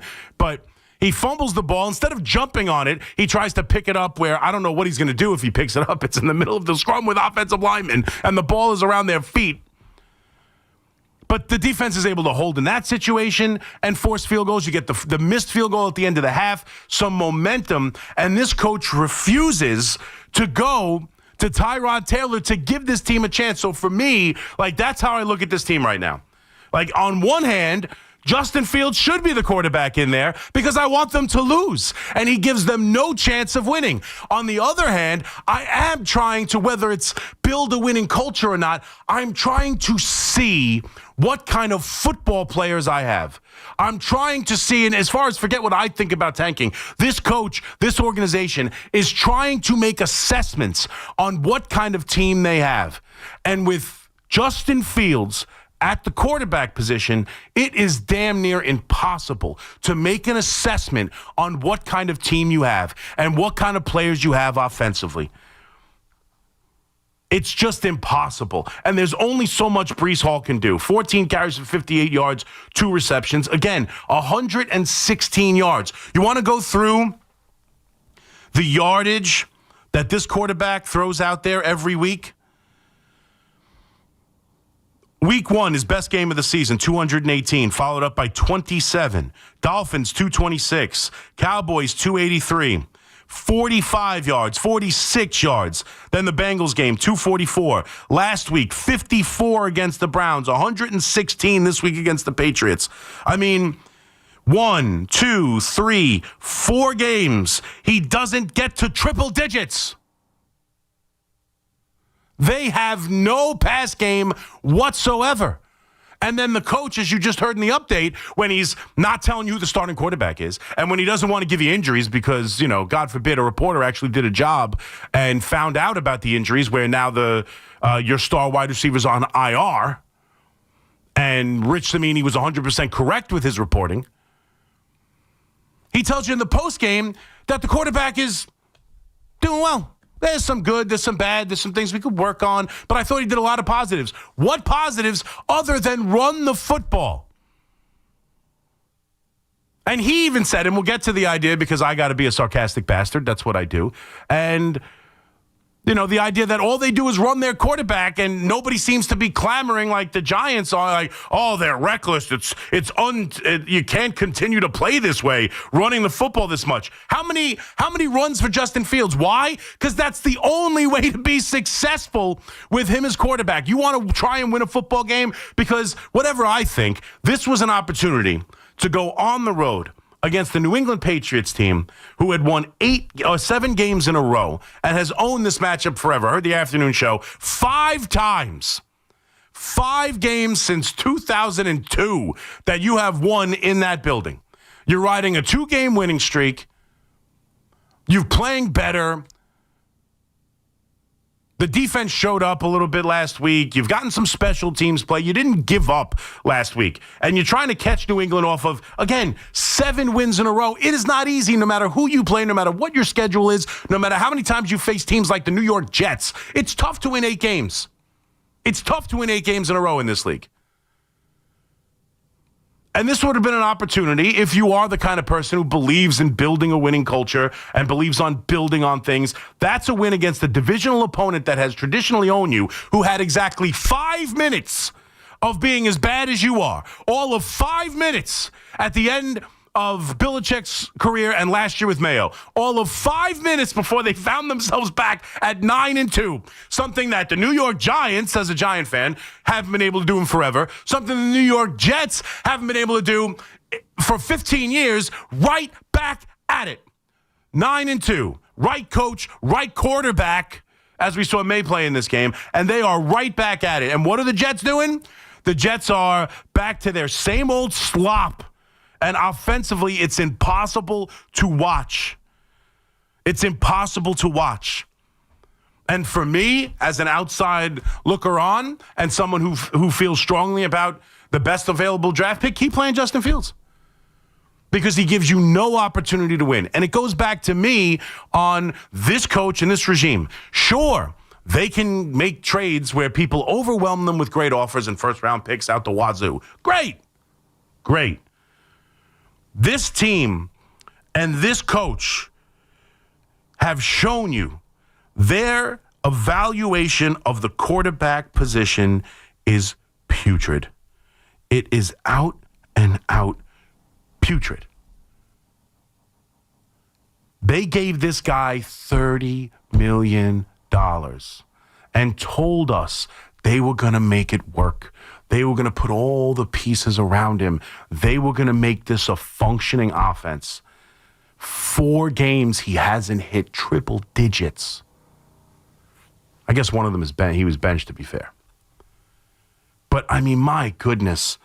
And you've got to, if you want to talk about building a winning culture, if that's what this coach is going to be about, if he's going to talk about fighting and finding something deep within and being a football team and trying to, fight back and not give up after a lousy start, after a trade deadline when you traded away 2 of your best players, if you still want to fight and build towards something next season, and if you want to act like Belichick in the postgame, you have to be willing to make the decision to go to the backup quarterback who can actually throw the football.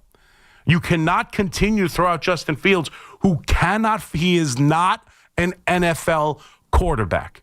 Not an NFL quarterback. So if you are of the like mind where they need to go out and win football games, your coach doesn't give you a chance by playing this quarterback. If you are of the mind of, with all these draft picks, it's better off to just lose, let's go find a quarterback. How do you trust this regime and their assessment of the quarterback position when he continues to roll out a quarterback who cannot play? And I know there were some drops, right? And I know Mitchell had a bad one. It is hard to build chemistry. He just got here. It's hard to build chemistry. It's hard to feel confident in the offense when the quarterback is so slow in his process and can't get the ball out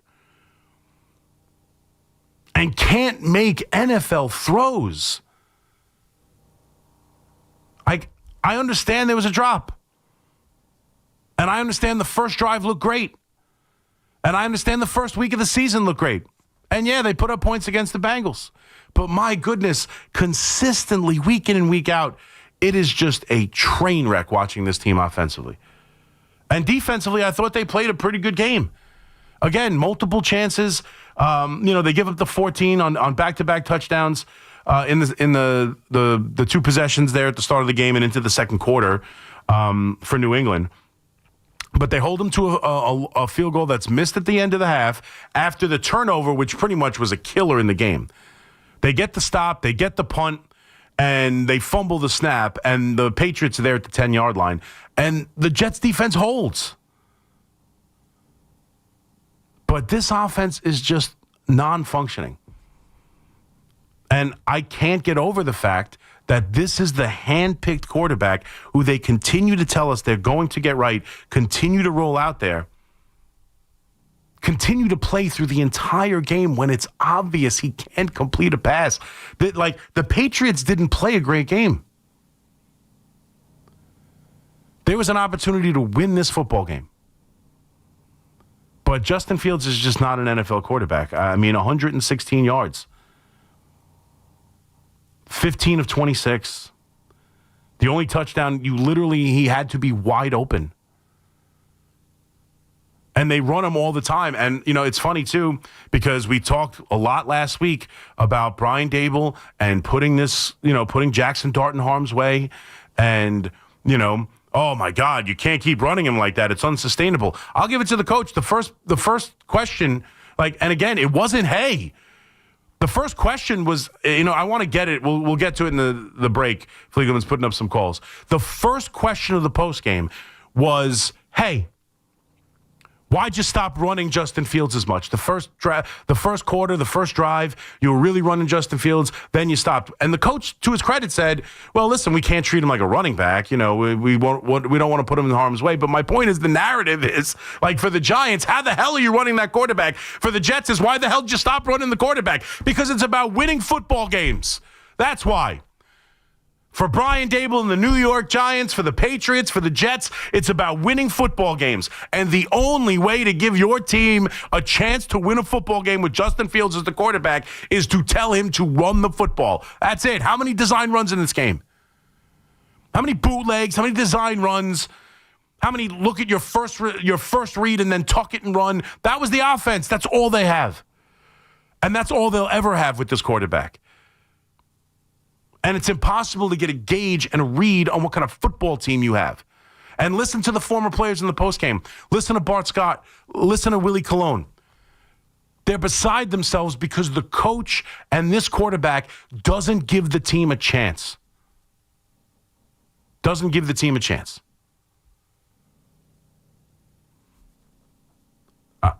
So, I mean, it's a frustrating watch. It's a frustrating game to watch. It's a frustrating team to watch. And again, in my mind, are they better off? Yeah, but that's not the point. That's really not the point right now. The point is that this coach and this coach and this regime have one decision coming up that is going to impact the franchise in a massive, massive way. Much like, and I know Vrabel's part of it too, don't get me wrong, but much like Drake May has thrusted the New England Patriots back into a 9-2 team. You have to get that pick right. You have to get the quarterback right. You have to.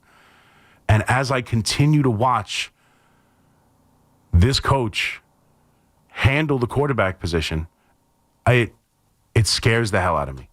It scares the hell out of me. I know he's a first-year coach. I know he can get better.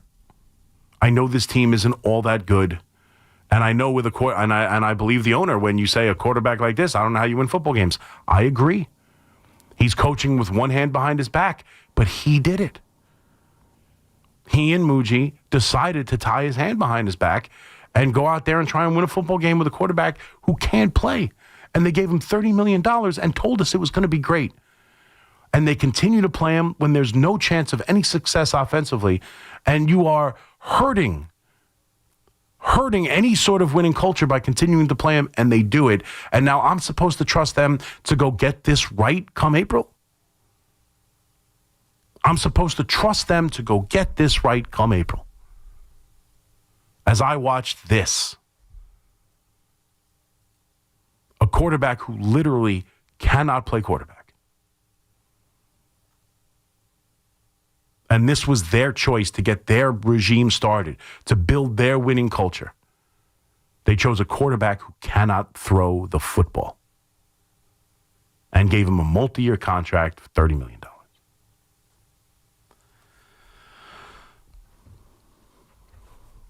I hope it all works out. 888-808-1019. Excuse me if I have no faith. I have no faith in anything. I have no faith in the Giants either, don't get me wrong. 888-808-1019. We'll talk about, obviously, your Jet calls up next, and we'll get to Judge as he won his third MVP. Congratulations to the captain. If you're on the YouTube channel, I am wearing my 99 captain hoodie as he won by a pretty narrow margin, but he did deserve it. But any Yankee fan who doesn't think Cal Raleigh deserved it too. They had two deserving candidates. Only one could win, and the right guy did. We'll get to Judge. We'll get to some other news around baseball. His names keep popping up, connected to the Yankees, connected to the Mets. We'll get to that. And, of course, you're never going to believe this, but I guess a disgruntled player said that a coach, an NFL coach, was angry as they were losing a game and yelled at another coach on the sidelines. It's crazy. I've never experienced anything like that in my life. We'll get to that as well as we kick the man as he's already out the door. 888-808-1019. McMonigle here with you on the Fan. So we get to all that and plenty more. The good news on the Brunson injury, we got plenty to do, and we got plenty of time to do it as we take you all the way to 5 o'clock. McMonigle here with you in the overnights. We'll be right back. The Emirates NBA Cup is on WFAN. In the lane, the lob for Clowney, trying to one-handed. The Nets play the Magic. 7 o'clock tonight. Gets it to go. The home of Brooklyn Nets basketball is The Fan. 101.9 FM and always live on the free Odyssey, TuneIn, and iHeartRadio app. Embrace the spirit of the season in comfort and style. The Mercedes-Benz Holiday Love Celebration is here. Your moment to make dreams come true at Mercedes-Benz of Edison. With over 500 vehicles to choose from, including the versatile GLC and GLE SUVs, there's the perfect holiday gift for the one you love. Enjoy legendary Ray Cattina customer service and see why Mercedes-Benz of Edison was named the 2024 Mercedes-Benz Dealership of the Year by Cars.com. Celebrate the season in true luxury at Mercedes-Benz of Edison. This is Alex Shulman of Shulman & Hill, New York's premier injury law firm. We'll always go the extra mile when you're hurt in a car accident. If you've ever wished you've had a lawyer in the family, now you will. At Shulman & Hill, it's never one and done. Once you're a client, you're always part of our family. New Yorkers in every borough and on every block know us by name. Shulman & Hill. Get your free consultation at hurtny.com. That's hurtny.com. Town Fair Tire honors any valid rebates, manufacturers or competitors' rebates. Yes, even any competitors' rebates. And we give you the guaranteed lowest price. Nobody beats Town Fair Tire. Nobody. Town Fair Tire. Imagine a gentleman's club with over 200 gorgeous exotic dancers every week. Hey, big boy. From the people who make fantasies come true, Gallagher's 2000 in Long Island City is the place to be. Gallagher's 2000, a gentleman's club for today, gentlemen. Gallagher's 2000 features 2 floors, 3 stages, discounted drinks, VIP, champagne rooms, and dinner specials every night. Gallagher's 2000 offers complimentary lunch Thursdays and Fridays with any drink purchase. Come on down, big boy. Gallagher's 2000 is New York's largest upscale gentleman's club, and Gallagher's 2000's bachelor parties will blow you away. For their bachelor party specials, call 718-361-1348. Gallagher's 2000 is located at 4319 37th Street in Long Island City, Queens, just a half a block north of Queens Boulevard. Call 718-361-1348. Gallagher's 2000 is unlike any club in New York. Come tonight for the time of your life. Gallagher's 2000. Let your imagination run wild. Diabetes, high blood pressure, anxiety meds, everyone's on them. If you're a 50-year-old male, maybe a bit porky, and you may even have type 2 diabetes, $1 million of term insurance may only cost you about $200 a month. Call Term Provider. Speak with Big Lou at 800-555-2085. Big Lou will find a term life policy for you even if you have type 2 diabetes, are overweight, or have high blood pressure. Term Provider has helped thousands of people like you who think they can't afford term life insurance. To buy $1 million of affordable term life for you, all you need to do is call Big Lou at 800-555-2085. Lou will make sure the scales are tipped in your favor. Call 800-555-2085. Big Lou will answer your call and work to fit you into a term life policy that you can afford. Remember, Big Lou's like you. He's on meds too. Call 800-555-2085 or biglou.com. D'Agostino & Associates is a legacy firm that's there to help accident victims. I'm attorney Jenna D'Agostino, continuing the legacy my father, John D'Agostino, started 35 years ago when he built D'Agostino & Associates, the injury firm, one client at a time. I grew up on these New York and New Jersey streets. They shaped me. I'm attorney John D'Agostino from D'Agostino & Associates, the injury firm. I often tell the story of how my father lost his leg in a construction accident so people understand I've been there and I'll be there for you. Call my team first. 888-24-LAW-24. 888-24-LAW-24. Continuing the legacy means working closely with my father and our team. When you're injured, we know a big decision has to be made. Call our team first. D'Agostino & Associates, the injury firm. We have offices throughout New York and New Jersey. I've been there and I'll be there for you. Call my team first. 888-24-LAW-24. 888-24-LAW-24. D'Agostino Law Bite Back. Get connected with WFAN to talk about your favorite teams. The Fan on the Odyssey, iHeart, and TuneIn apps.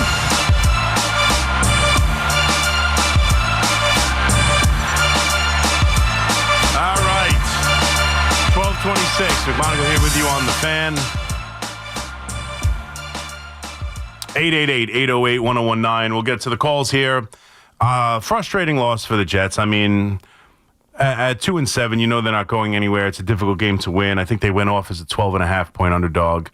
Fleegs hit it just right. You'd have won anyway. You could have waited. But yeah, but my 9.5 was a lot safer. A lot safer. Yep. No. But definitely. everything hit. The combos with unders, everything hit and is alive and well. All the parlays, teasers, everything good going into Sunday. Good for you. And just to take it, the Patriots. I mean, Diggs was really good in this game. He finds the areas. He finds that space in the zones to make big plays on big third downs. I mean, he had 9 catches for 105 yards on 11 targets, and only the longest was 22. It was very, just finding the zones, getting first downs, moving the sticks. New England is playing a very good brand of football. So I'm not going to sit here and scream that the Jets, lost this game. But I can't watch the quarterback anymore, and I'm coming from someone who wants them to lose the games. I can't watch the quarterback play anymore. And Bart even suggested in the postgame. Because Willie Clone's like, what are you going to tell the team? And Bart was like, that we're trying to lose for the first pick. That's what it feels like. And maybe they're right. Maybe I shouldn't yell. Congratulations to the Jets doing the right thing. But this quarterback gives them no chance to win. And to me, this coach has some nerve to not tell you who the quarterback's going to be, not tell you about injuries, act like Bill Belichick. Not want to say anything and do his job. That's his job to answer those questions. That's what he gets paid for. Coaching the football team and answering those questions. That's what he gets paid for. And he doesn't want to do that part of his job. You better win.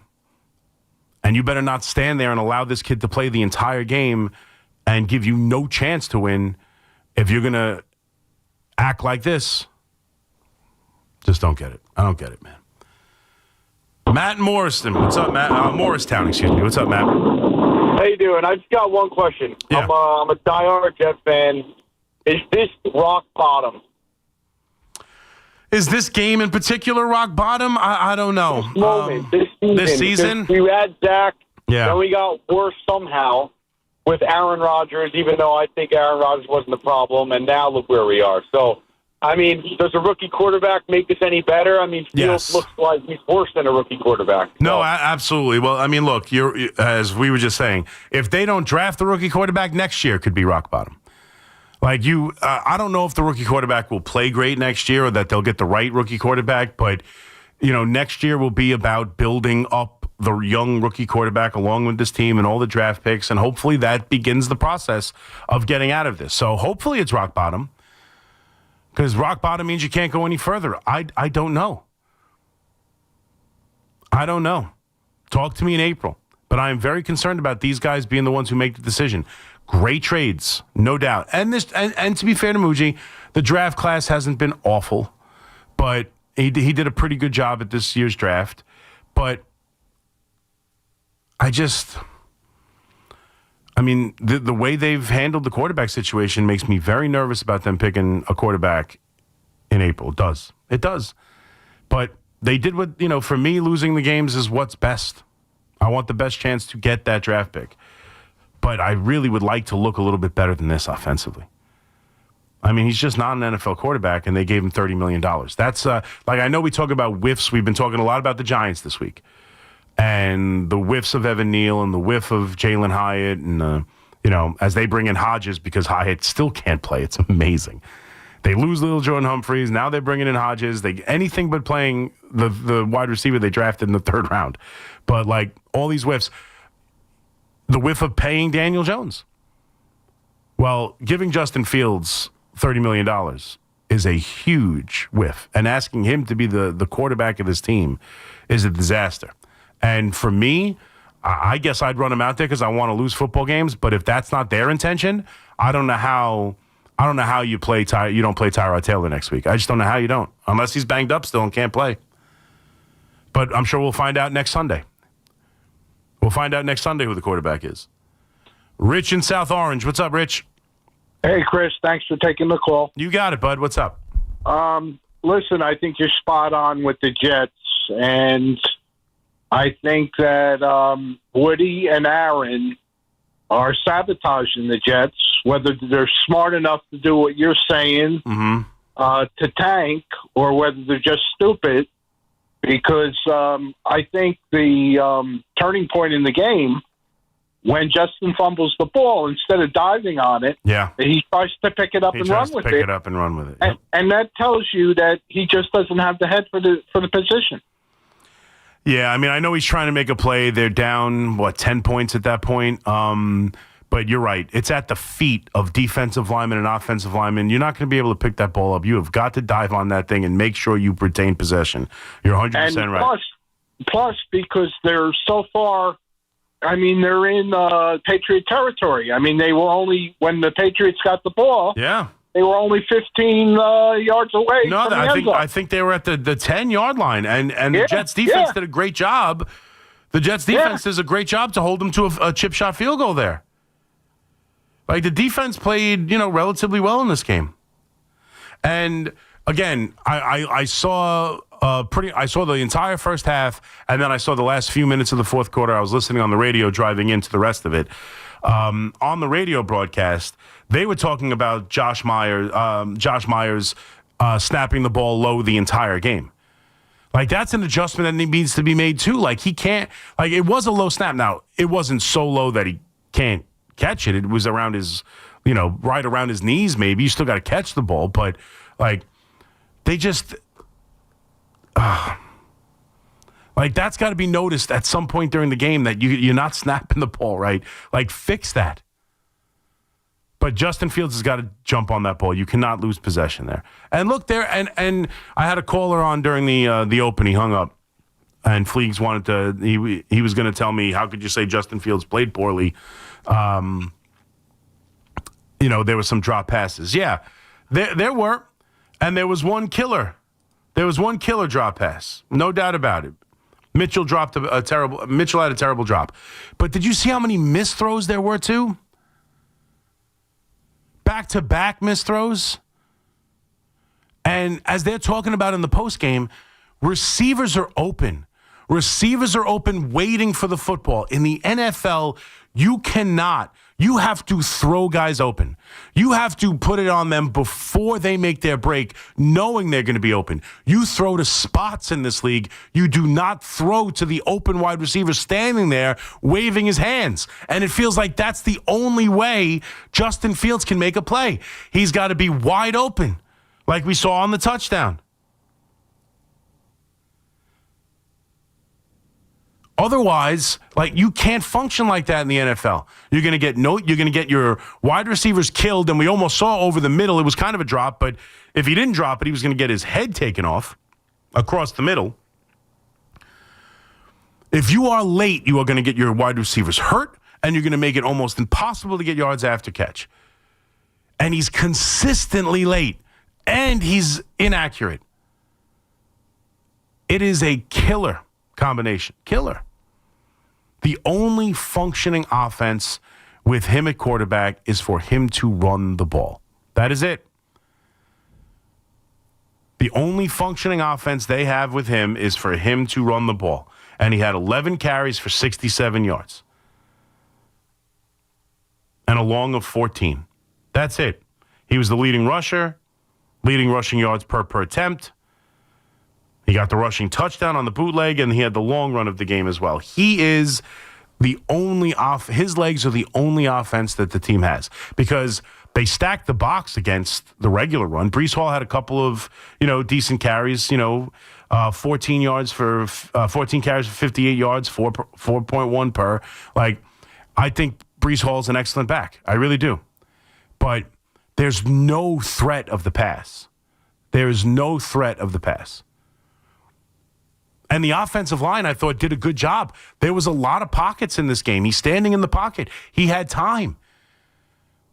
And then how about, again, a lot of this was on the radio. I'll be fair. I got to be transparent with you guys. But I'm listening to it on the radio because I wanted to be here tonight.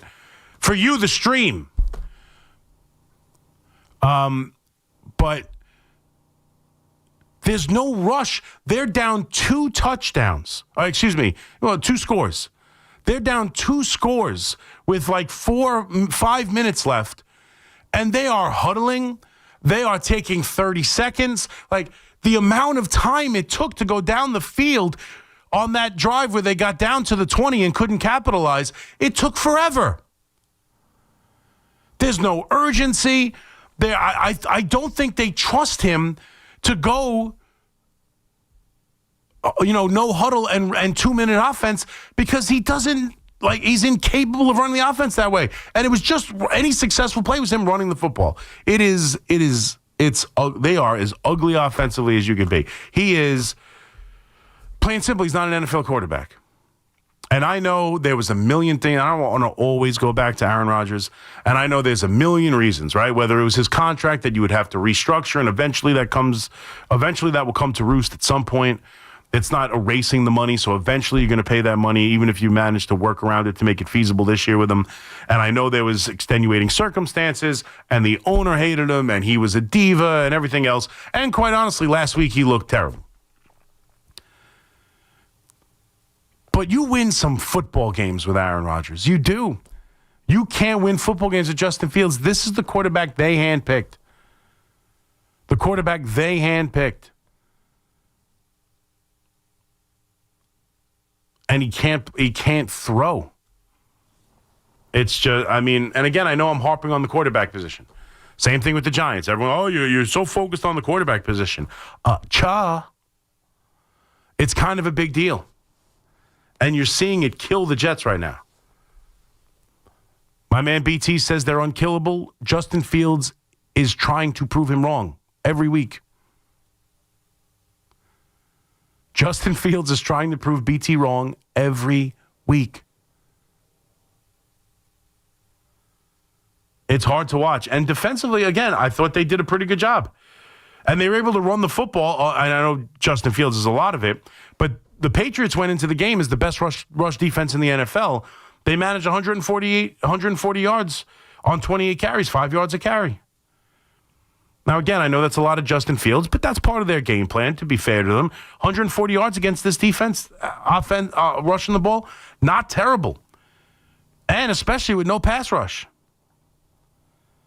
And defensively, they held New England to 65 rushing yards. May and Diggs kind of killed them at the end of the game, and he was able to throw 25 of 34 for 281. But they're in this game, they make a big stand at the end. They did a lot of positive things. This game, if you look at it, it's 27-14. It's a 13-point game. All things considered, if you take the two quarterbacks off the field, this game's not a 2-score game. And the difference between these two teams is not 13 points. But the quarterback gives them no chance. Gives them no chance. 888-808-1019. Let's go to Rob in Farmingdale. What's up, Rob? Hey, how's it going? I'm good, buddy. How are you? I'm good. I heard you talking. Sorry. Heard you talking about Justin Fields. You're saying he can't throw the ball. He was throwing the ball on the money. It was going right through the new receiver's hands. You think he threw the ball well in this game? You don't think he had misses all over the place? I don't think he threw the ball well throughout the whole game, but I don't think that. There's a couple throws. There's a couple of drops. Absolutely true. There's a couple of drops. That could have changed the whole game. Yeah, maybe, but he can't make plays consistently. And he missed. After they had that opening touchdown drive, the next couple drives, he missed how many throws? They were talking about. He missed at least two terrible ones, right? He missed two terrible throws. They're talking about it at halftime. They're talking about it in the post game on SMY that he had to be pulled. He was terrible after that first touchdown drive in the first half, and then he really does. It's making plays with his legs. His throws are late. His throws are inaccurate. Were there a couple of drops? Yeah, but again, is it easy to get into a rhythm with a quarterback who, for the most part, can't throw the football? No, absolutely. I agree with you on that. Like I said, I think he could have changed the whole game if Donnie Mitchell makes that catch down the sideline early in the game. Yeah. And then I saw Tyrod Taylor play a few weeks ago. He looked horrendous. I think Justin Fields gives them the best chance to win at this point. Yeah, I don't see it that way. He's not an NFL quarterback. He can't make the throws. I'm sorry. I shouldn't say it's not that he can't make the throws. It's not like his arm doesn't allow it.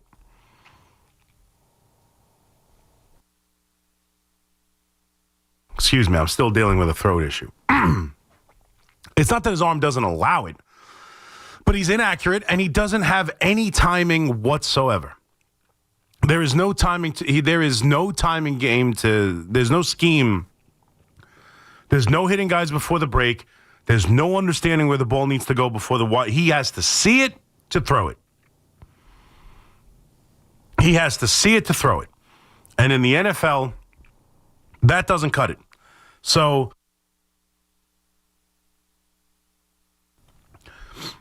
Please just send me a tweet. The fewest net yards passing through 10 games in the last 14 years.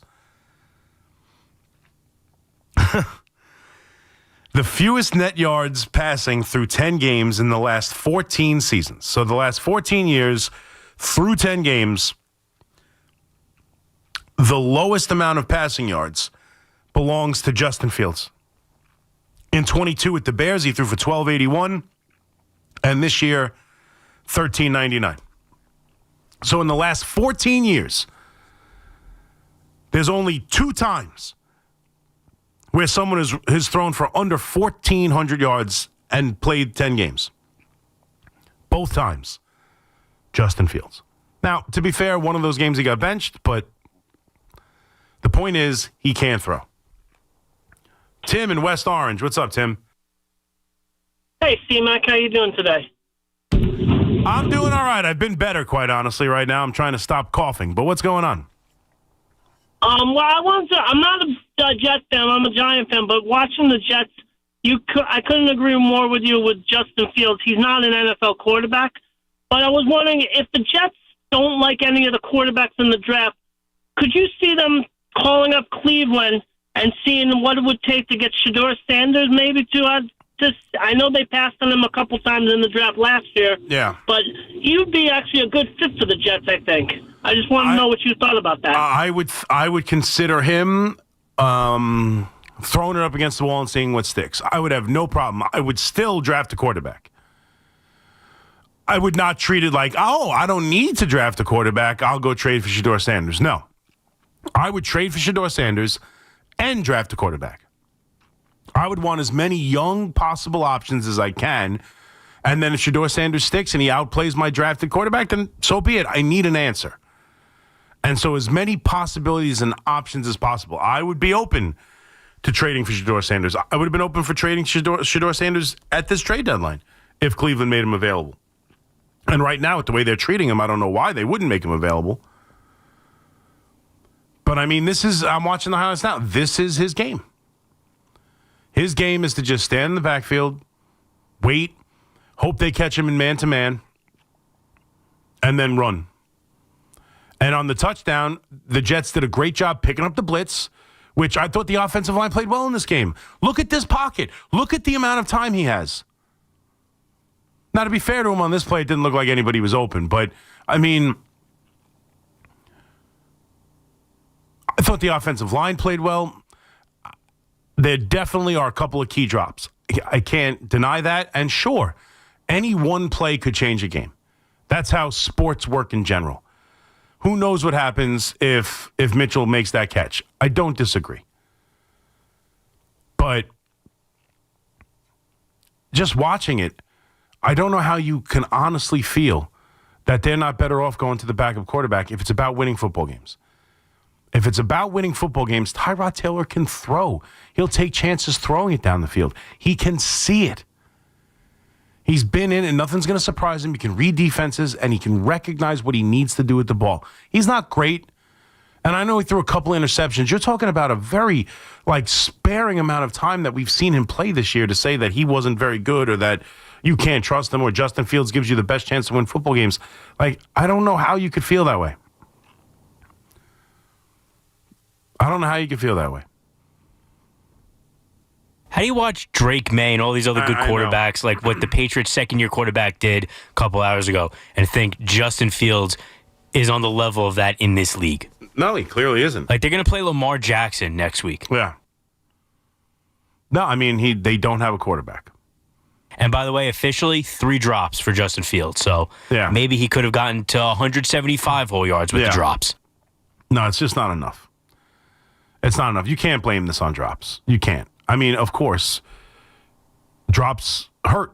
And well, how about this? Were there more drops with 3 or Fields missed passes? Because there were 2 we counted. The second and third drives, he misses. I think it was Mitchell wide open on the out route, 2nd and 9. Yep. And then the wheel route on the third drive, he misses Mitchell. He throws it outside of his body and behind him. Yep.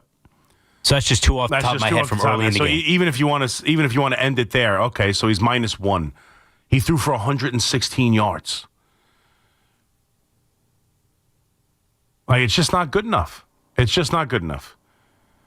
And again, because this season doesn't matter anymore. The season doesn't matter anymore. They're 2-8. It's over. I think they're better off. Like, I'm yelling just because I'm frustrated for Jet fans, because I understand what it's like to have a losing team and to feel like there's no hope. And watching this quarterback and this coach and a game against a divisional rival, I mean, I can tell you till I'm blue in the face that it's best for them to lose football games. I know many of you don't feel that way. And I'm watching the game under that. Like, to me, I said it. I would play Justin Fields the rest of the way. I'd play Justin Fields the rest of the way and lose every stinking football game.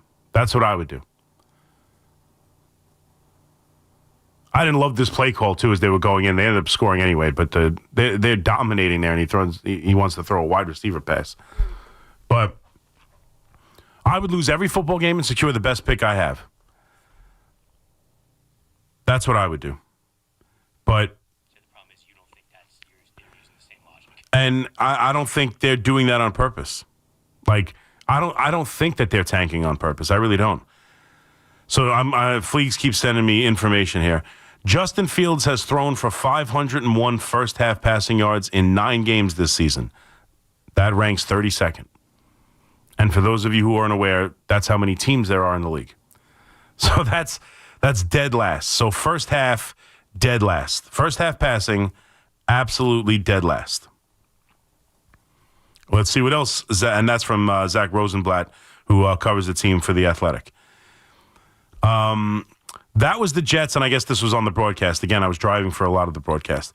That was the Jets' 6th time they had fewer than 100 yards. Oh, this is the end of the game. Okay. That was the Jets' 6th time they had fewer than 100 yards of offense in the first half of this season. No other team has more than 3. That's crazy. 6 times this year, they have had fewer than 100 yards of offense in the first half. No other team has more than 3. This offense is twice as bad as any other offense in the NFL. You could tell me about drops. You can tell me about anything, and I'll be totally honest with you. I know now they've lost Garrett Wilson. They've got an offensive line that I think both tackles are playing well. Both young tackles are playing well. I thought the offensive line did a good job outside of Myers snapping the football because it looked like he was consistently low with his snaps. But I thought the offensive line played well. You've got a talented player in Breece Hall.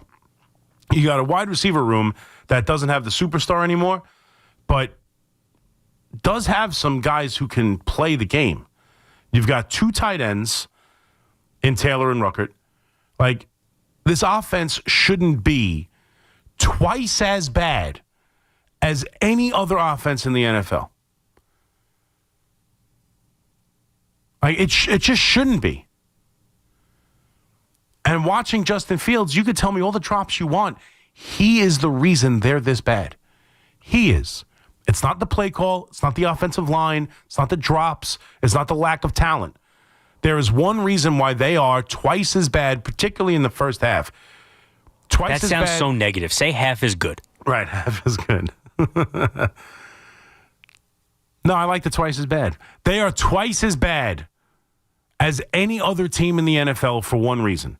They chose, targeted, and paid a quarterback who can't play in the NFL. Bob in Milltown. What's up, Bob? Hey, listen, Justin Fields wasn't the reason that the team lost tonight. No? I'll tell you right now. No, absolutely not. Okay. Because his offense let him down. His receivers let him down. The defense played well, and there was no reason that Justin Fields should have lost that game tonight. His receivers let him down. Yes, I disagree. I strongly disagree with you. Why? Because all the drop passes, he was moving the ball. The running game was doing their job. The defense did their job. And the offense, the receivers didn't come through. I completely disagree with you. A couple of drops. Watch him play the game. Look at how many missed throws he makes. Look at the inability to recognize what's going on down the field. It's not, and he doesn't make the throws. He's late on everything. He doesn't give any wide receivers an opportunity to catch a ball in stride and get some yardage after the catch. It doesn't function with him. Yeah, there was a killer drop. I get it. In the first half, if that receiver Mitchell makes that catch down the field, you're in scoring position and you're tying the game at 14-14. You can't make the assumption he gets into the end zone because they haven't scored enough touchdowns to make that assumption. You want to say that that's not a guarantee? That's fine. 14-10, whatever. That was a big play in the game. They go up 7-0. They go down 14-7. It's a double move. It was a great play call. It was 3rd and 2, 3rd and 4. You forgot two throws in that exact time frame where he missed two. He missed two throws on that exact drive. All right, so forget about those. Okay. Well, forget about the drops then. What are we talking about? No, let's talk about the play that should have been made. Okay. The play that should have been made. Let's talk about the plays that should have been made by the quarterback. Sideline. Go ahead. Listen, he's not the best quarterback. Okay. We all know that. Right? Okay. We agree. I guess we could agree that he's not the best player for the position, but he's making throws that receivers are dropping balls. Big plays in the game against a good team. I understand that. It's one throw. Bro, I just gave you all these stats. Justin Fields has managed to get over 100 passing yards for the second time in his last 5 games. Right? So that's look at I gave you the amount of passing yards. Justin Fields has thrown for 501 first-half passing yards in 9 games this season. That's dead last. That's 55 yards. He's averaging under 60 yards passing in the first half of games. Not last night, not one drop, not when Garrett Wilson wasn't on the field. This entire season, they are the worst offense in the NFL. The worst passing offense in the NFL. He is the worst quarterback right now in the NFL that plays consistently. Again, the 6th time they had fewer than 100 passing yards or fewer than 100 yards offense in the first half. No one's done it 3. This is not just one-off. This is not just last night the wide receivers let him down. This is a quarterback who doesn't function. And the coach has the nerve to not want to tell you or to be pissed off when you ask about the quarterback. And he doesn't want to tell you who the quarterback's going to be. He cannot play. He is not an NFL quarterback. I don't care about one drop. Why is this always like this? Why do we always have to do this? Why is it always on the coach or someone else? We will do anything to protect quarterback play in this town. Unless the quarterback is good, then the coach and everybody else had nothing to do with it, Jackson Dart. That's it. If the quarterback's good, then the coach and everybody and his weapons around him have nothing to do with it. But if the quarterback's bad, it's everything but the quarterback being bad. And I know I can hear people saying it right now to their radio, just like Daniel Jones, Chris, who's gone to the Colts and done well. Yeah, just like Daniel Jones, who is terrible. Just like Zach Wilson, who's terrible. And you get defenders constantly. One drop. It's the worst first half offense in the NFL. Through 10 games in the last 14 years, he's the only quarterback with under 1,400 yards, and he's done it twice. The only one who's played 10 games to start a season and thrown less than 1,400 yards. It's just him. We knew what he was when he came here.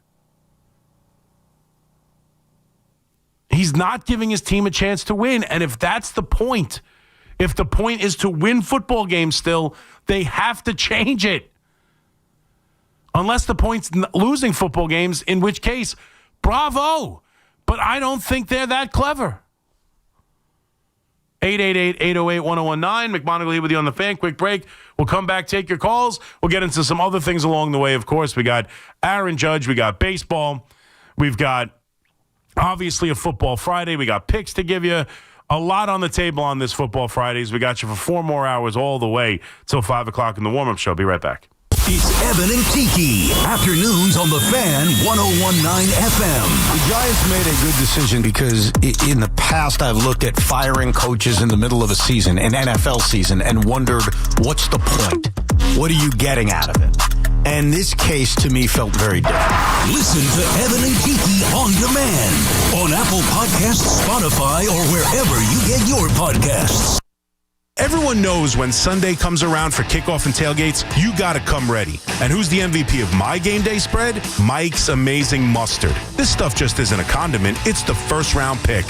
Put it on your hot dog, your sausage, or your favorite hero, and it's an instant touchdown. It's bold, it's got that perfect bit of spice, and it always delivers in the clutch. So this season, when it's 4th and goal at the grill, don't pass the ketchup, pass the mustard. Mike's Amazing Mustard. Find it this season at ShopRite. We are moving now. Electric bikes are everywhere. They are quiet and very fast. Teens ride them on the roads, in bike lanes, but also in places they should not be, like sidewalks and parks. Look out! When you ride, wear a helmet. Don't speed. Watch out for pedestrians and cars. New York State and your community have specific rules for electric bikes. Follow them. Go to trafficsafety.ny.gov for more info. A message brought to you by the Governor's Traffic Safety Committee. With over 90 years of combined legal experience representing the law enforcement community, Decolator Cohen and DePrisco, LLP, continues to strive to educate police officers of their civil rights to sue in line-of-duty accident cases. The 2025 Police Officers' Right to Sue newsletter can be viewed on policeofficersrighttosue.com and provides successful results in varying line-of-duty accident cases. These results include damages recovered from RMP accidents involving the City of New York and civilian motorists, station house defects, ricochet injuries from the range, private premises slip and falls, sidewalk slip and falls, construction defects, snow and ice cases, and injuries emanating from defective RMPs. In any LOD accident, it is important for the officer to take photographs of any defects, injuries, or damage. It is also essential to draft the line-of-duty report and detail the cause of the accident in the paperwork. Remember, there's a 90-day time limitation to file a claim against a municipality. If any law enforcement member has a question regarding a potential lawsuit, contact Decolator Cohen and DePrisco, LLP at policeofficersrighttosue.com or call 1-800-901-1529. Hey, neoyorquinos! Fast, reliable internet puede ser tuyo when you switch to Fios. Por tiempo limitado, combine Fios Home Internet and a line of mobile por solo $69.99 a month. Get unlimited welcome for $50 a month with autopay, plus taxes and fees when you bring your phone. And add Fios 300 Mbps for $19.99 a month with autopay, mobile plus home discount, and bonus discount. Visit your tri-state area Verizon store hoy mismo to get this limited time offer and switch to our reliable red 5G 100% fibra óptica for eligible new Fios internet and mobile customers. Both the 15 monthly discounts for Fios and bring your phone apply over 36 months. Mobile and home discounts enrollment required. 99 Fios setup charge applies. For unlimited welcome, unlimited 5G and 4G LTE might be temporarily slower than other traffic in times of congestion. Domestic data roaming at 2G speeds. Everybody knows Town Fair Tire is New England's largest name brand discount tire dealer, beating all the local competitors with our guaranteed lowest prices. And now, with over 120 stores throughout New England, we beat all the competition, including the warehouse clubs, the online sites, and the local dealers. Yes, we beat them all with the absolute guaranteed lowest price on name brand tires. Nobody beats Town Fair Tire. Nobody. Name brands at discount prices. Town Fair Tire. We all hear the radio ads about the IRS. They tell you to be afraid, to be scared, and they try to frighten you into calling. I'm not here to do that. Tax Relief Advocates is different. TRA is here to tell you that if you owe money to the IRS, whether it's $5,000, $50,000, or $500,000, we have a solution. It doesn't matter if you're sitting in your car, at work, or with your kids. No matter where you are, Call now. 800-575-9834. Don't lose hope. TRA can eliminate or reduce what you owe to the IRS. Generous programs are now available that can give you a fresh start. Our passion is taxes and helping individuals fix their IRS problems. We have over 1,000 5-star reviews on Google and an A+ with the Better Business Bureau. You don't need to be afraid of the IRS any longer. End your tax nightmare today by visiting us online at TRA.com or call 800-575-9834. That's 800-575-9834. Tax Relief Advocates. Real solutions for real people. Get breaking sports news here. WFAN, WFAN FM, WFAN FM HD1 New York, and Odyssey Sports Station. WFAN Sports Flash. Good morning at 1 o'clock. I'm Marco Belletti, and this report is sponsored by Chef IQ. Precision cooking, effortless results, chefiq.com. Also brought to you by police officers right to sue.com. Patriots continue to dominate the Jets. 17 wins in the last 19 meetings as they pulled away for a 27-14 victory. Drake May extremely efficient, 25-34, 281 yards, 1 touchdown, but Aaron Glenn not thrilled with his defense. There was a number of plays where guys were running, and that bothers me. It really does. So we have to clean that up because you can't let any quarterback, have those type of wide open receivers, especially him, because he will find them. So that can be a part of who we are, and it was unacceptable. Justin Fields, 116 yards passing, 67 yards rushing, 2 total scores. Before the game, Garrett Wilson also placed on IR knee injury. He's out 4 weeks. For the third time, Aaron Judge, your MVP, edged out Cal Raleigh. Back-to-back winner for Judge, joins only Joe DiMaggio, Yogi Berra, and Mickey Mantle as the only 3-time winners for the Yankees. For the 4th time in 5 years, Shohei Ohtani took home MVP honors, now 2 apiece, American and National Leagues. Only Barry Bonds has more MVPs than Ohtani's 4, as Bonds has 7. Knicks got good news regarding Jalen Brunson. Grade 1 ankle sprain. That's the mildest of all the sprains. He's going to be reevaluated later today. And the Islanders outlast the Golden Knights 4-3 in overtime. Matt Barzal tied it with under 3 minutes left. And J.G. Pajot, your game winner, they'll use Sorokin, 26 saves. 43 degrees, clear skies, Central Park. That's happening. I'm Marco Belletti. This city lives and breathes sports. WFAN is where Yankees fans argue with Mets fans and Giants fans debate Jets fans. Live, loud, and daily. The Fan, 101.9 FM, and always streaming on the Odyssey, iHeartRadio, and TuneIn apps.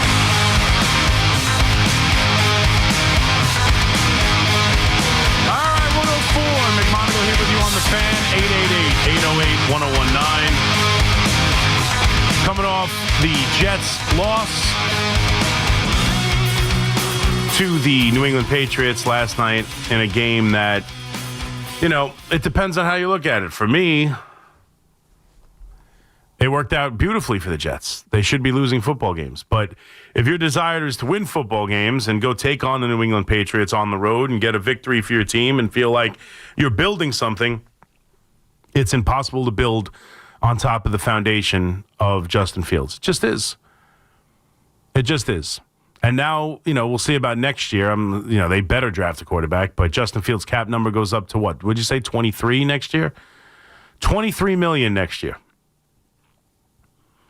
As the Jets were also in the news, the NFL has filed a grievance against the union, the players' union, to stop those report cards. Remember how they put out the report cards and they rank everything, the facilities, the practice facilities, the coach, the owner, the food that they serve, all that stuff. Like the NFL runs that, the NFL PA runs that survey, and, year after year, the Bengals are at the bottom of it. The Jets are at the bottom of it. So Woody Johnson was a real driving force in stopping that report card because he was tired of being told he sucks as an owner.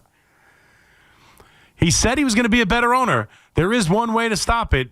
You could just become a better owner, or you could stop everybody from yelling from the rooftops that you're a terrible owner. One way or the other. Make it hidden, or actually change. And actually changing is too tough. But the Jets last night, again, it's just tough with Fields. It is. And I disagree with, like, I'm giving you numbers after numbers after numbers. He just makes the offense impossible to function. I know that there was a big drop. I get it. Big drop. But that didn't happen every week. And I know he's without his star wide receiver. There's nothing there other than running the football. Right, yeah, Diggs had a killer drop that cost them a first down. And that offense recovered. They thought they had a first down, and the booth review gave them the drop pass on that, and they still came down after that and won the football game. Like, the Jets just aren't good enough with this quarterback, and right now the coach, I'm sorry, can he open his press conference on whatever day, Monday, whatever, and give you the same, don't ask me about who the starting quarterback is? Can he really do that? Can he not explain himself? He has to answer the question. He has to, the next time he stands in front of a microphone, he has got to be willing to tell us, the fan base. He has got to be willing to tell you, the Jet fan, why he is either sticking with Justin Fields or moving on from Justin Fields. He can't wait until it's so dumb. It's not a strategy. It ain't working.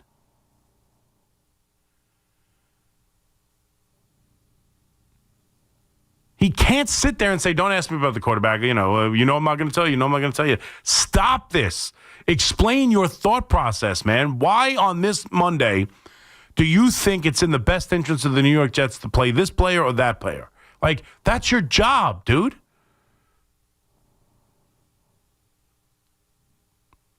And watching this, like, I don't know if you realize, but you just perfectly summed up why this owner and head coach are perfect for each other. Yeah. I mean, it's so hard to get behind it. It's so hard to get behind it. And this is what scares me about the future of the team. Again, when I say this, I have no reason to believe that as a football coach, just the X's and O's, the way he's handled certain game situations, getting his team to play, just all of it. Clock management, all the flaws that we have seen from Aaron Glenn, even the way he handles the media. I have no reason not to believe he won't progress and get better. Guys learn. Guys get better. I don't think he's a horrible head coach, will always be a horrible head coach, and every day with him a minute longer is just further and further into the abyss for this franchise. Like, that's not what I'm saying.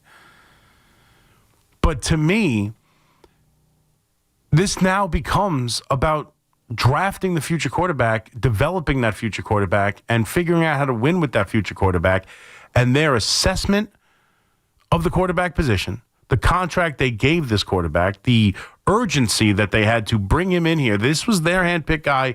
They wanted him, and they were going to build a plan around him. There is no plan around him. There is not making him function. It's a horrible contract. He's terrible. And they don't know how to handle the quarterback position in general. And that's what scares me, because all of that is all that matters next season. Everything I just said is pretty much the only thing that matters. Once this season ends, evaluating talent of the quarterback, developing the quarterback, building an offense and a plan around the quarterback, that's all that's going to matter next year. And they have shown more, just complete ineptitude in those departments. Just absolute and utter ineptitude. That's what makes me nervous. Not that he's a terrible coach. Not that he can't get better. Not that he can't learn from his mistakes. Not that he can't even be a winning football coach. He is going to be tasked with grooming a young franchise quarterback. First, he's going to be tasked with choosing the young franchise quarterback, then building a game plan around him and helping him blossom into what they hope he can be. What have we seen that would indicate that they are capable of that. That's what scares me. Kenny in Whitestone. What's up, Kenny? Hey, how you doing? How's everybody doing? I mean, I totally agree with you on that take you had about Justin Fields. I don't know what that guy was doing calling. Justin Fields can't run a franchise. No, I mean, I'm watching it right now on 2nd and 8 on their second drive. He's got a wide open receiver for 7 yards. He just completely throws it like towards the sidelines. He missed just as many throws as his wide receivers dropped. There's no doubt. He's a statue. He's a statue out there, and I look like I'm watching a non-top 25 college quarterback. He can't make the throws. He can't do what a real NFL quarterback does. And the Jets are dysfunctional as always. I'm a Jet fan, but the only hope we have next year for that draft, because I watch a lot of college football, is the Alabama quarterback, Ty Simpson. Yeah. I think he's our only hope. Or if we can't get him, I don't think we rush and we get someone else who's not really going to be it either. I think we go after Kirk Cousins. One more time? I think we go after Kirk Cousins. I just want to let that linger for a second. I hear what you're saying about going to get a veteran, I suppose. What are you going to do with Kirk Cousins? Listen, Kirk Cousins, you know, he's had an up-and-down career, but he's shown some moments of promise, and maybe he can get us one decent season until we can get a better draft class. Because this draft class is going to be tough, and we don't want to end up with another guy who's not going to develop. And Ty Simpson, for me, is the only guy worth it in this draft class. And if not, I'll take another year. Let's draft other guys, build the team, grab someone like Kirk Cousins who might have a little magic in him, and go from there and try to rebuild this franchise. Give Aaron Glenn another year. Let's just talk that through for a second, okay? Say you find that magic, right? Let's play down both roads of that scenario. You bring in Kirk Cousins. Right. He has the magic you're talking about, and you win 7, 8 games, or like what could you possibly win with Kirk Cousins? Say, I don't know, 9 games. Let's go absolute pie in the sky that he wins you 9 games. Where are you in finding that future franchise quarterback now? Because you're drafting in the 20s. Yeah. Like, where are you? And I don't care how many draft picks. We're going to blow up 2 seasons then? We're going to blow up this season, we're going to blow up next season then, basically what you're saying. My point is if you bring in Kirk Cousins, yes, you're either pulling that magic and rabbit out of the hat, which I highly doubt, but let's just say for your argument it happens. Now I've put myself in a position where I don't care what the draft class is. Like, I better get lucky finding a guy in the back end of the draft because no one trades picks anymore for quarterbacks. But as a Jets fan, right? Right. As a Jets fan, do we trust the ownership to draft us someone good at this point? Well, that's my question. But do you trust, like, has it worked for guys like Kirk Cousins coming here? Like, I don't. So it's either you pull that magic and win those games and make it harder to get the quarterback now on back-to-back drafts where you've had all these first-round picks, or he loses and you're at the top of a better quarterback class, but now you've had 2 losing seasons going into now drafting a quarterback and playing a rookie quarterback year 3, and unless he is immediately, I know Daniels did it, Stroud did it, Jackson Dart's played well, but even he can't win. So, like, you're going to be having 2 miserable losing seasons going into a third with a rookie quarterback. Regimes don't make it through. We're seeing it right now with the Giants. Like, this coach, this GM, he's not going to make it through a third losing season with a rookie quarterback, and then you're going to be in a position where now you're going to bring in another coach and another GM, most likely, to take over a team with a quarterback that with a new regime that didn't draft him. Like, it just doesn't make any sense. You have to get the quarterback this year. And I'm not bringing in Kirk Cousins. Did you see him the game? I know it's 1 game and he's been the bench. He's been the second string quarterback on the bench all year. Did you see him play for Atlanta this year in the game he played? I mean, Kirk Cousins hasn't been good for a long. The Giants.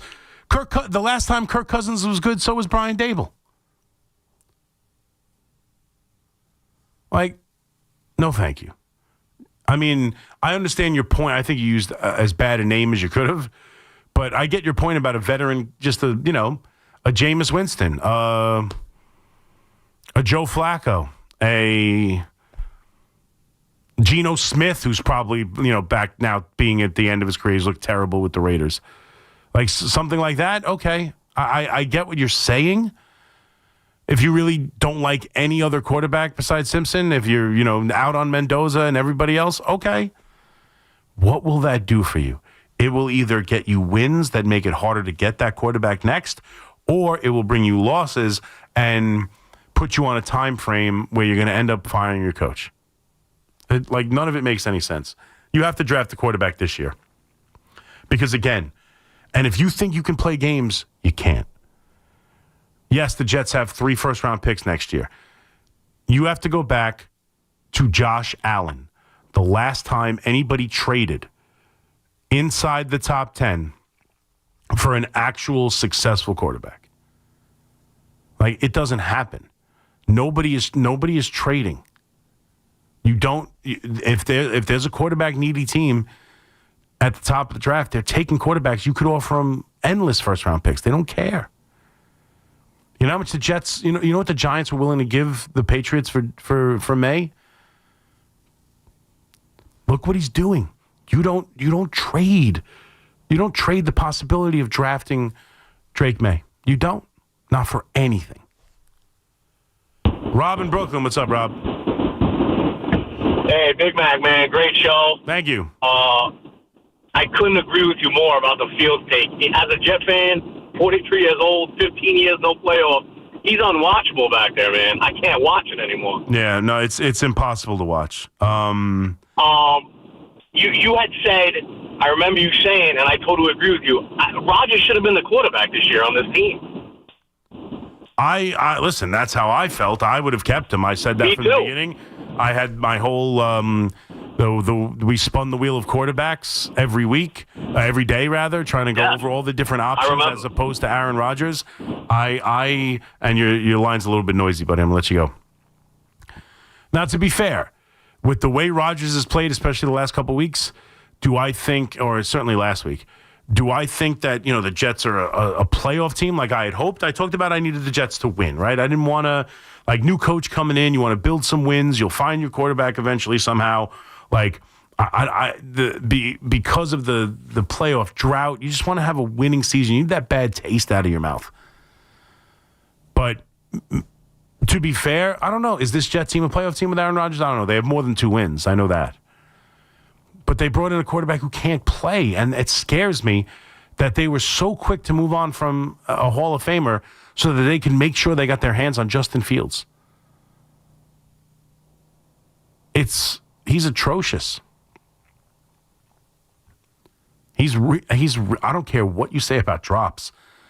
And again, this isn't me. 2 callers called up and said, what are you talking about? What am I talking about? What is Bart Scott talking about? What is Willie Colon talking about? What is Al Michaels talking about? What is Kirk Herbstreit talking about? Everyone. What is Zach Rosenblatt talking about? What is Connor Hughes talking about? Everybody is talking about how awful this passing attack is and how awful this quarterback is and how, historically bad the numbers they are putting up in the passing game.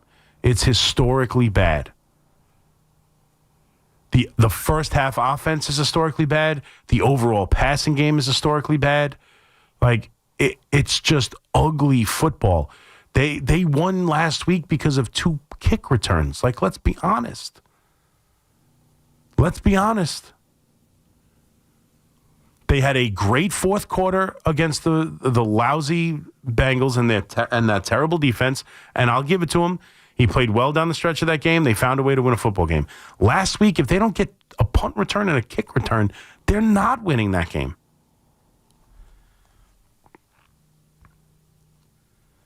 Yeah, let's hear. I want to hear Willie Colon and some of the thoughts on the Jets post-game show because, and again, not to point out that I'm stealing anyone's take. I'm just saying, you guys, some of you are pushing back on the idea that Justin Fields wasn't bad last night. It ain't just me. This is Willie Colon last night on the Jets post game on SNY. Yeah, I mean, it's tough, man, because Aaron Glenn's going to sit up here and talk about how he needs to watch the tape. You don't need to watch anything. Justin Fields is not an NFL quarterback. Like, let's just be honest. And you can't sit here and tell your team and before games and want them to rally and want them to give you all they got when you're not giving your team everything they need to be successful. I mean, she shouldn't have played in the second half, right? Especially when you have a defense who is without Quentin Williams, Sauce Gardner, and who played, I mean, all in all, scrappy. Without AZ Thomas, they were in this game. And this is a game where if you win this game, you're on a 3-game winning streak, and you really start to rally the troops because now they start believing in each other instead of the talent around them. And everything you're trying to sustain, they're saying, you know what? We won one less. We beat the number 1 team in the AFC in New England. This is billboard stuff, right? But you didn't do it solely because what? So this is like from a ball player standpoint. If I'm sitting in that locker room and he's talking to us and he's talking about what we should do, I'm like, no, what should you have done? Damn what I should have done, because the tape don't lie. I'm on the field. We watched missed throws, bad mechanics. He doesn't trust his feet. We said in the pregame he needs to see it and throw it. I mean, there's guys literally like this, like Pop Warner the football with their hands. Like one time, like me and Barbara saying, Brees turned around was like this. That's not the NFL. You got to see it and go, and it's just it's redundant and it's tired, and I feel bad for those guys. Yeah, because I mean, I think he nails it. Other than the idea that I mean, I shouldn't disagree. I hear what he's saying. You beat the best team, you start believing in things. I still think it's more valuable to have the better draft pick, but that's just me. And I really don't want to turn this into a tanking versus winning conversation. That gets tiresome. It's I put stock in the tangible draft pick as opposed to. He's a former player. He's never going to see it that way. He's a former player. He's never going to see it that way, and I get it. I'm not a player, and I'll never see it his way. That's just fine. But outside of that, if your frame of mind is Willie Colon's frame of mind, which without question, that is Aaron Glenn's frame of mind and the New York Jets' frame of mind about trying to win this football game, rally the troops, and start building belief inside that room and inside that building, then yeah, you cannot look at your team. You're right. You're right. He's right. They're gonna look at the coach and say, what about like Garrett Wilson did on the sidelines of the Denver game? What are we doing? What are we doing? I like Justin. He's a good dude.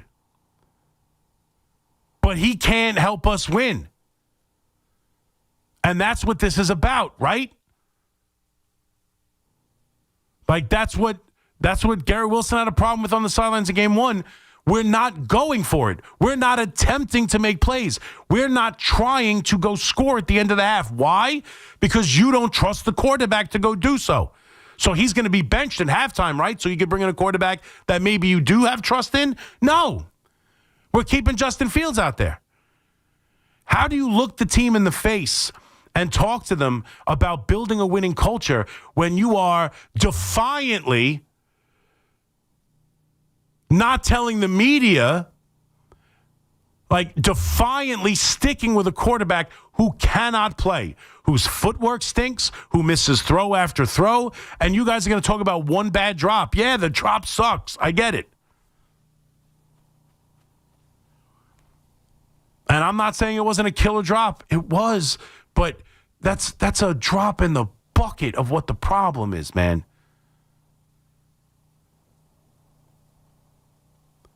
This boat is sinking, and you guys are talking about a drop in the bucket.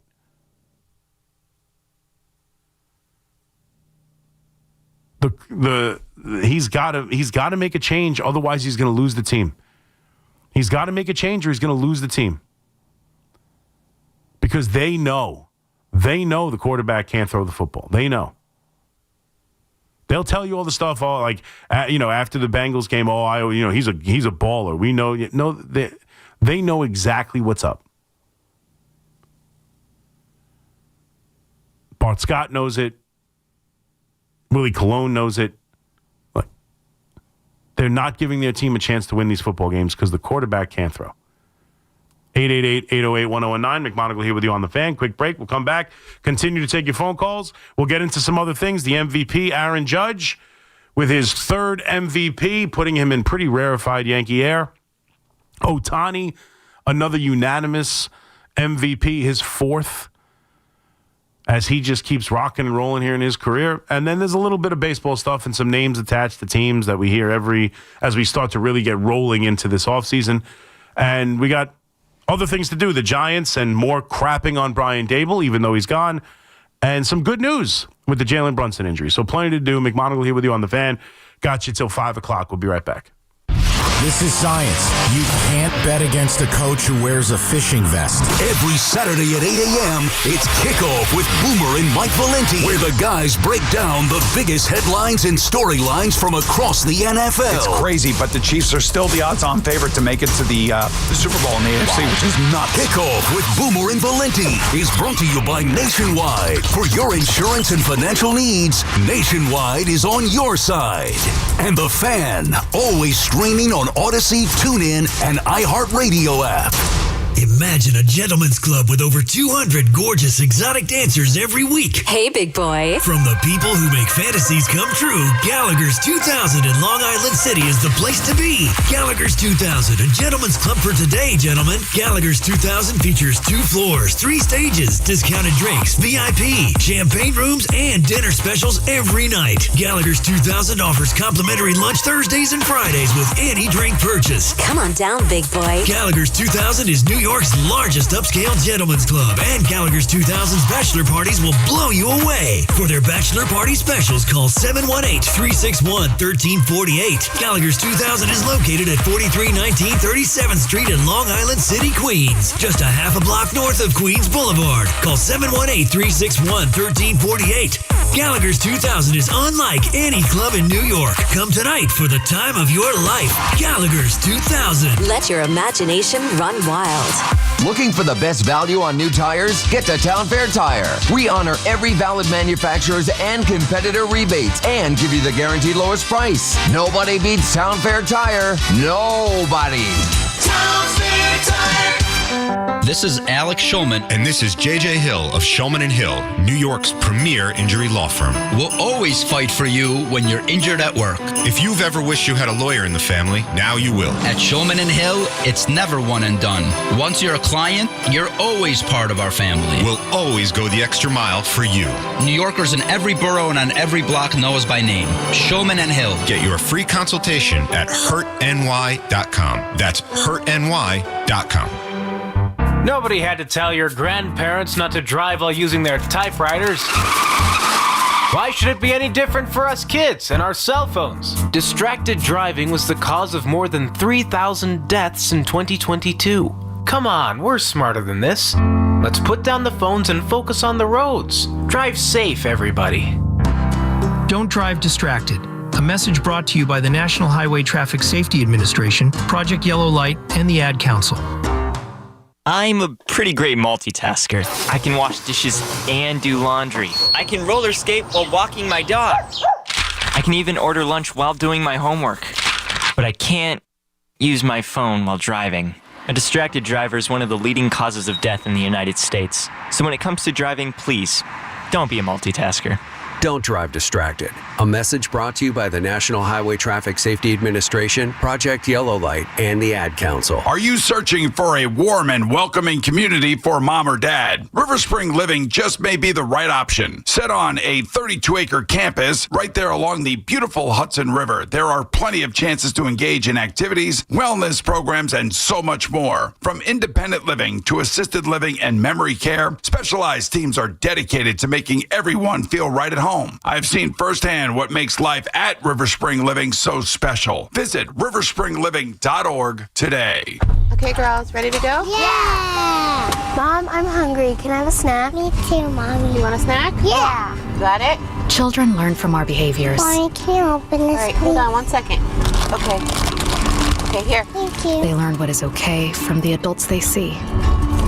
Mommy, are you on your phone? If you're a distracted driver, chances are they will be too. What kind of driver are you raising? Funded by the Governor's Traffic Safety Committee. Everybody knows Town Fair Tire is New England's largest name brand discount tire dealer, beating all the local competitors with our guaranteed lowest prices. And now, with over 120 stores throughout New England, we beat all the competition, including the warehouse clubs, the online sites, and the local dealers. Yes, we beat them all with the absolute guaranteed lowest price on name brand tires. Nobody beats Town Fair Tire. Nobody. Name brands at discount prices. Town Fair Tire.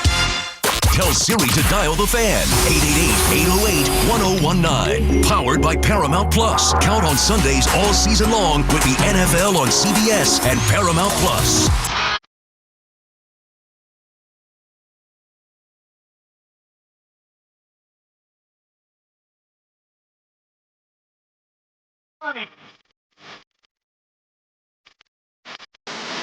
McMonigle here with you on the Fan on this Friday morning, this football Friday.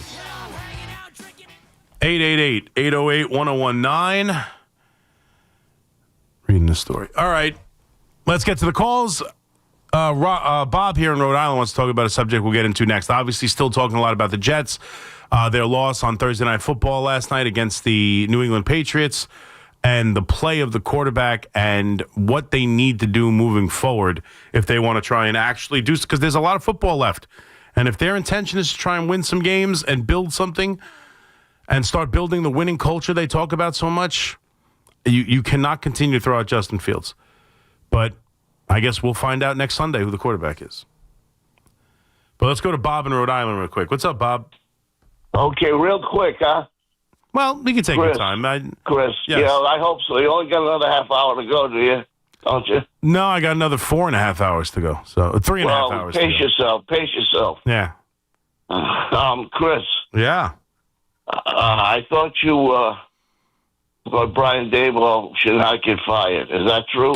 No, not by the end. At some after the immediacy of the Denver game, yes, I was still on Brian Daboll should stay here, but he did enough. They didn't show up against the 49ers, and then he just too many times proved he built a team that believes they're going to lose and then does everything it can to have that come to fruition. So I agree with you, Chris. By the end, about time you. Yeah, no. By the end, I still time you figured it out. I still think the relationship with the quarterback is very important. Kafka can't be any worse than that fat slob that eats donuts. That's all he did. Fat slob that eats donuts. That's all he did. Come on, man, stop. Look at the Buffalo Bills. Do they miss him? Yeah. Look at the what? Does Daniel Jones miss him?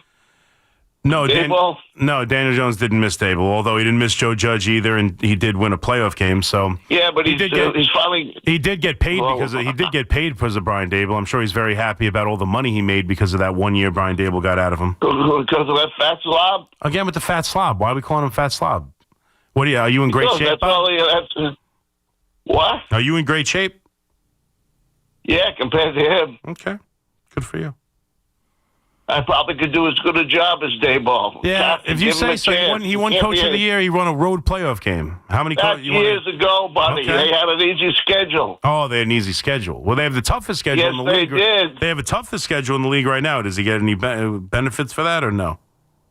No. No. Okay. He's had 5 years to do something. 3 He made the playoffs. 3.5. One year he made the playoffs and lost. Mm-hmm. He choked against the Eagles. Well, he choked against the Eagles. He lost to a better team. He beat the 14-win Minnesota Vikings. Big deal. One game. Big deal. I know.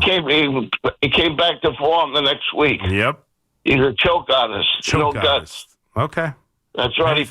Anything else? He should have gone for anything else. Yeah. Any other real big comments of wisdom? Anything you got that has real meaning? What, you want to to talk about the Boston Red Sox? No. I don't want to talk about the Boston Red Sox at all. Okay, unless you want to talk about how the Yankees beat them, we could do that. I love that. Good. I hate the Red Sox. Good. So I should be living in New York, right? You should be. Well, why aren't you? What are you doing in Rhode Island? I'm counting my millions. Good for you. Does it take you a long time or no? A long time, buddy. At least you ended on a good note. I was hoping, because you brought up Kafka, I was hoping you would talk about this report that came out yesterday, but you just wanted to call Brian Dable a fat slob, which I suppose he did lose weight after his first year, which is always trouble.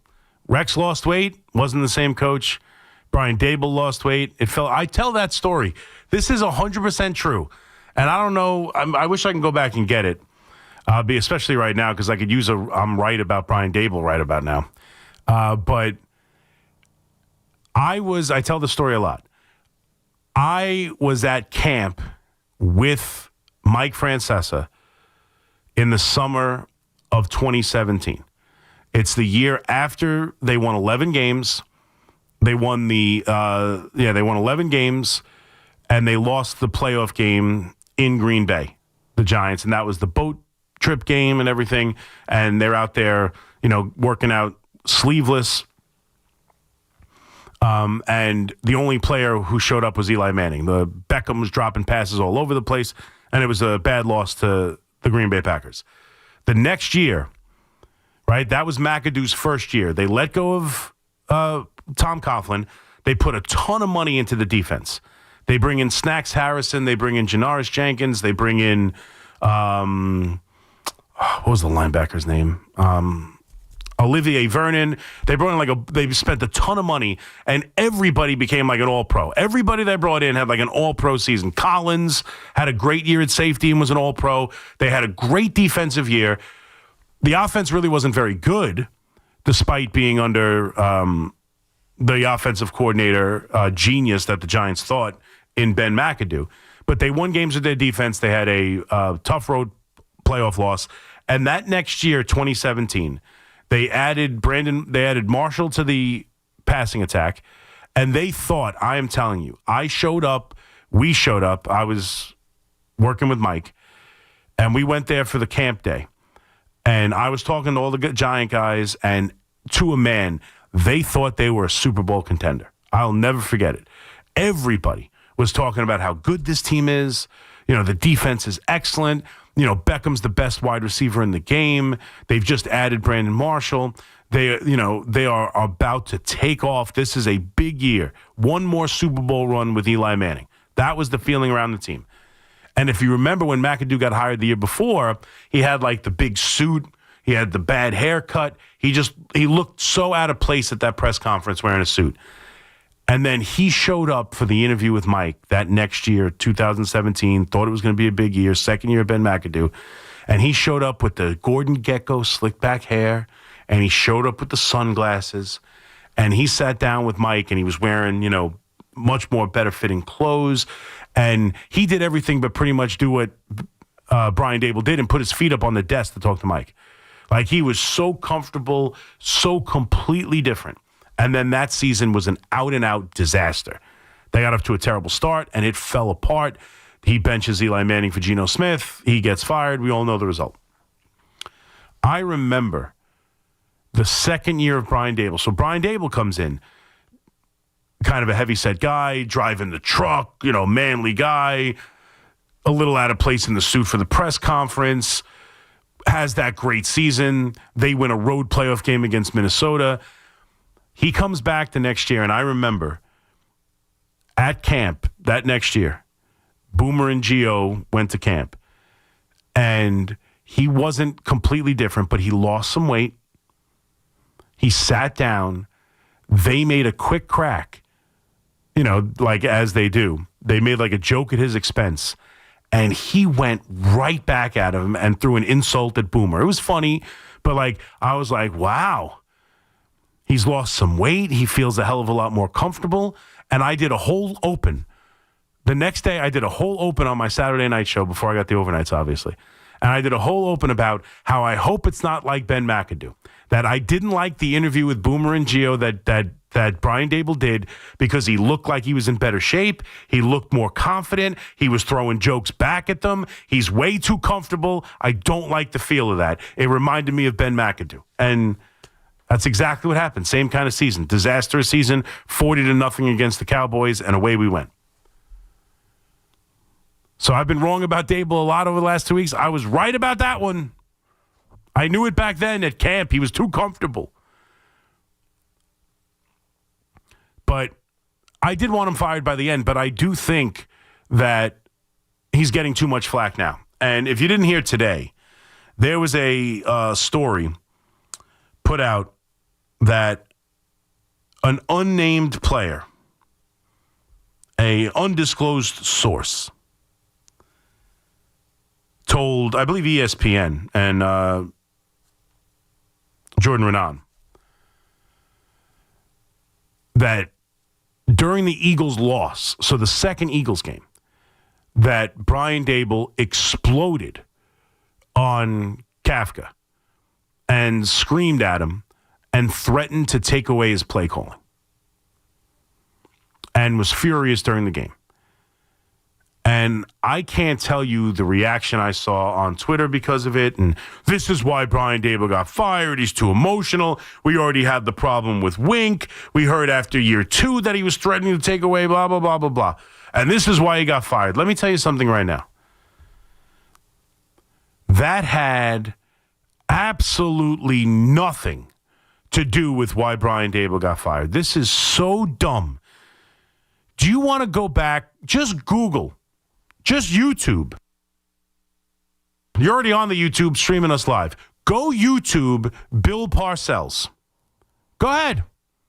Go YouTube Bill Parcells and watch him absolutely lay into everyone around him. Players, coaches. Go watch I think it was HBO did the special. Go watch the HBO special, Bill and Bill, with Belichick and Parcells. And listen to Bill Belichick talk about how he was in fear of his life with Bill Parcells and how he would curse him out and scream at him and threaten to fire him.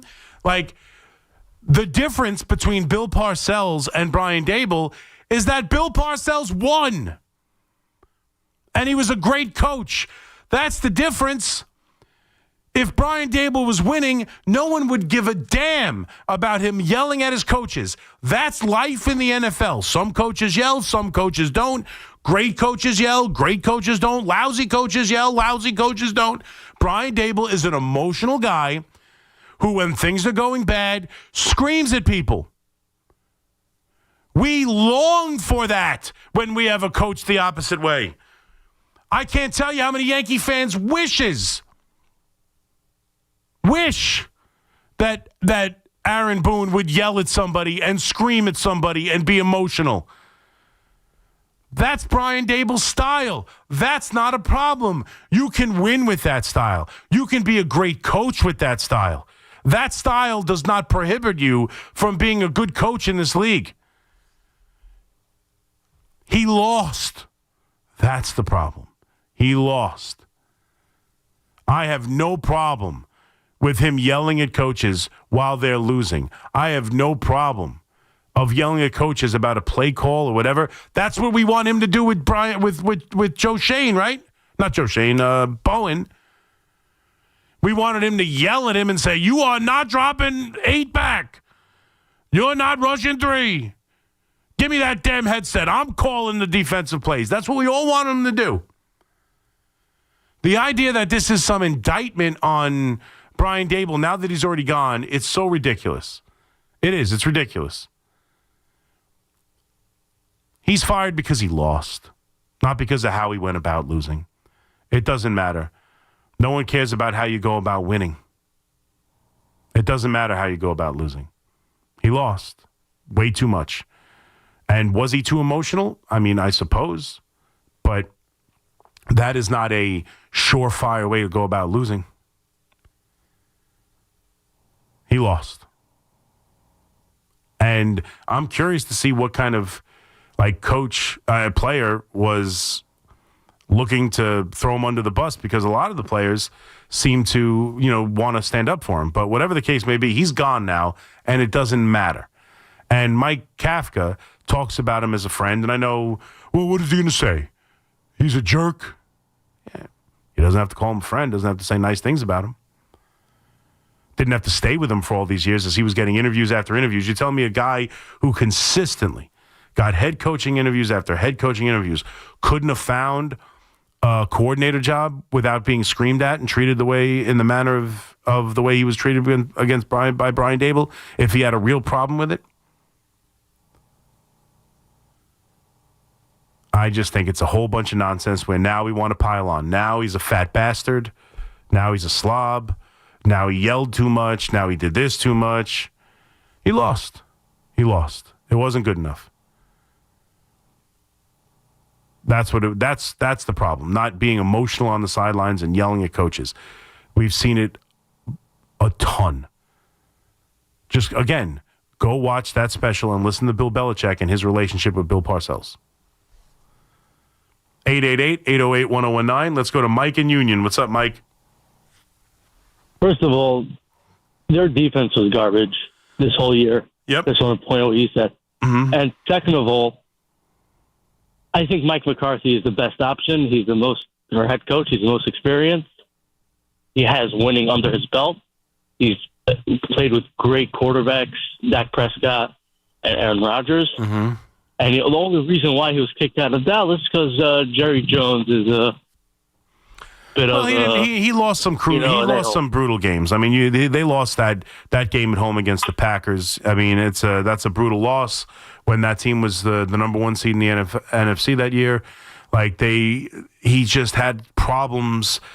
He's perceived to have problems of getting over the hump. But I don't disagree with you. For this Giant team, I think he is one of the better names out there. Absolutely.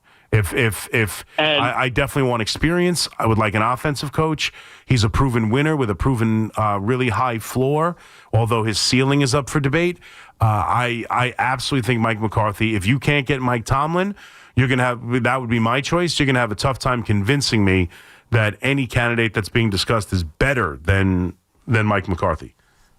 100%. Also, what do you think about this?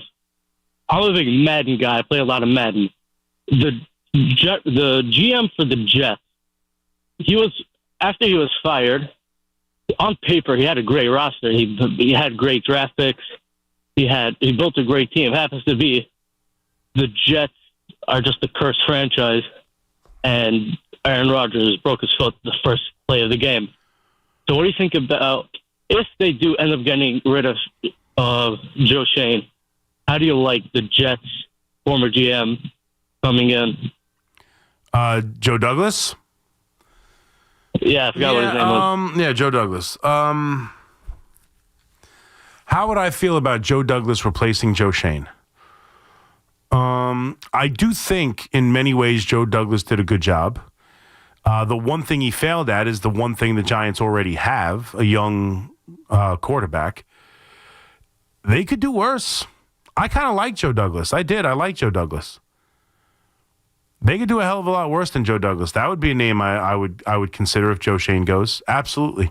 I don't know if you want to do that with his connection to the Jets, but absolutely. I have no problem with that hire. That would make sense to me. Again, the one thing he failed at, let's be honest, there's one thing he really, truly failed at. The quarterback position, and you would like to think that that's settled with the New York Giants. So putting pieces around him, I think they could do a hell of a lot worse than Joe Douglas. Absolutely. 888-808-1019. Let's go to Kyle and Patchogue. What's up, Kyle? Hey, Chris, how are you, man? What's going on?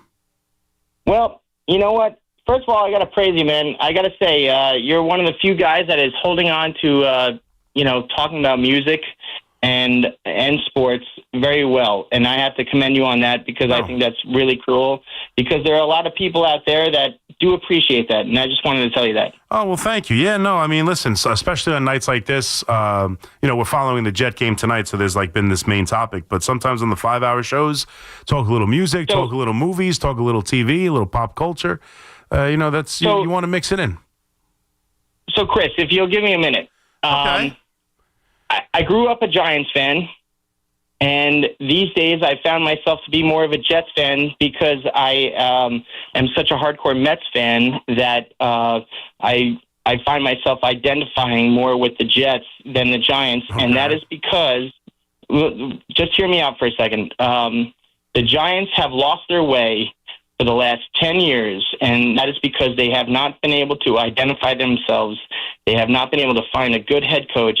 They have not been able to establish what they had, which was like an amazing defense and, an offense that, feels like it's actually going to be something to root for. I know the Jets are not like a better option technically, but I identify with them more, and I'm not even actually trying to like say I'm talking about the Jets or the Giants more per se, but it's like if I had to pick one to root for, the Jets, like they. You think the Jets are in better? You think the Jets are in better standing than the Giants? No, I don't think that. It's because they're, I guess, even more. They're like so far out of it, let's just say, that it's easier to root for them because the Giants like have had this winning success that they have just thrown away. And I understand that like, they've run into hard times with finding finding the coaches. The Mara family has now, right. I guess it's come out that they're sick or whatever. Yes, he's dealing with health. He's dealing with a cancer issue and health issue. Yes. What I'm really trying to say is that the Giants have lost their identity the last couple of years, and they've made me sick. To be honest with you, like I feel listen, Kyle. I appreciate what you're saying, and I don't disagree with you. But why that makes you feel like you more identify with the Jets, I won't understand because, and hey, look. If you want to root for the Jets, fine. I have no problem. I root for the Jets. I know people think, like, because, in sports radio, especially all of a sudden, if you acknowledge your fandom in any way, you are viewed by the other fan bases, the other team's fan base, that, like, you're a hater no matter what you say, unless it's, like, uber positive. Like the Jets. I got this guy constantly saying I'm a Jet troll. I had them in the AFC Championship game for 2 years. I have consistently talked about how like good I thought the roster was and Aaron Rodgers was going to change everything. I've been rooting for the Jets. I want to see the Jets do well. I'm concerned about picking the quarterback. That's all. And I don't like the coach's antics with the media, but that's neither here nor there. You got to go win football games. But like as of right now, I don't know about identities or whatever. It's very simple to me. The Giants are in far better standing moving forward. I would much rather, if I had to pick a team right now that's going to be a winning team in the next couple of years, I don't think there's any doubt. I feel much better about the New York Giants. And yeah, that's 90% because of the quarterback. I think Jackson Dart's legit. They still have to go find a young quarterback who's legit. Jackson Dart's legit. He's not going to be making much money on the rookie contract. They're going to be able to go and put a team around him. They've already got Neighbors, who feels like a number one wide receiver, obviously. Hopefully coming back from injury. He still is that when he gets back. Cam Scatterbo and Tracy are a good running back tandem. I think could be really good. Andrew Thomas, all-pro left tackle. The offensive line's played better. You've got young kids on the defense who hopefully will improve, and with a new defensive coordinator, like I think they're in far better standing than the New York Jets. I just do. I think if the quarterback is what the issue is. Jets draft a quarterback next year, and he starts like a house of fire, and he plays as well as Jackson Dart does, maybe I'll change my mind. But as far like the Giants have lost their identity in all this, they've been a losing team for a decade. Yeah, they've lost their identity. They don't know who the hell they are. Fine. Identity, analytics, accountability, whatever clutch word you want to go to describe what the problem is with the New York Giants. They are experts at losing. Both these teams, they're experts at losing. Doesn't matter who comes in, doesn't matter. You could get Aaron Rodgers coming in, you can get a young quarterback playing great, doesn't matter. They have become losing franchises who will do everything they can to find a way to lose. I know it's not the greatest of analysis, right? I get it. This isn't a Baldy breakdown. I'm just telling you, like, watching the team, it doesn't matter if it's a drop pass like last night or a quarterback who can't make an accurate throw or a fumble on a snap or a quarterback fumbling the ball or an interception or a terrible pass interference penalty, one way or another, they're going to find a way to lose the football game. And for whatever reason, they need to figure out how to snap out of that. And for the Giants, even the young, talented quarterback hasn't done it just yet. But that's what the Jets need. 888-808-1019. McMonigle here with you on The Fan. Quick break. Update. We'll come back. Continue to take your calls all the way to 5 o'clock in the warm-up show right here on The Fan. It's Boomer and Gio. Mornings on The Fan, 101.9 FM. The Giants are going to be looked at as an attractive job. Now, I know that they have been terrible and just as bad as the Jets record-wise. I think maybe even worse. But they're going to look at the franchise, the Lombardis, Jackson Dart. Yeah, Jackson Dart. And people are going to want that job. Listen to Boomer and Gio on demand on Apple Podcasts, Spotify, or wherever you get your podcasts. Hey, New Yorkers, fast, reliable internet can be yours when you switch to Fios. For a limited time, combine Fios home internet and one line of mobile for just $69.99 a month. Get unlimited welcome for $50 a month with autopay plus taxes and fees when you bring your phone. And add Fios 300 megabytes per second for $19.99 a month with autopay, mobile plus discount, and bonus discount.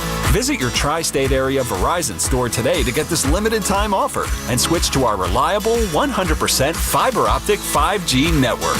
Fios, for eligible new Fios internet and mobile customers. Both the $15 monthly discounts for Fios and Bring Your Phone applied over 36 months. Mobile and home discount enrollment required. $99 Fios setup charge applies. For unlimited welcome, unlimited 5G and 4G LTE may be temporarily slower than other traffic in times of congestion. Domestic data roaming at 2G speeds. At Town Fair Tire, New England's largest name brand discount tire dealer, you get it all. The guaranteed lowest price, the most free services, and we accept all valid rebates from any manufacturer and from our competition. Yes, we accept them all, even competitor rebates. Town Fair Tire, New England's largest discount tire dealer, now with over 120 stores from Connecticut to Maine. Nobody beats Town Fair Tire. Nobody. Name brands at discount prices. Town Fair Tire. Diabetes, high blood pressure, anxiety meds, everyone's on them. If you're a 50-year-old male, maybe a bit porky, and you may even have type 2 diabetes, $1 million of term insurance may only cost you about $200 a month. Call Term Provider. Speak with Big Lou at 800-555-2085. Big Lou will find a term life policy for you even if you have type 2 diabetes, are overweight, or have high blood pressure. Term Provider has helped thousands of people like you who think they can't afford term life insurance. To buy $1 million of affordable term life for you, all you need to do is call Big Lou at 800-555-2085. Lou will make sure the scales are tipped in your favor. Call 800-555-2085. Big Lou will answer your call and work to fit you into a term life policy that you can afford. Remember, Big Lou's like you. He's on meds too. Call 800-555-2085 or biglou.com. Are you searching for a warm and welcoming community for mom or dad? River Spring Living just may be the right option. Set on a 32-acre campus right there along the beautiful Hudson River, there are plenty of chances to engage in activities, wellness programs, and so much more. From independent living to assisted living and memory care, specialized teams are dedicated to making everyone feel right at home. I've seen firsthand what makes life at River Spring Living so special. Visit riverspringliving.org today. Okay, girls, ready to go? Yeah! Mom, I'm hungry. Can I have a snack? Me too, Mommy. You want a snack? Yeah! Got it? Children learn from our behaviors. Mommy, can you open this, All right, hold on 1 second. Okay. Okay, here. Thank you. They learn what is okay from the adults they see. Mommy, are you on your phone? If you're a distracted driver, chances are they will be too. What kind of driver are you raising? Funded by the Governor's Traffic Safety Committee. Nobody had to tell your grandparents not to drive while using their typewriters. Why should it be any different for us kids and our cell phones? Distracted driving was the cause of more than 3,000 deaths in 2022. Come on, we're smarter than this. Let's put down the phones and focus on the roads. Drive safe, everybody. Don't drive distracted. A message brought to you by the National Highway Traffic Safety Administration, Project Yellow Light, and the Ad Council. I'm a pretty great multitasker. I can wash dishes and do laundry. I can roller skate while walking my dog. I can even order lunch while doing my homework. But I can't use my phone while driving. A distracted driver is one of the leading causes of death in the United States. So when it comes to driving, please, don't be a multitasker.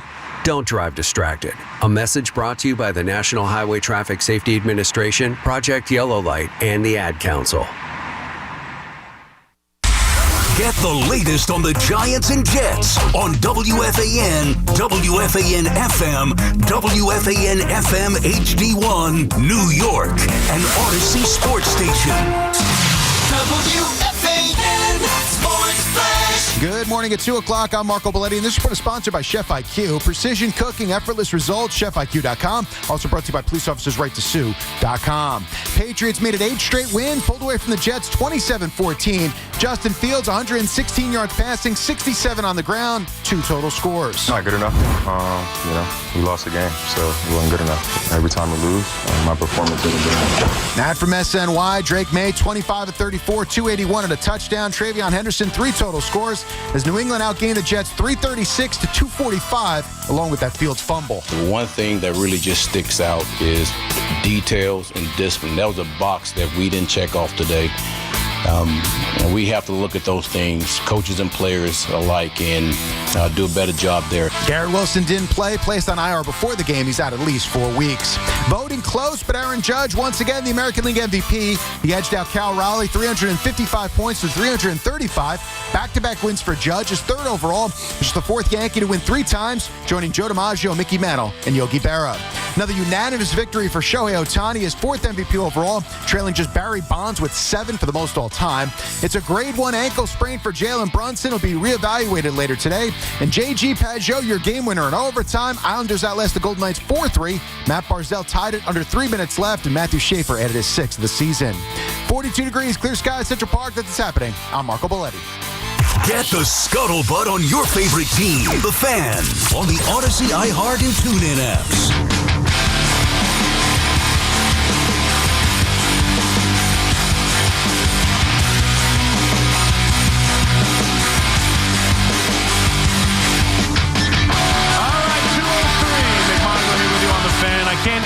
I had a caller before mention the music. I can't even sing. I try and sing, and then all of a sudden, I'm coughing. I need a drink.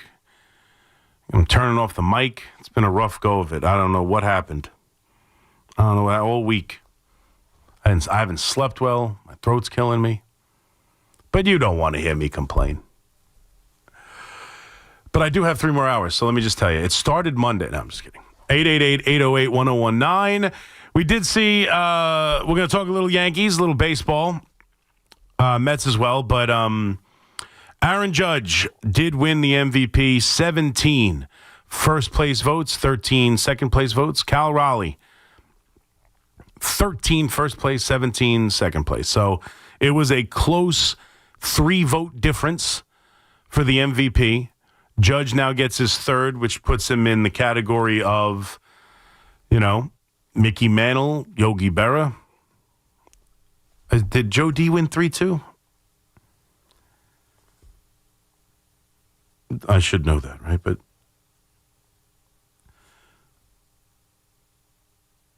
yes. 39, 41, and 47. So, that's rarefied air. 3 MVPs. And let's be honest, I know Yankee fans aren't going to want to hear this. I went into it without any real concern because I don't think I would have been mad if he lost. I honestly don't think so. As he was sitting there in his 90s rock Halloween costume, let's be honest, he's wearing the black long sleeve, like kind of almost V-neck shirt with the chain. He looked exactly like that very famous picture of The Rock with the fanny pack and the jeans. Looked just like him, sitting there with his dogs and his family. Those interviews are so dumb too. I don't know if you saw the MLB Network show they do with all the 3 MVP candidates from a National League and the American League. Which, by the way, here's another tip for Major League Baseball. I know it's the Jets, but can you not have these award shows the night of Thursday night football? What's wrong with Tuesday night or Wednesday night or even Friday night? I know there's some college football that gets played on Friday night, but please, can you try and actually show it when people will watch instead of against an NFL game? Like, can you grow a brain? And I know this show was before the NFL game started, but they had their award ceremony where Juan Soto was at, like giving out all the top MLB, all MLB team awards and everything, talking about who's going to join, Team America for the World Baseball Classic, and it's up against a Thursday night football game. Hello, no one gives a damn about your awards against an NFL game. Give me a night where I got nothing else to watch.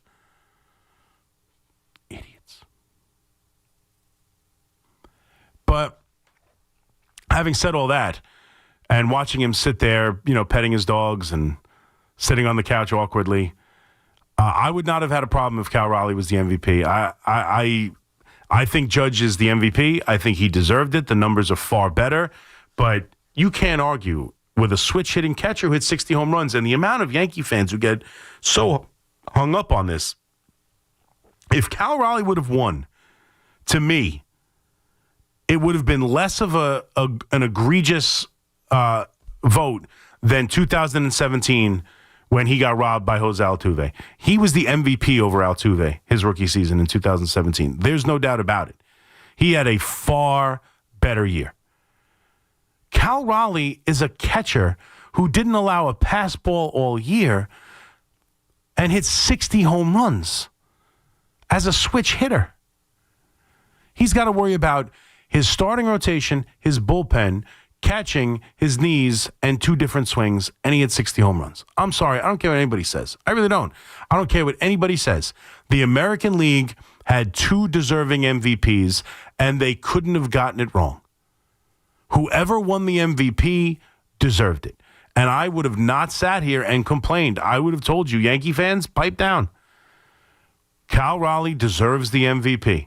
Aaron Judge deserved the MVP. Someone had to win it. And yeah, I'm a Yankee fan, and I'm wearing my captain from, I believe, U Stadium sent this to me years ago. I'm happy he won the award, and he deserved it. He's the only man ever to hit 53 home runs and win a batting title. He has become an all-around incredible player. He even threw in a good postseason to boot this year. Didn't mean much for the Yankees, but he even threw in a great postseason to boot. He is, and what we are getting, and here's the main point, because forget the hardware. As he even said, he would trade all the awards he's ever won, the Silver Sluggers, the MVPs, the Hank Aaron Awards, whatever. He would have changed them all for a championship. And that's what it's about. So even what I'm about to say next only really matters if he wins championships. But we are watching. And this is where I think fundamentally I may disagree with a lot of Yankee fans on a level. Like, yeah, it's about championships. We all know we want to win the championship. Absolutely. But I don't know. Call me sentimental. Call me old-fashioned. Call me naive. Call me whatever you want to call me. To me, baseball is different than any other sport, even with the added playoff formats, even with more teams making it.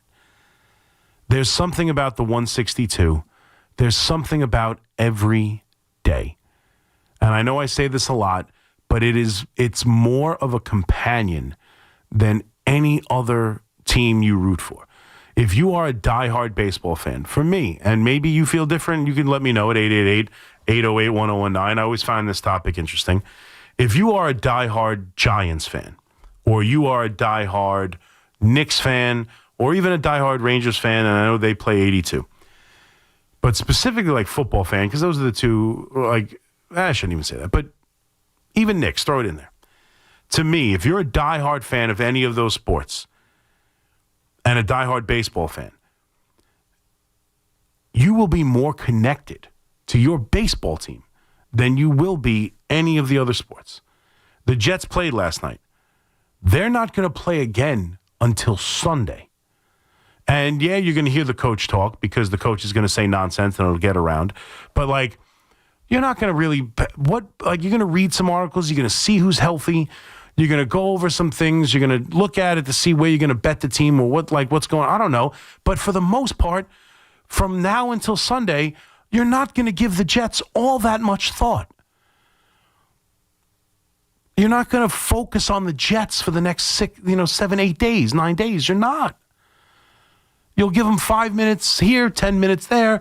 You'll watch the press conference there. You'll turn on the morning show, the afternoon show, the midday show to get your fix about the team and yell about the coach.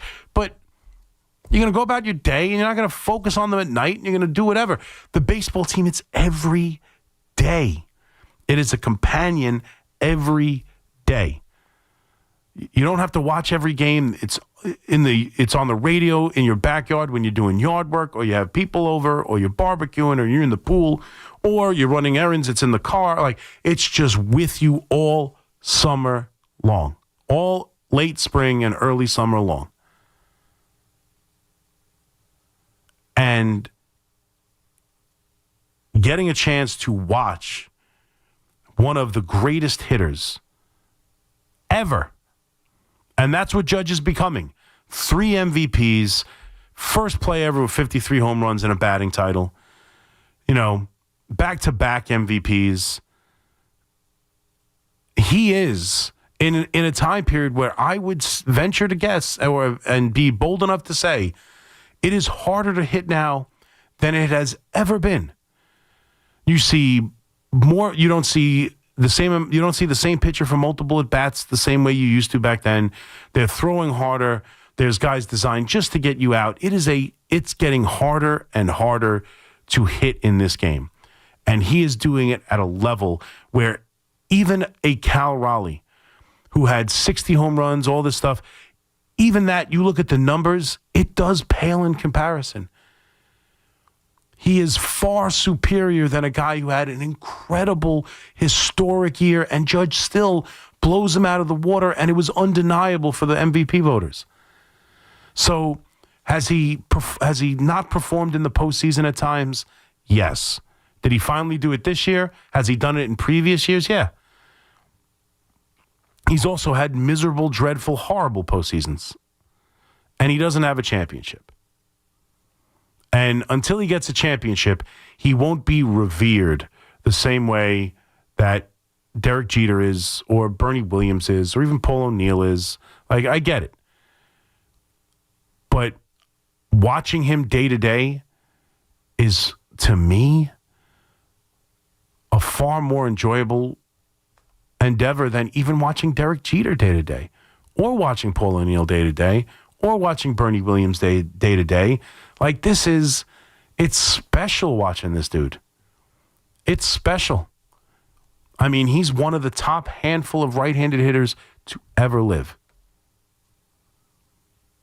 And now this third MVP really locks it up for him in being a special player. And I just, in this world, and especially as Yankee fans, where all we care about is championships, and we have gotten toxic, and we hate the team, we hate the owner, we hate the general manager, we hate the manager, we hate we hate everything. Even the ballpark's not as good as the old ballpark. Like, you just hate everything, it feels like sometimes.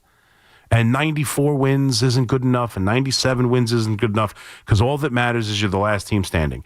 And I'm not saying I disagree with it, but I am saying be able to compartmentalize and to be able to look at Aaron Judge and say, I know he hasn't won a ring, and I know that's what I care about, but I'm not going to allow my hatred for others in the organization to cloud what we get to watch every day for an entire summer.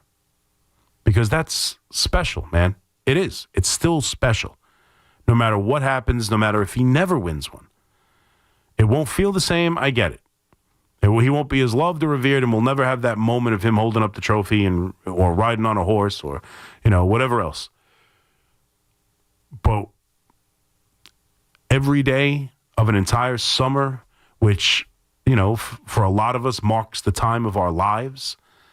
You base years on summer vacations. You base years on how you spent your summer with your kids or what you did, or that's how you mark time. Christmas is coming up. I remember that Christmas. I remember that summer. I remember that. We mark our lives by this. And this dude is giving us some of the greatest summers we've ever seen from a ball player. So just take it in and acknowledge what he is and how freaking great he is and how incredible he is to watch and where he stands on the pantheon of the greatest players to ever play the game, and that you were lucky enough to be a Yankee fan or just a baseball fan in this city during this time, because I don't know when you're going to see it again.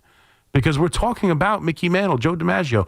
We're talking that's what we're talking about. Alex Rodriguez maybe for a year or two here in New York. He's better than A-Rod was. He's better. He's better. It's a it's a twice in a century kind of player. 888-808-1019. Let's go to Tommy in South Jersey. What's up, Tommy? Hey, Chris, how you doing? Hey, sorry you can't sing this week, buddy, but I could listen to you tell stories about when you worked with Mike for 5 hours, man. Well, I appreciate that. Thank you very much. And yeah, I would say with Judge, I think this third MVP, it doesn't put him in obviously the Jeter level, the Mickey Mantle level, but I think it puts him right up there with Mattingly, where I think at this point, the midday guy always talks about Mattingly, and he's brought up on the show. I think Judge. Yeah, BT. BT. Is that age. I kind of just missed his greatness. I remember him obviously, and he was the great Don Mattingly when I became a fan. But I don't remember 85 and 86. I don't remember him being the best player in the league. I do remember him being a great Yankee, and I remember coming up and knowing he was their best player and knowing who he was, and then obviously 95's postseason was special. But I BT's a little bit older, so he has that. Well, Donnie was the best player in the game for a stretch. Yeah, and getting to that level, I mean, that's a big level, especially in New York. That they're going to be talking about him 30 years from now, and I think when you get a title, doesn't get a title here in this spot. And, absolutely. Yeah. He's a Hall of Famer. I mean, pretty much already. I don't know how much more he would have to do to be a Hall of Famer. He's a Hall of Fame talent. There's no doubt. He's going to be in Monument Park. Absolutely. Championship or not. No one's ever going to wear 99 again. He's going to have a monument out there. Absolutely. That's how great a talent he is. That's how great a talent he is. But even if he doesn't win, which I hope, listen, it's not over. He's showing he can still play it there. You don't think next year is going to be great? And we'll see what the Yankees can do. That's what Moshe wants to talk about. Let's talk about how we can put a team around this guy. Moshe and Woodbridge. What's up, Moshe? How are you? Yeah. Hey, Chris. How you doing? Good. How are you, buddy? Great. Big fan of the show, obviously. Anyway, I think that the Yankee, having a tiki during the day, they always talk about the Yankee mentality. It's a different mentality, and then the mentality is always to swing big, and it's a bully offense. And I think that in this offseason, you got to – obviously, I think that the difference between the Yankees of this year and the Yankees of 2023 is Cody Bellinger. I think he was the biggest, digger, grinder, whatever you want to call him. The clutch, the players that know how to play big and then do the fundamentals. You got to bring Bellinger back. I think you also, if you're the Yankees, and I know they're probably not going to do this because of how, big it sounds, but bring Bellinger back and bring in Bregman because he's a third baseman and he's a clutch hitter and he's a grinder. And you just got to have these guys that know how to play big and do the fundamentals. And I think that that's what the Dodgers are, right? Everybody was saying, well, we all have to be like the Blue Jays, change the the mentality. No, don't change the mentality. Just do it like the Dodgers do it. The Dodgers do it very well, but they also do it, they also play the game right. They hit the big home runs, and they sign the big free agents, but then they also get that hit with runners in scoring position. They also, of course you got to get hit with runners in scoring, but do you know that they've won the last two World Series, and they've hit 200 in both series? 200. So, like, the idea that they've gotten these, like, base hits all over the place and gotten the big clutch hit, like, maybe one or two, they won those games hitting solo home runs. They hit 200 against the Yankees. They hit 200 against the Blue Jays. So with pitching then? Yeah, well, this year was a lot to do with pitching. Like, it's both. Like, you need the clutch hit. Like, again, I just think it's the idea that the Yankees never get a single or never in the game 3 of the wild card round when they beat the Red Sox, they had that 4-run rally, not a home run to be found. Like it's not like they don't do it or that they preach to not do it or that they just didn't hit. They had the 7-run rally, which I don't put a lot of stock in necessarily as far as building momentum and winning the game, but they scored, or winning the series rather, and winning the game too. They were down a ton of runs. But at the end of game 2, they scored 7 runs to try and get back into that game. No home runs. Like, they're capable of scoring runs without home runs sometimes. They're capable of the big hit. They don't get it in the postseason. Like, it's not that the strategy is, like, I think it's so overblown. Yeah, they look to get off their A swing. Absolutely. They look to get off their A swing. They believe in getting off their A swing. There's no doubt about that. It's not necessarily to hit the ball out of the ballpark, though. It's to put a good swing on the ball and hit it hard somewhere. It's not always the try and smash it, like, to smithereens and hit one over the fence. Like, it's just to put a good A swing on it. They don't necessarily just choke up and just, tap it the other way and hope it goes over the third baseman's head. No, they don't believe in soft contact for contact's sake. But it's not, if it's a low and outside pitch, it's not necessarily, take that low and outside pitch and try and pull it over the short porch. Like, not always. But yes, they want to hit it hard. They don't want to play this game of I'll inside out it and bloop it over the second baseman's head. And sometimes that works and sometimes it doesn't. Sometimes it leads you to have an offense that finishes in last place, and sometimes it gets you to Game 7 of the World Series. Sometimes Ernie Clement will hit ground ball double plays all postseason long, and sometimes he'll have more hits than anyone in the history of the game. Like, there's no strategy that turns Ernie Clement into the greatest postseason hitter ever. That's not a strategy. There's not a strategy. There is not a formula. There is not an approach that turns Ernie Clement into the single greatest postseason hitter for one postseason in the history of baseball, or at least more hits than anyone. Like that, no. He just freaking went on. They played their game and did it at an expert. Like Barger. He strikes out as much as any Yankee. Look at the numbers. He is their guy who swings. He is their closest to 3 true outcome guy there is. He swings hard. He strikes out a lot. He hits the ball hard. That's who he's been. That's who he was. In the postseason, the dude was on fire. He was seeing the ball, hitting the ball. What is preventing the Yankees from catching on fire? What is preventing the Yankees from offense to click like we've seen them click during the regular season? And yes, even against good pitching. And yes, even without always hitting the home run. But the bottom line is, as Brian Cashman said, it's upwards of 90%. You hit more home runs than your opponent, you win the series. That is a tried and true formula. That is a fact. Do you need to do other things? Do you need to get that sacrifice fly when there's a runner at third? Yeah. Yeah. Of course you need all that. But you need to play your game. And the Yankees' style of play doesn't preclude them from winning in the postseason. It's not like they play their style of game and get beat. They stink. It's not like they hit home runs and get beat while hitting home runs. They're not hitting home runs. And the home runs don't disappear in the postseason. It's a misnomer. It's not true. It might for the Yankees, but not for the rest of baseball. I don't know if it's the pressure that is put on them. I don't know if it's the manager not getting them in the right frame of mind, which I'm open to.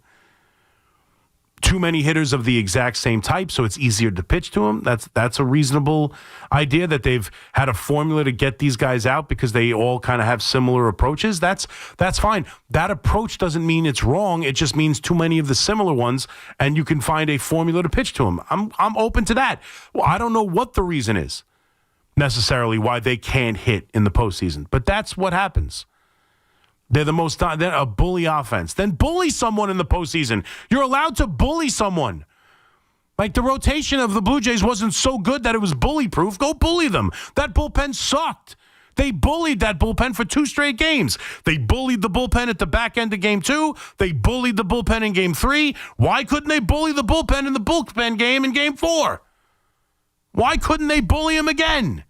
They're a bully offense. Then go bully the lousy bullpen. Why couldn't they? I don't know. Third base. 888-808-1019. McMonigle here with you on The Fan. Quick break. Come back. Continue to take your phone calls as we are halfway through our 5-hour midnight ride right here on The Fan. The Giants take on the Packers. 1 o'clock Sunday. Giants rally to the ball and knock them short. The home of New York Giants football is The Fan. 101.9 FM and always live on the free Odyssey app. Looking for the lowest price on name brand tires? Get to Town Fair Tire and get the guaranteed lowest price on any name brand tire. Nobody beats a Town Fair Tire deal. Nobody. Name brands at discount prices.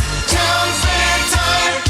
Imagine a gentleman's club with over 200 gorgeous exotic dancers every week. Hey, big boy. From the people who make fantasies come true, Gallagher's 2000 in Long Island City is the place to be. Gallagher's 2000, a gentleman's club for today, gentlemen. Gallagher's 2000 features 2 floors, 3 stages, discounted drinks, VIP, champagne rooms, and dinner specials every night. Gallagher's 2000 offers complimentary lunch Thursdays and Fridays with any drink purchase. Come on down, big boy. Gallagher's 2000 is New York's largest upscale gentleman's club, and Gallagher's 2000's bachelor parties will blow you away. For their bachelor party specials, call 718-361-1348. Gallagher's 2000 is located at 4319 37th Street in Long Island City, Queens, just a half a block north of Queens Boulevard. Call 718-361-1348.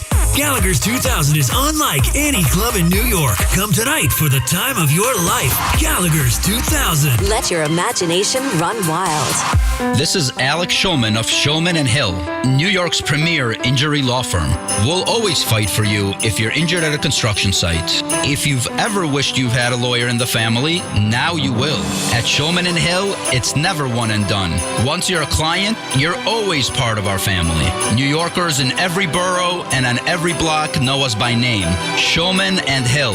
Get your free consultation at hurtny.com.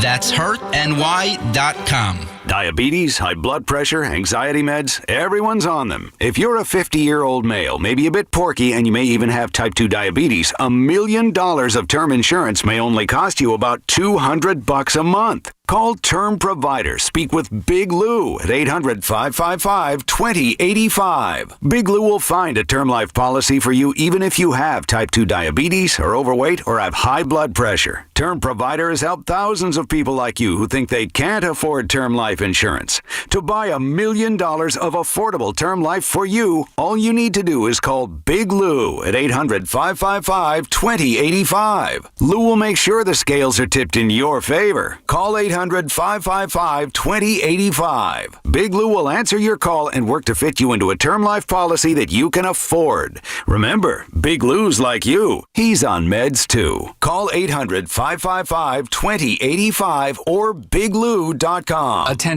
Have you racked up $10,000 or more in credit card debt? Are you barely getting by making minimum payments? With credit card debt reaching all-time highs, National Debt Relief is notifying consumers about significant debt relief options currently being made available to help those with overwhelming credit card debt. These options may reduce a large portion of credit card debt for those who qualify. You don't need to declare bankruptcy or take out a consolidation loan, and you may only have to pay back a fraction of what you owe, even if you have bad credit. National Debt Relief has already reduced the credit card debt for more than 550,000 consumers, so don't wait. If you owe $10,000, $20,000, or even $100,000 in credit card debt, you can now take advantage of this financial debt relief as the cost of living continues to skyrocket. To check what debt reduction you may qualify for, call 800-894-7722. That's 800-894-7722. Again, 800-894-7722. Everybody knows Town Fair Tire is New England's largest name brand discount tire dealer, beating all the local competitors with our guaranteed lowest prices. And now, with over 120 stores throughout New England, we beat all the competition, including the warehouse clubs, the online sites, and the local dealers. Yes, we beat them all with the absolute guaranteed lowest price on name brand tires. Nobody beats Town Fair Tire. Nobody. Name brands at discount prices. Town Fair Tire. New York sports is more than a game. It's a lifestyle. WFAN is the only place where Yankees, Mets, Giants, and Jets fans come together and sound off. The Fan, 101.9 FM, and always streaming on the Odyssey, iHeartRadio, and TuneIn apps.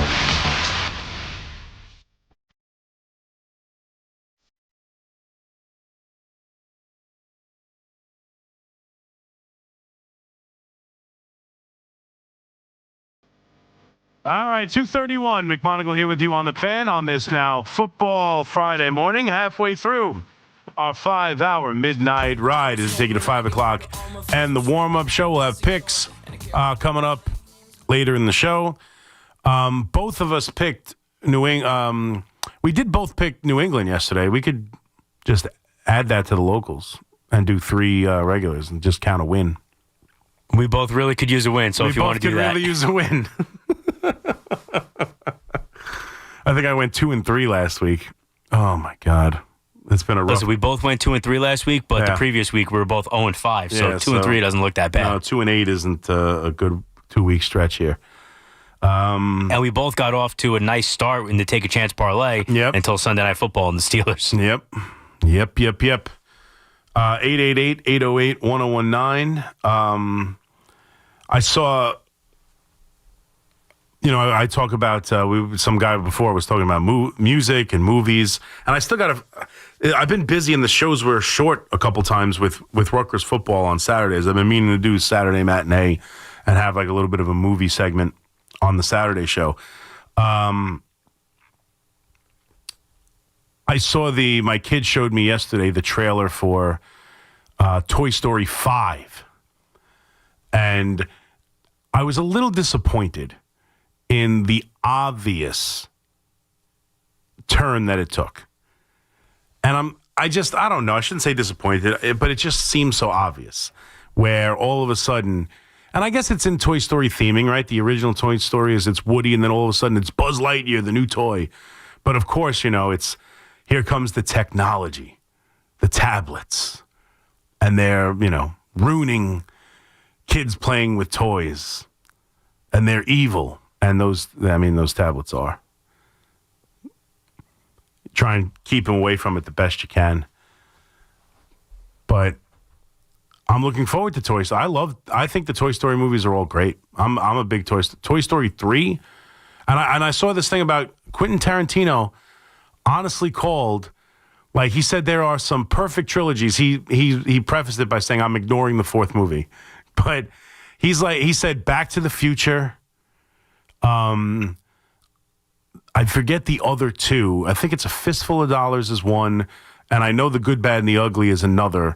But I guess that's part of a trilogy. I don't even know all 3, but it's The Good, Bad, and the Ugly trilogy. And then he said Toy Story. 7 perfect movies: Texas Chainsaw Massacre, Jaws, The Exorcist, Annie Hall, Young Frankenstein, Back to the Future, and The Wild Bunch. Right. He's also... And, yeah, but he's also done a thing on the perfect trilogies. I saw him doing it with, I think, Bill Maher. Yeah, Quentin Tarantino, perfect trilogy. A Fistful of Dollars for a few dollars more, and The Good, Bad, and the Ugly was one of them. And then he said Back to the Future and Toy Story were his like 3 perfectly done trilogy where they got better as they went along, and they answered questions. Although I don't know about Was it Back to the Future now I'm thinking It about can't be because nobody thinks the third is the best of the thinks trilogy. is perfect. Yeah, that maybe it wasn't Back to the Future. But Back to the Future. The maybe original I'm Back to the Future is one of his conflating on the perfect list. 7 films. Maybe that's why I'm thinking it. But yeah, it's with Bill Maher. I'll watch the video later. Toy Story 3, the first time I saw it, messed me up. Yeah. No, Toy Story 3 is great. It's but my favorite I had one by no far. idea it would be as heavy as it was to, reference Back to the Future. Yeah, no, it is heavy. Toy Story is heavy. Toy Story 3 at the end when he gives the toys to Bonnie. It's sad, man. Even when it came out like 15 years ago. When they're on that conveyor belt going into the fire. Yeah. I mean, you're like, this is a Disney movie. Yeah, I know. They're all going to die? No, I know. But listen, let's be totally honest. Disney movies aren't too afraid to kill people off. Yeah, but usually in the beginning. And you this don't is at see the it. end. Yeah, and you don't see it for the most part. You see the separation of Dumbo and his mother. We've done this. I mean, you see Mufasa die. You see Mufasa die. Do you see Bambi's mom die? I can't remember. You don't see Ariel's mother die. You don't see Belle's mom not around. You don't even know what happened to her. It's just the father. In the song montage, you kind of see the Frozen parents die. Right. Oh yeah. No, you see that. Yeah. Yeah, a lot of death. A lot of kids without parents. It's almost just like the formulaic, like, we got to give this kid a struggle. All right, we'll take a parent away. All right, that'll do. What can we do to make this kid's life hard? Kill his mother. Perfect. Ted, you're a genius.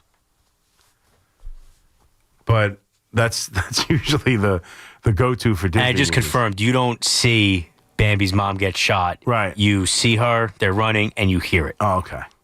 I haven't seen Bambi in forever. That's why I had to, I couldn't remember. I don't even remember it. I hardly remember it.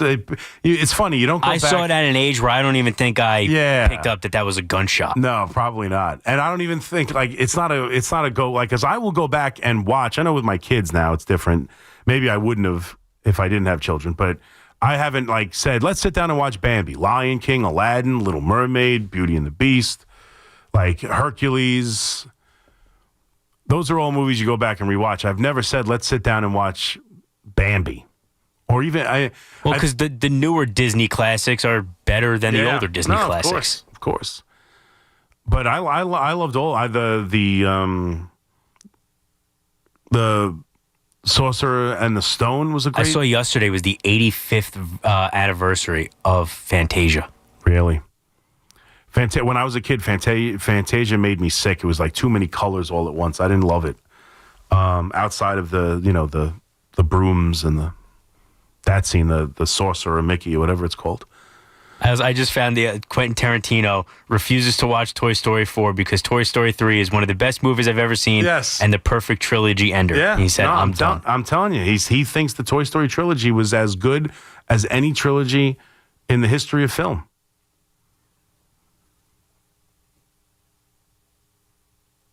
And I guess Brad Pitt is shooting a sequel to the Hollywood movie. Once Upon a Time in Hollywood. I don't think he's directing it, but I think he wrote it. No, it's David Fincher, not Quentin Tarantino. Yeah. I think he wrote it, though.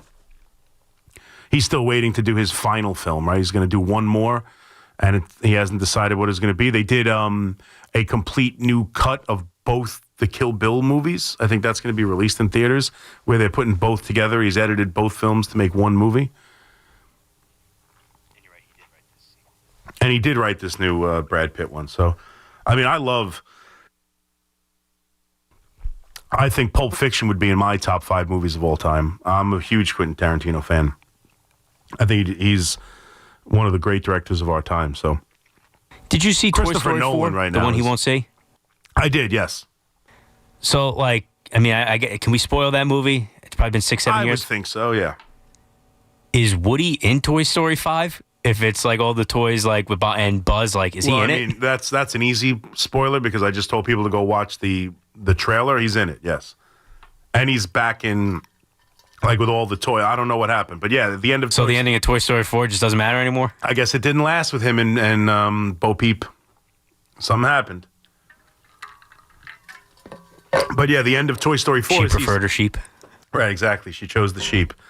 The end of Toy Story 4, Woody stays at like the carnival and decides to live with his love, Bo Peep, instead of going back with the rest of the toys with Bonnie. So, but no, in Toy Story 5, they're back at it again. And of course, it seems like in the trailer, the villain is going to be the technology, which you could have seen coming, I guess. 888-808-1019. But I saw the, did I talk about seeing the Superman movie? I thought it was good. I didn't have a problem. I know Mike hated it. I thought the Superman movie was good. I enjoyed it. And we pretty much know who the villain for the sequel is going to be. In Superman, the next Superman? I heard they're doing a spin-off TV show of, what's his name? Jimmy Olsen. Jimmy Olsen. No. What has it end? Why am I not thinking of the obvious answer of who would be the villain? Brainiac is going to be the villain, or maybe one I don't of the think two I know if they the do Superman multiple. villains all that well. Like you say Brainiac, I'm not sure I know what you're talking about. I don't think I know the Superman villain. Oh, so it's Man of Tomorrow, and Superman and Lex have to team up. No. Begrudgingly. No. But I thought it was good. And now we talked about a little bit of Pluribus, the new Vince Gillian show. I thought it was really good. I got to watch the third episode. Comes out Friday, so Friday is this 19 minutes from I now? got to see the new Alex Rodriguez documentary, too. That was good. Mike's in it. Francesca was in the first episode talking about... the day A-Rod showed up? The day A-Rod showed up here? No, they don't have any footage of you? You were here. I was here. You were sitting in my chair for that. I was sitting in your chair right there. I was right where you are now. And you're sitting where Mike was. That's dynamics change, huh? And now nobody even sits like where A-Rod was in line. We just reserved for nobody. Yeah, it's true. But, yeah, no, A-Rod came in that day. I'll never forget that day. That was such a crazy day because I think it's okay to say this now. The S Network doesn't even do the show anymore, but Mike didn't want to tell the Yes Network, because I think Alex kind of said, don't tell anybody. So we were kind of hush hush. And, Vic and the guys at Yes, I had them in my headset. We were communicating breaks, whatever with the TV show. And we were like, yeah, no, I mean, just, something's going on. Mike took the break to go meet them. It was like 12 minutes. We were away. He's like, what's going on? I'm like, I don't know. Mike will be back. You know him. He went for a walk, And then Alex came in there. Why wouldn't you tell us, Alex Rodriguez? Well, we told you not to. We didn't want to promote it, blah, blah, blah. But so that was a crazy day when A-Rod walked in off of his fight with Rob Manfred, mainly, and MLB and that meeting. And then just stormed in here, and the footage from it was him lying about, I shouldn't be suspended one day. And it is amazing. And I know the premise of A-Rod and Alex, I think, is kind of dumb. But, I mean, he was, that was some performance he put on that day. That was an A-Rod performance when he came in here, because I wouldn't say I believed him necessarily. I didn't oh yeah, no, he never did anything, I'm sure. But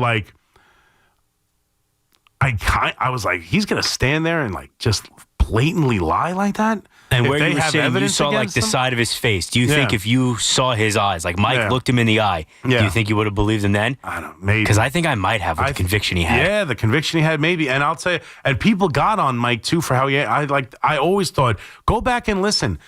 Okay, he didn't say, now come on now. He asked him 4 different times if he ever took anything that was illegal, if he ever took steroids, if he ever took HGH. He asked him dead to his face 4 times, what is he supposed to do? You're lying to me. Tell me the truth, damn it. Push like he did with Darrelle Revis that one time on the phone. Well, yeah. I don't know why we're telling Mike stories, but yeah, the Darrelle Revis hang up, that was a good one. And the most awkward moment ever for me was McAdoo.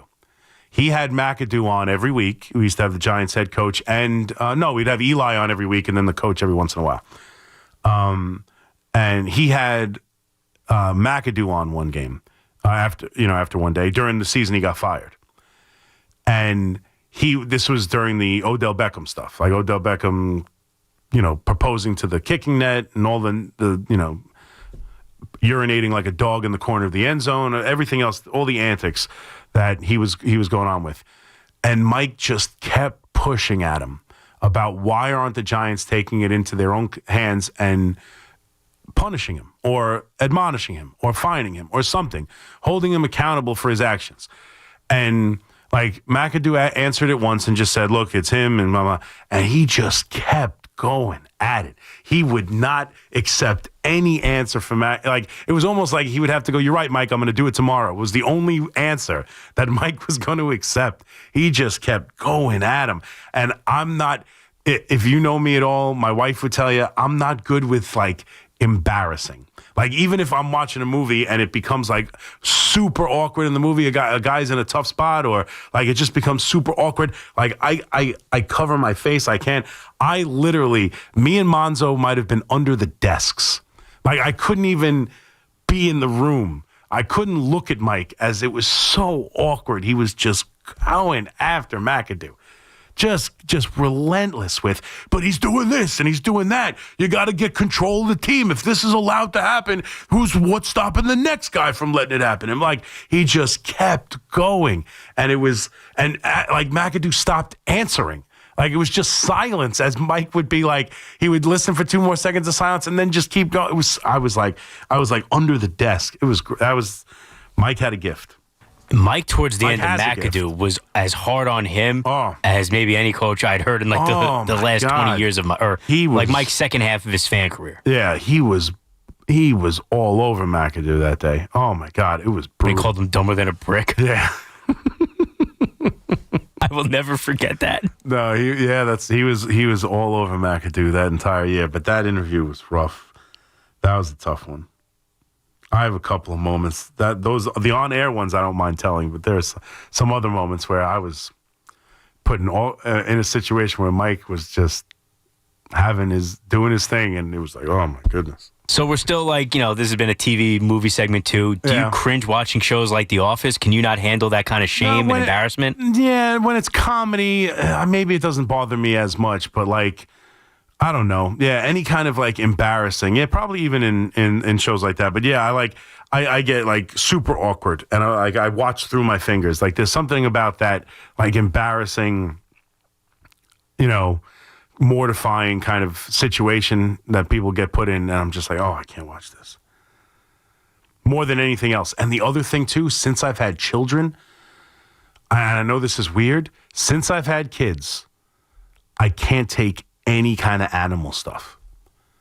Like an animal, like Marley and me, like an animal dying or an animal being mistreated, or like for whatever reason, not that I didn't care. Oh, beat that dog. I don't care. Like it would, like it would still be like, oh my God, that's awful or whatever. You didn't like it. Now you can't stomach seeing. I didn't have the emotional attachment to it. It would just be a scene in a movie. It didn't affect me necessarily. I knew that the animal was an actor and not actually getting hurt or whatever. But like now, I can't see people saying goodbye to dogs passing away. I can't see animals being hurt in any way for whatever reason. Since I've had kids, like I don't know if I associate them being helpless like when I had my babies, but like something about that. Like I can't tolerate any of that when I watch movies now. Now, what about? And I use this movie because it would be a good one to show your kids. I was a kid when it came out. What about like Air Bud, where for a few minutes it gets really dicey? Air Bud. I don't think I've ever seen an Air Bud movie. I think I've only ever seen the first one. Like The Lion, the Witch, and the Wardrobe, when they like shave the lion. Like that's like now that like that's an example of like it was just a movie and now I can hardly look at it. Like there's that's just one of those things. Like embarrassment and now, treatment of animals or children, but animals too now. Like it's just weird. I'm a weird guy.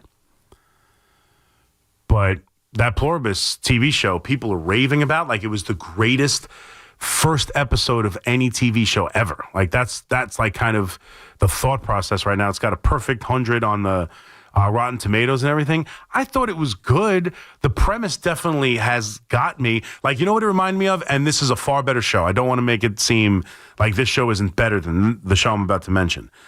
But there was the show, oh man, now I'm going to forget the name. I'm so excited because you and I have similar TV tastes. Yeah. I think there's a chance you're going to say the show I'm thinking of. No. No. Manifest.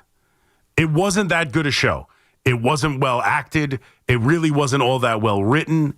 But the premise of the plane disappearing and then coming back, like, I was hooked on the premise of the show. And I feel like, again, this is far better done than Manifest was. But it's not so much that I thought everything about the show was great. I am invested almost immediately at the concept of the show and wanting to know what exactly is going on. But I didn't think it was like some great episode of television that checked all of the boxes of what a pilot should like check. I don't know. I thought it was good. I don't even know. And I thought the pilot was really great. Yeah. I don't even know if it's Vince Gilligan's best pilot. Right, yeah. The Breaking Bad pilot is incredible. Absolutely. I'm totally with you. I thought that was an incredible first episode. That show got me hooked in too. Like there's a lot of really great first episodes. Does one come to mind for you as the best pilot ever? Because to me, there's an easy answer. Best pilot. I don't think it's 24. No, as much as we both love it. I mean, The Sopranos is such a great one too. With Nozidi and his collapse with the Ducks and everything. That's a good one. First episode ever that should just be. Trying to think of great TV shows. First episode ever.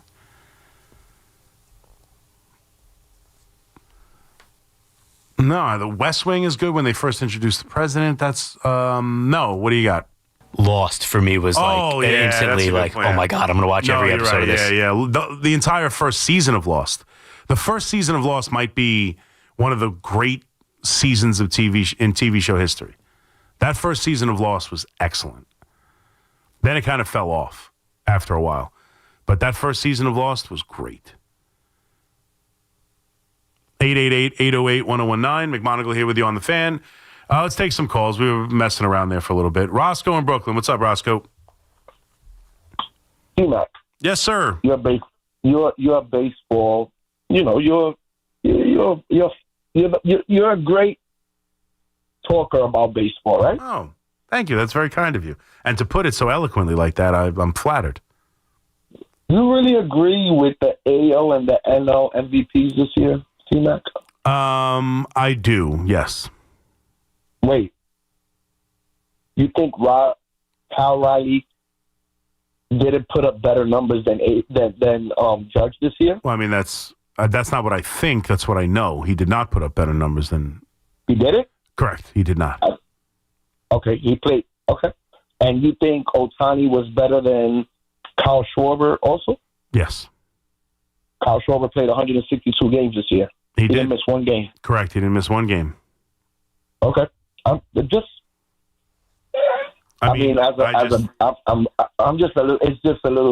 distasteful. It's a little distasteful the way they gave the MVPs to two players. Right. Who, okay, cool. But they didn't put up better numbers than Kyle Schwarber and Kyle Riley. Well, listen. The numbers weren't better. You're wrong. On the Judge one, you're wrong. I'm not wrong. Listen, this isn't up for interpretation. You're 100% incorrect. This is why baseball in 2 years is going to be in the jam that they're going to be in. They just had the greatest World Series they've ever had. Forget about the World Series. I'm talking about the AL and the NL MVP. Oh, much more important than the World Series. If you want to keep baseball, I mean, listen, in 2 years, we'll talk about the lockout, and we'll get it. Ohtani. So you're telling me Ohtani was better than Kyle Schwarber all year? All right, but one more time, I didn't hear what you said. Was Ohtani better than Kyle Schwarber all year? Was Aaron Judge better than Kyle Riley all year? Well, let's just focus on the last one, and let me just tell you. No, we're talking about the regular season. We're not talking about because I didn't they take forever to award these people. The regular season, without question, Aaron Judge had far superior numbers than Kyle Riley. Everywhere. Home runs? Not home runs and RBIs. Okay. Literally everything else. That's it. Batting average, on base percentage, slugging, OPS, OPS plus. Time out. Yes, time out. Yes. On base percentage because he walked. How many times he walked? How many times he walked? A lot, because walking is actually important, believe it or not. Okay, so I'm pretty sure a lot of the how many runs scored had to do with the walks. A lot of on base percentage had to do with the walk. Listen, I'm a diehard. He also has more hits. He has more hits. He has more walks. How about batting average? How about batting average where he almost hit 100 points higher? Do you like batting average? Yes, because of the walks. batting average has nothing to do with walks. Nothing. The batting average doesn't move if you walk them. Does it move? Does it go up or down? No, does the numbers move? No. It does not. Okay, of course. So he was. What the hell does? So season, yeah, but what does that mean? So wait, wait. Listen to me, because you're now. No. When you say something that is totally ridiculous, I have to stop you. I have to stop you. So what are you saying? Well, you're saying that Judge shouldn't get credit because he walked instead of making out like Cal Raleigh did? We're talking so about Cal MVP Raleigh made awards outs. and numbers. No, but just stop talking for a second. Stop talking for 1 second. We're talking about numbers. T-Mac, we're just talking about numbers, man. We're talking about numbers. You're wrong. You're not making any sense. He did not have better numbers than Cal Yes, Raleigh. he did in every category outside of home runs and No, RBIs. he didn't. Every one. Yes, he did. T-Mac, no, he did not. Yes, he did. Everything. Okay, have a good night. Everything. I don't know what to tell you. This isn't up for debate. This is not an opinion. Opinions, we can go back and forth. I'm not going to let you come on here and just say falsehoods and not challenge you on it, buddy. I love you. Thank you for the phone call. And if you want to make the case that Cal Raleigh is the MVP because of his catching, because of what he meant, it's most valuable. It's not necessarily best hitter. Like if you want to make all the cases that everybody makes, I would sit here and discuss it with you. But you can't call me up and say Cal Raleigh has better numbers. He doesn't in any way, shape, or form. And then to say that, oh, well, yeah, the batting average because he walks. That's the dumbest thing I've ever heard. I'm sorry, man. I don't know how else to put it. You're saying, oh, because when he walks, the batting average doesn't go down. So, yes, you're right. So when Cal Raleigh is making out, Aaron Judge is walking. What one's better, buddy? Which one would you rather have? You could go to the plate and walk or get out. Which one do you want to do? Judge hit 330. He had a batting average of 247. Every single stat. Now I got to pull it up because you're going to make me mad. I have. Okay, which one do you have? You have I have Cal Raleigh. You got Judge up? Oh, you have both here. All right, so and again, he played 159. How many did Judge play? 152. 152. So that's relatively the same. How many runs scored did Judge have? 137 led the league. All right, 137 led the league. So he scored, and again, the name of the game is runs. So it's runs scored and RBIs, which he led in the league in RBIs. So, but Judge had 25 more RBIs, so runs scored rather. How many hits did he have? 179. 179 to 147. So he had more hits. How many doubles? 30. So he had more doubles. Cal Raleigh had 24. We know home runs is 53. Oh, you could do 60. triples too. Aaron Judge had more of those, 2-0. 2-0 in triples. All right, home runs and RBIs. How many RBIs did Judge have? 114. 114. So he had 25 more runs and 9 less RBIs. So in total run accumulation, runs scored and RBIs, Judge had more. How many walks? 124 led the league. 124 led the league. So he had 30 more walks. Batting average? 331. 331. Led all of baseball. 247 for Cal Raleigh. On base percentage? 457 led the league. 457 led the league. 100 points higher. 100 points higher. For every 10 at-bats, Judge got on base one more time. OPS. I thought you were going to go to slugging. I'm sorry, slugging. 688 led the league. 688. Again, 100 points higher. OPS. 1.144 led the league. 1.144. 200, whatever you want to call it. 200 points higher. 200 points higher in OPS without, in my opinion, the most important stat in baseball. And Judge also led the league in OPS plus. OPS plus. And then even the one you skipped, steals, Raleigh had 14, which is great for a catcher. Yeah. Judge had 12. Still pretty good. Judge had 12. And OPS plus was 169 for Cal Raleigh, and for Judge, 215. 215. I mean, you said he had better numbers. We went through literally the entire baseball reference page. Home run and RBIs are the only numbers that Cal Raleigh had better. Literally, Everything else, and I guess steals. There's one more fun one. Do intentional walks all the way to the right. Yeah, intentional walks. Cal Raleigh had 17 intentional walks. 36, obviously, led the league. So he's the most feared hitter in baseball. He won the batting title.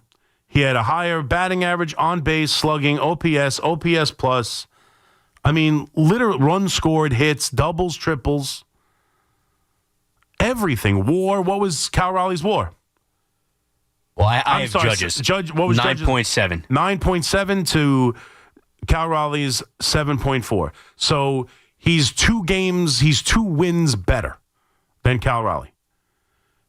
And so with the intentional walks, we're saying once every 4.5 games, a team said, we can't pitch to him. Right. The point of the matter is, your argument was just flat out wrong. There's an argument for Cal Raleigh. You chose the wrong one. The numbers are in the favor of Aaron Judge. It's not even close. If you want to have even more fun, because I went through them, if you compare the Ohtani and Schwarber numbers, it's pretty much the same exact story. Schwarber, and even then, the homers and RBIs, well, homers are closer. Schwarber just beat him by 1. Yeah. RBIs, he has it was, I think, 30. And then every other number across the board, Ohtani, and either by a little or a lot, and most of Ohtani's totals, like Judge, led the league. Yeah. No, I mean, numbers weren't your argument, man. That's the only. And they both played. Ohtani missed 4 games. Judge missed 10. These aren't guys who played 135 games and still won the MVP. They didn't miss a month. Nope. There is no doubt. Sorry. There are facts, and then there are opinions. Cal Raleigh should be the MVP is an opinion. More than happy to discuss it with you. Cal Raleigh had better numbers than Judge is an attempt at a fact and a failed one. It's just not true. 888-808-1019. McMonigle here with you on the Fan. Quick break update. We'll come back, take you to 5 o'clock in the warm-up show. It's BT and Sal, middays 10 to 2 on the Fan, 101.9 FM. You can make an argument that they could build without Alonso or certain other pieces.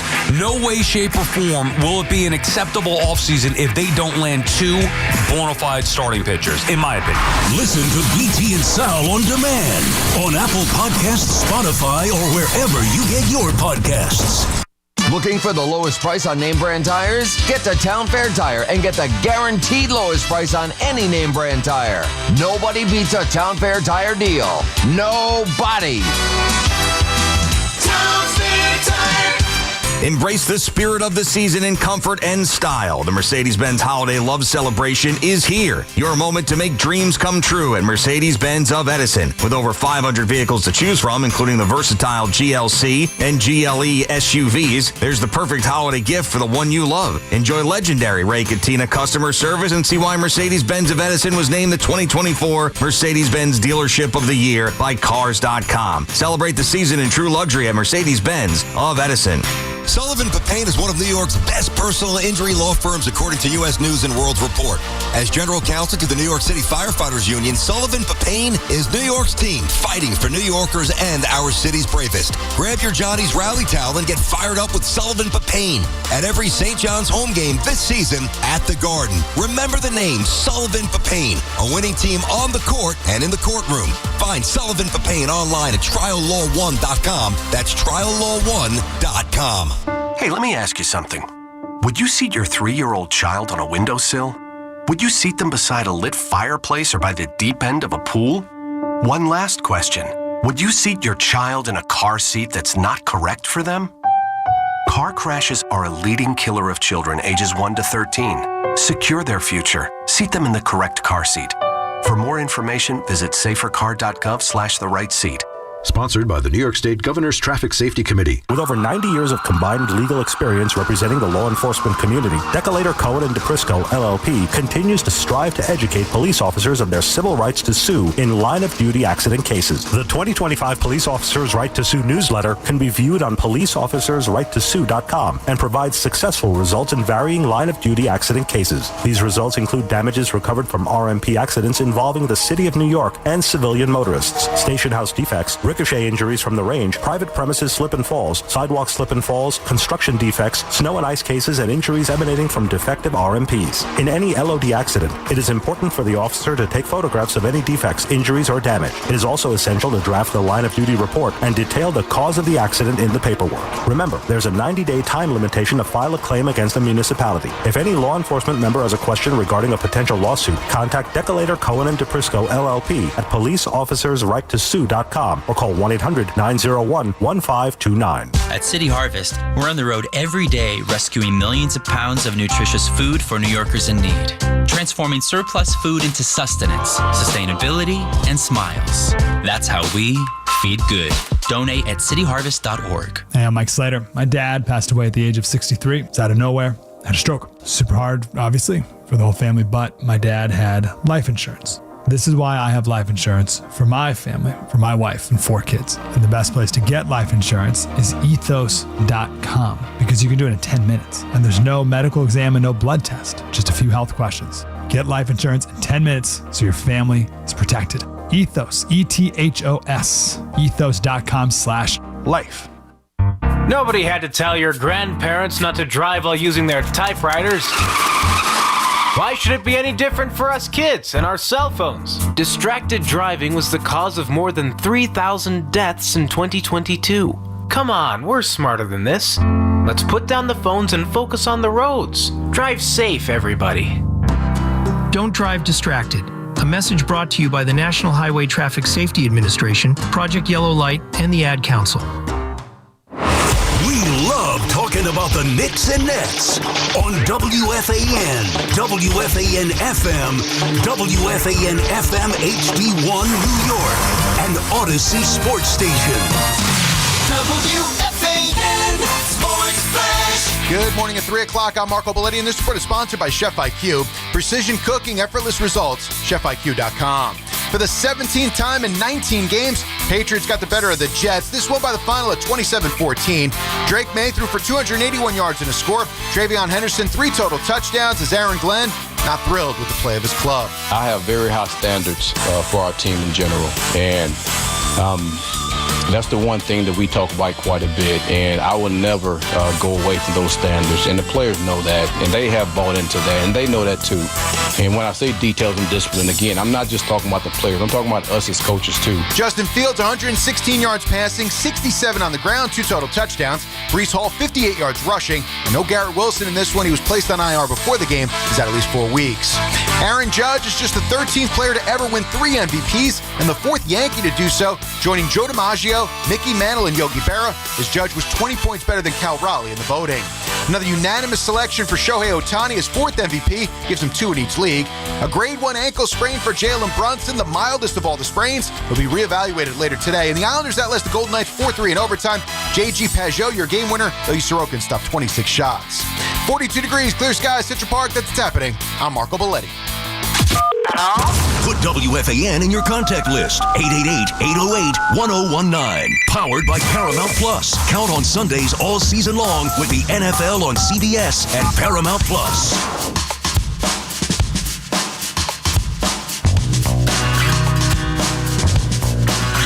Yeah, you know, it's funny, too, because I'm the one Yankee fan, certainly, and maybe the only guy I haven't heard everyone's opinion on the station, but I've been a pro-Cal Raleigh MVP guy. I think it's Judge. Don't get me wrong. I think it's Judge. But, I mean, I wouldn't have argued. I promise you. If Cal Raleigh was named the MVP last night, I would have pushed back on all the callers saying Judge got robbed. I really would have. I'm telling you, I would have. This would have been one of your most heated and contested shows ever. It's absolutely, it probably would have been. Yankee fans would have given me another reason to hate me. Because I don't think he would have been robbed. I honestly do believe both were extremely deserving of the MVP. And I really do take into account Cal Raleigh being a catcher and being a damn good one. He was a Platinum Glove Award winner. Like, he's no joke. He didn't have a pass ball all year. That's valuable to work with a pitching staff and a bullpen, and especially in today's day and age with, you know, the amount of game planning and the amount of scouting reports and everything. Like, it's not easy. and he hit 60 home runs, and he did it as a switch hitter. Like, I think he's got an incredible case for the MVP. I really do.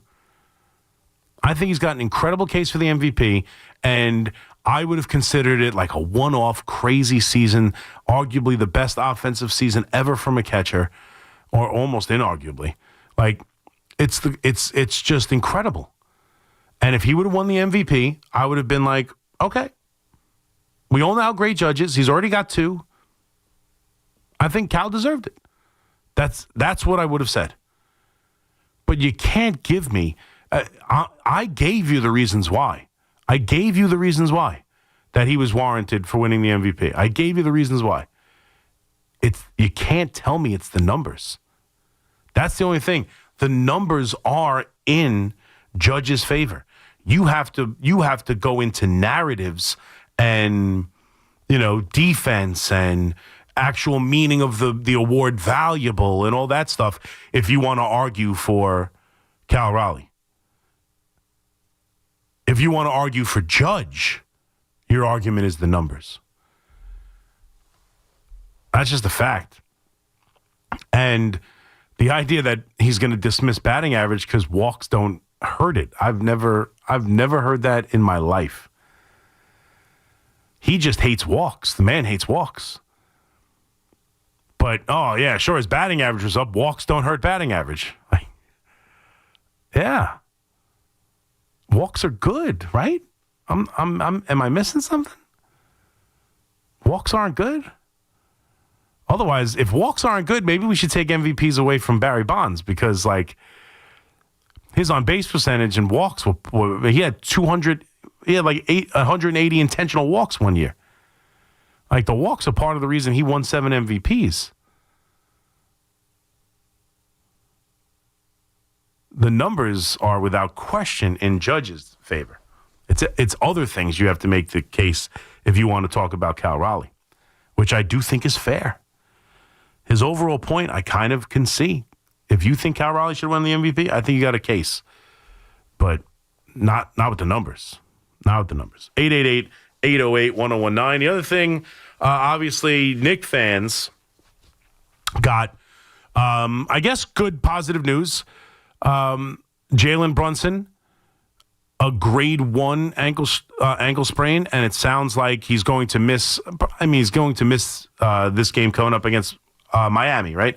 And then we'll see from there. But it doesn't sound like, or at least that initial injury, the time frame for a grade 1 ankle doesn't necessarily mean long term. But I would still think they're going to give him some games here. But you got tonight against Miami to end this long homestand. 1, 2, 3, 4, 5, 6, 7 game homestand. I mean, that's a baseball homestand. And then they go on the road after this to Miami, Dallas, Orlando, Brooklyn, Charlotte. So they follow it up with a 1, 2, 3, 4, 5 game road trip. And against teams they should beat. Dallas, obviously, they fired their GM. Not off to a great start. Brooklyn is one of the worst teams in basketball, and Charlotte's not far behind. So should pick up some wins on the road after really struggling on the road to begin the year. But it's probably going to be at least some of those games. I would venture to guess he might miss both Miami games and give him like a week at least, maybe even the Dallas game as well, and just give him a full week. Or maybe a little bit more than that, but it doesn't sound like it's a devastating one where, what he missed? 20-something games last year with the ankle? And it doesn't sound like it's going to be that. So, thankfully, they've avoided that because, listen, they need him. They need to get wins. You want to win an NBA Finals, man. You want to get to an NBA Finals. You have got to figure out a way. You want home court advantage. They have got to have a big regular season. They just have to. And, I talked about it a little bit yesterday, more of in jest. I didn't get into it as much, but I did just want to say something because, and someone got on me again for defending Dable instead of defending Tibbs. And I do want to defend Coach Thibodeau because he would be getting killed. Yesterday, and this is what I'm talking about. Yesterday, when Jalen Brunson, or 2 days ago now, whenever it was, when Jalen Brunson gets hurt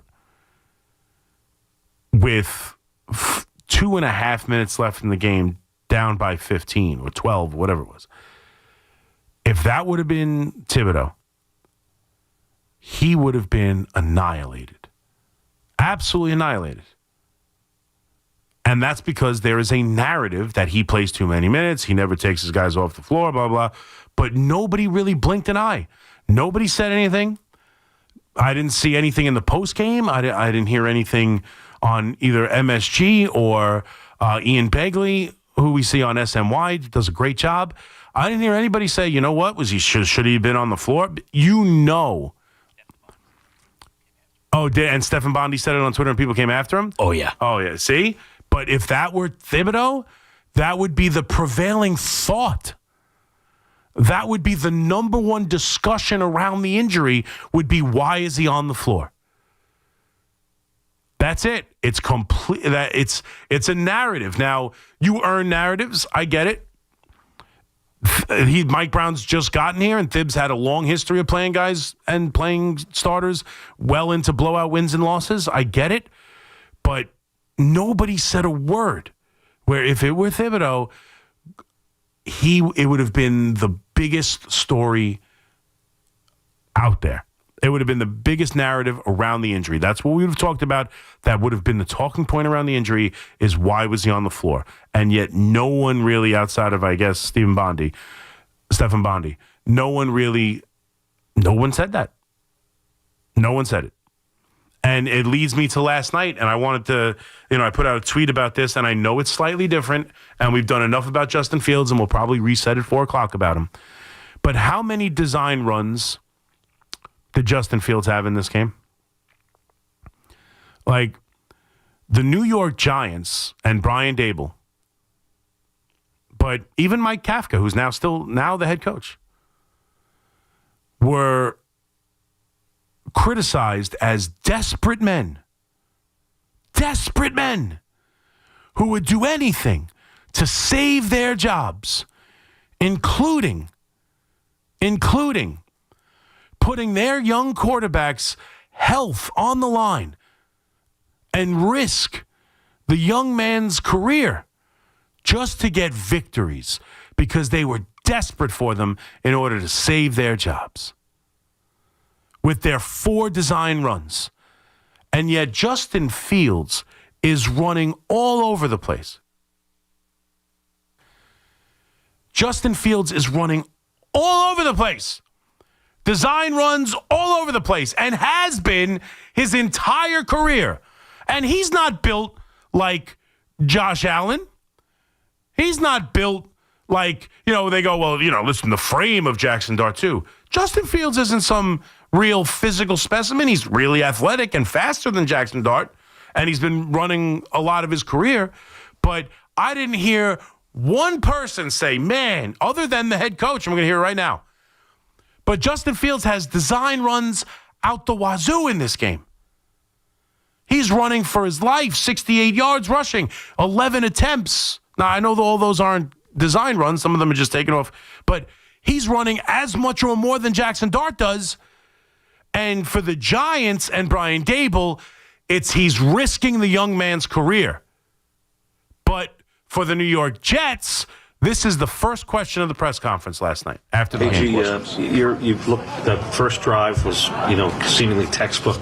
Yeah. That Tanner had scripted, but it seemed like there was the following drives in the first half. You got away from Justin running the ball a little bit. What was going on there? Yeah. And then we'll get the coach's answer. But that's the first question. The New York Giants are devious. The New York Giants are putting their player at risk. The New York Giants are reckless and careless. But Justin Fields, well, it worked so well in the first drive. Why didn't you keep running him from that point on? And then this was the coach's response. But you could play the whole thing if you don't have it cut that way. That's fine. Yeah, well, the thing is, we don't want to make a habit of our quarterbacks just continue to run because we can put them in harm's way. But the thing is, the plan was to get the ball. There you go. And I wanted to get it first. You can put him in harm's way. We can't treat him like a running back, which they damn near did all game. And he says later they went back to running the football? In the rest of that statement, he does say he's not a running back. Right, he's not a running back, right. No, I know. I knew he said that. I had listened earlier. Yeah. So, like, the coach was willing to, but for the New York Giants, they are coaching him like they're desperate for wins. They're being reckless. They're being careless. They are putting this young man's life in danger practically. The Jets, hey, why the hell did you stop running him? It was working.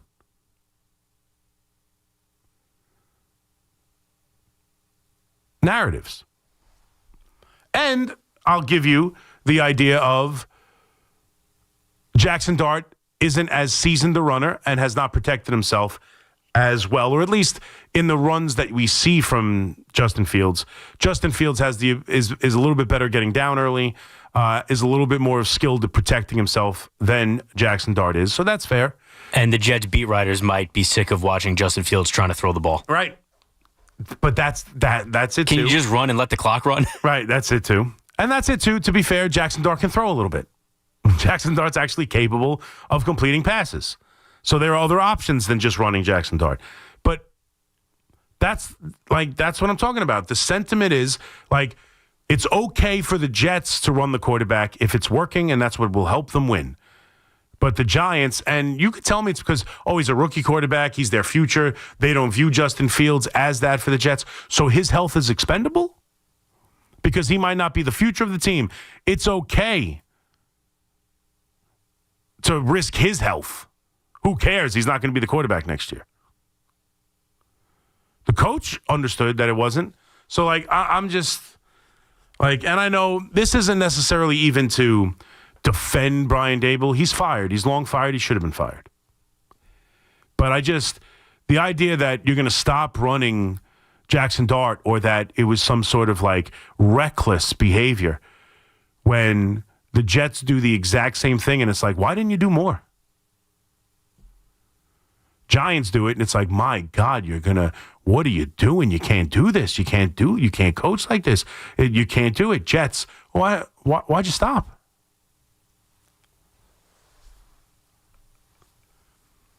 Narratives.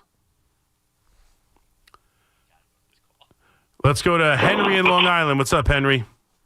Good morning. Good morning. How are you? Good morning. Good morning. How are you?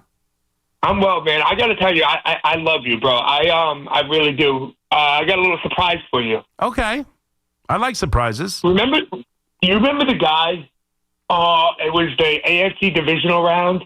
The guy who was driving to Brett from Long Island's house.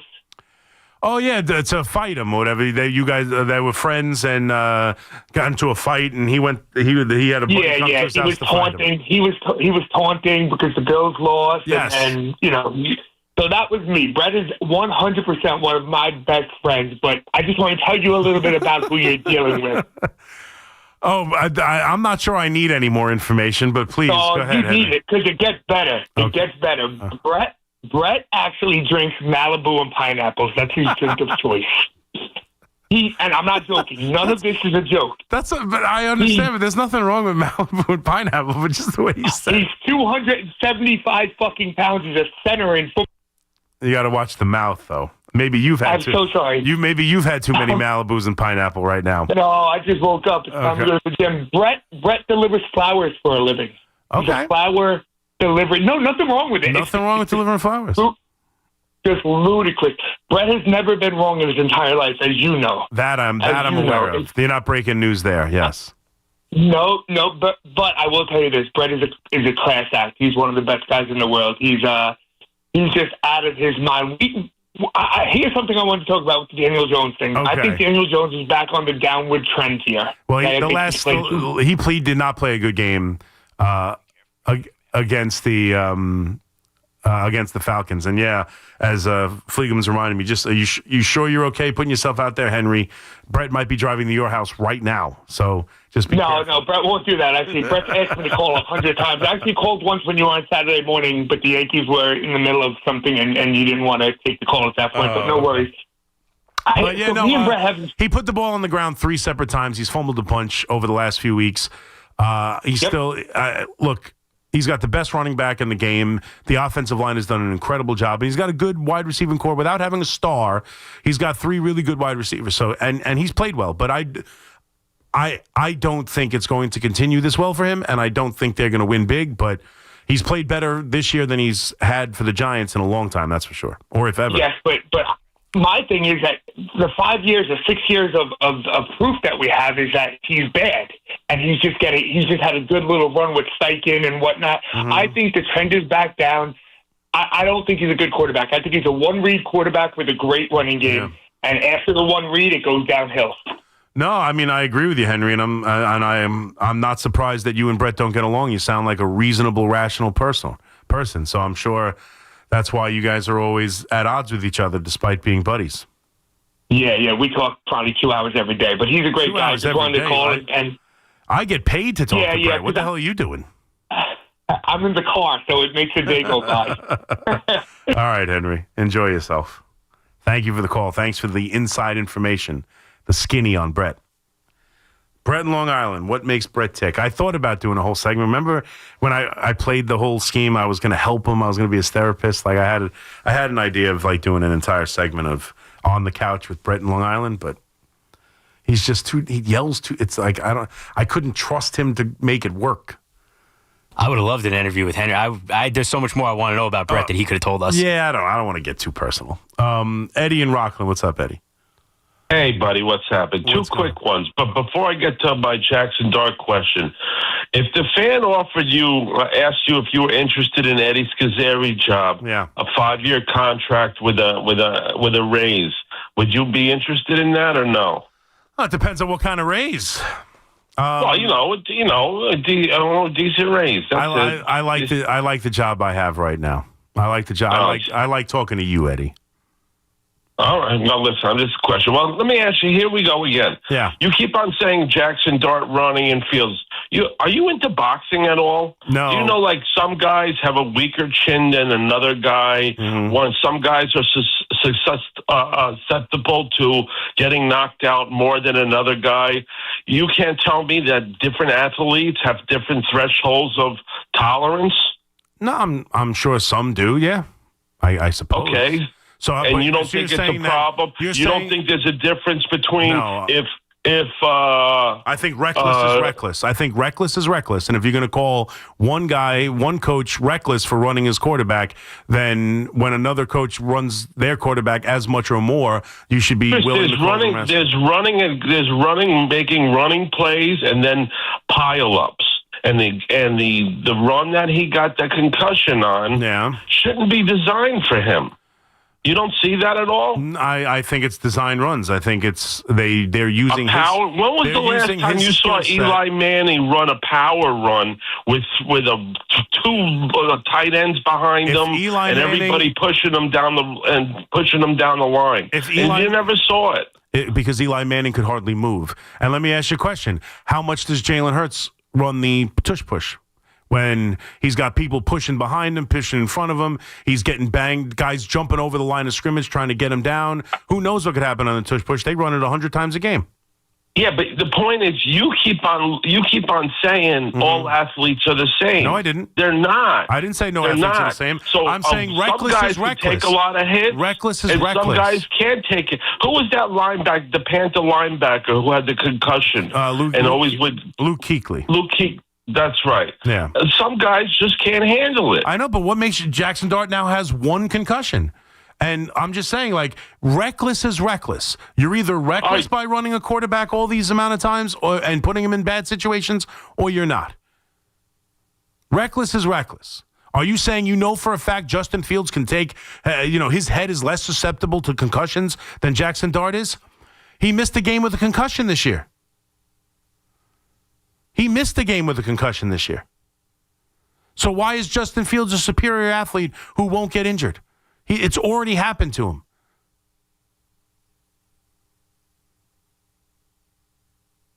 Like, I mean, you're not. It's reckless or it's not. That's my only point. It's either reckless when one person does it, and reckless when everybody does it, or it's not. Eli Manning. If Eli Manning would be successful at it, he would. And you want to talk about guys who could stand taking a beating and not getting hurt or not getting knocked out? You want to do the boxer analogy?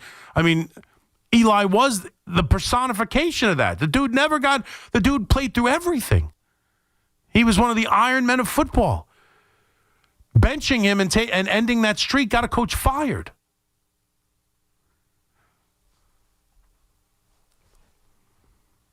I'm just saying, if it's reckless to call 4 design runs for the Giants, then it should be considered reckless for everybody else. It's either reckless or it's not. It's either a winning play call that you're surprised they got away from, or it's reckless. You pick. You're either trying to win the football game or you're not. And if your argument is like, well, he's not the future star of the quarter. He's not the future star quarterback of the team. Okay, so he's expendable even physically? That doesn't sound very nice. 888-808-1019. McMonigle here with you on the Fan. Be right back. The Emirates NBA Cup is on WFAN. In the lane, the lob for Clowney. Trying to one-handed. The Nets play the Magic. 7 o'clock tonight. Gets it to go. The home of Brooklyn Nets basketball is the Fan. 101.9 FM and always live on the free Odyssey, TuneIn, and iHeartRadio app. Do you owe $10,000 or more to the IRS like Mark? I've been doing home remodeling for 30 plus years, but the economy crashed. I wound up losing my home, losing my job, and on top of that, owing the IRS a ton of money.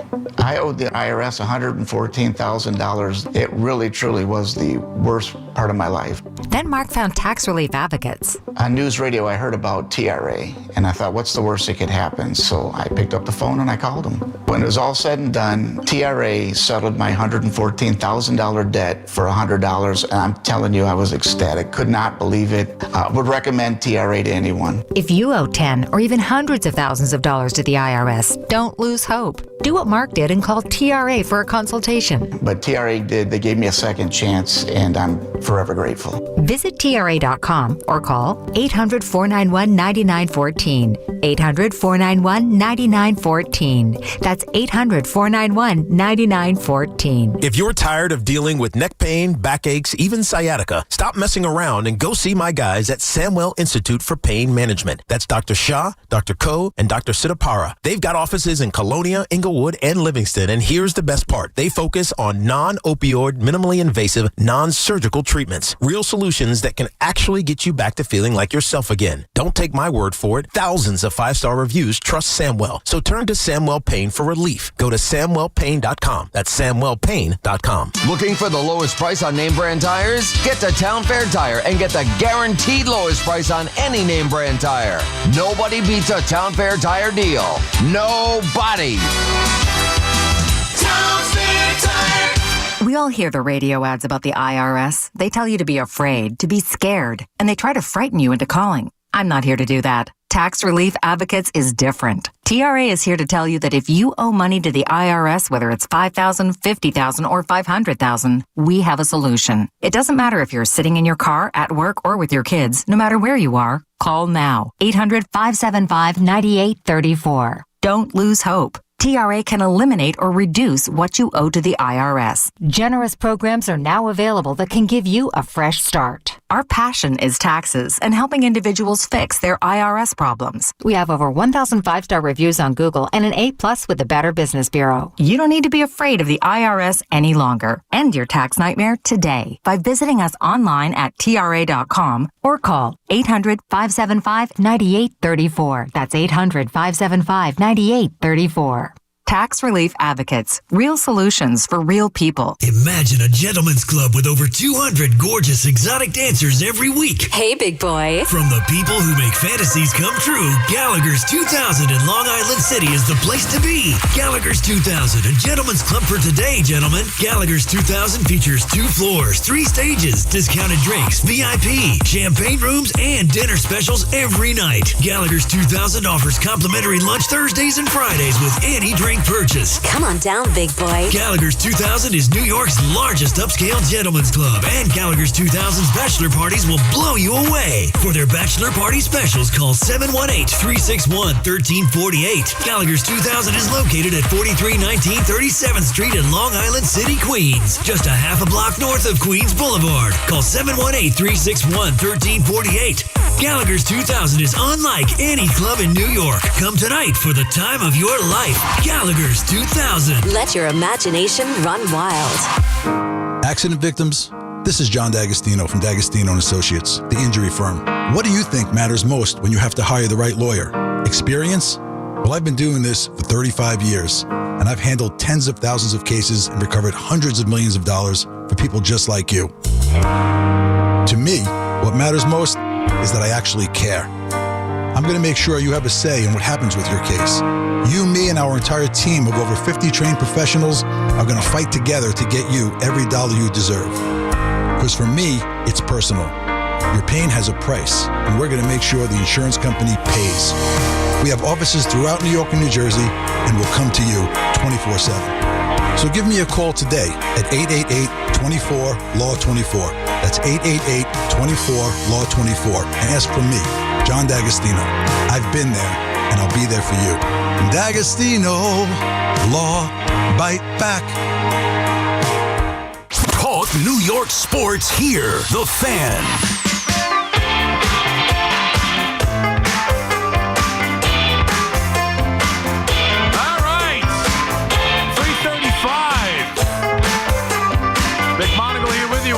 Rolling through our 5-hour midnight ride. You have to let that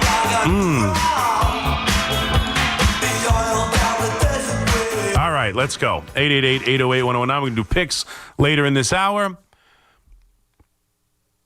we'll take you to 5 o'clock. We'll say good morning at 4 o'clock. And right now we'll take your phone calls as we still have you for an hour and 20 minutes or so. Sam and Brick. What's up, Sam? You want to explain to me how anybody in the rule thinks Riley should win the MVP over Judge? It just doesn't make any sense to me. Literally.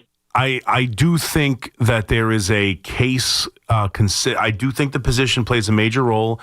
I know, but at the end of the day, the award's going to who's most valuable. If you would offer any team in the offseason before the season, would you take the season of Judge on your team, or do you take the season of Riley on your team? As cool as it is that he's a catcher and a switch hitter, you're going to take the numbers that Judge had over him any day. At the end of the day, you're not picking the storyline to be your most valuable player. You got a really good defensive catcher who works with. I mean, it's a lot. It's a lot of what he does. I don't disagree. You'd rather just get a good defensive catcher besides for Riley, because it's the most valuable. It's not the coolest. No, I get it. I hear what you're saying, but I mean, that team hasn't made the playoffs all one other time in the last, since 2001. But what does that have to do with the MVP? Well, what does that have to do with MVP? Because that's valuable. I mean, he's taken a franchise, but Judge would have took them to the playoffs also. Yeah. I mean, how he handles the pitching staff, how he works with a bullpen, those are valuable things, no? Yeah, no, I hear that. I'm with you. I do think Judge is the MVP because the numbers are that much better, and that's the point of you can't argue the numbers. The numbers clearly belong in the favor of Aaron Judge. It's not even close. 1,000%. 1,000%. Without question. I do think I value the catching position. I do. I think working with the staff. I'm with you. I agree with you that Judge should be the MVP. I don't agree with you that he doesn't even have an argument. That's all. I do think he has an argument. I'm not surprised that it was that close a vote. But go ahead, Yankees offseason. Yeah, so what I want, I think the starting pitching rotation is more or less set with the main guys. You need to add a few back-end people for depth, and you can put them in the bullpen. But where I want to make a little bit of a splash, I think we need a couple more bats in the lineup. Okay. I'm not for sure if you lose Grisham with the season he had in Bellinger. I don't see why we can't re-sign Bellinger and maybe also get Alex Bregman. And if you do that, maybe make a trade for Quan. You could give up Dominguez, Luis Hill. Imagine you added to the lineup Bregman, Bellinger, and trade for Stephen Quan. The money's not crazy. It's really not. and the depth in the lineup is crazy. You have Chisholm batting seventh on with that lineup. Well, and okay, not huge money. You've kind of nailed. You've said that's almost my exact offseason plan. I'm with you almost, except the only thing I would say to you, you're playing Bregman at third base this year. No, I was playing at short. He has played short a few years ago. It's just till McMahon's done. When McMahon's done, you scoot him over to third, and either Lombard if Lombard's around, or I'm totally with you. That is my exact plan. Now, looking at Kwan's numbers, I love his at bats. I love the player he is. I think he fits the Yankees like a glove. Is he? Last year was just an okay season at best. Is that the kind of guy you want having the most at-bats on the New York Yankees? I'm still into it because I love the player, but I wish I could get a Steven Kwan type that's a little bit better, but I would do it. So that is my plan. I would trade for Kwan. Right? They do like Cleveland is known to try and develop young pitching. I can give them some young pitching prospects. The Yankees have a handful. And again, it's not like Kwan's this great player. People go, oh, you're going to trade for Kwan. I'm like, Kwan didn't even have 100 OPS plus last year. Like, Kwan, technically, I mean, if you want to go by that wasn't even a average Major League Baseball player. Let me double check that. Oh, now all of a sudden you want to move slow here? Come on. Steven Kwan had a 705 OPS, and he's only got a 741 OPS for his career, and he was an OPS plus of 96. That means he's a below average, if you believe in such things, Major League Baseball player. He had 272, which is down from his career average. It brought it down to 281, 298, 268, 292 last year, 272. His WAR was only 337. On base percentage of 330. I mean, it's good, and he's a great defensive player. He's an all-star. I think he fits the Yankees, and I would hope that he would have a better season than that. But I would trade for him. I would sign either Bregman or Bichette. I'd be okay with either, but Bregman's the better player. And bring back Cody Bellinger, and then sign like a middling starter just to get us through the beginning start of the year. I don't think I would have to go for a top-level pitcher. But that is, I agree with you. I think an outfield of Kwan, Judge, and Bellinger with an infield of McMahon, Bregman, Jazz, and Rice with Wells behind the plate. I think that, and then you'd have to sign probably one or two more relievers. But yeah, I think that's my plan. It gets contact at two spots. It gets contact at the top of the order and the back middle of the order with Bregman. And it brings back Bellinger. Those are three guys who don't typically strike out. Three guys with two strike approaches, three tough outs. That could change the lineup a little bit. And I'm totally into it. I think that's exactly what they should do. Dave in Queens. What's up, Dave? Yeah, I couldn't agree with that offseason plan more. Yeah, Sam again. I just couldn't emphasize how obvious it is that Judge to win the MVP. Just had to tell you again. It's so obvious. Okay, thank you. The same guy called twice and set it up so I'd go back to back to him. Look at you. You rascal, you.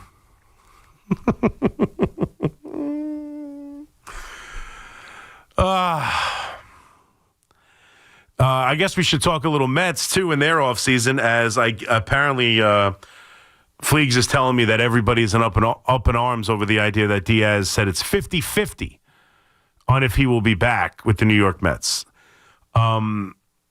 Look, I get a lot when I put out that thing yesterday, my open yesterday about Bellinger and the Mets. I got a lot from tough-talking Met fans about, you're damn right, Chris. That's what this is now. This is what the relationship is. Steve Cohen's either going to allow you to have Bellinger or he's going to decide he wants Bellinger. Plain and simple, get used to it. Any player you guys want, it's only because Steve Cohen allows, or any player you guys get, it's only because Steve Cohen allows you to get him. So when a player tells you that, I mean, if you're going to talk like that and that's your opinion on Steve Cohen, that it's just he gets every player he wants, well, if it's 50-50, that means it's 50-50 whether or not Steve Cohen wants to have Edwin Diaz. So don't be mad at Edwin Diaz. Don't be does this owner want to pony up for Edwin Diaz? Do the Mets want him? Because apparently the Mets get whomever they want. So do they want Diaz to be the closer? I don't know how the answer to that is no. So to me, I don't think if it's 50-50, that means he's getting the impression that the Mets aren't that high on the prospect of bringing him back. With the bullpen they currently have, it's one thing if you have a loaded bullpen, you want to let someone go. Even if he is the best closer, making a ton of money, you could see it other ways. Like, the Mets have enough worries about their starting rotation, let alone their bullpen. Like who's available right now? Who you start the season right now today? Who's in the bullpen? Raleigh and Minter? What's another really good arm you feel good about right now in that bullpen? They need Diaz. They absolutely need Diaz. So I also saw Juan Soto at the award show. You know, the cynic in me would tell you, of course, Juan Soto had to be there. But a lot of players were there. But Juan Soto is an all MLB member, along with Aaron Judge. I just saw it. Maybe I'll go look at the list of all MLB players, like all pro. Of course, no one knows because they did it during last night's Thursday Night Football game, so no one has any idea about any of this. But we're just waiting, man. Baseball, the hot stove hasn't really started to get all that hot just yet. You know, that's the base, and I've thought about this forever. Like, baseball needs to do something where they capitalize on free agency period. It doesn't have to necessarily be exactly as football does it, or even basketball, where it's like free agency started, boom, boom. Like, you have an idea of guys before free agency even starts. There's the legal tampering period, and you have an idea of who's going where before free agency even starts. And then it's rapid fire, and it's like, man, it happens immediately, and you get excited for it, and then you just start to think about your team. Where baseball, it drags on and on and on. I don't know how you do it, but there should be some sort of plan where, like, it doesn't have to be first day of free agency, but teams start to get penalized or you lose more picks for signing players late, and then there's got to also be something that makes, hurts the players. You get taxed higher, or I don't know, something. I don't know. But if they could have a window where every signing is within a 3-week period of the winter meetings, I think that would create a 3-week frenzy of MLB free agency where we're not talking about whether or not Diaz is 50-50 or all the puns that Scott Boras has to have, or going over and over and over again about, the one guy, Bellinger, or, the countless rumors of now, the reports of the Padres ownership group looking to sell. And what would that mean? Well, is Machado available? Is Tatis now going to come available? Like, this is what you're clutching at straws. Paul Skeens told a couple of friends he'd like to be a Yankee. Woo, let's run with that. Like, 3-week period, everybody gets signed right around the winter meetings. I think that would help baseball a lot, as opposed to this long, drawn-out process that gets oversaturated with nonsense till the point of just, tell me when it happens. 888-808-1019. McMonigle here with you on The Fan. Quick break. We'll come back with some football picks right here on The Fan. It's Evan and Kiki. Afternoons on The Fan, 101.9 FM. Quote, we spoke about the direction of our franchise on the field, and we have decided that at this time, it is in our best interest to make a change at the head coaching position, President John Mara and Chairman Steve Tisch said in a joint statement. Listen to Evan and Kiki on demand on Apple Podcasts, Spotify, or wherever you get your podcasts. Cash App is built for this city. You got built-in security that's rock solid. Face ID, scam warnings, 24/7 chat support. It's like having a bodyguard for your money. You work too hard to let anything slip through the cracks. Download the Cash App today. Use code WFAN10. Send $5 to a friend within 14 days, and Cash App drops $10 right back into your account. Terms apply. That's money. That's Cash App. Cash App is a financial services platform, not a bank. Banking services provided by Cash App's bank partners. Prepaid debit cards issued by Sutton Bank, member FDIC. Overdraft coverage provided by Cash App, A Block Inc. brand. Visit cash.app/legal/podcast. With over 90 years of combined legal experience representing the law enforcement community, Decolator Cohen and DePrisco LLP continues to strive to educate police officers of their civil rights to sue in line-of-duty accident cases. The 2025 Police Officers' Right to Sue newsletter can be viewed on policeofficersrighttosue.com and provides successful results in varying line-of-duty accident cases. These results include damages recovered from RMP accidents involving the City of New York and civilian motorists, station house defects, ricochet injuries from the range, private premises slip and falls, sidewalk slip and falls, construction defects, snow and ice cases, and injuries emanating from defective RMPs. In any LOD accident, it is important for the officer to take photographs of any defects, injuries, or damage. It is also essential to draft the line-of-duty report and detail the cause of the accident in the paperwork. Remember, there's a 90-day time limitation to file a claim against a municipality. If any law enforcement member has a question regarding a potential lawsuit, contact Decolator Cohen and DePrisco LLP at policeofficersrighttosue.com or call 1-800-901-1529.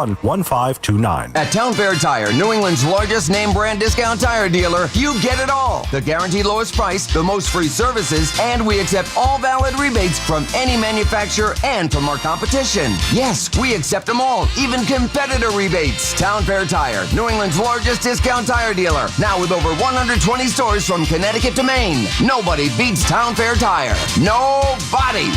Name brands at discount prices. Town Fair Tire. My name is Whitney Allen. I am a widow. My husband Ryan died. We never thought in a million years we'd have to use life insurance. The unexpected happened. With Ethos, it is so fast and easy. It's 100% online. You can get a quote in seconds, apply in minutes, and get same-day coverage. No medical exams, and you can get up to $3 million worth of coverage through Ethos. Get your free quote at ethos.com/radio. That's ethos.com/radio. Time spent on application may vary. Online health questions required.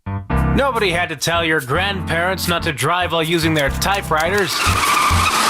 Why should it be any different for us kids and our cell phones? Distracted driving was the cause of more than 3,000 deaths in 2022.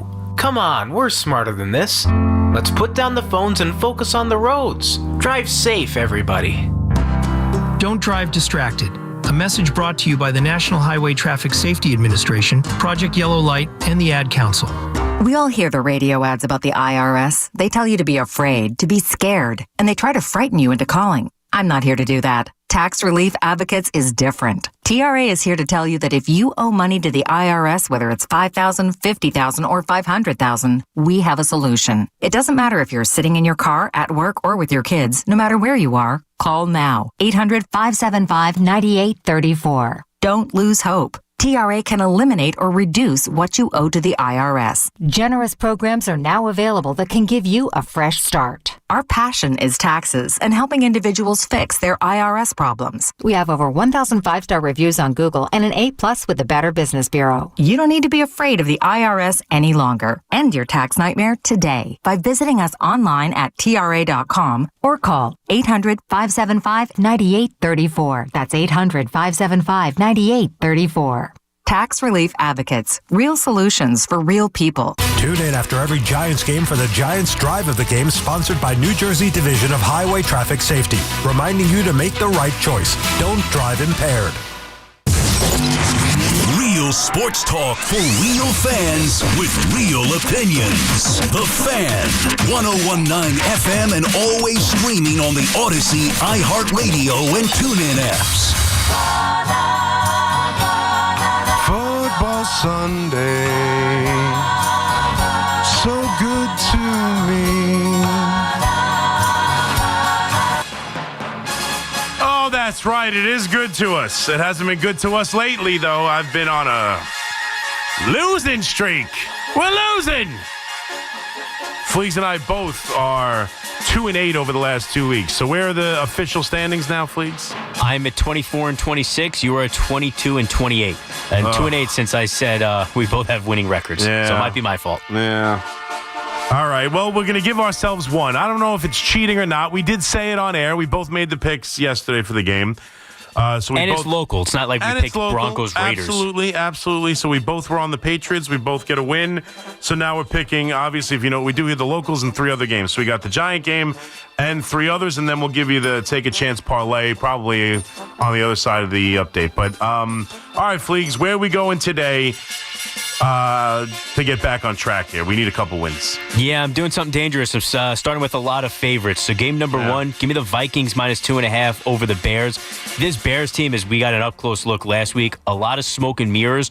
I'm not the biggest believer in this Vikings team, but this game is in Minnesota. J.J. McCarthy has looked competent the last couple weeks. Obviously, they had the big win 2 weeks ago against the Lions, and he wasn't awful against the Ravens. He wasn't good, and they had the 8 false starts, which is an absurd number to wrap your head around. But again, I don't buy into this Bears team. It seems like they're due to get tripped up, and just only 2.5 at home for Minnesota to kind of stay alive in the race. I'll take the Vikings. Game number 2. I've been riding them lately. I'm just going to stick with them. Give me the Ravens -7.5 in Cleveland against the Browns. Lamar Jackson usually plays very well against the Cleveland Browns.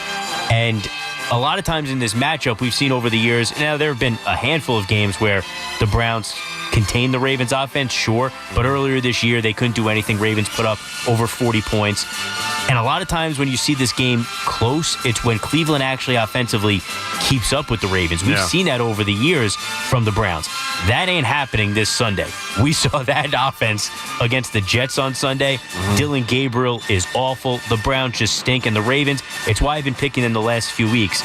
They understand the situation they're in. They don't maybe have to win out, but they have maybe one more game they can mess around in. And if they do that, it'll be against a much tougher opponent than the Cleveland Browns. They're getting healthy. I know Lamar had the issue with practice this week, but he was back at practice yesterday fully. They're getting pieces back on defense. I think, again, this is a team on a mission. They know what they have to do. They're not going to mess around. So the Ravens, -7.5. Another team that understands the situation it's in, and I think didn't take its last game all that seriously when maybe they should have. The Chiefs, -3.5 in Denver coming off the bye. I would love to obviously get this at 3. Denver always scares you because of that defense, but their offense is atrocious.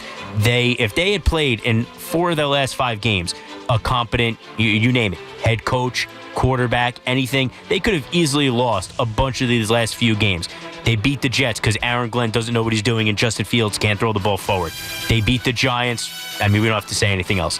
The Texans, they won that game because C.J. Stroud got hurt. Right. And then that Raiders game last Thursday night was abysmal. They don't have an offense. So I don't see them getting going against this Chiefs defense. And it's a boring number. People, I'm sure, don't like hearing it because we do it every year, and a million people are going to say it this week. But call me square. Andy Reid, 22-4 after a bye. I know. The other guys with that great winning percentage this year are Harbaugh and Tomlin. The Ravens won by 2 touchdowns their first game after the bye with Snoop Huntley. The Steelers won by 2 touchdowns their first game after the bye this year. Andy Reid and the Chiefs, they know. Another team that can maybe lose one more game, and that's just to make the playoffs. If they wanted to win the division, it's got to start now, and it's going to start Sunday in Denver. And then the last game, this will be my one dog. I'm in a survivor pool. We don't have that many entries left. I don't have the Patriots available.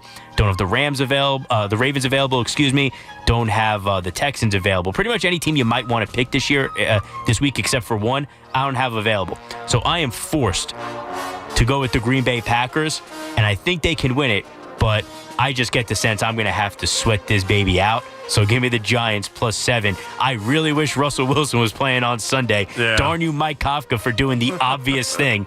And listen, it's the Jameis experience. This could either go where he throws 3 picks and the Packers win this game by 28, or he throws for 350 yards and a couple touchdowns, and the Giants are in this game against the Packers. So for the sake of this segment, I'll hope the Giants keep it close. Let's hope so. All right, let me go with the one game we do agree on. We're on Kansas City -3.5. off the bye, we know how good Andy Reid is off the bye. This is just a game that they desperately need. They are 5-4 right now. Broncos 8-2. That offense, as we talked about, just is awful. Bo Nix is awful. Spags is going to make it very difficult on them. They know this team. We'll see. I think they're dealing with some injuries. I don't know if the running back is going to be able to, Dobbins is going to play in this game or not. This is one of those games where off a bye, desperate in division. If the Chiefs don't win this game, you're looking at being 5-5. And I mean, I fully expect them to make the playoffs. I don't think I'd go that far, but like it becomes an uphill battle for this Chiefs team, and I just don't see that. There's no way.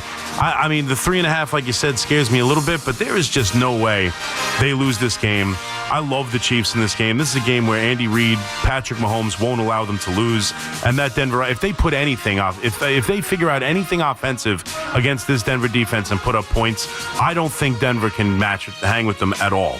So give me Kansas City minus 3.5. This is a strict play against my least favorite team to bet this year. Because I just can't seem to figure them out. They've lost 4 in a row, and while they traveled and played relatively well and lost in an overtime game against the Colts, I don't trust this Atlanta team playing well at all. We've seen them look like they're about to take off. They had that big Bills game. They haven't won since. Their run game has fallen off. Carolina defense is a little bit better than you think. Carolina's 5-5. Carolina's 5-5, and they have found ways to win some football games. They can run the ball.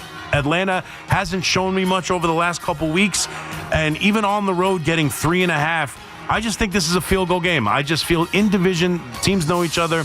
Carolina has played better than you thought, and Penix is just unreliable, inaccurate. I don't love their passing game. Mooney's injured. He broke his collarbone. And I just don't know if this run game is what it was at the start of the year. And I just don't trust this Atlanta team to put back-to-back good efforts. Even in a loss, it was a good effort against a Colts team that's been dominant. And I just don't see him putting back-to-back weeks. I like the Carolina Panthers on the road getting 3.5. And then I'm going to go with the Niners. It sounds like Purdy's coming back. -3 at Arizona. Everything going on with Arizona. They had a putrid performance last week and just got blitzed out of the building. Same thing for the Niners. This is a good Niners team that finds ways to win, and coming off a loss like that, I just expect a big effort. They're getting their quarterback back. Arizona, obviously, we know what happened with Murray. Brissett starting.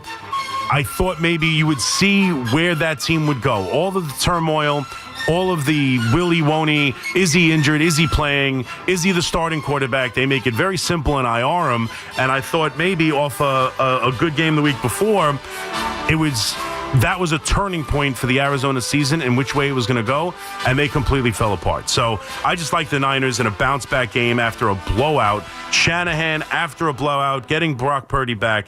Give me the Niners on the road in Arizona, -3. All right, quick update. We'll come back, and we'll give you the... Oh, I didn't do the Giants game. I'm sorry. I have 4:01. I looked up. I thought I had the break. And then, look... I'm taking Green Bay -7. Mustard's last stand. I'm done. Mustard's last stand. I think Jameis is going to turn the ball over. It's who he is. And right now, everything with LaFleur. I mean, there's talking about him losing his job. Love hasn't played well. This is a game that they desperately need against the football team in absolute turmoil. I know sometimes there's a bump when you fire the coach. I just don't see it. I just don't see a big-time effort against Green Bay. I hope I'm wrong, but I just think Jameis is going to probably turn the ball over once or twice. I think this team is going to fight for its coach. There's a lot of whirlwind out there that he could lose his job, LaFleur, and I just think the Packers are probably going to end this game in a rout. So give me the Packers -7. So I got the Packers -7, Kansas City -3.5, Carolina +3.5 over Atlanta, and the Niners -3 at Arizona. Update, we'll come back, take a chance parlay, and take you the rest of the way till 5 o'clock in the warm-up show. McMonigle here with you in the overnights until 5 a.m. We'll be right back. Wake up with Boomer and Gio. Mornings 6 to 10 on WFAN, WFAN FM, WFAN FM HD1, New York, and Odyssey Sports Station.